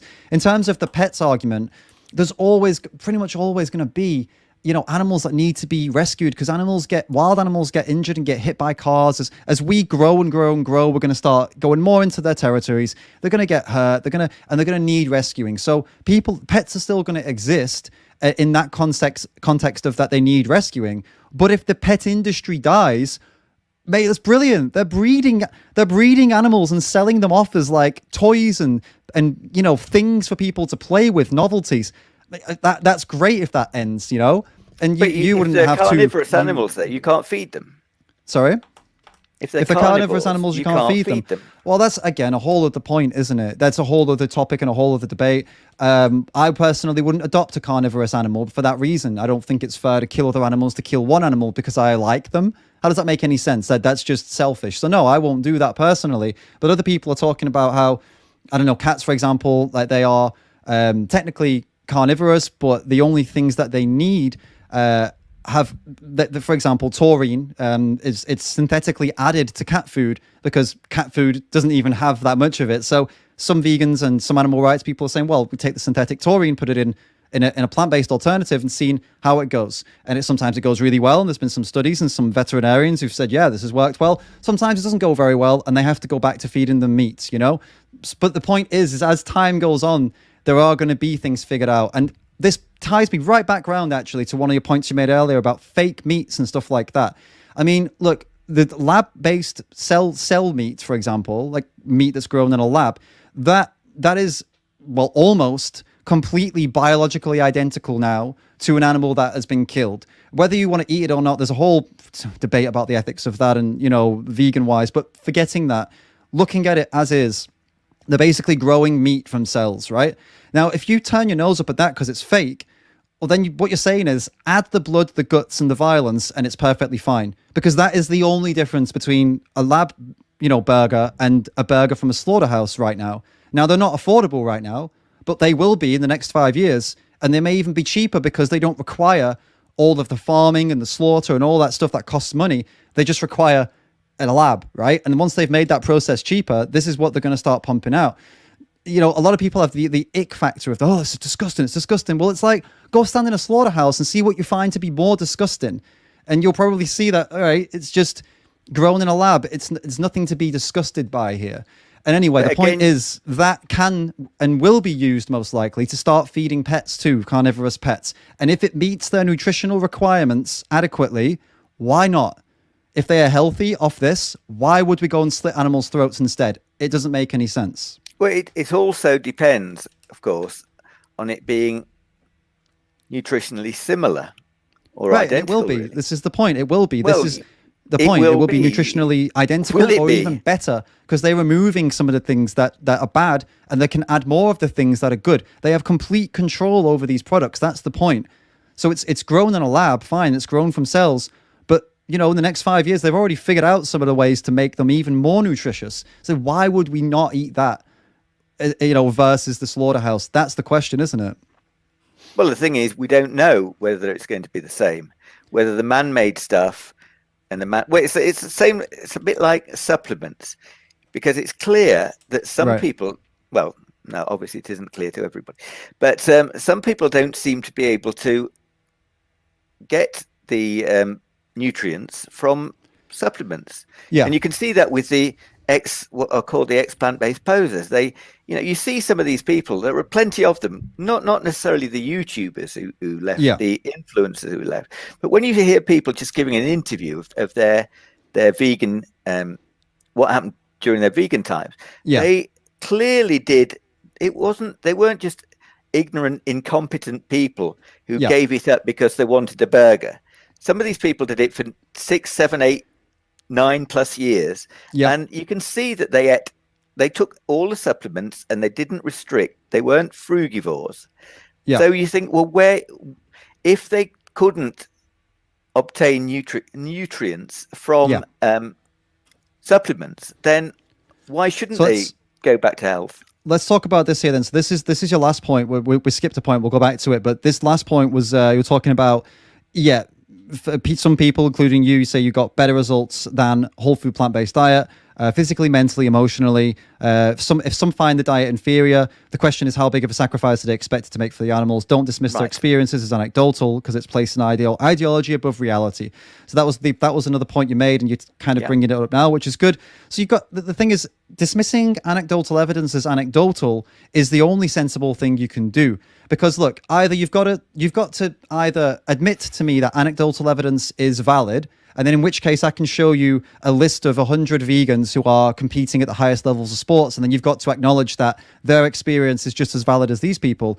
or you say, no, anecdotal evidence is not enough of a basis for us to base what we do on. You can't have it both ways, right? So either it's all valid or none of it's valid. So which one are you going for with this? What I'm saying is that some people seem to manage better on a vegan diet, on a plant-based diet than others. Okay. But you can't really demand that everybody go on a plant-based diet if some people don't fare very well on it.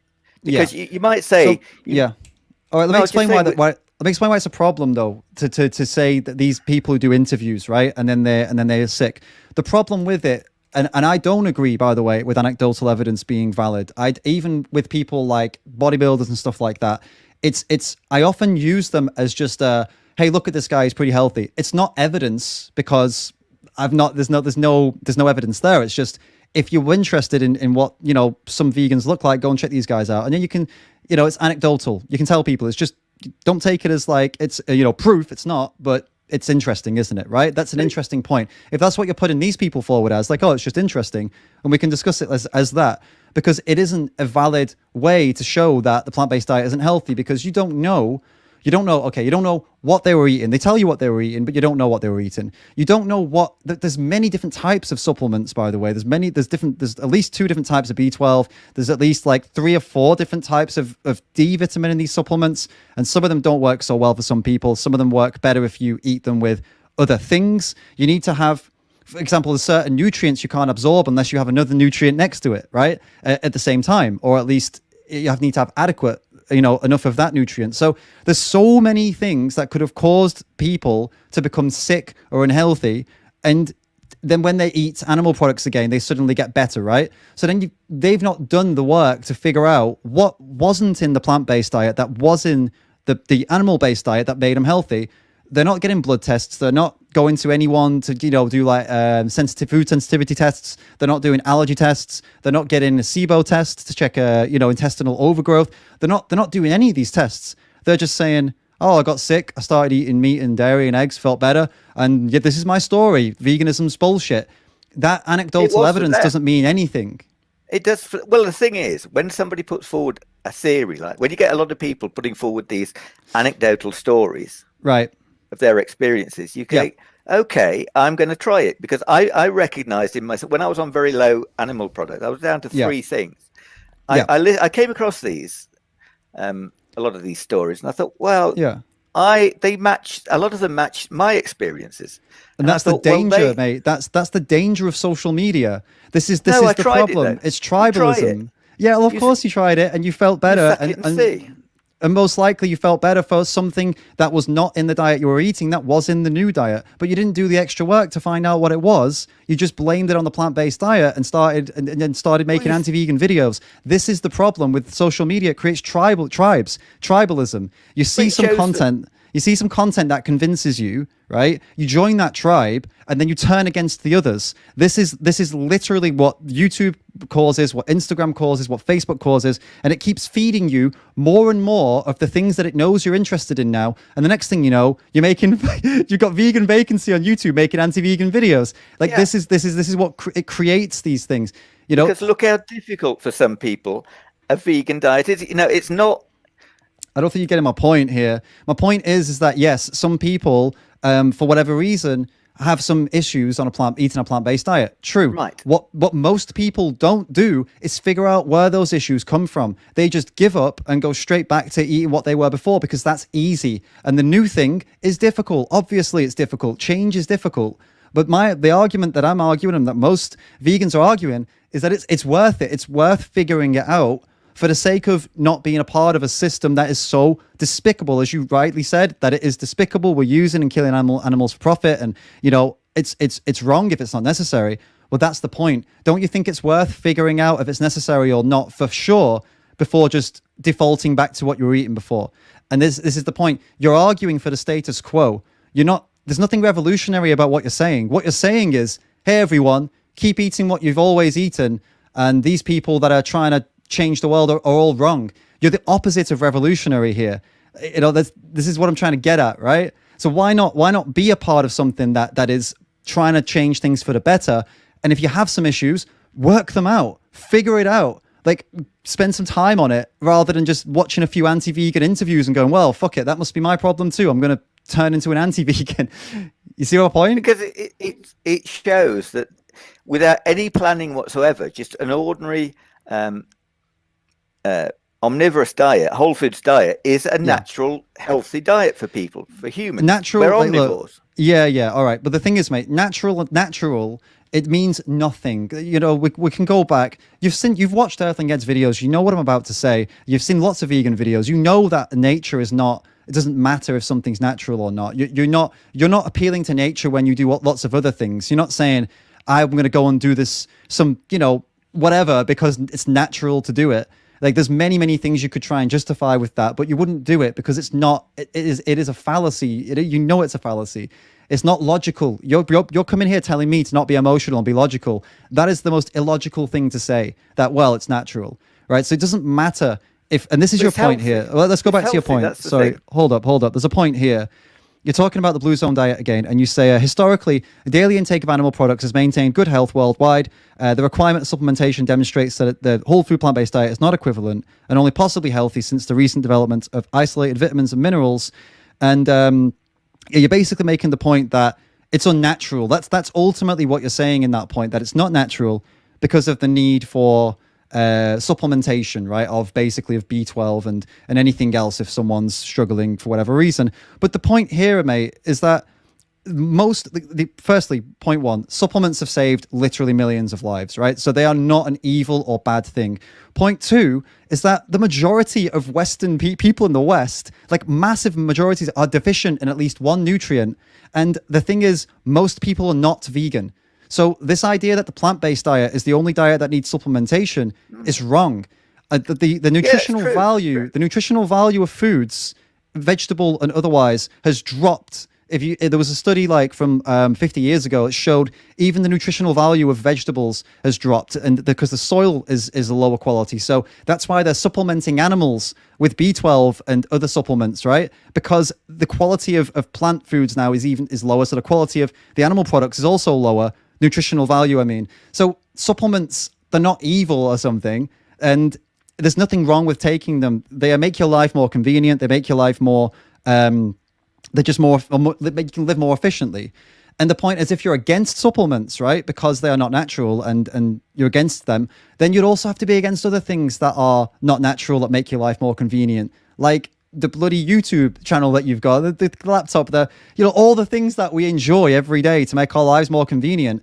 They're in the same bracket as supplements. All that supplements do is just make things easier to get and make life more convenient for not just vegans, for loads of people. So but that's the whole supplement point. argument seems go ahead. What about the people who don't? What I'm talking about is, as you said, some people seem to thrive or at least do fairly well on a vegan diet, and other people seem to crash after a few years. Now, if those people are doing a whole foods plant-based diet and taking all the supplements and paying due diligence to trying to do it right, and it still doesn't work, then Then there's still other things that could be causing the problem. Like if you're more sensitive, I don't know, you could have a condition that makes you more sensitive to fiber. You could have something like small intestinal bacterial overgrowth, which can be triggered by a lot of plant foods and some animal foods. There are so many things that could be going on in someone's body that makes them so that they respond badly to a plant-based diet. But these things can be fixed. That's the point.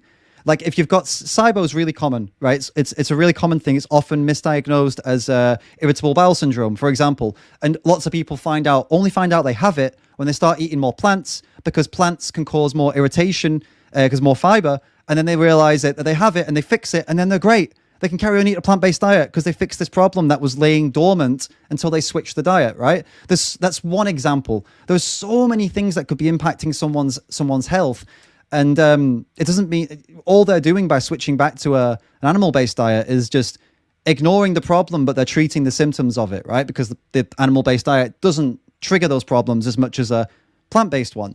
What I'm saying is, why not, instead of going and just making your mind up and saying, well, I didn't do any tests, I didn't speak to anyone, I didn't check these things. Well, why not check those things, right? And go through also, one more thing, these people, they're not even that common. Like the people you just said there, that they I did everything right, I did everything perfectly, I made sure everything was right, I did everything possible. These people, they say it for YouTube, right? But let's be honest, like, do you really believe them that they went to every single extreme before they even considered eating an animal? No, normally, man, you can see straight through the lies. And you know, you come in here telling me we're logical, you know, you want to be reasonable, that's you're not intelligent. illogical. You should be able to easily see when someone's chatting shit for YouTube to get likes and clout, which a lot of these but they're people not are. all- Come on. A lot of them were just interviewed. They haven't got a YouTube channel, so why? There's no incentive for them Because they feel to make bad. things up. Because they feel bad. They feel bad, rubbish. and then this person. Nah. Look, mate, come on. If I'm an anti-vegan and I see someone on Facebook says I just quit veganism and I'm getting shit, they're getting loads of shit from vegans, and I reach out to them and say, hey, you've done the right thing. You've done the right thing. I got your back. Of course, they're going to be like pumped to come on a YouTube to feel good about themselves. It is preying on the vulnerable. These people that bring them on. They're clearly vulnerable, that they feel bad. They you know, they were living one life and all of a sudden they feel like they have to live another life, and then someone comes along and tells them, hey, you're good, man, you're great. They love it. We all love being told that our decisions are correct and right, you know? It's just there's vulnerable people, and they're just preying on it and getting them on to, you know, Sverige or whatever to talk to them, man. It's clear as day to me. Well, it's the opposite to me. I think they did go into veganism with plant-based, if you will, like plant-based diet, and stuck with it through quite a lot of hassle. And they think, well, it's still not working. What's going wrong? I need to take something out or take another supplement. And they don't just give up very easily. They actually stick at it for years. So they're not just they say they did, mate. This is what I'm trying to say to you. This is where it's anecdotal. You can't say that they didn't. Yeah, but it's the same thing, isn't it? You can't. I mean, all right. I'm not saying you can't make that judgment. That's what I mean. Yeah, I get your point. I get what you're saying. I get what you're saying. All right, I get you. I get you. They're lying. Yeah, I mean, but you can't say they're not. This is the problem, right? We're both right on this point. You're saying you trust them. I'm saying I don't, but neither of us can prove it. Do you get it? So this is where it's like, this is what anecdotal evidence is, literally the definition of it. It's like you either believe them or you don't, but there's no evidence either way. So the best thing is to look at the evidence, and all the evidence says that it is perfectly doable to live that way. Now you got to look at, okay, if these people didn't do well, right? You got to look at the options here. Either they are just anomalies, and all the studies and the doctors that say it's right are completely wrong, or in your case, they're part of a globalist agenda to take us out. Or you've got to look at, and maybe consider that maybe they didn't know what they were doing as much as they thought they did. Maybe they didn't get the help they needed. They didn't do the proper research. Maybe they were eating a calorie deficit, even though they claim they weren't. I'll give you here's an anecdote for you. I yesterday did my chronometer to check how my diet was, right? I didn't think it was that good. I thought I've not been eating too well, to be honest with you. I checked it. I didn't know how bad it really was. I was like, oh my God, I've been eating terribly. Because I've just been eating crap, right? And that's a choice I made. Junk food I'm talking about here, all right? And I didn't realize just how inadequate junk food is. So I yesterday put it all in, and I would have told people I'm doing all right. I think I eat, I'm eating okay. It's not been that bad. Now I'm like, holy shit. No, I was eating a lot worse than I thought. So it's very easy. What I'm saying is it's very easy to think you're doing all right and think, oh, I'm doing all right. And then you put it into something like chronometer and you're like, oh shit, no, I need to be more varied here. Do you know, I need to think about this a bit more. But 99% of people don't do that, and that's a random number. But do you get my point? People aren't walking around checking their statistics in chronometer. They're just not. And maybe they should be, maybe they should be, so then they can figure out what's going wrong. But it seems like a very, very complex thing to have to go through. You've got to monitor everything and try to figure out every little problem and have tests and get advice, and some of it might not work, and you have this test and that. Exactly. The alternative is that you pay people to slit animals' throats because you can't be bothered to do it. And this is only for the people that have problems. This is the only people that have problems. Mate, the natural diet gives people heart disease and fucking cancer and diabetes, mate. There's like people normally eat leads to those problems in the West. We both know that. In the West. So, but you're and also in India as well, actually. In India as well, which India's not even a big meat-eating country. They're dairy-eating country. They're still getting natural diet. Say again, sorry? The standard American diet, which has caused all these problems, and the processed foods. That's not what I mean by natural diet. I'm talking about more like the blue zone people who have eaten and then again we're back to the balanced original diet. point. We're back to the original point that you'd have to prove to me that there's something magical present in the small amounts of animal products they eat that is not present in plant-based products. That means that they are perfectly healthy and somebody plant-based wouldn't be. Do you understand? That then you have to prove that, and there's no proof of that, which is why we keep going around in circles. Well, Yeah. the Now, way I started. Yeah. Sorry, ahead. carry on. So we'll conclude this point, and that. So I'll conclude this point, and that some people, you're saying that you're focusing in on the anomalies here, and that some people, obviously, there's 8 billion people in the world, and of those 8 billion people, let's say, I don't know, a million have gone vegan, or a million are eating a plant-based diet, let's say, right? And of those people, there are some of them who have some problems on the plant-based diet, but they are a minority of that million. You realize that vegans are a minority, plant-based dieters are a minority of the world, and then these people you're talking about are a minority of that minority. There is a tiny, tiny fraction, little group of people on YouTube that talk to these kinds of people with absolutely no evidence at all that any of them were actually doing what they said they were doing, or even ate properly. And then we're all supposed to use this as an excuse to then eat animal products. That's why what you're saying, it doesn't add up, and it's not logical to behave that way. This is emotion. This is the thing that you're so against, the feminine quality that you are so against. This is what you're doing when you try and use these people's experiences to prove your point. That is emotional. That is not logical. You don't use it. You use them as this is what they say they did. This is what they then went on to do. Yeah. So they're normally eating a fairly average diet before they go plant-based. Yeah. Then they're more mindful, especially the ones who go whole foods plant-based, and they take the supplements. All by their word, though. You have no evidence of any of this. You're but just you basing compare it on with your own. The way you can. The only way you can. We don't. Have right. Okay. Hold up. Let me give you an example. Let me give you an example of why this doesn't make sense. The people in the Greek times. Someone said to them, hey, the sun rises and sets every day because the sun god does it. And then you walk outside and you look and the sun comes up and the sun goes down. Well, they must be right then. The sun god does it. This is what your argument but practically is. It doesn't matter. Okay. It doesn't matter. Of course it matters. It's anecdotal. You can't just watch someone's story, say, well, I feel like that's also happening to me, so that must be it, without any testing, without anything at all. You are just the same as that person that believed the sun was up and down by a sun god. You're just listening to stories, applying it to what you feel and saying, well, it must be true. It's so illogical. It's so emotional, though. No, I tried it. That's the scientific bit. You listen to what a lot of people say, and they say, I had these symptoms, yes, and I sorted it with animal products. And I thought, well, I'm down to 3. I've got a lot of the similar issues. Yeah. Perhaps rather than go entirely plant-based and perhaps risk the same thing, I'm going to try it. I'm going to suck it and see. It's science.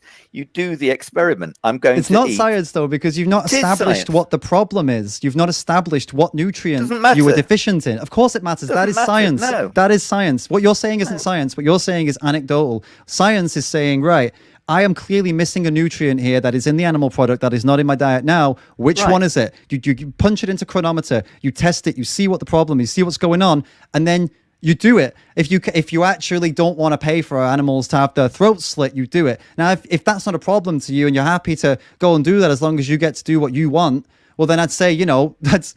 I mean, I don't really believe in evil, but I'd say it's about the closest thing to it. And, they're the choices you have, basically.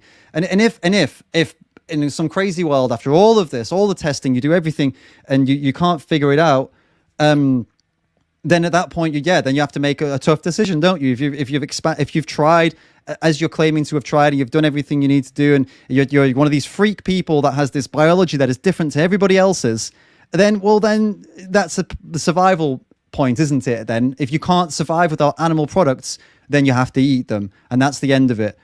But I'm going to guess that's not you.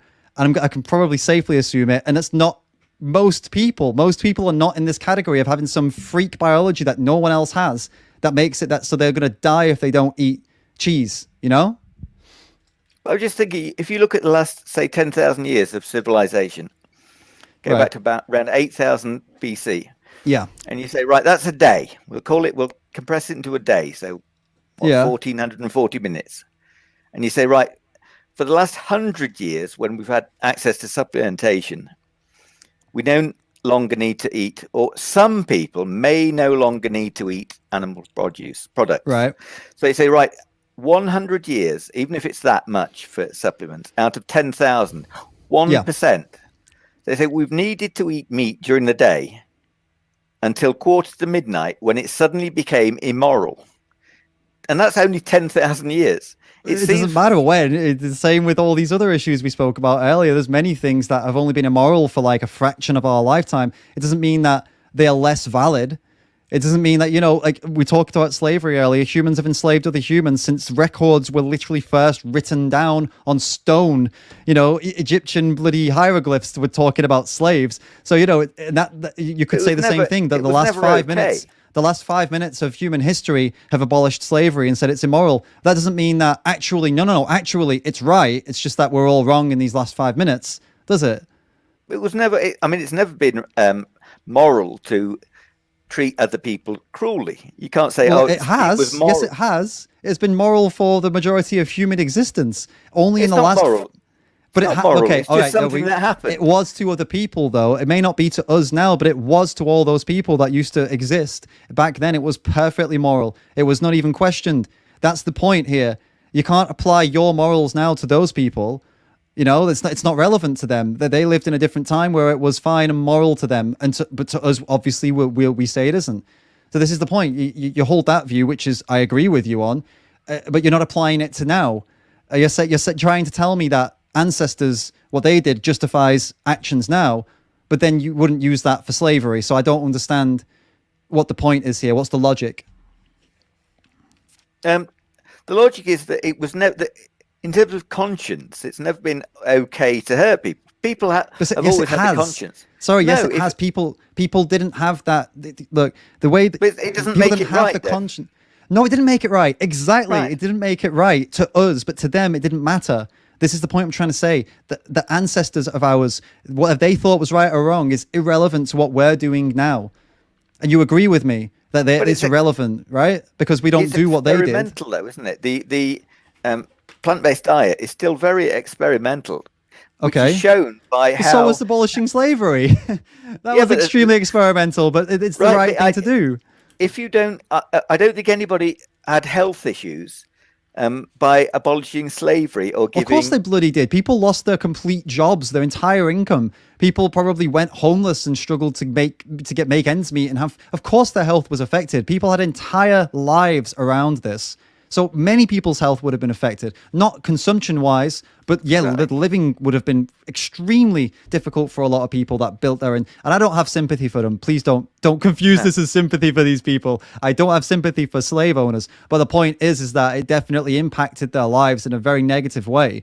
But it was still done because it was right. And the point being here is that there's not even a comparison, because the plant-based diet does not impact people in a negative way. There are only these people that claim it did without any evidence, and possibly some anomalies of people who, as I said, have some different biology for some crazy reason. I'm not convinced they exist, but I've never seen one. But maybe they are out there somewhere. I wouldn't say they don't exist, right? But I'm not convinced completely. Aside from them, the majority of people are thriving this way. And the ones who aren't thriving in these interviews that you keep referring to, there's no evidence at all that has got anything to do with just a plant-based diet. It could have been an inadequate one. It could have been that they were doing something else at the same time as it. That it could have been they were more stressed and it was causing their digestion to be more inefficient. You don't know what's going on in these people's lives. They only tell you what they want you to hear. That is literally what interviews are. That's why it's not scientific. That's why you can't take it as evidence. But you can try it. You can suck it and see. You can say, right, sure, I've got these issues. I'll try what they tried to sort them out. But that's illogical. It's illogical. It isn't illogical. It is. It isn't illogical. It's completely illogical. It's based on emotion. You see someone else. They did. Exactly. You see someone else doing something, you believe them and you try it, and then you assume that the reason you feel better is for the reasons they said they feel better without ever looking into the evidence. That is illogical, and that is fallacious. You're basing it on your emotions, which is something, again, you said you were so against. Of course it is. It isn't of course it is. My intention, I wouldn't be here if I hadn't intended to go plant-based.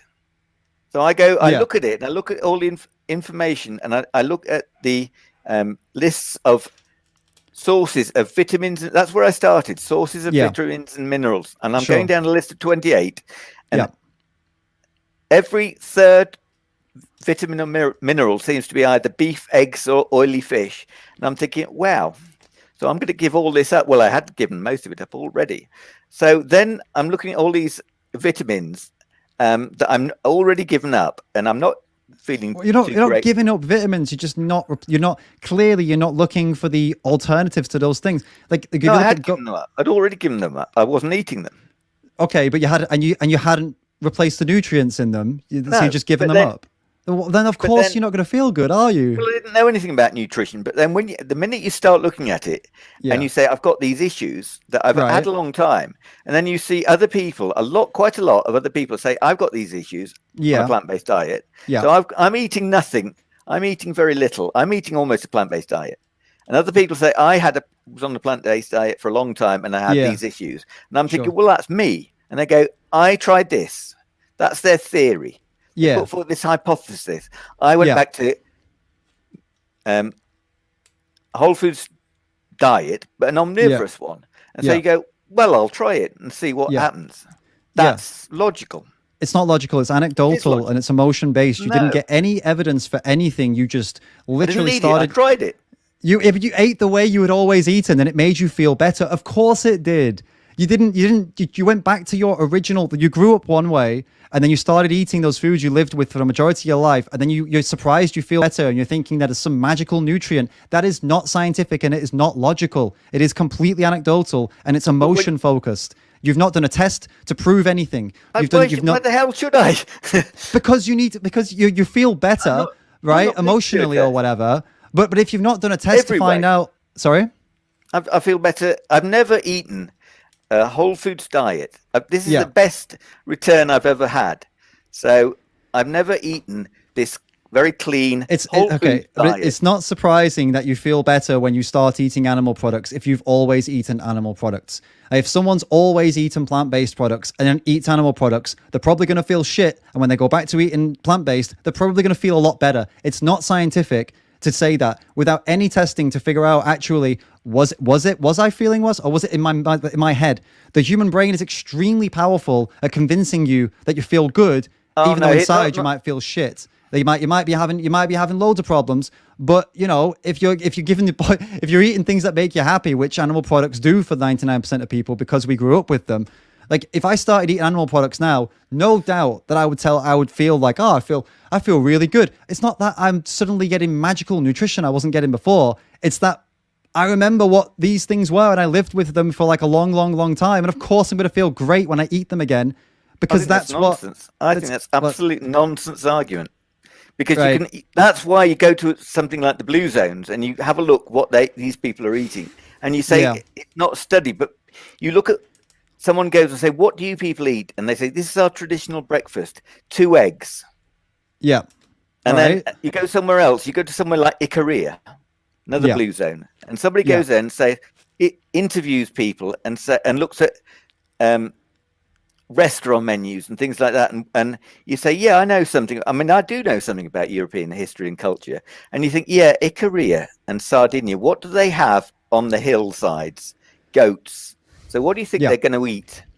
Goat products. And these are the longest living people. So you say that is the model. It's not just the YouTubers who say, when I went back to eating animal products, whole foods animal products, whole foods diet with a considerable amount of animal products, I felt great. You say there's that evidence, there's your own evidence, there's the blue zones evidence. It starts to build up.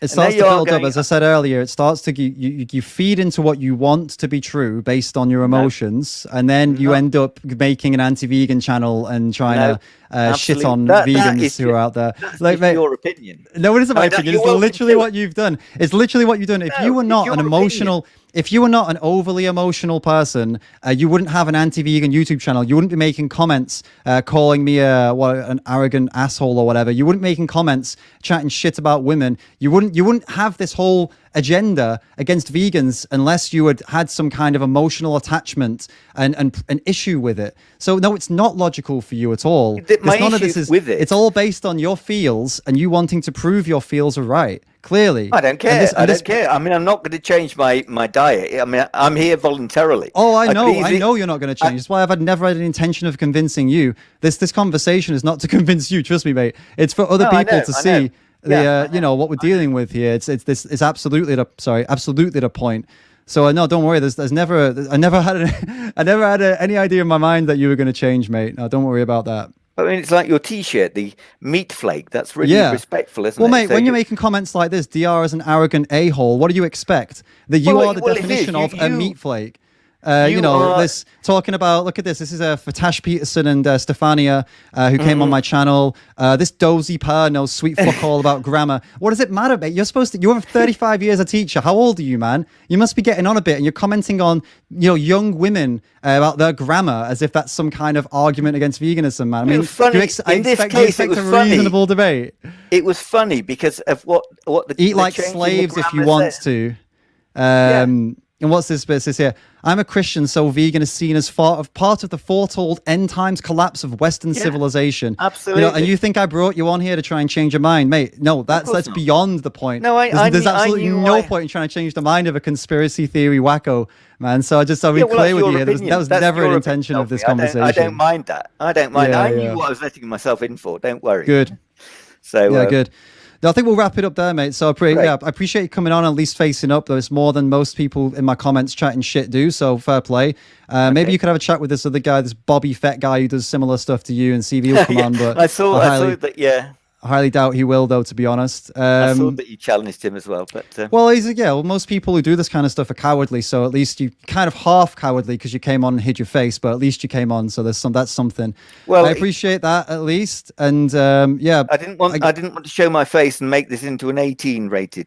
All right, yeah, got it. Would have had to sign in then and prove that you're 18, which would have been a shame. Right, so, right. Well, I mean, it's pretty clear you are. If you've been, 35 years as a teacher of some sort. I mean, I don't think there's there's a question of that. But yeah, anyway, as I said, appreciate you coming on. At least it's more than most. Sure. And I guess I'll see you around. I'm sure you'll be making more videos and maybe taking clips of this. You're welcome to do it. We appreciate the promotion. And I don't know, mate. Well, I don't know. I guess I don't think anyone's a completely lost cause. I hope one day you go past your feels and decide to look at the actual evidence rather than interviews and stuff like that. But hey, we'll see, won't we? You could. There is other evidence as well. We haven't got time to get through it all. But I'm quite happy with my inquiry and the logic behind it. I mean, obviously we've got totally different opinions, but there you are. That's life, isn't it? Yeah, mate. All right. Well, cheers, and thanks, David. See you around, mate. Bye bye. Okay, cheers.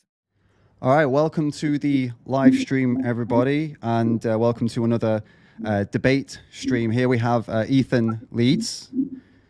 Welcome also, Ethan. Hi.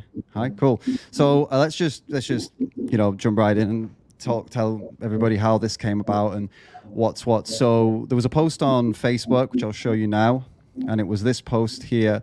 Which screen am I on now? And it was like it had a lot of the standard kind of for vegans, we know what kind of things you can see the end of the post. I will never support meat eating for pleasure or preference and view people who do as ignorant, selfish, and morally perverse. There was like a couple more paragraphs basically, but this was kind of the meme, and it was, why when they compared themselves to lions to justify eating meat. And Ethan responded. The first response was here. Said, hey, my experience with people against eating animal products is they never are able to do a live debate, only use pre-done propaganda. I do, however, always give the opportunity, and if you really feel so strongly, let's do a live debate, and you will get the opportunity to speak to all my followers on the topic. Lenora, who is a patron of the channel, thank you, Lenora, responded and tagged me in there and a few other people. Said basically there are some people who will debate, and then it kind of spiraled a little bit out of control there, with Ethan claiming that none of these people in the comments have any clue about the science behind their claims. Finds our motives honorable, but ultimately believes that it's satanic elite propaganda, veganism, I suppose you're alluding to. It goes on, there's no arguing with the level of IQ of some vegans were responding and a little bit upset, let's say. They were like, they were a bit heated. It got heated, but Ethan was saying there's no point arguing with that level of IQ. And the satanic part of the vegan agenda is teaching that eating animals is wrong, but not eating vegetables. That not eating vegetables isn't the satanic part, but teaching people eating animals is wrong is satanic. And again, with some claims that there is no science behind a vegan diet being healthy, or that they didn't have it. And then again, insulting someone's IQ, saying that they don't have a high enough IQ to follow logic. They're making up arguments against him that he didn't say, that he didn't support factory farming, but again, just saying that they don't understand his arguments. And he was talking about bringing God into it. So God commanded people to eat meat. It states in the Bible that teaching against eating meat would happen in the last days and comes directly from Satan.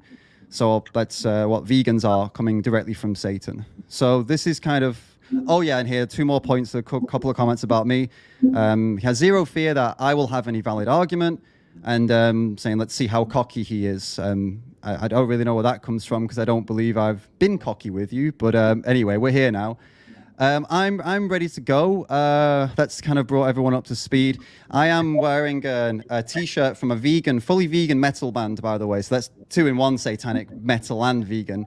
And I am vegan, so there's a whole lot of Satanism going on here. So you've got your stage now. You got what you wanted. Let's go. Go ahead. First of all, you were showing my comments without showing what I was responding to, but fair enough, you did explain that they got quite heated and what have you. So I responded to some pretty heated and name-calling stuff. But the actual meme itself that you just showed, it starts off with name-calling, calling people like me morally perverse, morally corrupt, and all of this. So it's a direct attack on us as people, as human beings. And so, it gets... Now, the little comment on cocky that I made about you is just because you said it on the... on this message, you called my comments bullshit, is what you said. So that's why I said that. But listen, prove to me that they're not, and we'll and I'm happy to concede on that. Right. Okay. So just to clear that out. So other than that, you've been very reasonable, and I think we can have a respectful discussion here, and it should be interesting. So, okay. So how do you want to start? Well, I mean, your main claim is that veganism's satanic, so maybe we can kick it off with that. And you mean satanic? You mean evil, right?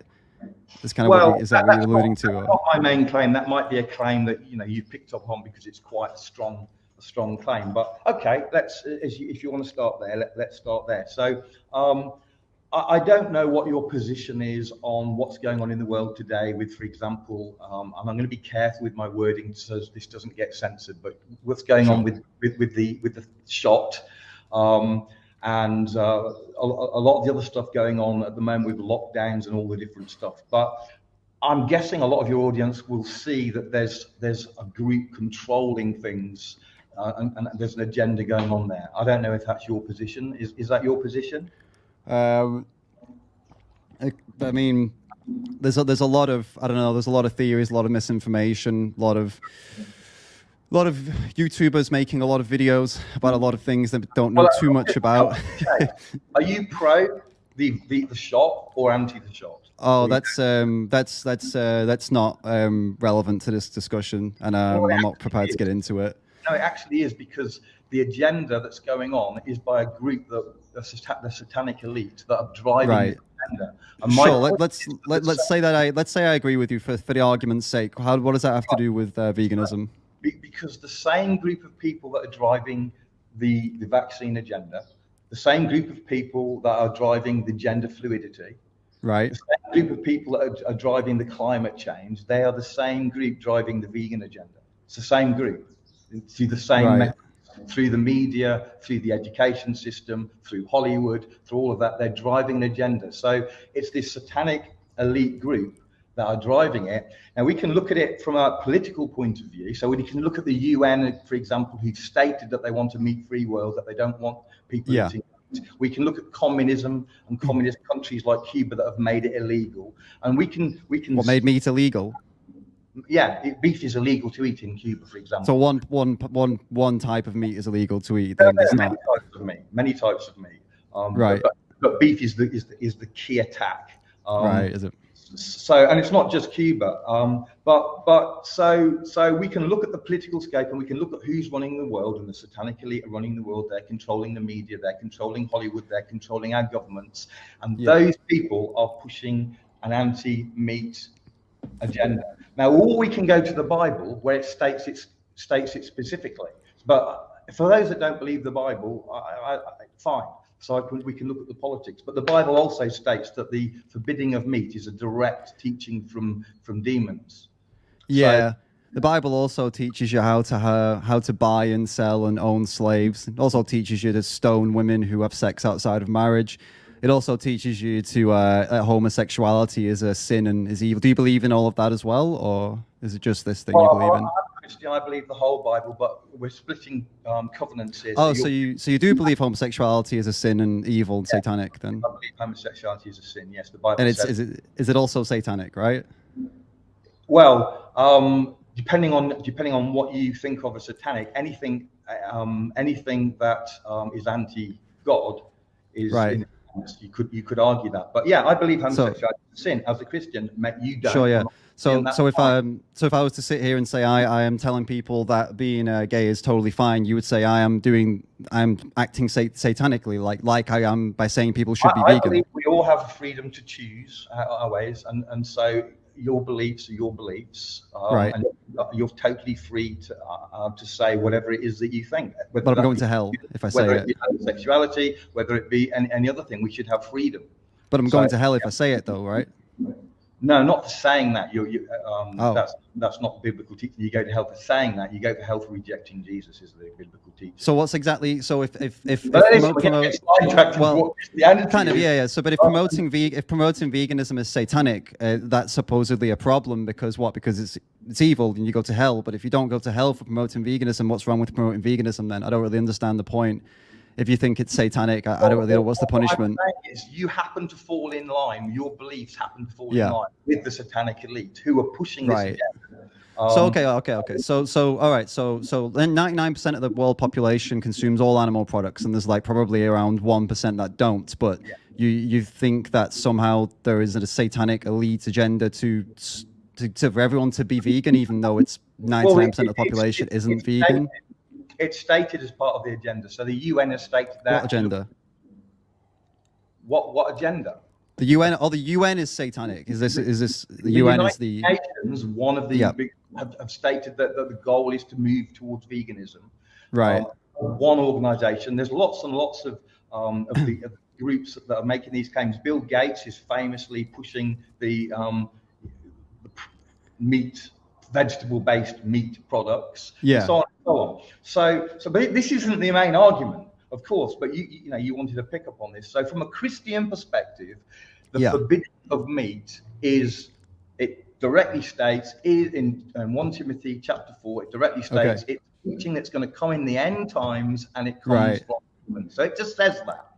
Yeah, so, it also talks about selling your daughter as a slave. The Bible also talks about it doesn't teach to sell your daughter as a slave. When a man sells his daughter as a slave, she shall not go out as the male slaves do. If she does not please her master, who has designated he for himself, then he shall let her be redeemed. He shall have the right to sell her to a foreign people, since he has dealt faithlessly with her in Exodus. So yeah, it does actually talk about selling your daughter as a slave. So do you also agree with that? I said it doesn't tell you to do it. But but it doesn't condemn it, does it? You're talking about the old covenant. I'm under the new and talking about the new covenant. Oh, right. So the word of God can be like updated to suit modern times, right? Okay, got it. Yeah. Talking about whether you agree with Christianity or whether you agree with the Bible. Right. It is when you start saying things are satanic. It kind of is. Yeah. It is a little bit about that. The Bible says that. And then you're trying to attack the Bible on other issues. Yeah, I am. I'm attacking the Bible on everything. It's a book written over 500 years by multiple different people, thousands of years ago. I mean, using that as your basis of what's right and wrong in 2021 is a little bit fucked up. It kind of is, though, isn't it? Otherwise, you wouldn't be talking about satanic groups and Satanism and shit. What I'm telling you is what the Bible teaches about that and what the Yeah. satanic elite are doing. Now, you don't agree with the satanic elite on most of the other subjects, such as what you were just saying, such as the vaccine push, such as the lockdowns around the world, such as all of this stuff. You don't agree with them, but on this you agree. Okay, so let's get. No, that's not true at all, because you've not demonstrated that there is an elite powerful agenda to make everyone vegan. Whereas you can demonstrate in some ways that there is an elite powerful agenda to make everybody take the V, because there is a massive push and it's being forced on people. But if you aren't vegan, you can still work. If you aren't vegan, you can still travel. If you aren't vegan, you can still live an absolutely normal life. And the non-vegan industries, meat, dairy, and eggs, are the biggest, most profitable, some of the biggest, most profitable industries on the planet, multi-billion-dollar industries. So if why would the elites who make millions, if not billions from that, want to shut it all down and have everyone eat something else that doesn't make them any money? The elites own that industry. They have a major interest in controlling food, but and they're going to make a lot more money from plant-based, like Beyond Burger. You can't make that yourself. You can't keep the animal and you can make burgers out of things that you can take at home. You don't need to go eat Beyond Meat or Impossible Meat. If you don't agree with mock meats, don't eat them. What's that got to do with veganism? It has nothing to do with veganism. That's just plant-based alternatives. Well, what I'm saying is the UN, as one example, right, are pushing that we eat less meat. They're blaming cows, for example, for global warming. Yeah, sure. That's got nothing to do with veganism. That's them talking about environmentalism. That's got nothing to do with veganism at all. People eat plant-based for the planet, good for them, but that's got nothing to do with veganism. It's driving the agenda towards going meatless, and it's coming from the satanic elite. But listen, let's get. Let's not move on, because that's got absolutely nothing to do with why vegans go vegan. If some vegans will say, "Oh, do it for the planet," that's bullshit. You can change your diet for the planet, right? You can go vegan. There's many arguments to go vegan, that people use. But the argument to go vegan, the reason people go vegan, is you can get a completely sufficient nutrition. You can get sufficient everything you need basically to live a comfortable life without paying people to slit animals' throats in slaughterhouses. That's why people go vegan. Before I answer that, let me just address something, because I don't want you to. There's a lot of a caricature of those of the meat eaters. So let me just agree with you on a couple of points first. So first of all, I would agree that the factory farming system is sick, and that the abuse that goes on within that, but both for plants and animals, but especially with animals, because animals are suffering in horrible ways that's needless. So I would agree with you on that. So let's just get that out of the way. Right. Okay. The factory farming system and the way they treat animals in that system is sick. So we can both agree on that point. But what you're saying is that that the vegan diet is a healthy diet, and therefore we don't need to eat animals. And if we don't need to eat animals, we shouldn't eat them for moral reasons, when we can be as healthy or more healthy not eating animals. Is that a fair summary of your position? A nutritionally adequate plant-based diet, yes. If you're meeting your nutritional requirements, then there's no reason for you to be consuming or using any animals. Okay, for so anything. Let's address that and look at whether that's a true statement, because that's one of the main reasons you've just given us why vegans are vegans. So first question I'd ask you is, what is the average lifespan of a vegan? So looking at vegans that are vegan from birth till they die, what's the average age that they live to? I don't think there's been any major study on that, but there are major studies on the chances of the risk of all-cause mortality, and they found that within the vegans. I can tell you that a vegan diet conferred a significant reduced risk, minus 15% of total cancer, and other meta-analyses have shown vegans have lower risk of all-cause mortality compared to meat eaters and vegetarians. How long vegans live? Sorry? I don't have a data point to tell you a meta-analysis of how long vegans live. No. That's a pretty important bit of data if we're going to say it's healthy, but we don't know that. Okay, so let me try another thing. How long do we need to do a study on a diet before we can say, yeah, that's a healthy diet? I don't know. I don't know. I don't have a number on that. If you're going to claim a diet is healthy, but you don't know how long you need to do a study. That's you can claim a diet as healthy by does it meet your nutritional requirements, and if you go to a hospital and you have a chat with a doctor and find out who's in there and what are they there for, you'll find that it's definitely not vegans who are in there dying. And as I just said, let me just finish this point. The meta-analyses that I've brought up, the two that I just brought up one showed that vegans had 15% reduced risk of cancer when compared to non-vegans, and another one showed vegans have a significantly reduced risk of all-cause mortality compared to non-vegans. So there is data with tens of thousands of people, some of which identified as vegan. You don't know if they actually were or not, but they identified as vegan. So there is data, but just not the specific data points you're requesting. Data, and some of the data is conflicting. Some data is positive for veganism, some's not so positive. There's lots of data, but what we need to be able to claim a diet is healthy, and you claim that it's nutritious. You need the associations of dietetics, like the one in Canada, the US, England, also Italy, to say something like vegan diets are suitable for all stages of life, which, oh wait, they all did. Yeah, that's what you need. You need large bodies of scientists and doctors to approve them, and then you can safely assume that they're good. Yeah. Pseudoscience out there, and this is pseudoscience. So let me tell you what's scientific. You need to study. Oh, so every one of these dietetics association is pseudoscience, but you're the one who's the real scientist here, right? I'm going to give you logic, common sense that you can't refute. Okay, give us some common sense that we can't debunk, that we can't possibly disagree with. Yeah, go ahead. What is the purpose of a diet for a species? What is the purpose of a diet for a species? Yeah. What's the diet got to do for that species? Meet nutritional requirements. In order for what? In order for an average life. An average living, no problems, no disease, no sickness, no tiredness, no growth problems. That's, you're trying to achieve the basics, basic level of health or more. The most important fact, right?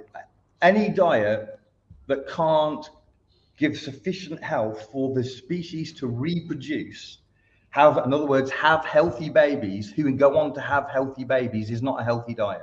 Okay, so what's the claim? The claim is that the plant-based diet makes people have unhealthy babies? What I'm asking you is to use your common sense and agree with this obvious position that a healthy diet has to make you healthy enough to reproduce healthy offspring who can reproduce healthy offspring. If it can't do that, then it's not a healthy diet. That's just obvious common sense. One element of it. Yeah, sure, go for it. Yeah. So what are you gonna? Okay. Are you gonna? I can't wait for this. Please make this claim that vegan babies are somehow, or people can't procreate if they're vegan. This would be great. Well, interestingly, there are studies that show vegans have a much lower sperm count than meat eaters, unless but we're not gonna. I don't need to go there. So, okay.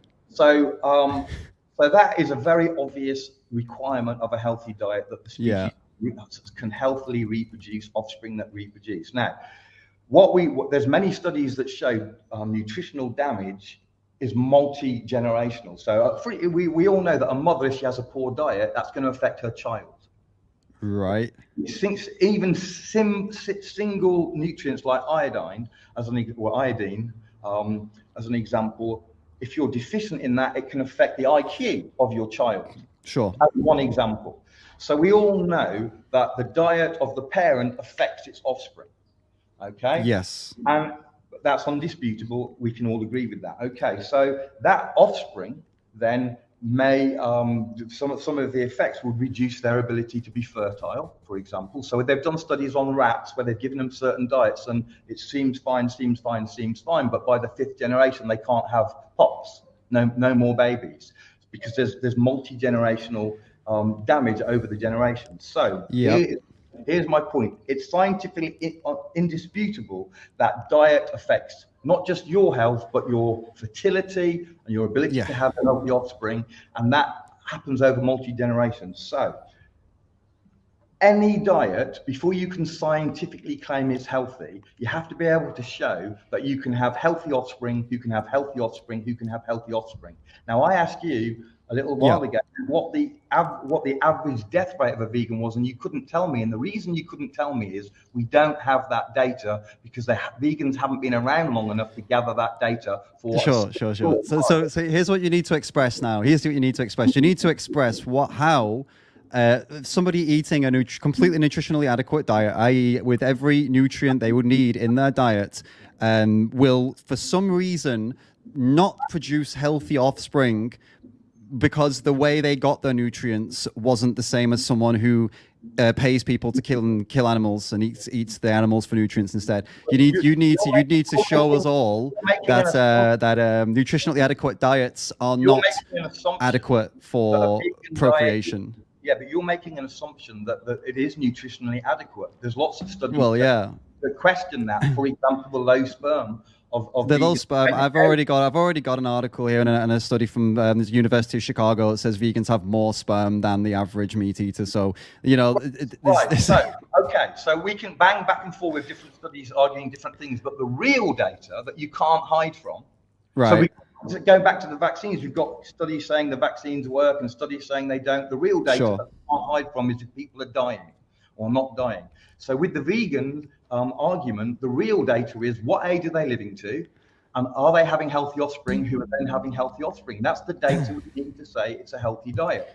That's the data that when they there's no data expressing the opposite either, though, is there? There's only data from the nutrition, like I told you, the associations of the nutrition and dietetics from multiple countries.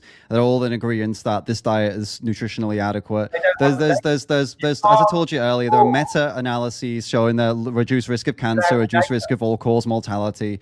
There's plenty of data out there to show these things.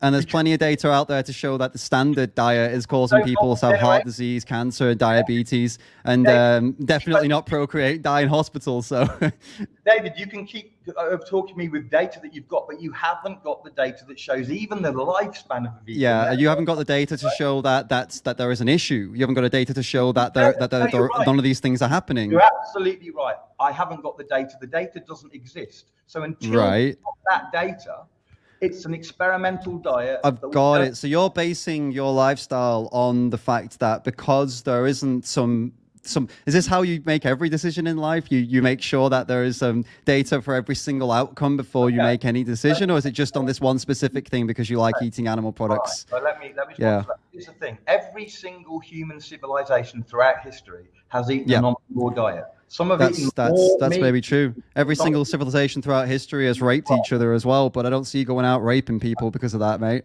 Okay, so let me finish my thought. So every human civilization in history has eaten an omnivore diet.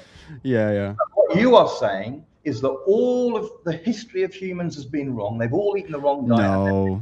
No, that's not all what I'm saying. You're saying an omnivore diet is not the correct diet. No, that's not what I'm saying at all. People can be perfectly healthy on an omnivorous diet. But you're saying it's an immoral, terrible diet. When you have a choice to not consume that way, absolutely, it's immoral. If you're doing it for pleasure. You're telling me that I should have a vegan diet and I'm immoral if I don't do that because if you are in a position where you are completely capable of of consuming in a way that doesn't cause animals to be put in slaughterhouses and have their throats slit, but you choose to do it for selfish reasons like convenience and pleasure, then you are acting in an immoral way. I don't see how it's common sense, isn't it? I can't make a choice when I haven't got the data to know if it's healthy long term. Of course you can. There is data to show you it's healthy, just not the data that you want. Multi-generational study. That's you want the most ridiculously expansive study that there could ever be. Whereas there are studies that exist from these associations of dietetics that can show you and express to you that it is healthy. You're asking for like multi-generational studies, which for whatever reason either have been done, but we don't know about them, or haven't been done yet. Listen, I can get somebody who's sick and they can go on a water fast, let's make it extreme, and they can get great results from a water fast. It doesn't mean long term staying on a water fast is going to be healthy. A vegan diet is a cleansing diet. I would agree that a vegan diet can give health benefits in various ways. Right, that's a ridiculous comparison. A water fast provides you no nutrition whatsoever. It is specifically designed to flush out your system. A plant-based diet gives you every nutrient, a bar B12, and if you're not eating fortified foods and you're in a country that doesn't have a lot of sunlight, you'd be struggling for D. But then you can take supplements for those things. And if you want to get onto the supplements conversation, we can as well. Minimum 30% of B12 supplements are used for animal feed. So it's not like eating animals is a better option for B12 either. Let me see if I've just understood you correctly. You're saying that the diet that humans should eat doesn't have all the nutrition that it needs, you have to do a supplement, at least of one nutrient. Yeah, like most people on the planet do, as well, even on the standard diet. Actually, diet that you're claiming humans should eat doesn't have all the nutrients that we need. The diets that humans eat right now require supplements, regardless of them being vegan or not. Most people are requiring and taking supplements. This is the world we're in.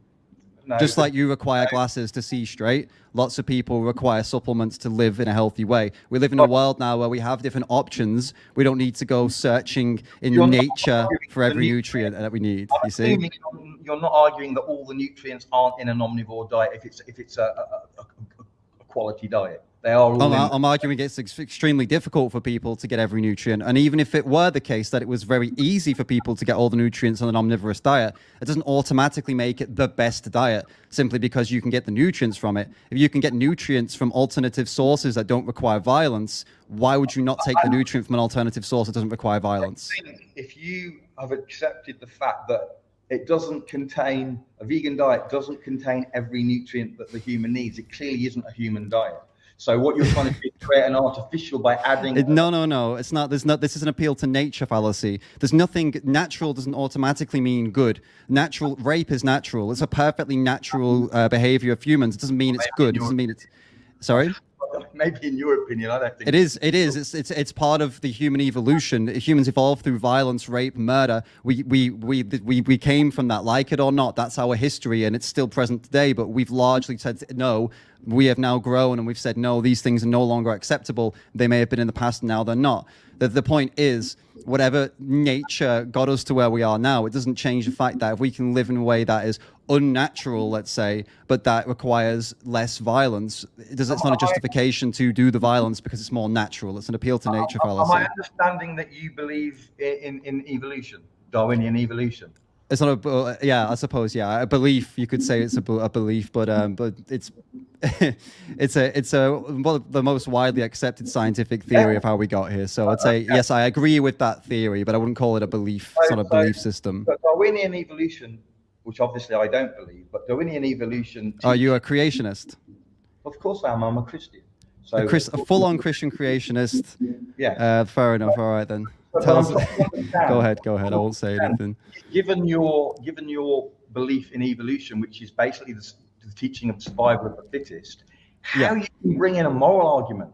You can't have morality in survival of the fittest. Of course you can. Yeah, of course you can. Of course you can. You have moral agency. You see, you're not. You have evolved to be beyond what most of the creatures on this planet have. You've evolved to have moral agency.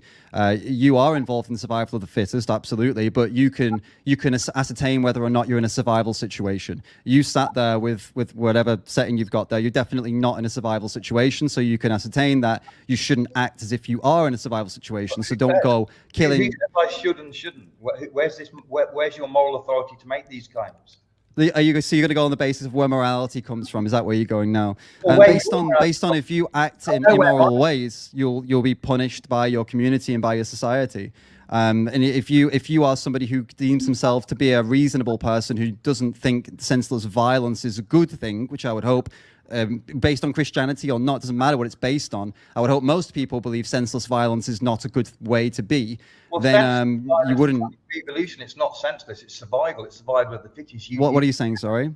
According to evolution, it's not senseless violence when you kill something. It's not survival of the fittest if you're choosing to go out and do violence for no reason, for no logical reason. Not no reason. It's to enjoy the food or to pleasure. That's not a survival of the fittest thing for pleasure, is it? To make a decision, I'm going to go and hurt people or hurt animals for pleasure. That's not survival of the fittest. You have moral agency. You can make a moral decision. Well, you've got no basis whatsoever for morality from evolution. Evolution has no morality. I don't believe it. Of course I have. Our morality evolved from our social contracts with each other, and then we can choose whether we want to give animals those same social contracts and same moral consideration. I would argue, yes, give them the same. I'll explain why. Which social contracts? The social contracts: don't murder your neighbor, because then everyone will think you're a murderer and you'll be exiled from your community. Don't rape your neighbor, because everyone will think you're a rapist and you'll be exiled from your community. These things are punishable by the society, so you don't do them, right? based on what's acceptable so you don't want to get pushed out. My morals are based, my personal, well, that's how I'm telling you how I believe morals evolved, how people came to think these things were wrong. I think nowadays we think those things are wrong because we've developed empathy for one another. We've developed, like, I don't want to do that because that person has a life and I don't want to impede on their livelihood. I don't want to impede on their well-being because I'm not a piece of shit. So we do that to each other, which is great. Now, what vegans do is we choose to apply that to other animals because they deserve moral consideration, because they do feel pain. They have a preference to be free and live their own lives. They have a preference not to have their throats slit and have arms shoved inside them by farmers. Therefore, we live in a way that we don't want to pay for those things or fund it. That's how simple as it is. If you want to go down the Christian route, if you want to go down, this is atheism versus Christianity. I don't really care to argue for atheism. I don't really care. This is not why I'm here. We can go down the Christian route, and you would have to argue to me and prove to me that an all-seeing, all-knowing, all-amazing God that designed everything perfectly with zero mistakes, because God doesn't make mistakes, designed animals with a full feeling of full emotions, of different levels of feelings of pain, families, a preference to live. They scream and beg and fucking fight for their lives all the way till the last moment. You would have to prove to me or express to me, why would God create these beings simply for you to kill them for a sandwich that you don't even need to eat? Why would God not create other sources of food that had none of those things, like plant foods, for example? All right, so I think you'd have to agree that that's definitely the case when it comes to, for example, tigers, lions, and other animals that have to do that and have to kill other animals. So that has been created. That is the situation. So we can't say that isn't the situation. What you're arguing is that for humans, specifically and only, we have a choice, because you're saying that we can have a healthy diet that doesn't include animals. And by the way, I respect that thinking. Listen, I'm not knocking you for thinking that. We don't want animals to suffer or anything to suffer. I respect that thinking. But, well, I mean, you do though, because you're paying for it. Well, because I believe that humans need animal food for a healthy.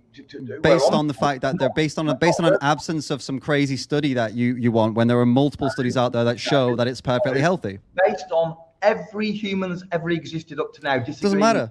Every human that ever existed up until now. We just talked about that. Our ancestors did unspeakable things to each other. They also didn't wear glasses, mate. They also didn't live in a house with AC, which I assume you are if you're in Brazil. There were many things our ancestors didn't do that we wouldn't do or would do now. Knew that rape was wrong, knew that murder was wrong. They've not changed. We're not more or less. In fact, but they didn't know. And also they didn't. There are many things that they did or didn't. They didn't have a lot of. Didn't know murder was wrong. There were many ancestors that didn't. They would murder each other over simple disagreements, like land disagreements, or someone spiting one of them, or something like that. But these days I know, but it's condemned, isn't it? We wouldn't say like, yeah, totally fine that you murdered your neighbor over an argument. We'd say, no, you could have sat down and had a chat about it. You see, the point is, the US has gone and murdered a lot of people. Their armies. Yeah, and I don't agree with that. I mean, it's not justified to go out and just fucking kill people because you don't like them or don't agree with their politics. You should discuss it. David, we agree on that. But the point is, our ancestors didn't. They looked to. Sorry. This vegan diet, you have to prove that this vegan diet will. Humans are going to be able to thrive multi-generations over it. Now, if you can prove that, and when that gets proved, let's say that you're correct, and it is, and we've got what percentage of vegans right now? What is it? 0.5%? Oh, fuck no, it's not many. Not many, but if they carry on their vegan diet and they have kids and their kids, they are having kids in a few generations. It would, trust me, it would be in the news. The Daily Mail would be fucking all over this if there was any remote sniff of evidence that the plant-based diet made you infertile or made your kids turn out with fucking diseases and shit. I'm not saying that, but there might be reduced fertility. There's a reduced fertility in general of humans because we're all being poisoned. You probably agree with that. Sperm counts for all men are going down, whether you're vegan or meat eater or whatever. And that's not because of our diet. That's because of other things that's going on to all of us. You probably agree with that. So we are getting more infertile, sadly. But the point is, until you've got the proof, and the only proof is you have to have time. Now, in animals, we can do those studies pretty quick because animals have a short lifespan. So we can go through 2, 3, 4, 5 generations in a short space of time, and we can get the data, and we've done it, and we found that certain diets that looked okay for a couple of generations aren't by the 4th, 5th generation. For humans, that's going to take a long time, sadly, for your case. But until you've had that time, and then you can say, look, we've got vegans 4th and 5th generation, they're super healthy, they've got less of this problem, that problem, the other problem. Yeah.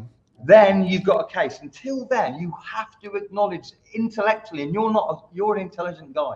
You have to acknowledge intellectually that you do not have the data to make the claim that it's going to be a good diet multi-generations.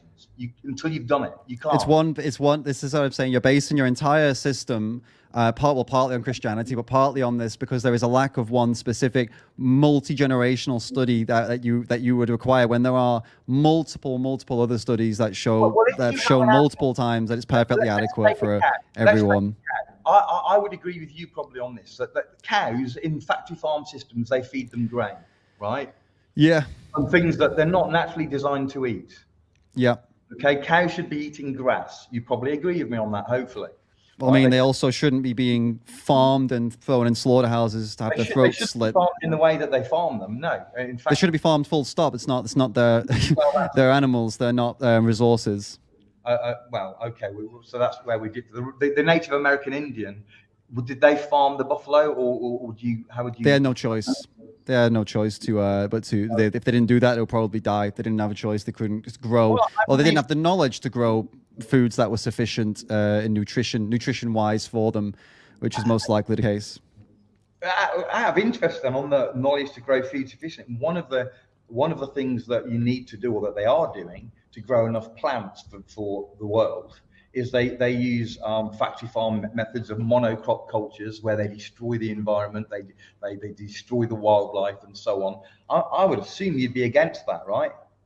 About monocropping. About factory farm plants, and the massive spraying of pesticides. Sure, yeah, I've seen some of these that are obviously pretty bad. Yeah, but if it was the choice between factory farming plants or factory farming animals, I can't see how there'd be an argument to choose to factory farm the animals instead of the plants when the plants are also being factory farmed for the animals to eat. So it's actually a double whammy when you consider the animal agriculture industry. We both agree that the animals should be eating their natural foods, not those crops. They should be grazing on pastures and the rest of it. So they shouldn't exist. They're man-made animals. They're man-made monsters. The cows and the pigs and the chickens and the goats and all these animals that are in the industries. They're not naturally occurring animals. They suffer massively at the hands of humans, and also even if they're freed, they suffer because of what humans have done to them and the bodies they now have, which are completely fucked. They will forever require human intervention to keep them healthy because of how we bred them and created these monsters. So actually, they shouldn't exist. Full stop. I eat very ancient breeds of cows and what have you. But I don't think that makes a difference to the cow, mate. Well, it makes a difference to your claim that they're not healthy. The cows that I see. The only thing it makes a difference to is your conscience. You seem to believe one's better than the other. I mean, go stand in a slaughterhouse and you see the ancient cows get slaughtered and see the more modern ones get slaughtered, and tell me if you think it makes so much of a difference at that point. Well, the cows that here where I am, they slaughter them in the field. They don't go to slaughterhouses. Oh, nice. So they slit their throats in a field. That sounds lovely, mate. That sounds much better than what would happen to them in a factory farm. Yeah. Just praise the Native American Indian who did that. I didn't praise the nature of American Indians. So they live in a violent way. They're killing animals and doing whatever they're doing. It's a violent way to live. However, I see it as justified, just the same way as if I had a fucking plane crash in the middle of nowhere and I had to kill chickens to survive. It would still be violent, but it would be justified. I wouldn't say like, oh, I'm being so peaceful. Look at me slit. No, it would be a violent way to live.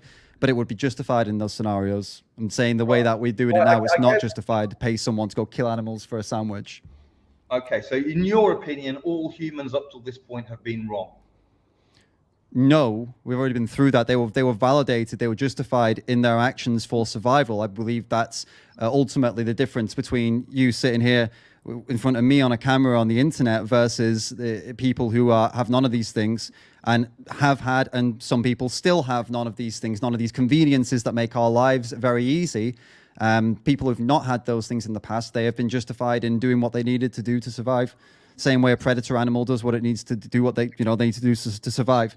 But the second you fall into a city slicking living, or you've got some money behind you and some knowledge, and you're very comfortable, and you're only doing it for convenience, pleasure, or in your case because of the lack of some multi-generational study that you believe the lack of this means that you're not going to be able to have kids or something like that, so you'll keep killing animals. It's not. I believe the vegan diet is horribly unhealthy. I see many vegans suffer all kinds of horrible health conditions. However, if we had 4 or 5 generations and I was proved wrong and they were all healthy, then I'd be okay. Well, then maybe they're doing the vegan diet wrong or something. Maybe, if we had the data. But what I see is more vegans leaving the vegan lifestyle and leaving after 5, 6, 7 years where it began well, and then they're really sick and their teeth are falling out and all kinds of different problems. I see that on an everyday basis. So what I would need to convince me of that anecdotal evidence that would be better data, and I don't have it. I don't have that data. Right, but that anecdotal evidence is exactly what it is. It's anecdotal, and they never, and I mean this, they never ever take an actual blood test or any test to find out if their hair was falling out, their teeth was falling out. Like, if either of those things happened, where is the blood test? I mean, shit, if my fucking teeth fell out, hold up. If my fucking teeth fell out or my hair started falling out, first thing I'd be doing is going to the doctor and saying, hey, am I fucking dying? Do I have cancer? Can you test me? I wouldn't be like, oh, it's fucking veganism. And what you'll also find with a lot of these idiots is they come out, right? They come out on the fucking interviews and shit. They tell everybody it was vegans' fault. And then you never see or hear from them ever again. They just disappear. Poof, they're gone. Why is that? Because, and what I find is that when they switch, so ironically, a lot of them go the other extreme and they go carnivore and they just eat just meat. But what I see is because they're extreme people. Reversed. So all their health problems, once they start including animal products, they all get reversed. So that leads me to the conclusion it was the vegan diet, because it shouldn't lead you to that conclusion, because that's a fallacy. It should lead you to the conclusion that they were lacking something, that they were not properly eating a nutritionally adequate diet because they were lacking something. So if the thing is, well, you need then to find out, or hold up, what you need to then find out is which nutrient was lacking, and is it possible to get it from a plant-based diet? I'd argue yes, because you can get all of them either through food or through a supplement. There's only 2 that you wouldn't get through the food in big quantities, like D and B12. Huh? Oh, D and B12. D and B12, and neither of those is going to make your fucking hair fall out, your teeth fall out. So you got to figure out what was causing that. Has a major role in calcium, and how it's metabolized in the body. But it's how do you get your omega-3? Sorry. How do you get your omega-3? Where do you get it from? I eat different seeds, and also I take a multivitamin sometimes as well, but mainly seeds and some nuts as well. Right. So one of the problems with the vegan diet is that you have to be really knowledgeable on the nutrition. But okay, so you get it from seeds. So do you know how many types of omega-3 there are? I'm sorry. Do I know how many types of omega-3 there are? There are, yes. Off the top of my head, no. I haven't researched the types of omega-3. Do you know what type of omega-3 you're getting from your seeds? No. I use a chronometer or something like that. Yeah, it doesn't split it down into types of omega-3. No. Well, this is really important information, David, because there's 2. It's not though, is it? Because it only becomes important information when you talk. Wait, hold up. It only becomes important information when you're talking to a vegan about eating a nutritionally adequate plant-based diet. You wouldn't say anything like this to someone. If you just met someone in the street and you said, "Hey, what do you eat? Are you a vegan?" No, I'm not a vegan. No, and then it's acceptable. Like, oh, no problem. Don't even bother looking into their diet. They could be eating the most nutritionally disadvantaged diet there is. But the second someone says, "Hey, I eat plant-based," apparently they should know the in-depth intricacies of nutrition and dietetic information. It's madness, mate. Let me tell you what I'm asking, because you just made the claim you can get all the nutrition from a plant-based. You can get omega-3, you can get omega-6, you can get these nutrients from a plant-based diet. I'm now trying. Now you've already admitted B12, you've already admitted D, so I'm now raising another one, omega-3. You're talking. Yeah, go ahead. What I'm telling you is that there's actually 8 different omega-3s, and there's 2 specifically that are important to the human. which is DHA and EPA, right? You cannot get that DHA from your vegan plant. You're getting a version, a precursor to it, which you need to convert, which many vegans don't. And as a consequence, when they are tested, which is what you were talking about, when we test the blood of vegans, they often are low in certain things, and this is one of the things that they're low in. And interesting, they're high in certain things. So you're probably, if you got tested, you'd probably find that you were high in homocysteine. Have you been tested for homocysteine? No, I've not been tested for homocysteine. No, I've not been tested for many, many things, mate. So I'm not. There's nothing wrong with. Wait up, hold up, Ethan. There's nothing wrong with me, mate. I have no reason to be going and getting tested. As there are many, many people eating plant-based diets, there's no need for them to go and get tests for all these different things because there's nothing wrong with them. It's an experimental diet that we haven't got the data over a long term. There is, if it were an experimental diet, it wouldn't be approved by different dietetics associations that know a hell of a lot more about nutrition than you or I, mate. All right. Diet, but I've just given you hard data. You can't even. You've not given me any hard data at all. You've talked about different types of omega-3 as to try. So what? Say again. Here's a hard piece of data. You cannot give me the lifespan of a vegan because you don't have the data. Right. No, but okay, yeah, but I can give you the average lifespan of the general person who's not a vegan, and I can tell you that, as I said earlier, all-cause mortality is lower in vegans, cancer is lower in vegans compared to non-vegans. So I've got that data. Where's your data showing me that for, you know, there's a multi-generational study about people eating meat that they are healthier or live longer than vegans? I've expressed these data, these things for you. I've got that data. So you've got multi-generational data on vegans then?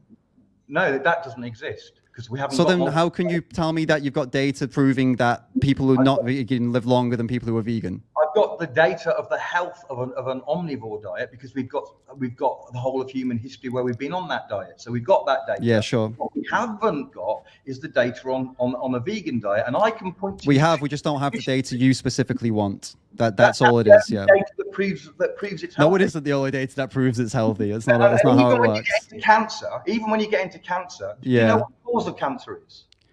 I don't know the exact cause of cancer. No. I'm sure there's many causes. I know that though. That's quite important information, right? Yes, I'm not a nutritionist or a doctor, and neither are you. This is a ridiculous line of questioning. You're a doctor. You're a doctor. I'm a nutritionist. A nutritionist. Not trained in this. I am trained in this. So you're trained nutritionist. So give me a background so I understand who I'm talking to. Then.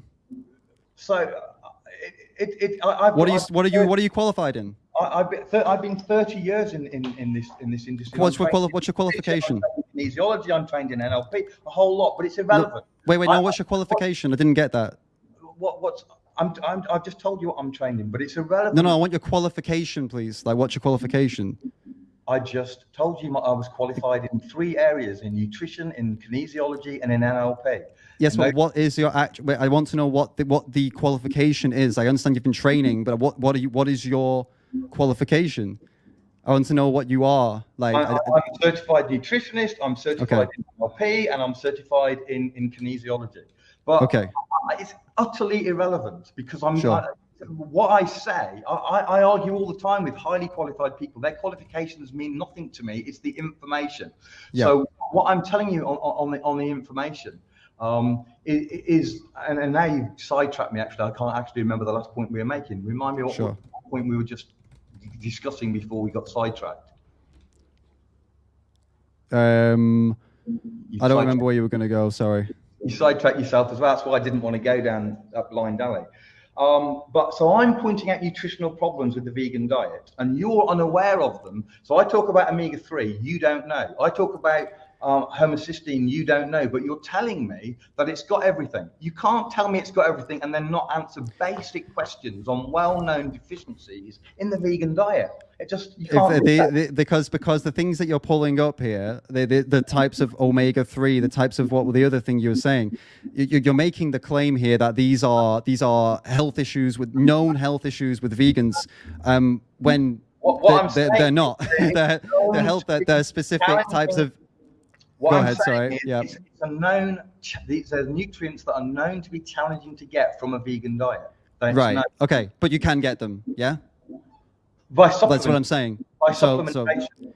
Right. Yeah. Sure. By supplementation. So again, we're back to what I said earlier. I said earlier I acknowledge there are things that are either easier to get via supplementation, or the only way you can get them is supplementation. So how is that? What is wrong with that then? First of all, David, if you're going to do it by supplementation, you need to know what the weaknesses of the diet are, and which you seem not to know right now. So you need to know that you need to supplement omega-3. If you're not getting it in any other place, yeah. Right. You need to know if your homocysteine is high. That's an So what? the point you're trying to drive home here is what most people try and drive home is the second someone's eating plant-based, there's supposed to be all these requirements for them to get all these tests and know all these things. There's nothing wrong with them. There's no need for these tests. If the dietetics associations of most of the major countries say it's sufficient plant-based diet with supplemented B12 and D, then you can go with that. They've done the work. You're claiming you know something they don't, and that actually all of us vegans were lacking a different type of omega-3. We've got homocysteine problems. You're making claims that aren't existing in these dietetics associations or with most doctors actually who talk about the plant-based diet. The dietitians were recommending for many years low-fat diet. Do you agree with all the studies that they used to say? I've never looked into a low-fat diet. I've never looked into the studies behind that. They've now reversed that. My point is that they make claims, reverse them all the time. So no, I don't. Sure. What you are doing is you're eating a new diet that hasn't been eaten by any human civilization in history, and therefore we need to be challenging it and questioning it. Right, but there's no need to be challenging and questioning is fine. But when it's been acknowledged by lots of major places and actually, proof is in the pudding that people living fine, there may not be a massive multi-generational study yet, but there are huge studies out there, like China study, for example, that show that eating, they did show that people were eating predominantly plant-based and they were perfectly fine, perfectly healthy. There's studies, like I said earlier, repeat it again, reduce risk of all-cause mortality, reduce risk of cancer. So I guess the point is they're eating animals, right? The point is, sorry? When you say predominantly plant-based, what you mean is they're eating animal products. I can't remember the China study exactly what, though I think they were eating minimal animal products in that one. And then there's another massive study of Seventh-day Adventists.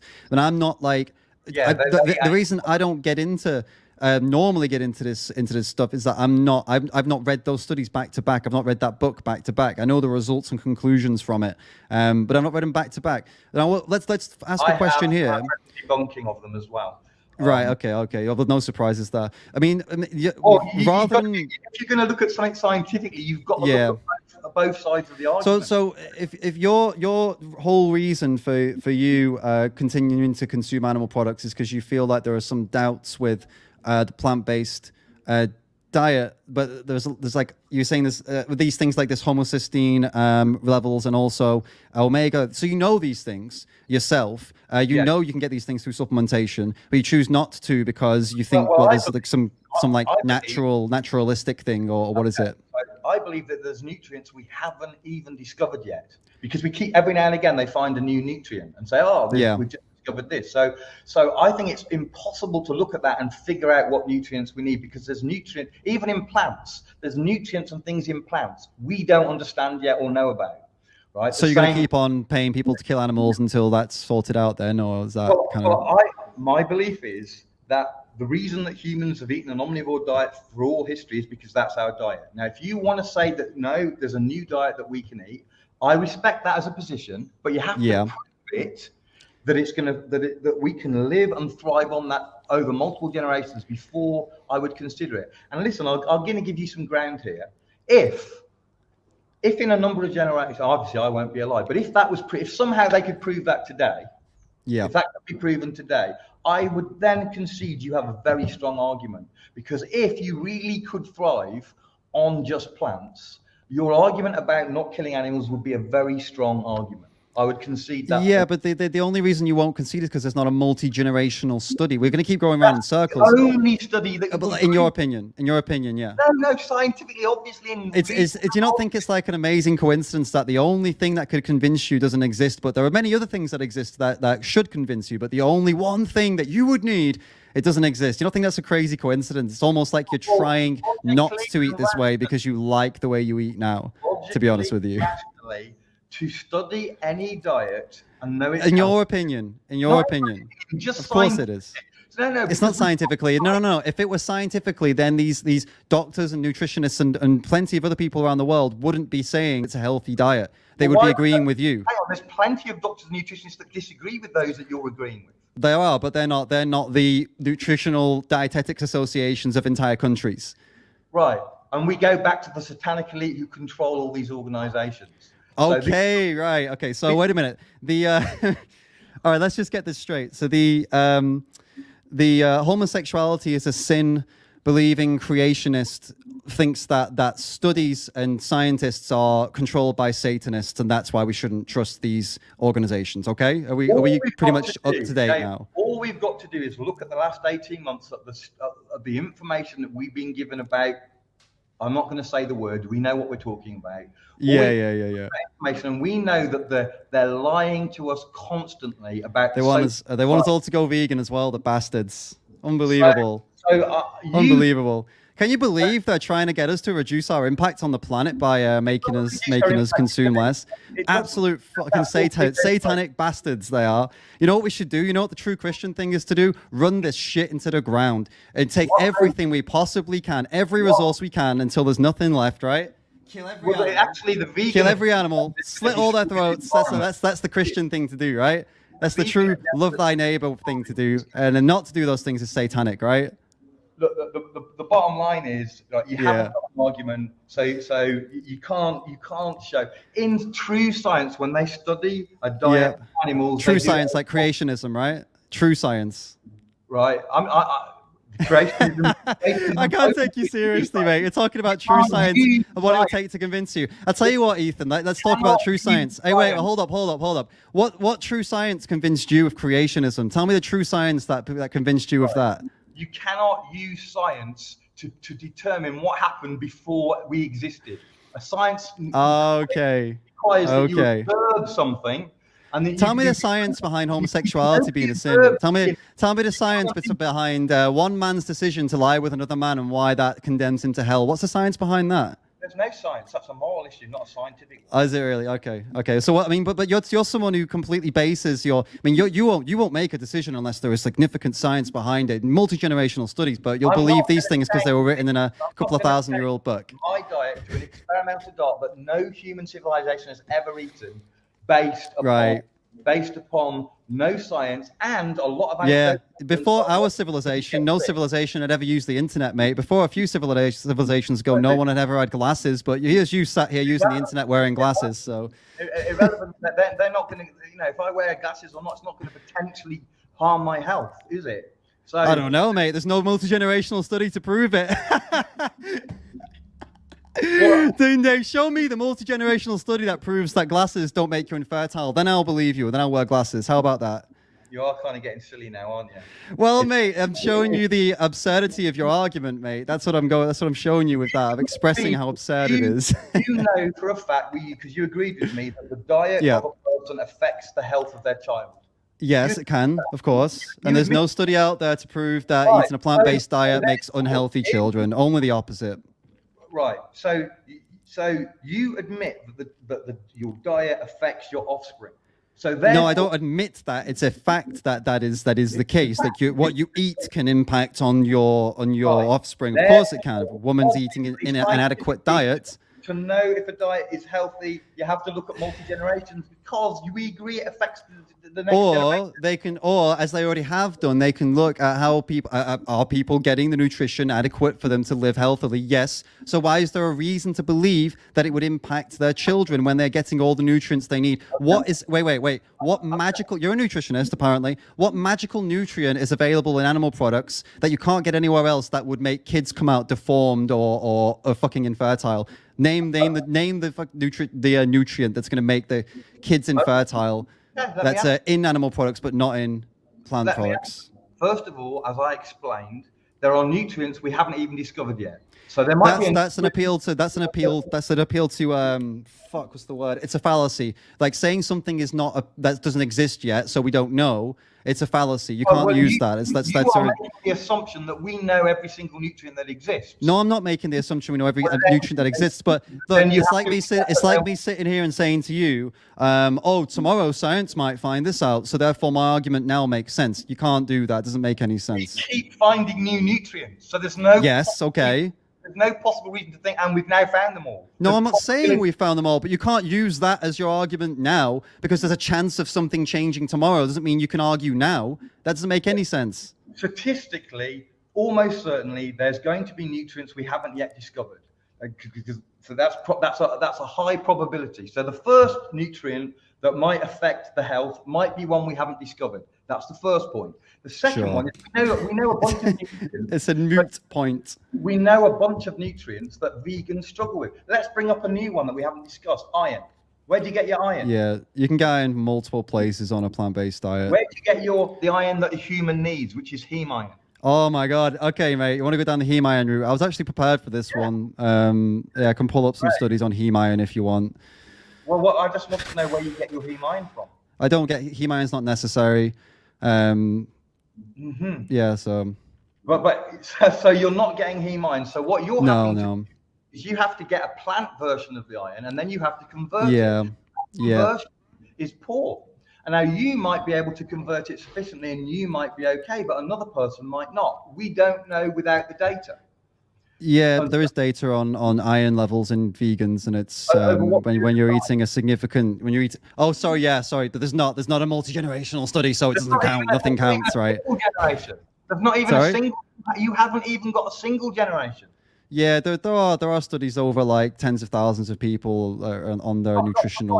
One generation, what which they is have. why you can't answer the question: how long does a vegan live? That's been a vegan from birth. You can't answer that because there's not one single generation of vegans. It hasn't happened yet. So you haven't even got one generation of evidence, let alone the offspring and the effect it's had on the offspring by you being a vegan. You have no clue. You can't answer that. Yeah, so it's the we're gonna keep going around in circles, and in the absence of these studies, you can't then claim that there is a problem because there's no study that exists in what you're. But, well, you are here to claim there's a problem. I haven't got the data. I suspect there's a problem, but I can't claim it because there's not the data. But you can't claim there isn't a problem. Yeah, I can, because like I've said multiple times to you, there's no reason to believe that there would be any problem. What you're making a conclusion, like as if there are issues that are present, therefore we need to do this multi-generational study to prove these issues won't affect us in the future. Whereas, like I've said multiple times, but you don't. But wait a minute, there's no point in this discussion because the people that have proven this, you're saying they're all Satanists, and that's why they've said these things. So it's your entire. You said the organizations. You're saying the organizations that have said that the vegan diet, the plant-based diet, is suitable for all stages of life, they're controlled by Satanists. What? I haven't said all vegans are Satanists. No, you've said the organizations that have proven, and it showed. The vegan agenda is being pushed by Satanists. That's true. Right, and you're saying the organizations that have expressed very clearly that a plant-based diet is sufficient and adequate, you're saying that's Satanist propaganda. What I'm saying is that the organizations are controlled by money, which comes. Are you saying that the dietetics associations of America, Canada, USA, Canada, and England and Italy, for example, are the ones that I looked at? Are you saying they're all controlled by Satanists, and that's why they say the plant-based diet is adequate? I'm saying the exact. Are you saying they're controlled? Yes or no? Are they controlled by Satanists? Let me answer my way. But it's a yes or no question. I'm going to answer with a yes or no, but I'm going to give some context to that yes or no. So I wait for just a second and you'll get your yes or no. I'm saying that the exact same thing from the nutritionists is what's going on with the information that we're getting on COVID. Exact same thing. So yes, they are being heavily influenced by the money behind them, which comes from Satanists. So the answer. So you think big broccoli and Satanists are pushing us to all eat plant-based, basically, right? Satanists are pushing plant-based. Bill Gates. Right. Bill Gates is pushing like mock meats. He's not pushing a healthy plant-based diet. So that's not included. He wants to get rid of meat. And why does he want to do that? Because don't care why he wants to get rid of meat. It's got nothing to do with veganism. But I don't care about Bill Gates. I don't eat impossible meats. Loads of vegans don't. To do with veganism, but all the documentaries, the knives over forks over knives. Yeah, forks over knives. Yeah. what the health, all of these things Yeah. are all propaganda that comes from these sources. Oh, it's all Satanists. Got it. Right. Okay. Cool. No, I'm not So the saying they are Satanists. No, I'm no, but saying it's being the pushed by agenda Satanists. of Yeah. Satanists and the Netflix is run by Satanists, for example. Yeah, got it. And the dietetics associations of the USA, Canada, and Italy, and the UK, they're all run by all the Satanists. governments in the world, all the stuff Yeah. they're doing with COVID is kind of Yeah. proof to most people that they're being run by some Yeah. unseen hand. So yes, Right. These evil Satanists, right? And they wanted the opposite is to whatever you want to call them, it's a Yeah, sure, unseen hand. New World Order. Yeah. All the world's your New World Order, The New World Order. physically The reset. written on The Great on Reset. money in the US, right? The Great Reset, right? The Great Reset. They wanna turn us all into zombies, right? They want to make us all stupid and infertile. That's the because then that means they can get more money out of us somehow, right? No, if we're that's not infertile. By reducing our population, they get more power, right? Less people, more power, right? What's the agenda? Control is what it's about, not money. Control. They've got They all all want to. They want to make us eat fuckers, trying to control us, making us eat plants. Well, Absolute disgrace. One of the things that they want to do is reduce the population, and so Yeah. many of the things, and veganism is part of that agenda. Sure, definitely, yeah. Because if they reduce the population, there's less people to rule, and that's good for. Oh no, wait, that's not really good for them, is it? If there's less No, it's people to very good rule, for but them. Very good. right, is it? Is it good for them? More power, Yeah. less people, more power, is it? Less You people, can more talk- money. Less people, more power. That makes a lot of sense, mate. Yeah. You Right. can Well, it's watch- been lovely, mate. I enjoyed having you on. A creationist, hardcore creationist, homophobic Christian that believes in the New World Order. We keep on taking the channel up and up, guys. It's only downhill from here, unfortunately. Thanks so much for coming on, mate. Catch you later. All right, guys. Hope you enjoyed the live stream there. I kind of reached my my limit with that, so decided to leave it as that. Leave it there. Yeah. So from my perspective, I'll just give you like a rundown of. Obviously, this guy has a lot more kind of, I don't know, let's say, education, or seemingly has education in nutrition stuff and stuff like that. Which obviously I'm not a nutritionist, I'm not a doctor. So I usually avoid these conversations. This is more for like a conversation with someone like Dr. Avi.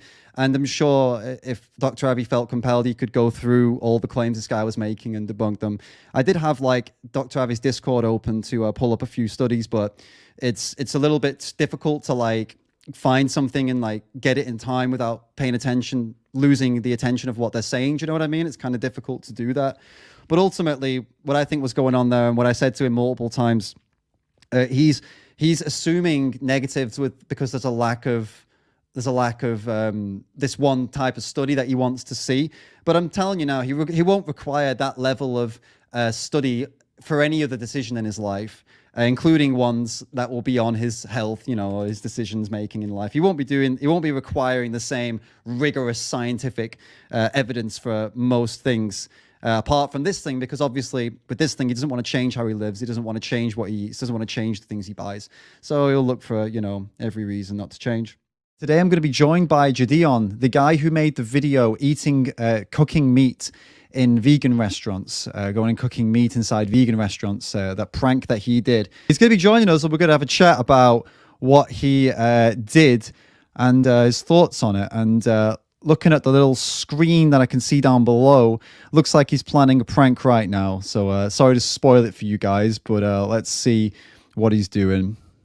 Yo, David, what's good? How you doing, man? I'll switch these around. Just over here cooking, man. I know I gotta get my morning meat in, so that should be. You know what the funny thing is I fucking knew it. I fucking knew you were gonna do it. You knew I was knew gonna it. do it? How could you not do it? You're a pranking YouTuber. As if you were gonna bring me on and not try and pull some shit like that. Bro, I had to, bro. I had to get your ass. Hey, Yeah. Hey, this cow pack smacking, bro. Is This it? shit, moo. So is it beyond meat? Is it beyond meat? You took the advice, or are you being a douchebag? Which is it? No, this is real meat. Really? This is real shit, bro. Yeah. I went to So the it's- Wendy's still. I went to their freezer and I got that shit out, so it was 100% fresh. Right. Yeah. So yeah, what did you want to come on the stream for then? If it's if it's this, then what was is it just like another prank, or is that what your Bro. plan was all along? That's what my plan was all along, bro. You thought I was actually a good guy? I'm a prankster.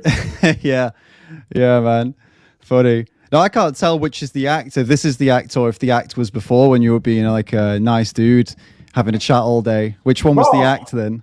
I'm being nice. What you mean? Which was the act? Come on, man, be real. Bro, what you talking about? I'm being nice right now. Being cool, and like having a chat and being like, you know, being on the phone all day, or the prank. Which is the real you? Bro, the real me is look. My little Nas X is in me. I'm not gonna lie. I got the baby, but in all aspects, I'm actually little Nas X. Right. So, hey, do you want some? Do you want some, bro? No, man, no. See, like, you know, most vegans, you know, don't do that anymore. That's kind of what being vegan is, you know, like, you know, like it's vegans also, like, you see this shit like on TV, billboards, like all day, like every day. So it's you know, seeing someone cooking meat on a live stream is not really. It's not, as you can tell, it doesn't really bother me because you know, it's on the TV every day, mate. It's just the same, really. No, yeah, I'm just trying to be on my Gordon Ramsay shit, you know? Yeah, sure, man. Sure. So about your prank then, I mean, earlier on you were telling me you felt maybe a little bit shitty because you were thinking about veganism as a diet and like a health thing, and you didn't realize that people cared about animals. Do you still stand by that, or was that part of the prank? Nah, that was part of the prank too. Nah, I'm just playing, man. No, I'm not gonna lie, bro. Like, I really didn't think of it like, I didn't really realize how people really look at it like, damn, like they're killing animals. It's more like a diet. Because I'm not gonna lie, like Beyonce hopped on it, Chris Paul hopped on it this season, and bro, look at his ass, bro. I mean, he got to the finals. He was up 2-0 in the Bucks, but he lost. But like, he got to the finals and the boy went vegan. So like, I was like, damn. I thought it was just kind of like a lifestyle and stuff like that. Yeah. But I didn't really realize it was like, damn, let's save the animals. You know what I mean? Well, yeah, it's what most of vegans, and that's what veganism's about. It's not like a diet or a health thing. That's the plant-based diet is about. No, like, Rusty, can you get the and bacon? Run downstairs and get the bacon real quick. My bad for interrupting. Yeah. So yeah, the plant-based diet is just for like health, and you know, a lot of people do that for health. But no, vegans are usually vegan. Well, if they understand veganism, they're vegan because they don't think animals should be like shot in the head and have their throat slit for sandwiches. Basically, mate. Yeah. Oh, on the stream we had reacted to your video, and you had made a comment about how I pay to have the animal killed. Exactly. Yeah. Exactly. So, like, can you elaborate on that for me? Well, that's what happens when you buy meat, isn't it? Yeah. How are you not paying for that? Well, because I don't know, like, I'm the way I go by life is the beginning, middle, and end. The beginning is the cow was born. The middle is the hunter killed the cow. Then the end is they cut it up and they sell it to me. So it's like, how did I pay for it if I'm at the back end? You know, because they wouldn't do it if you weren't paying for it. They don't do it for free, right? I mean, shit, I guess not, but I mean, I don't know. Some niggas, they love to hunt. I love the hunt. I love the game. I mean, you know what I mean? yeah, I mean, like people in slaughterhouses, man, most of the time people in slaughterhouses are ethnic minorities and they suffer from horrible PTSD, depression, and violent behavior from the work they do. And they only take that job because they can't get a job anywhere else. So, you know, that's what you pay for when you're paying people to do that, but they don't enjoy it. They're suffering, and they're like usually the most vulnerable people in society. That's why they took that job, because they have nowhere else. They have no skills. They have no qualifications. I'm not gonna lie, bro. I think it's pretty skillful to like cut up a fucking 300-pound, you know, pig or something like that. Yeah, but it's not a job that most people want to do. Like, obviously, they become good at it, but they suffer with PTSD, depression, anxiety. They have violent behavior, as I said. You can go look at these ag websites, man. I follow these ag news websites, and there's loads of times where there's fights in the parking lot and someone's shooting someone else dead because it's a violent job and they have serious issues. So, you know. I mean, like, I'm no whole shit, but like, since we're bringing up like, you know, examples, I've seen examples of some, you know, extremist vegans going crazy on, you know, people that eat meat just for fun. You know what I mean? What do you mean? What do you mean extremist, and what do you mean crazy? Bro, like you doing what they're doing? The vegan teacher, bro, she's like fucking crazy, bro. Yeah, but what's she doing though? Like, what's she doing that's so bad? Bro, I'm not gonna lie, the lady is crazy. Yeah, sure, but she's really rude. She's just not accepting, you know. She's not accepting like us meat lovers.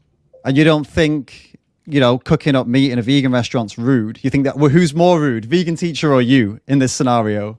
Well, you know what? The situation was rude, but I feel like I handled it the best I could. You know what I mean? But for the cards I was dealt, I felt like I wasn't an asshole to an extent, and I was pretty cool, dude. I felt like I was a cool dude. Yeah, I think it would have been cooler. Like we agreed earlier when we spoke earlier, it would have been a lot better if you'd used Beyond Meat, because that would have made a better video, because you would have been able to reveal to them that it was all a trick, right? I think that would have been like solid. Dude, the way you actually did it, that was what I would consider to be a bit shitty. That it was actually not a prank because there was no joke. You weren't pretending to cook meat. You were cooking meat. There's no prank there. That's just doing shit that upsets people and getting their reaction. I don't think it counts as a prank, right? Well, I'm not gonna lie, bro. Now that we're talking about pranks and jokes, like you kind of hurt my feelings. You said that I need to work on my material, and you said I should be better with 1 million subscribers. Oh, and I'm definitely. Not gonna lie, that hurt. Definitely. Putting the hands together and trying to heat something up with the hands. I just feel you can do better than that, man. Bro, I felt like that was a pretty W joke. But like, you didn't want to laugh at my jokes, but you laughed at homie's the baby joke, you know? And like, that was trauma. I laughed at your jokes. I laughed at when you were leaving, when you were like, oh, come on, man. Oh, come on, change it, man. That was funny. I laughed at that. That was funny. Dude, a lot of the video was funny. I said it clearly in my video that it was clearly entertaining, right? I get the entertaining value of it. I love watching reactions of people when shit's happening that they don't like. But for me, it was incomplete because... Hey, yo, Hershey, go get a plate, man. This bitch done. Because you didn't like round it off with like the comedy. Where's the joke, right? The joke is the end of it is like actually revealing to them like, hey, you flipped out over nothing. That's funny. But actually making them flip out over something they should flip out over and then laughing at them, that's just being an asshole. Oh, no, I didn't laugh. I never laughed on a video. I never break character. Yeah, all right, man. But I mean, I feel like you just need to try some of this shit, bro. I feel like if you get some meat back in your life, the world can go back to like the way it's supposed to be. Man, no. I care more about animals than I care about, fucking burger. And I'm sure you do as well, to be honest, mate. I don't think you're a evil person or a mean person. I think you actually wouldn't like it if you were in a slaughterhouse. I think you'd feel pretty shit and you wouldn't want to see them getting killed, but you don't see it. So that's why you're cooking meat right now. Well, you said, oh, here, you know what? I'm going to drop some knowledge. So yeah, go ahead, man. You say slaughterhouse. Really? Animals shouldn't even be at a slaughterhouse. It should be how it is at the old days, the deli market and stuff like that. But I feel like instead of blaming the slaughterhouses and us killing animals, I feel like you should blame more of like the capitalistic way of America. You feel me? They're over here, right, putting GMOs and animals and stuff like that, trying to grow them faster and stuff. Where if we do it the ethical way, we can get a lot of stuff done. But you continue talking because I'm kind of hungry. The ethical way? What do you mean by that? What does that mean? Doing things the ethical way? I don't know, man. Let the kids play with the cow a little bit, just have a fun time and stuff. And then kill them. I mean, shit, shit has to happen, but... Doesn't though, does it? Old Yellow got put down too, and nobody's talking about that. Old Yellow had rabies. These cows are healthy, man. There's nothing wrong with them. And they're only bred. They only exist because they got bred, like created, So that's what I said. Because that's what I just said, yeah. Yeah, because you paid at the supermarket. They wouldn't exist. That wouldn't happen to them if you didn't pay for it, right? This is why that you are directly responsible for it if you're paying for it. It's like paying a hitman. Like, oh, I didn't kill anyone. The hitman did it. Well, no, you still paid for it. So you're still responsible for it. I'm on my Pablo shit. If they didn't make that RICO law, like me, Pablo, and El Chapo could have got away with all that stuff. Bro, I see your lips getting watery, bro. I see your lips, bro. What do you mean? Have a bite, oh no, I'm good, man. Yeah, I'm good. But thanks though. Yeah, appreciate it. Appreciate it, man. You look hungry, bro. You look hungry. No, man. I just ate, man. I just had some Mexican wraps and a donut, actually. Oh, for real? Yeah. We have some in Finland they got a shitload of vegan stuff. So just like in Houston, they've got loads of vegan stuff, but you choose to go and kill animals instead for some reason while acting like some kind of nice guy on YouTube, right? I don't know, but that's your vibe. That's not mine. No, I'm not the nice guy on YouTube. FaZe Rug's the nice guy on YouTube. I'm the menace of YouTube. You reckon? I don't think so, man. Not earlier you weren't. That's what I'm trying to figure out here. Like I said, I'm trying to figure out which the act is. Is this the act or is the earlier you the act? Because what I'm talking to now is not what I was talking to about fucking a couple of hours ago, man. So I'm a bit confused, to be honest with you. You know what, David? Yeah. Look at me in my eyes real quick. Yeah, sure, man. You got pranked, bro! Ah! You got pranked! You got pranked! Ah! Oh, You fucker! I shit. fucking knew it, Yo, there's a camera motherfucker. there. There's a camera there. There's a camera over there. There's a camera over there. Oh shit. I fucking knew it. I fucking knew it, man. Oh my god. Oh shit, bro. Did you take what is this shit, man? Are you like a professional actor or some shit? Like how long do you have to do this shit to be able to act like such an asshole on cue? Oh man, bro. I just have to get in character. Motherfucker. I know No, you got me. You got me. I'm happy. I'll hold my hands up. You got me like 80%, 85% probably. There's a part of me that was like, small part of me was like, I think he's pranking, but most of me was like, you motherfucker. No, yeah, I saw it in your eyes. Hey, Chad, did I get him? Bro, I got him 100%. You got me 100%, 100%. Happy to hold my hands up, mate. I'm happy to take the loss on that, man. You fucking got me big time. But hey, man, like I just wanted to let you know, bro, I'm not a complete asshole. You know what I mean? Yeah. I know I was acting like one, but I had to reveal the prank. But you're a fucker, man. You're a fucker. Is this live on your channel right now? Yeah, we're all live on my channel, man. What There's like 100 people. What were they saying? Were they calling me an asshole? They're oh mate, they've been calling you loads of shit. They've been saying like any N-words yet? Did I get called the N-word? No, man, fucking no. Your guys have been calling me that though. I've got like loads of messages and fucking comments from your guys calling me the N-word for some reason. Yeah, man. I know I gave you guys the pass, but like chill out. That's funny, man. David, bro, I just want to let you know. But like, bro, ask me any questions, bro. The prank's over. No, it's a hey, I'm not even lying to you, bro. This shit slaps. Yeah. I've not had Impossible. I've had Beyond though. No, this is Beyond. Wait, is this? Impossible. Oh no, this is Impossible. My bad. Yeah. But no, man. You're such a fucker. I can't believe you did that shit. Hey, all the videos in this chat, bro. Spam up. I got pranked. I pranked y'all asses. Yeah. I was telling my partner in the car. I was like, she said he had an apron on. I was like, fucking hell. Like, I was like, I fucking hope he's pulling some prank and he's just done it with like Beyond Meat or something. Like, I hope he's not gonna go full with like, you know, some fucking nasty shit. I hope he's not just completely screwed me today. Because we've been chatting, guys. For people watching, we've been chatting today. You know, like just having like a bit of back and forth, like pretty chill.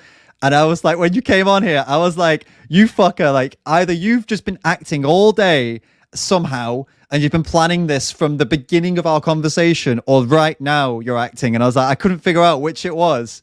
And I was hoping for the sake of my fucking sanity that it was a prank, man.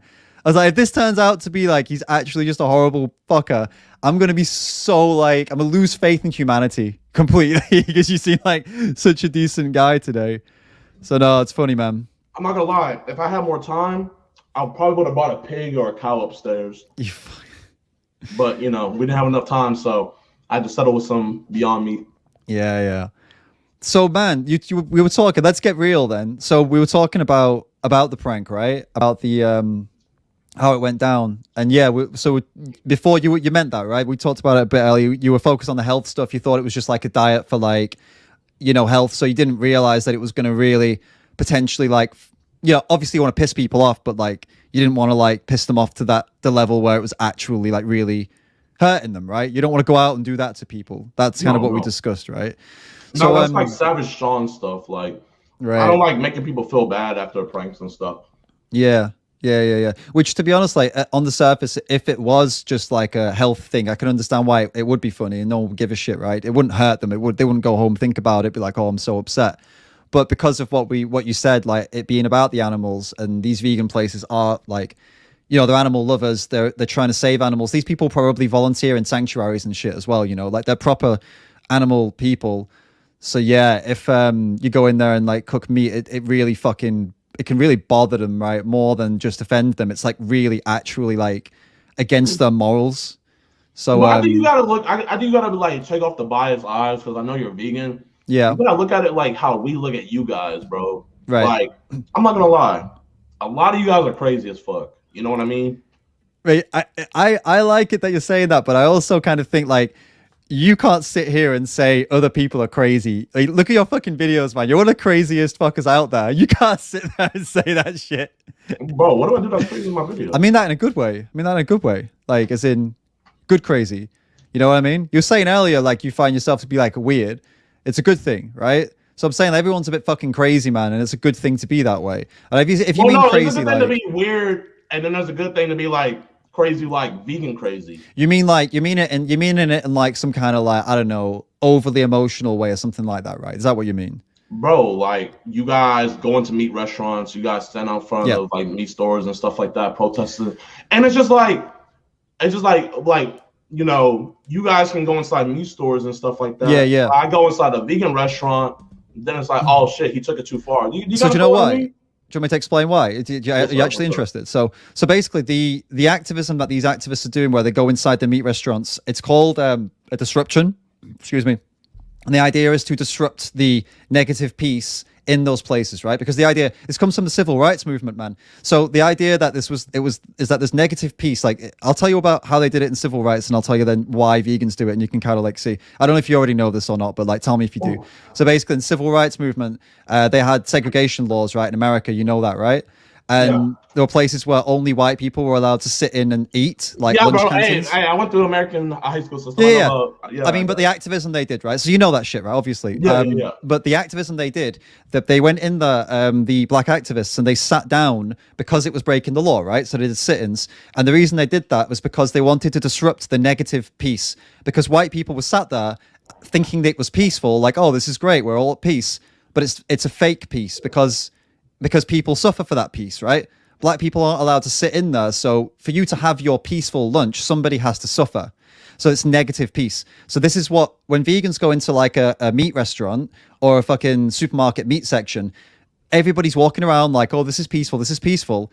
But it's not real peace because animals have been sliced in the throat and shot in the head to be there. So it's a negative peace. So the idea is that they're using the same tactics as civil rights activists and disrupting the negative piece in a meat restaurant or in a slaughterhouse or in a farm or whatever. That's the point of it. Now, you can disagree with that, obviously. Everybody can have their opinion on that. I see where you came from, but now this is my rebuttal. Sure. So you said it's like, you know, it's a bad piece, it's a negative piece. Yeah. Disrupted and stuff like that. So what my rebuttal is, you guys disrupt the negative piece. Why can't I rebuttal back? Because that's an activism event to highlight an injustice, right? There's an injustice happening, and animals are suffering, people are suffering. The slaughterhouse workers, they suffer. The animals get shot in the head, sliced in the throat. There's suffering all across the board. What you were doing was mocking it, basically, when you went and did that. So it's the complete opposite of what they're doing. They're doing it for a moral reason. They're trying to help. You were trying to mock them helping.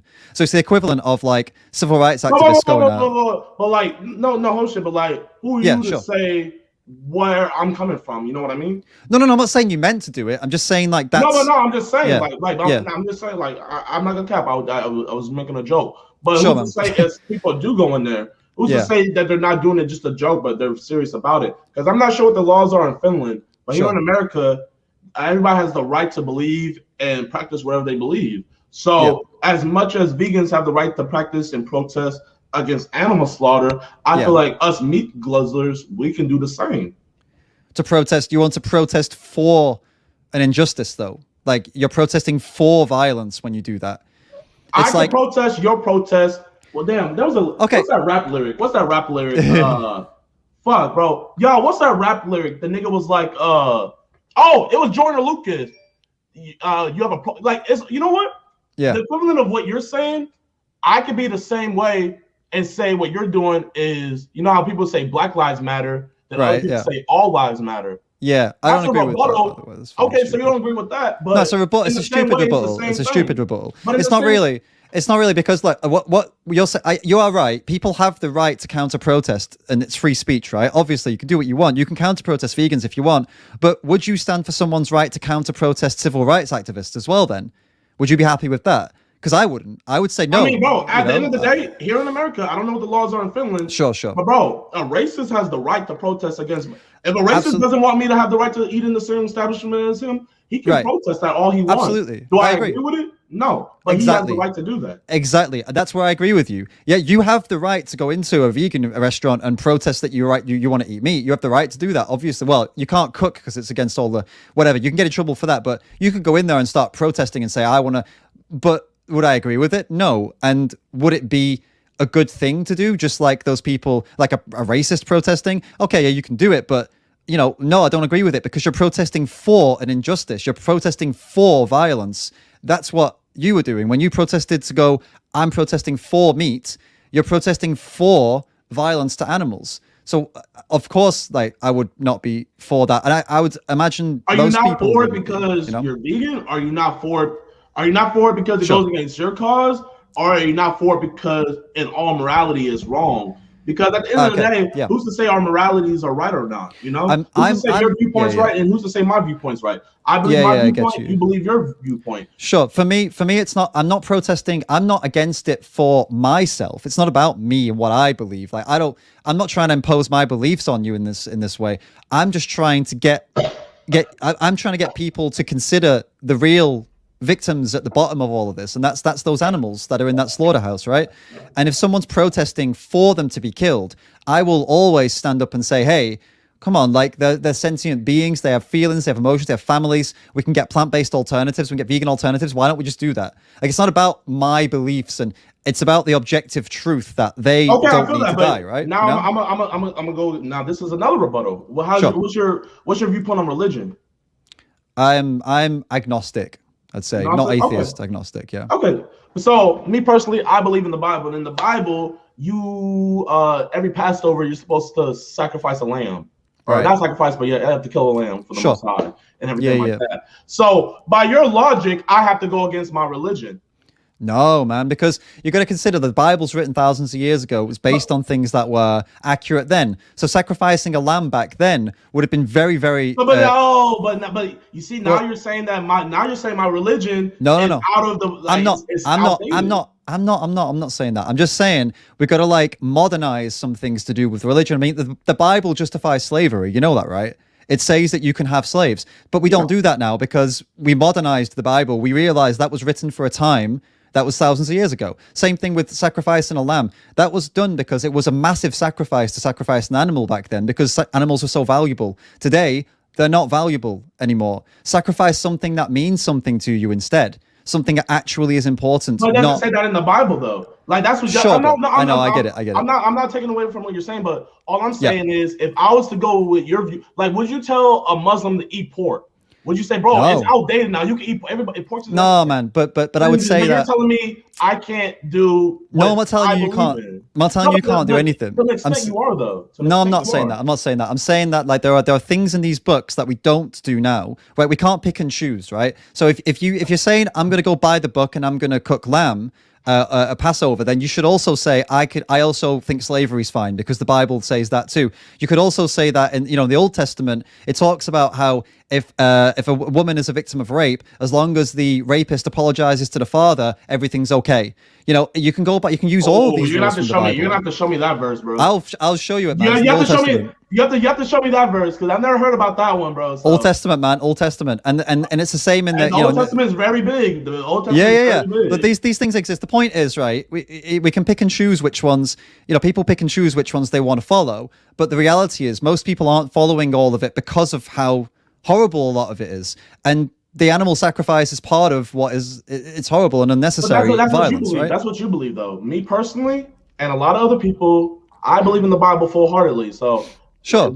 But so you believe that it's okay to own slaves then? Because that's in the Bible. Okay, so now we're getting into a disruption about like you're just trying to nitpick and stuff like that. I'm not, dude. I'm just trying to understand where it ends. But like where I'm coming from is if we want to be really, really, really specific.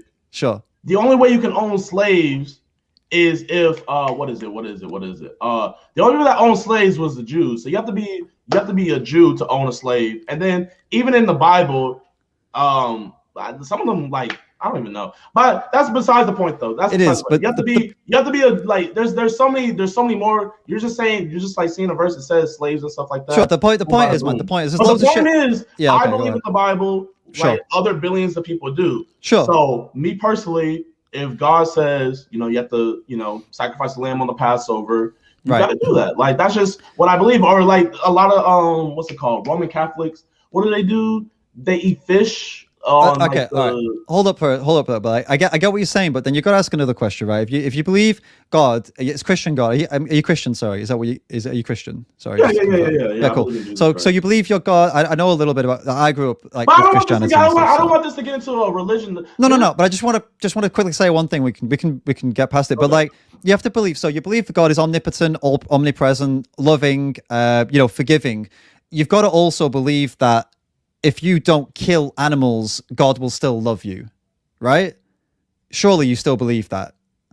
Okay, so you say surely I still believe that, but what I do know is that God. You're not going to hell if you don't do it. That's what I'm trying to say. Okay, right? You say that, but in the Bible, it also like I'm gonna sit up here and be honest. Like I'm gonna just be honest. Like it says in the Bible to keep all the commandments. Do I do that? No, I sin a lot. Like I'm not up here being biased and stuff like that. I'm gonna admit my sins, but something I won't do though, and something I will never do is I'll never make excuses for what I do.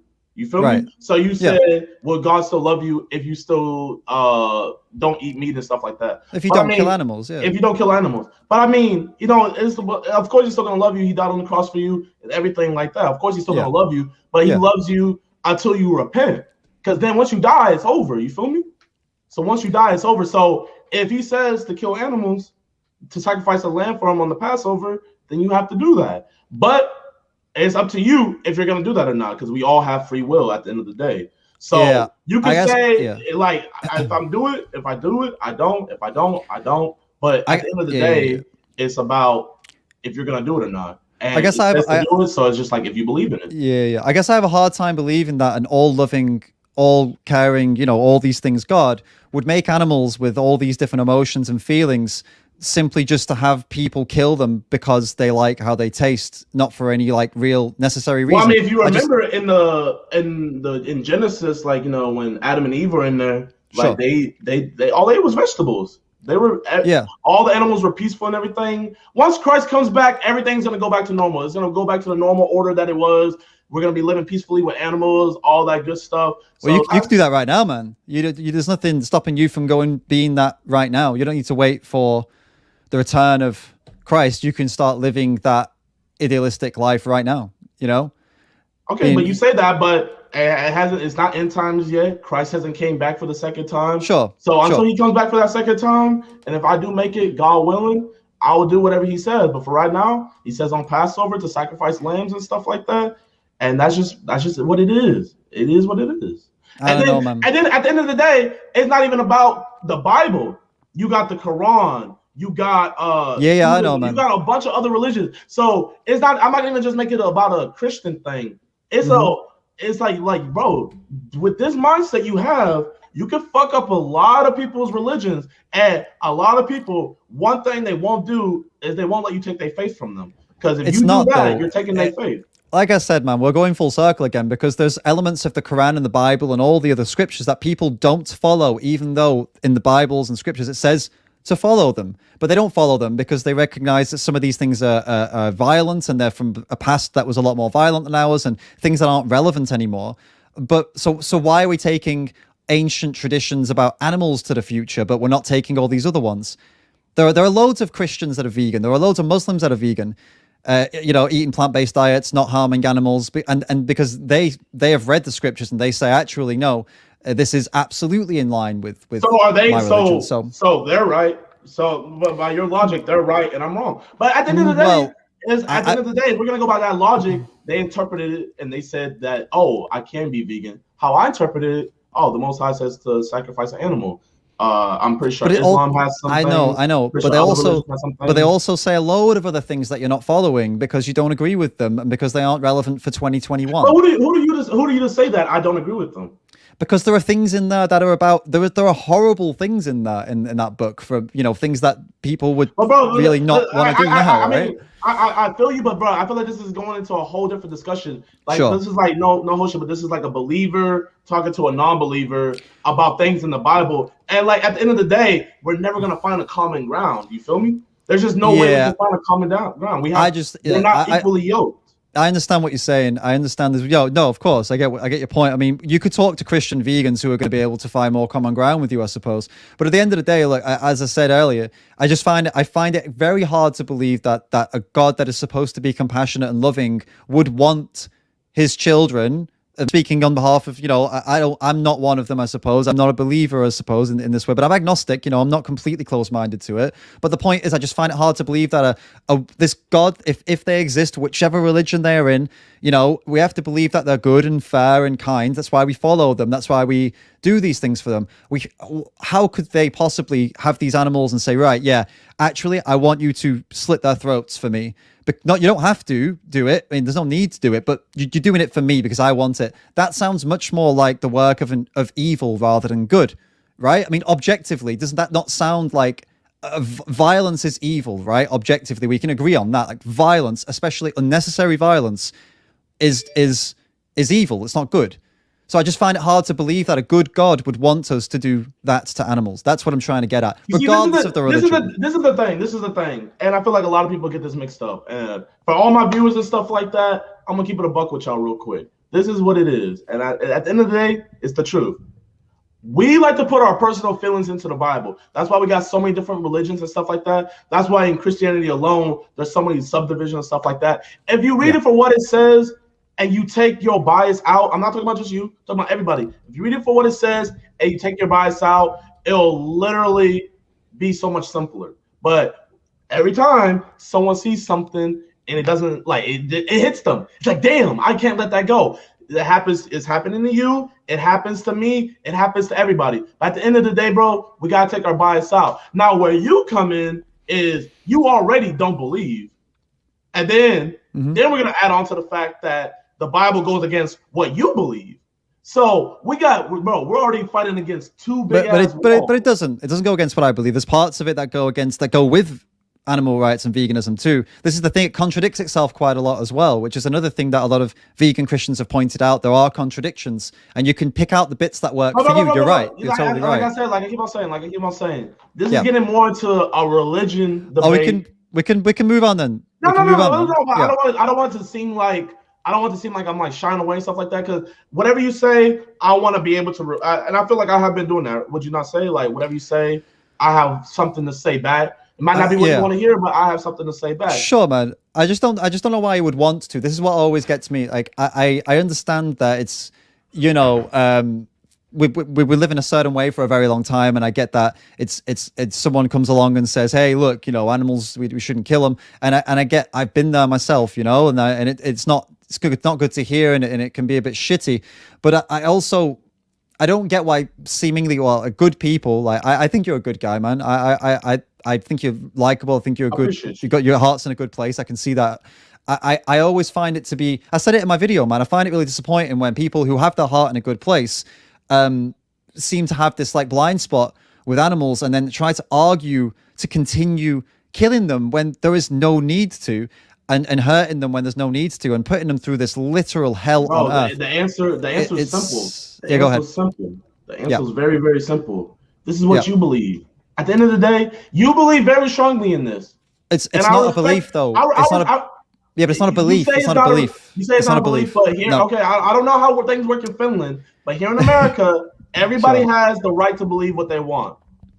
If I wanted to be a Satanist, I could be the biggest Satanist in the world, and I would have every right to be. I'm not telling you just that you shouldn't be. You believe what you believe doesn't make it right. Just as much as what I believe doesn't necessarily mean it's right. I think it's right.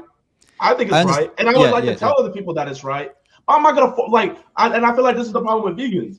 You guys are trying to force it. I feel like what I feel would be better if you do. I can maybe get more people to turn over to veganism. Is instead of trying to cram it down their throat. I'm not saying you are. I'm saying just in general. Instead of trying to like get people morally and stuff like that and fuck up their morals, plant a seed. And once you plant that seed, if it grows, then it was meant to be. If it doesn't grow, then hey, it wasn't meant to be. It is what it is. Yeah. No, I get you, and this is kind of what I'm getting at here. And you're saying it's not my belief versus your belief. That's not what's happening here. I'm not telling you my beliefs don't. But let me clarify that my beliefs don't matter, right? My beliefs are not important here. My beliefs are not what we are discussing. What we're discussing are objective actual facts. Like slaughterhouses exist. That's not a belief. Animals are shot in the head and have their throats slit in those places. That's not a belief. Animals are, used and abused for dairy, eggs, milk. They are treated like commodities, like things.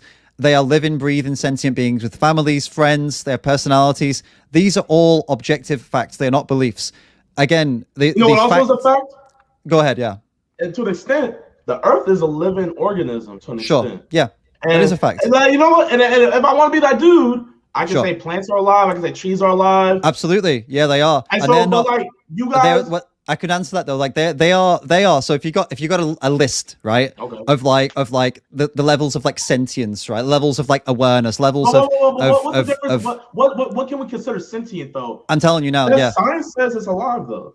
Yeah, they are alive. Everything is alive, right? But you got to ask a question. So we have to kill to survive.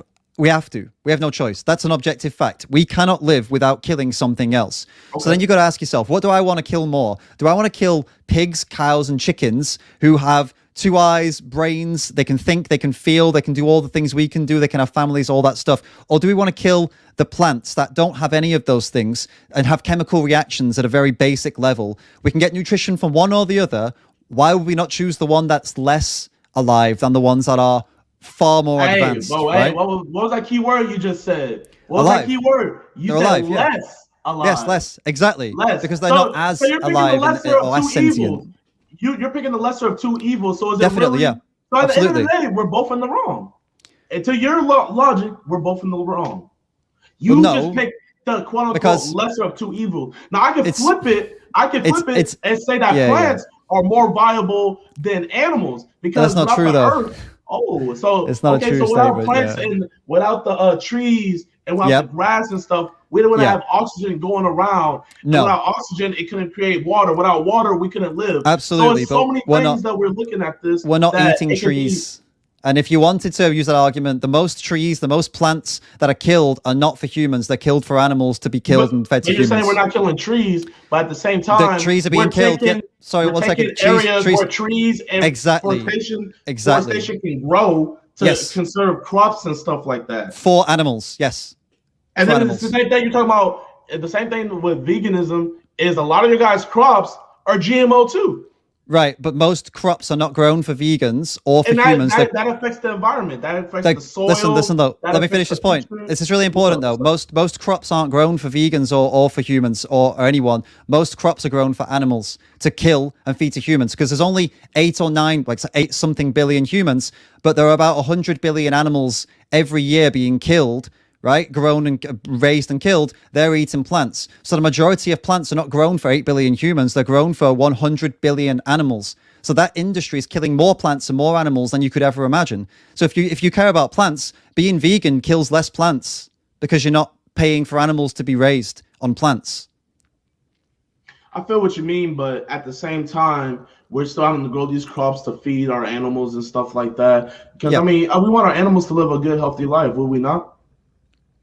I mean, yeah, what's the point though? I mean, you want them to live a good, healthy life and not be shot in the slaughterhouse. Yeah, I feel that. But by this logic, bro, and it's just so many things. Like, so many things you can critique on my end. There's so many things I can critique on your end. I'm not critiquing like, you.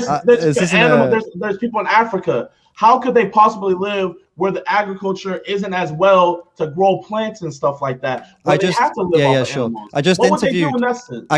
that question. I just interviewed a guy yesterday who works with Africans in rural Africa and has entire teams of people working on completely plant-based diets where they've grown it in their own compounds. So it depends on the area. There are places in rural Africa, Zimbabwe, where he's working, and other places in rural Africa where there are teams of rangers that are going out fighting poachers, and they only eat a plant-based diet, and they go out and do these extremely, tough days with carrying heavy machine guns, literally going out fighting poachers. And most of them are women as well, and they're eating fully plant-based diets. So, there are people in Africa who can do that. There are people in Africa who can't do that. But this is not really relevant to me and you because we both can do it. And that's what's important. It's not about people who can't. There are people in Africa who can't do it. You're right. Well, I mean, but there are a lot of us who can. At the end of the day, you're saying it's morally wrong, but at the end of the day, if a person gotta feed their family, and there's a big ass cow right there, I gotta do what I gotta do. Say goodbye. Yeah, if they have to, yeah, exactly. If they've no other choice, then obviously, like, you're not gonna die. No, are you? But what I'm saying, but I'm saying is there's a lot of people that are in a better area than we are in a better area to where we can live off of, plant-based. Exactly. But it's just so many different factors that I feel like your ideal world just could never happen. Whereas you don't know what my ideal world is. What's your ideal world? What's your ideal world? So the ideal, like I'm practical. A lot of vegans say, "Oh, I want a fully vegan world." It's never going to happen, all right? Because there'll always be people who are violent and they want to eat animals and they don't care about animals and they don't give a shit. And that's always going to happen. There's always going to be people out there who do horrible shit to animals. We're never going to have a vegan world. But what I want a world where the poorest people in the world can be vegan. Because right now that's not the case. It's not the case, right? And imagine you as you're a poor person. Imagine you're in a really bad situation and you love animals and you don't want to kill animals and you don't want to use animals, but you have to. You have no choice, but you don't want to. That is a shit position to be in. So, I want a world where the ones who can have switched to a plant-based food system, they're eating vegan now. And then my idea that is that as this becomes more the norm, it would be more accessible for people who are in tougher positions, right? As we get distribution better, as things become overall better. So the poorest people in the world currently don't really eat that many animal products anyway, because they're too expensive. But I would want it to in a position where they can get all the nutrition they need and they can get it from plants. And I feel like the way we can get that for everyone is by the ones who can do it, starting to do it and demanding that the systems change. And we get rid of all these destructive animal agriculture. It fucks up the environment. It kills all these animals. People are starving whilst we're feeding crops to animals. It's insane. It's just a fucked up system. I want all of that gone. And I want a plant-based food system that people can, actually thrive in and isn't fucking destroying the planet. You want my ideal world? What's that? I'm not gonna lie. Yours was pretty tough. I'm not gonna lie. My ideal world is my ideal world is just hopefully everybody can do what they believe in as long as you're not harming another person. You know what I mean? I know you include animals in that. I'm not going to be ignorant and say not include animals in that. But my ideal world is that people can do what they believe in. They can practice what they believe in as long as it doesn't hurt nobody else. As long as they, stay in their own lane and stuff like that. And I just also hope that other people can respect other people. You know what I mean? Yeah. I feel like me personally, I feel like where vegans fuck up is instead of worrying about the people that they can get, they worry about the people that they can't get. You know what I mean? Right. You feel me? I feel bro, I can sit up here and talk to you about the Bible all day long. Yeah. Are you really going to go to church the next day? I don't know. You're going to try and convince me, I suppose. We have another live stream where you can try and convince me to be a Christian. Who knows, man? But you know what? I can't do that, though, because your heart's not open. Yeah. You know what? Sure. I tried, but I see your heart's not open for that, so I'm not gonna force you. It says in the Bible. But me not being a Christian doesn't cause anyone any harm. But you are paying for animals to be killed causes animals to be harmed. This is why, it's not like I'm trying to force you to do something. I'm not harming a person. I'm not harming a person. All right. So what would be the difference between so tell me the moral difference then between a human and an animal that makes it all right to do this to animals but not all right to do this to humans? What is the difference? In my religion, yeah, a bunch of other religions. Okay. Hey, it's literally told to do so. You know what I mean? Right. I'm not gonna go that route. It's for survival and stuff like that. It's told to do so. So. It goes right back to the argument that we were having earlier. It's it's okay. Yeah. We don't need to go through that again. You feel what I mean? So it's just you see the dilemma I'm in, but I feel like vegans can't really respect that side of it. So could I just ask you a question? There's a way to work around that. I get it. Can I ask you a question? So it's because the Bible says that do this to animals, but specifically it says. It's not just the Bible though. It's sure. Not just the Bible. Okay. There's so many other religions. Things. Okay. So, but the point is, it's the Bible says don't do that to humans, but it's okay to do that to to animals, right? That's the point. It's not just the Bible. It's not just the Bible, though. We can't just put the Bible on trial. I know that about a lot of things. A lot of people just put the Bible. That's all right. Forget the Bible. Quran, the Torah. Forget the Bible. We can forget the Bible. Religion in general. Religions hold humans as higher, and that's why we can't kill humans for meat and stuff, but we can kill animals. That's the point I'm getting at, right? So then, if there were people out there, right, who were just like me and you, exactly the same in every way, but they had slightly different DNA that made it so they technically were not human. They were a different species. They are not human, so they are an animal.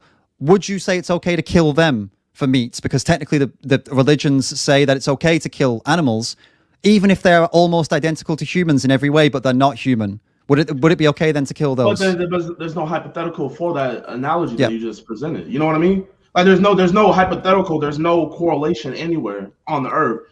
I know, but if that existed, would it be okay to kill those human-like animals because they're not human? I don't know, because it doesn't exist. But by your logic, we can pretend for a second, like with your logic, with the way you see the world, would it be okay? Like if it did exist, would that be okay? The thing I liked about this conversation so far is that we were living in fact. We were, like, sure. You stated your facts, I stated my facts. You know, we weren't really like throwing these like. I feel like this is a very that's like saying if fucking aliens came down here, like it's a good can I fucking kill an alien and cook that bitch like. It's well, like, the reason I don't even know what the it, fucking alien looks like. I get it, man. Like, the reason I'm asking, on a UFO sighting. The reason I'm asking it, right, is if the answer's no, right? If there's two ways to go, right? If you said no, it's a hypothetical that helps me understand where you're coming from a bit more. If you said no, it still wouldn't be okay. Then we'd have to find out what is then what, because it's not being human isn't the thing that causes the difference anymore. If you said yes, I would kill them, then that would look a bit, crazy, wouldn't it? That would be a crazy thing to say. Like, I would be happy to kill those human-like creatures just because they're not human. That seems pretty fucked up. So kind of, that's the point. Up, but bro, humans kill humans all the time. But then we don't say it's okay though, do we? We're against it, right? I mean, we're against it, but everybody's on Twitter talking about free Palestine. The only way to free Palestine is some people got to die. Well, then it would be necessary, right? At the point, you know what I mean, though. Like a lot of things, like 9/11, they said, "Oh shit, some people got to die." We went over to Afghanistan and stuff like that. What's it called? The dude that killed George Floyd. He killed George Floyd. People said he deserves the death penalty. Right. Hey, a lot of people are down for that. So it's like, damn. By that logic, can humans kill humans? When it's humans can kill humans and humans can kill animals when it's necessary. Yeah, definitely. Of course, it's survival. But it's necessary. So, but like, there's necessities to killing animals, and we just talked about that. But there aren't necessities though. Like that's the point we don't need. It might not be to you, but to my religion and to a lot of other people's religion, they are. Okay, yeah. And then we're back around the circle again, because then it's like the religions. But the point is, this is why I need to. Right, the point reason I was asking you the hypothetical is because I need to understand where your beliefs are your core root of your belief, right? Because you're talking about how religion says. Wait, my bad. Wait, hold on. Yeah, go ahead. Keep on talking. Yeah, well, basically the core part of the religious side of things is you're saying that the religions say it's okay to kill animals but not humans, but then when I'm trying to understand the core difference between the two, it's like a circular logic. Like, okay, but it's because the religions say we shouldn't kill humans. But then when I ask you, what about if an animal that was just like a human wasn't a human, would that still count then? But then we won't answer that. So we're stuck there. Then we're going to have to keep going around, basically, because I can't understand the logic without that hypothetical being answered, if that makes sense. And like I said, if you answer the hypothetical and say, yes, we can kill them, even though they're very similar to humans in every way, as I said, that leads to a pretty fucked up conclusion of that we're going to kill sentient human-like animals just because they're not human. That seems pretty fucked up. If the other way is that, no, I wouldn't kill them, then clearly being human is not the thing that's important. It's something else. We need to find out what it is. I'll give you this. Yeah. To an extent, it is fucked up to kill animals. To an extent, it is fucked up to kill humans. But shit happens. But it doesn't have to happen. That's the point. It doesn't have to happen. You say that, but if a nigga breaks into my house and I gotta you could kill him, man. I gotta kill him. It's fucked up. I had to kill him, but I had to do it. Do you know what I mean? And no one would blame you for that. But you have a choice right now. Hey, I'm not gonna lie. There's a lot of people that would. I wouldn't blame you for that. I would say you got a right to defend yourself if you're under threat. You've got a right to kill for survival. You've got a right to do anything you need to do in a survival mode, in my opinion. Survival trumps all. But that's not the position we both find ourselves in right now. And that's what I'm trying to get at. We don't need to be violent, so why would we choose the violence? And like you've said, but you say, but the religion tells me I could do it, but then the religion says you can only do it if they're not a human. But then we have to ask, okay, then, so if they were very similar to a human but not a human, would it be okay to kill them? And if the answer is no, then clearly being a human is not the thing that makes it okay or not okay. And then we're back to square one again, where it's like, okay, then why is it okay to kill them? Me personally, I feel like you think this is a circle, but me personally, Sure. I feel like I'm out the circle, bro. I feel like I broke out the All right, maze runner. I figured the Rubik's Cube, and this is my point of view. Yeah, sure. See, me personally, I take my personal bias out. I take everything out, and I just look at it for what it is. You know what I mean? Like, I go against what you believe. You, to an extent, go against what I believe. But at the end of the day, I still have love and respect for you. You know what I mean? No, I don't think was it fucked up that I went to a vegan restaurant? Yeah, it was. Hey, I'm gonna raise my hand. Hey, that is what it is, man. That is what it is. My only point I've told you already, man. I said in my video that you're a likable guy. I you know, even before I met you, I said that. So I've got no fucking, you know, hate for you. Oh, you said I hate vegan hate video. I didn't make no hate video about you, man. Bro, hey man, it's the title, bro. It's the title. Hey, nah, low key, I'm not gonna lie. You saying my jokes suck. That was a little bit of hate, so I'm gonna be honest. That was a shot. That hurt me. Dude, that guy called you the baby. I didn't call you the baby, at least. And then you laughed at his the baby joke. Bro, you don't know what I've been through, man. The baby, I tried to find the baby at the anime convention. I got tackled by the cops, bro. Me and the baby, we got beef. If I ever see him in a Walmart, I'm losing. If I see him somewhere else, it's on site, bro. He's getting these ones. But at the end of the day, bro, I still got love and respect for you. And when I saw your video, I didn't take it as hate. I didn't take it. I was like, you know, I humbled myself. I was like, damn, I see his point of view. And I'm like, you know, I'm a cool dude, man. You know, I'm like Facebook. I'm a cool guy, bro.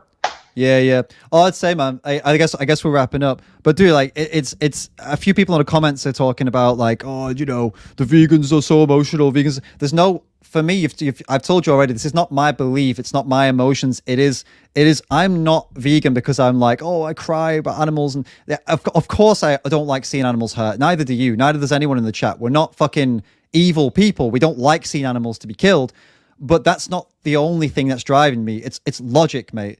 And there's a pure logic that you can be healthy, happy without paying for any of this stuff, without paying for any animals to be killed and used. And you might not believe me, but I promise you, man, I will link you to some Christian vegans and you can hash it out. It is completely compatible with your religion to be a vegan.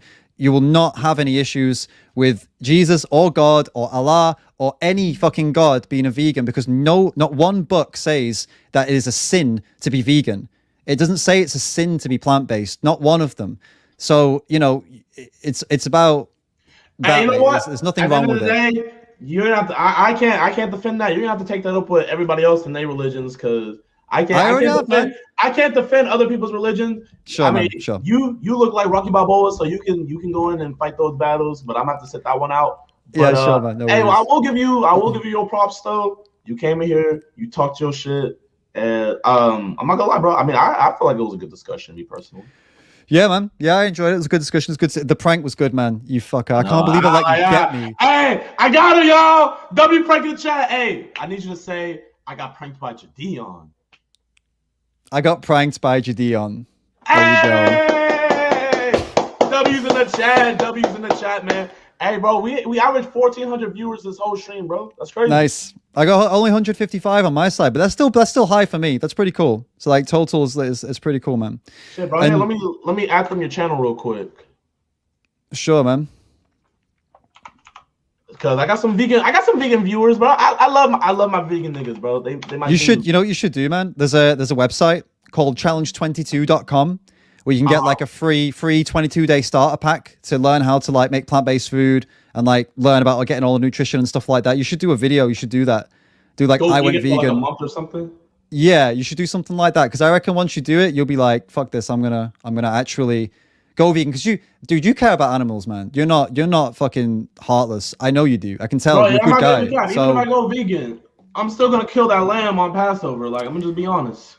You ain't killing no lamb, man. You're paying someone else to kill it. Hey, to kill a lamb. Come on, man. You just gotta be in the vicinity, bro. If you went into a slaughterhouse and saw a little baby lamb about to have their throat slit, you wouldn't be like, yeah, kill that lamb. I want them. You'd be like, nah, I don't want to see that. They're little babies, man. You don't want to do that shit. And I believe that you're not going to do that shit. I'm going to link you up with some Christian vegans, man. And I'm telling you, you're going to have to change your heart. How's it go? Lions, tell the zoo and the lions and apes and bears. They probably won't take you there. Like tell the zoo. What's it? Zoo of the lions. What is it, y'all? I forgot. I'm in the zoo and the lions with apes and bears. How the fuck does it go? I forgot. I don't know, man. What is that? I'm singing my intro song. Okay. I'm in the zoo in the lines with apes and bears, but I don't take it there. I don't know. You don't want to take it there. Zoologist. But man, hey, bro, you a cool ass dude, David, man. Hope we can stay in contact, bro. Yeah, man. We'll do a follow up when you've gone vegan, and you can come on here and tell everyone how now you're fucking vegan and you feel great, and now you feel good. You're not paying for animals to be killed. You'll be pumped, man. That's our next stream, definitely. All right, say less, man. Hey, I appreciate you having me on. Did I cancel date night? I feel like I canceled date night. What? Was it date night when you and your girl? Oh no, you're lucky, man. We were just out on having a chill. We weren't on a date night or anything. Okay. No. But yeah, it was supposed to be 9 p.m. tomorrow for me. But I fucked up because I told you tomorrow and it was already 4 a.m. your time. It was my fuck up actually. I realized. Yeah, it's so all my good. bad. It's all good. My bad. All right, dude. Well, yeah, good to have you on, and good to be on your channel as well. Hey, if all your so one thing. If I'm talking to your fans right now, like you guys seem nice and everything, but like I don't know why you're calling me the N-word and like calling me a pussy and shit. I'm here. What are you talking about? That's the first. No one's ever called me an N-word before until like 50 of you appeared in my inbox calling me it for some reason. Hey, chill out, y'all. That's not cool. Hey, but for real, boys, like whether we have our what's the word differences or not, bro. Hey, he was man enough. He could have easily made a video about me, and I could have hit him up in the DMs, and he could have fucking just left me on scene. But he was a man. We hopped on the phone. We talked about it, and so like I respect him as a man. So I feel like you guys need to respect him as a man as well. So what? Spend one of those. Wave it in the chat. Wave it in the chat. If any of you want to come on the channel and have a debate on veganism, by the way, any of your followers want to do that, just hit me up, drop me an email. You can get it's davidrams@gmail.com. You can get it on my YouTube, David Rams. Drop a comment or drop an email. I'm always open to getting some of you guys on. But if you're planning to come on and do some stupid pranks, I'll just cut you off. The only reason I'll let you do it is because I had a feeling that it wasn't for real. If I thought it was 100% for real, I may have just cut you off as well. But like, if anyone else pulls that shit, you'll just be cut off. It won't even be like a prank. I'm not gonna lie, bro. If you have someone come on here with video, you're gonna have a real burger on your screen.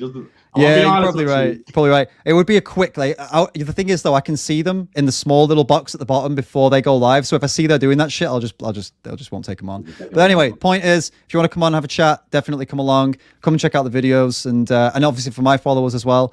Check out your channel as well, JiDion's channels. There's cool pranks on there, especially I need some vegan fans. My vegan fans, pull up W's. Well, you need to make some fucking pro-vegan videos first, mate, and you'll get all the vegans in. I'm telling you, dude, if your video would have been with Beyond, man, or Impossible, you would have had all the vegans, man. What's that? Give me your address. I'm going to send you some You want to be homosexual or professional raw dogger? What do you want to be? I don't know, man. What do you think suits me better? What do you guys think he is? I think you be raw dogging? You be raw dogging. Yeah, I'm going to see you some raw dog. I'm going to see you some raw dog. You know what's funny? We don't call it that in England. We call it barebacking. Oh, you be barebacking? Yeah, that's what we call it. Yeah. You be barebacking. That boy David Tom. Jesus. Hey, man, have a great time, bro. Have a great day, bro. All right, man. See you later.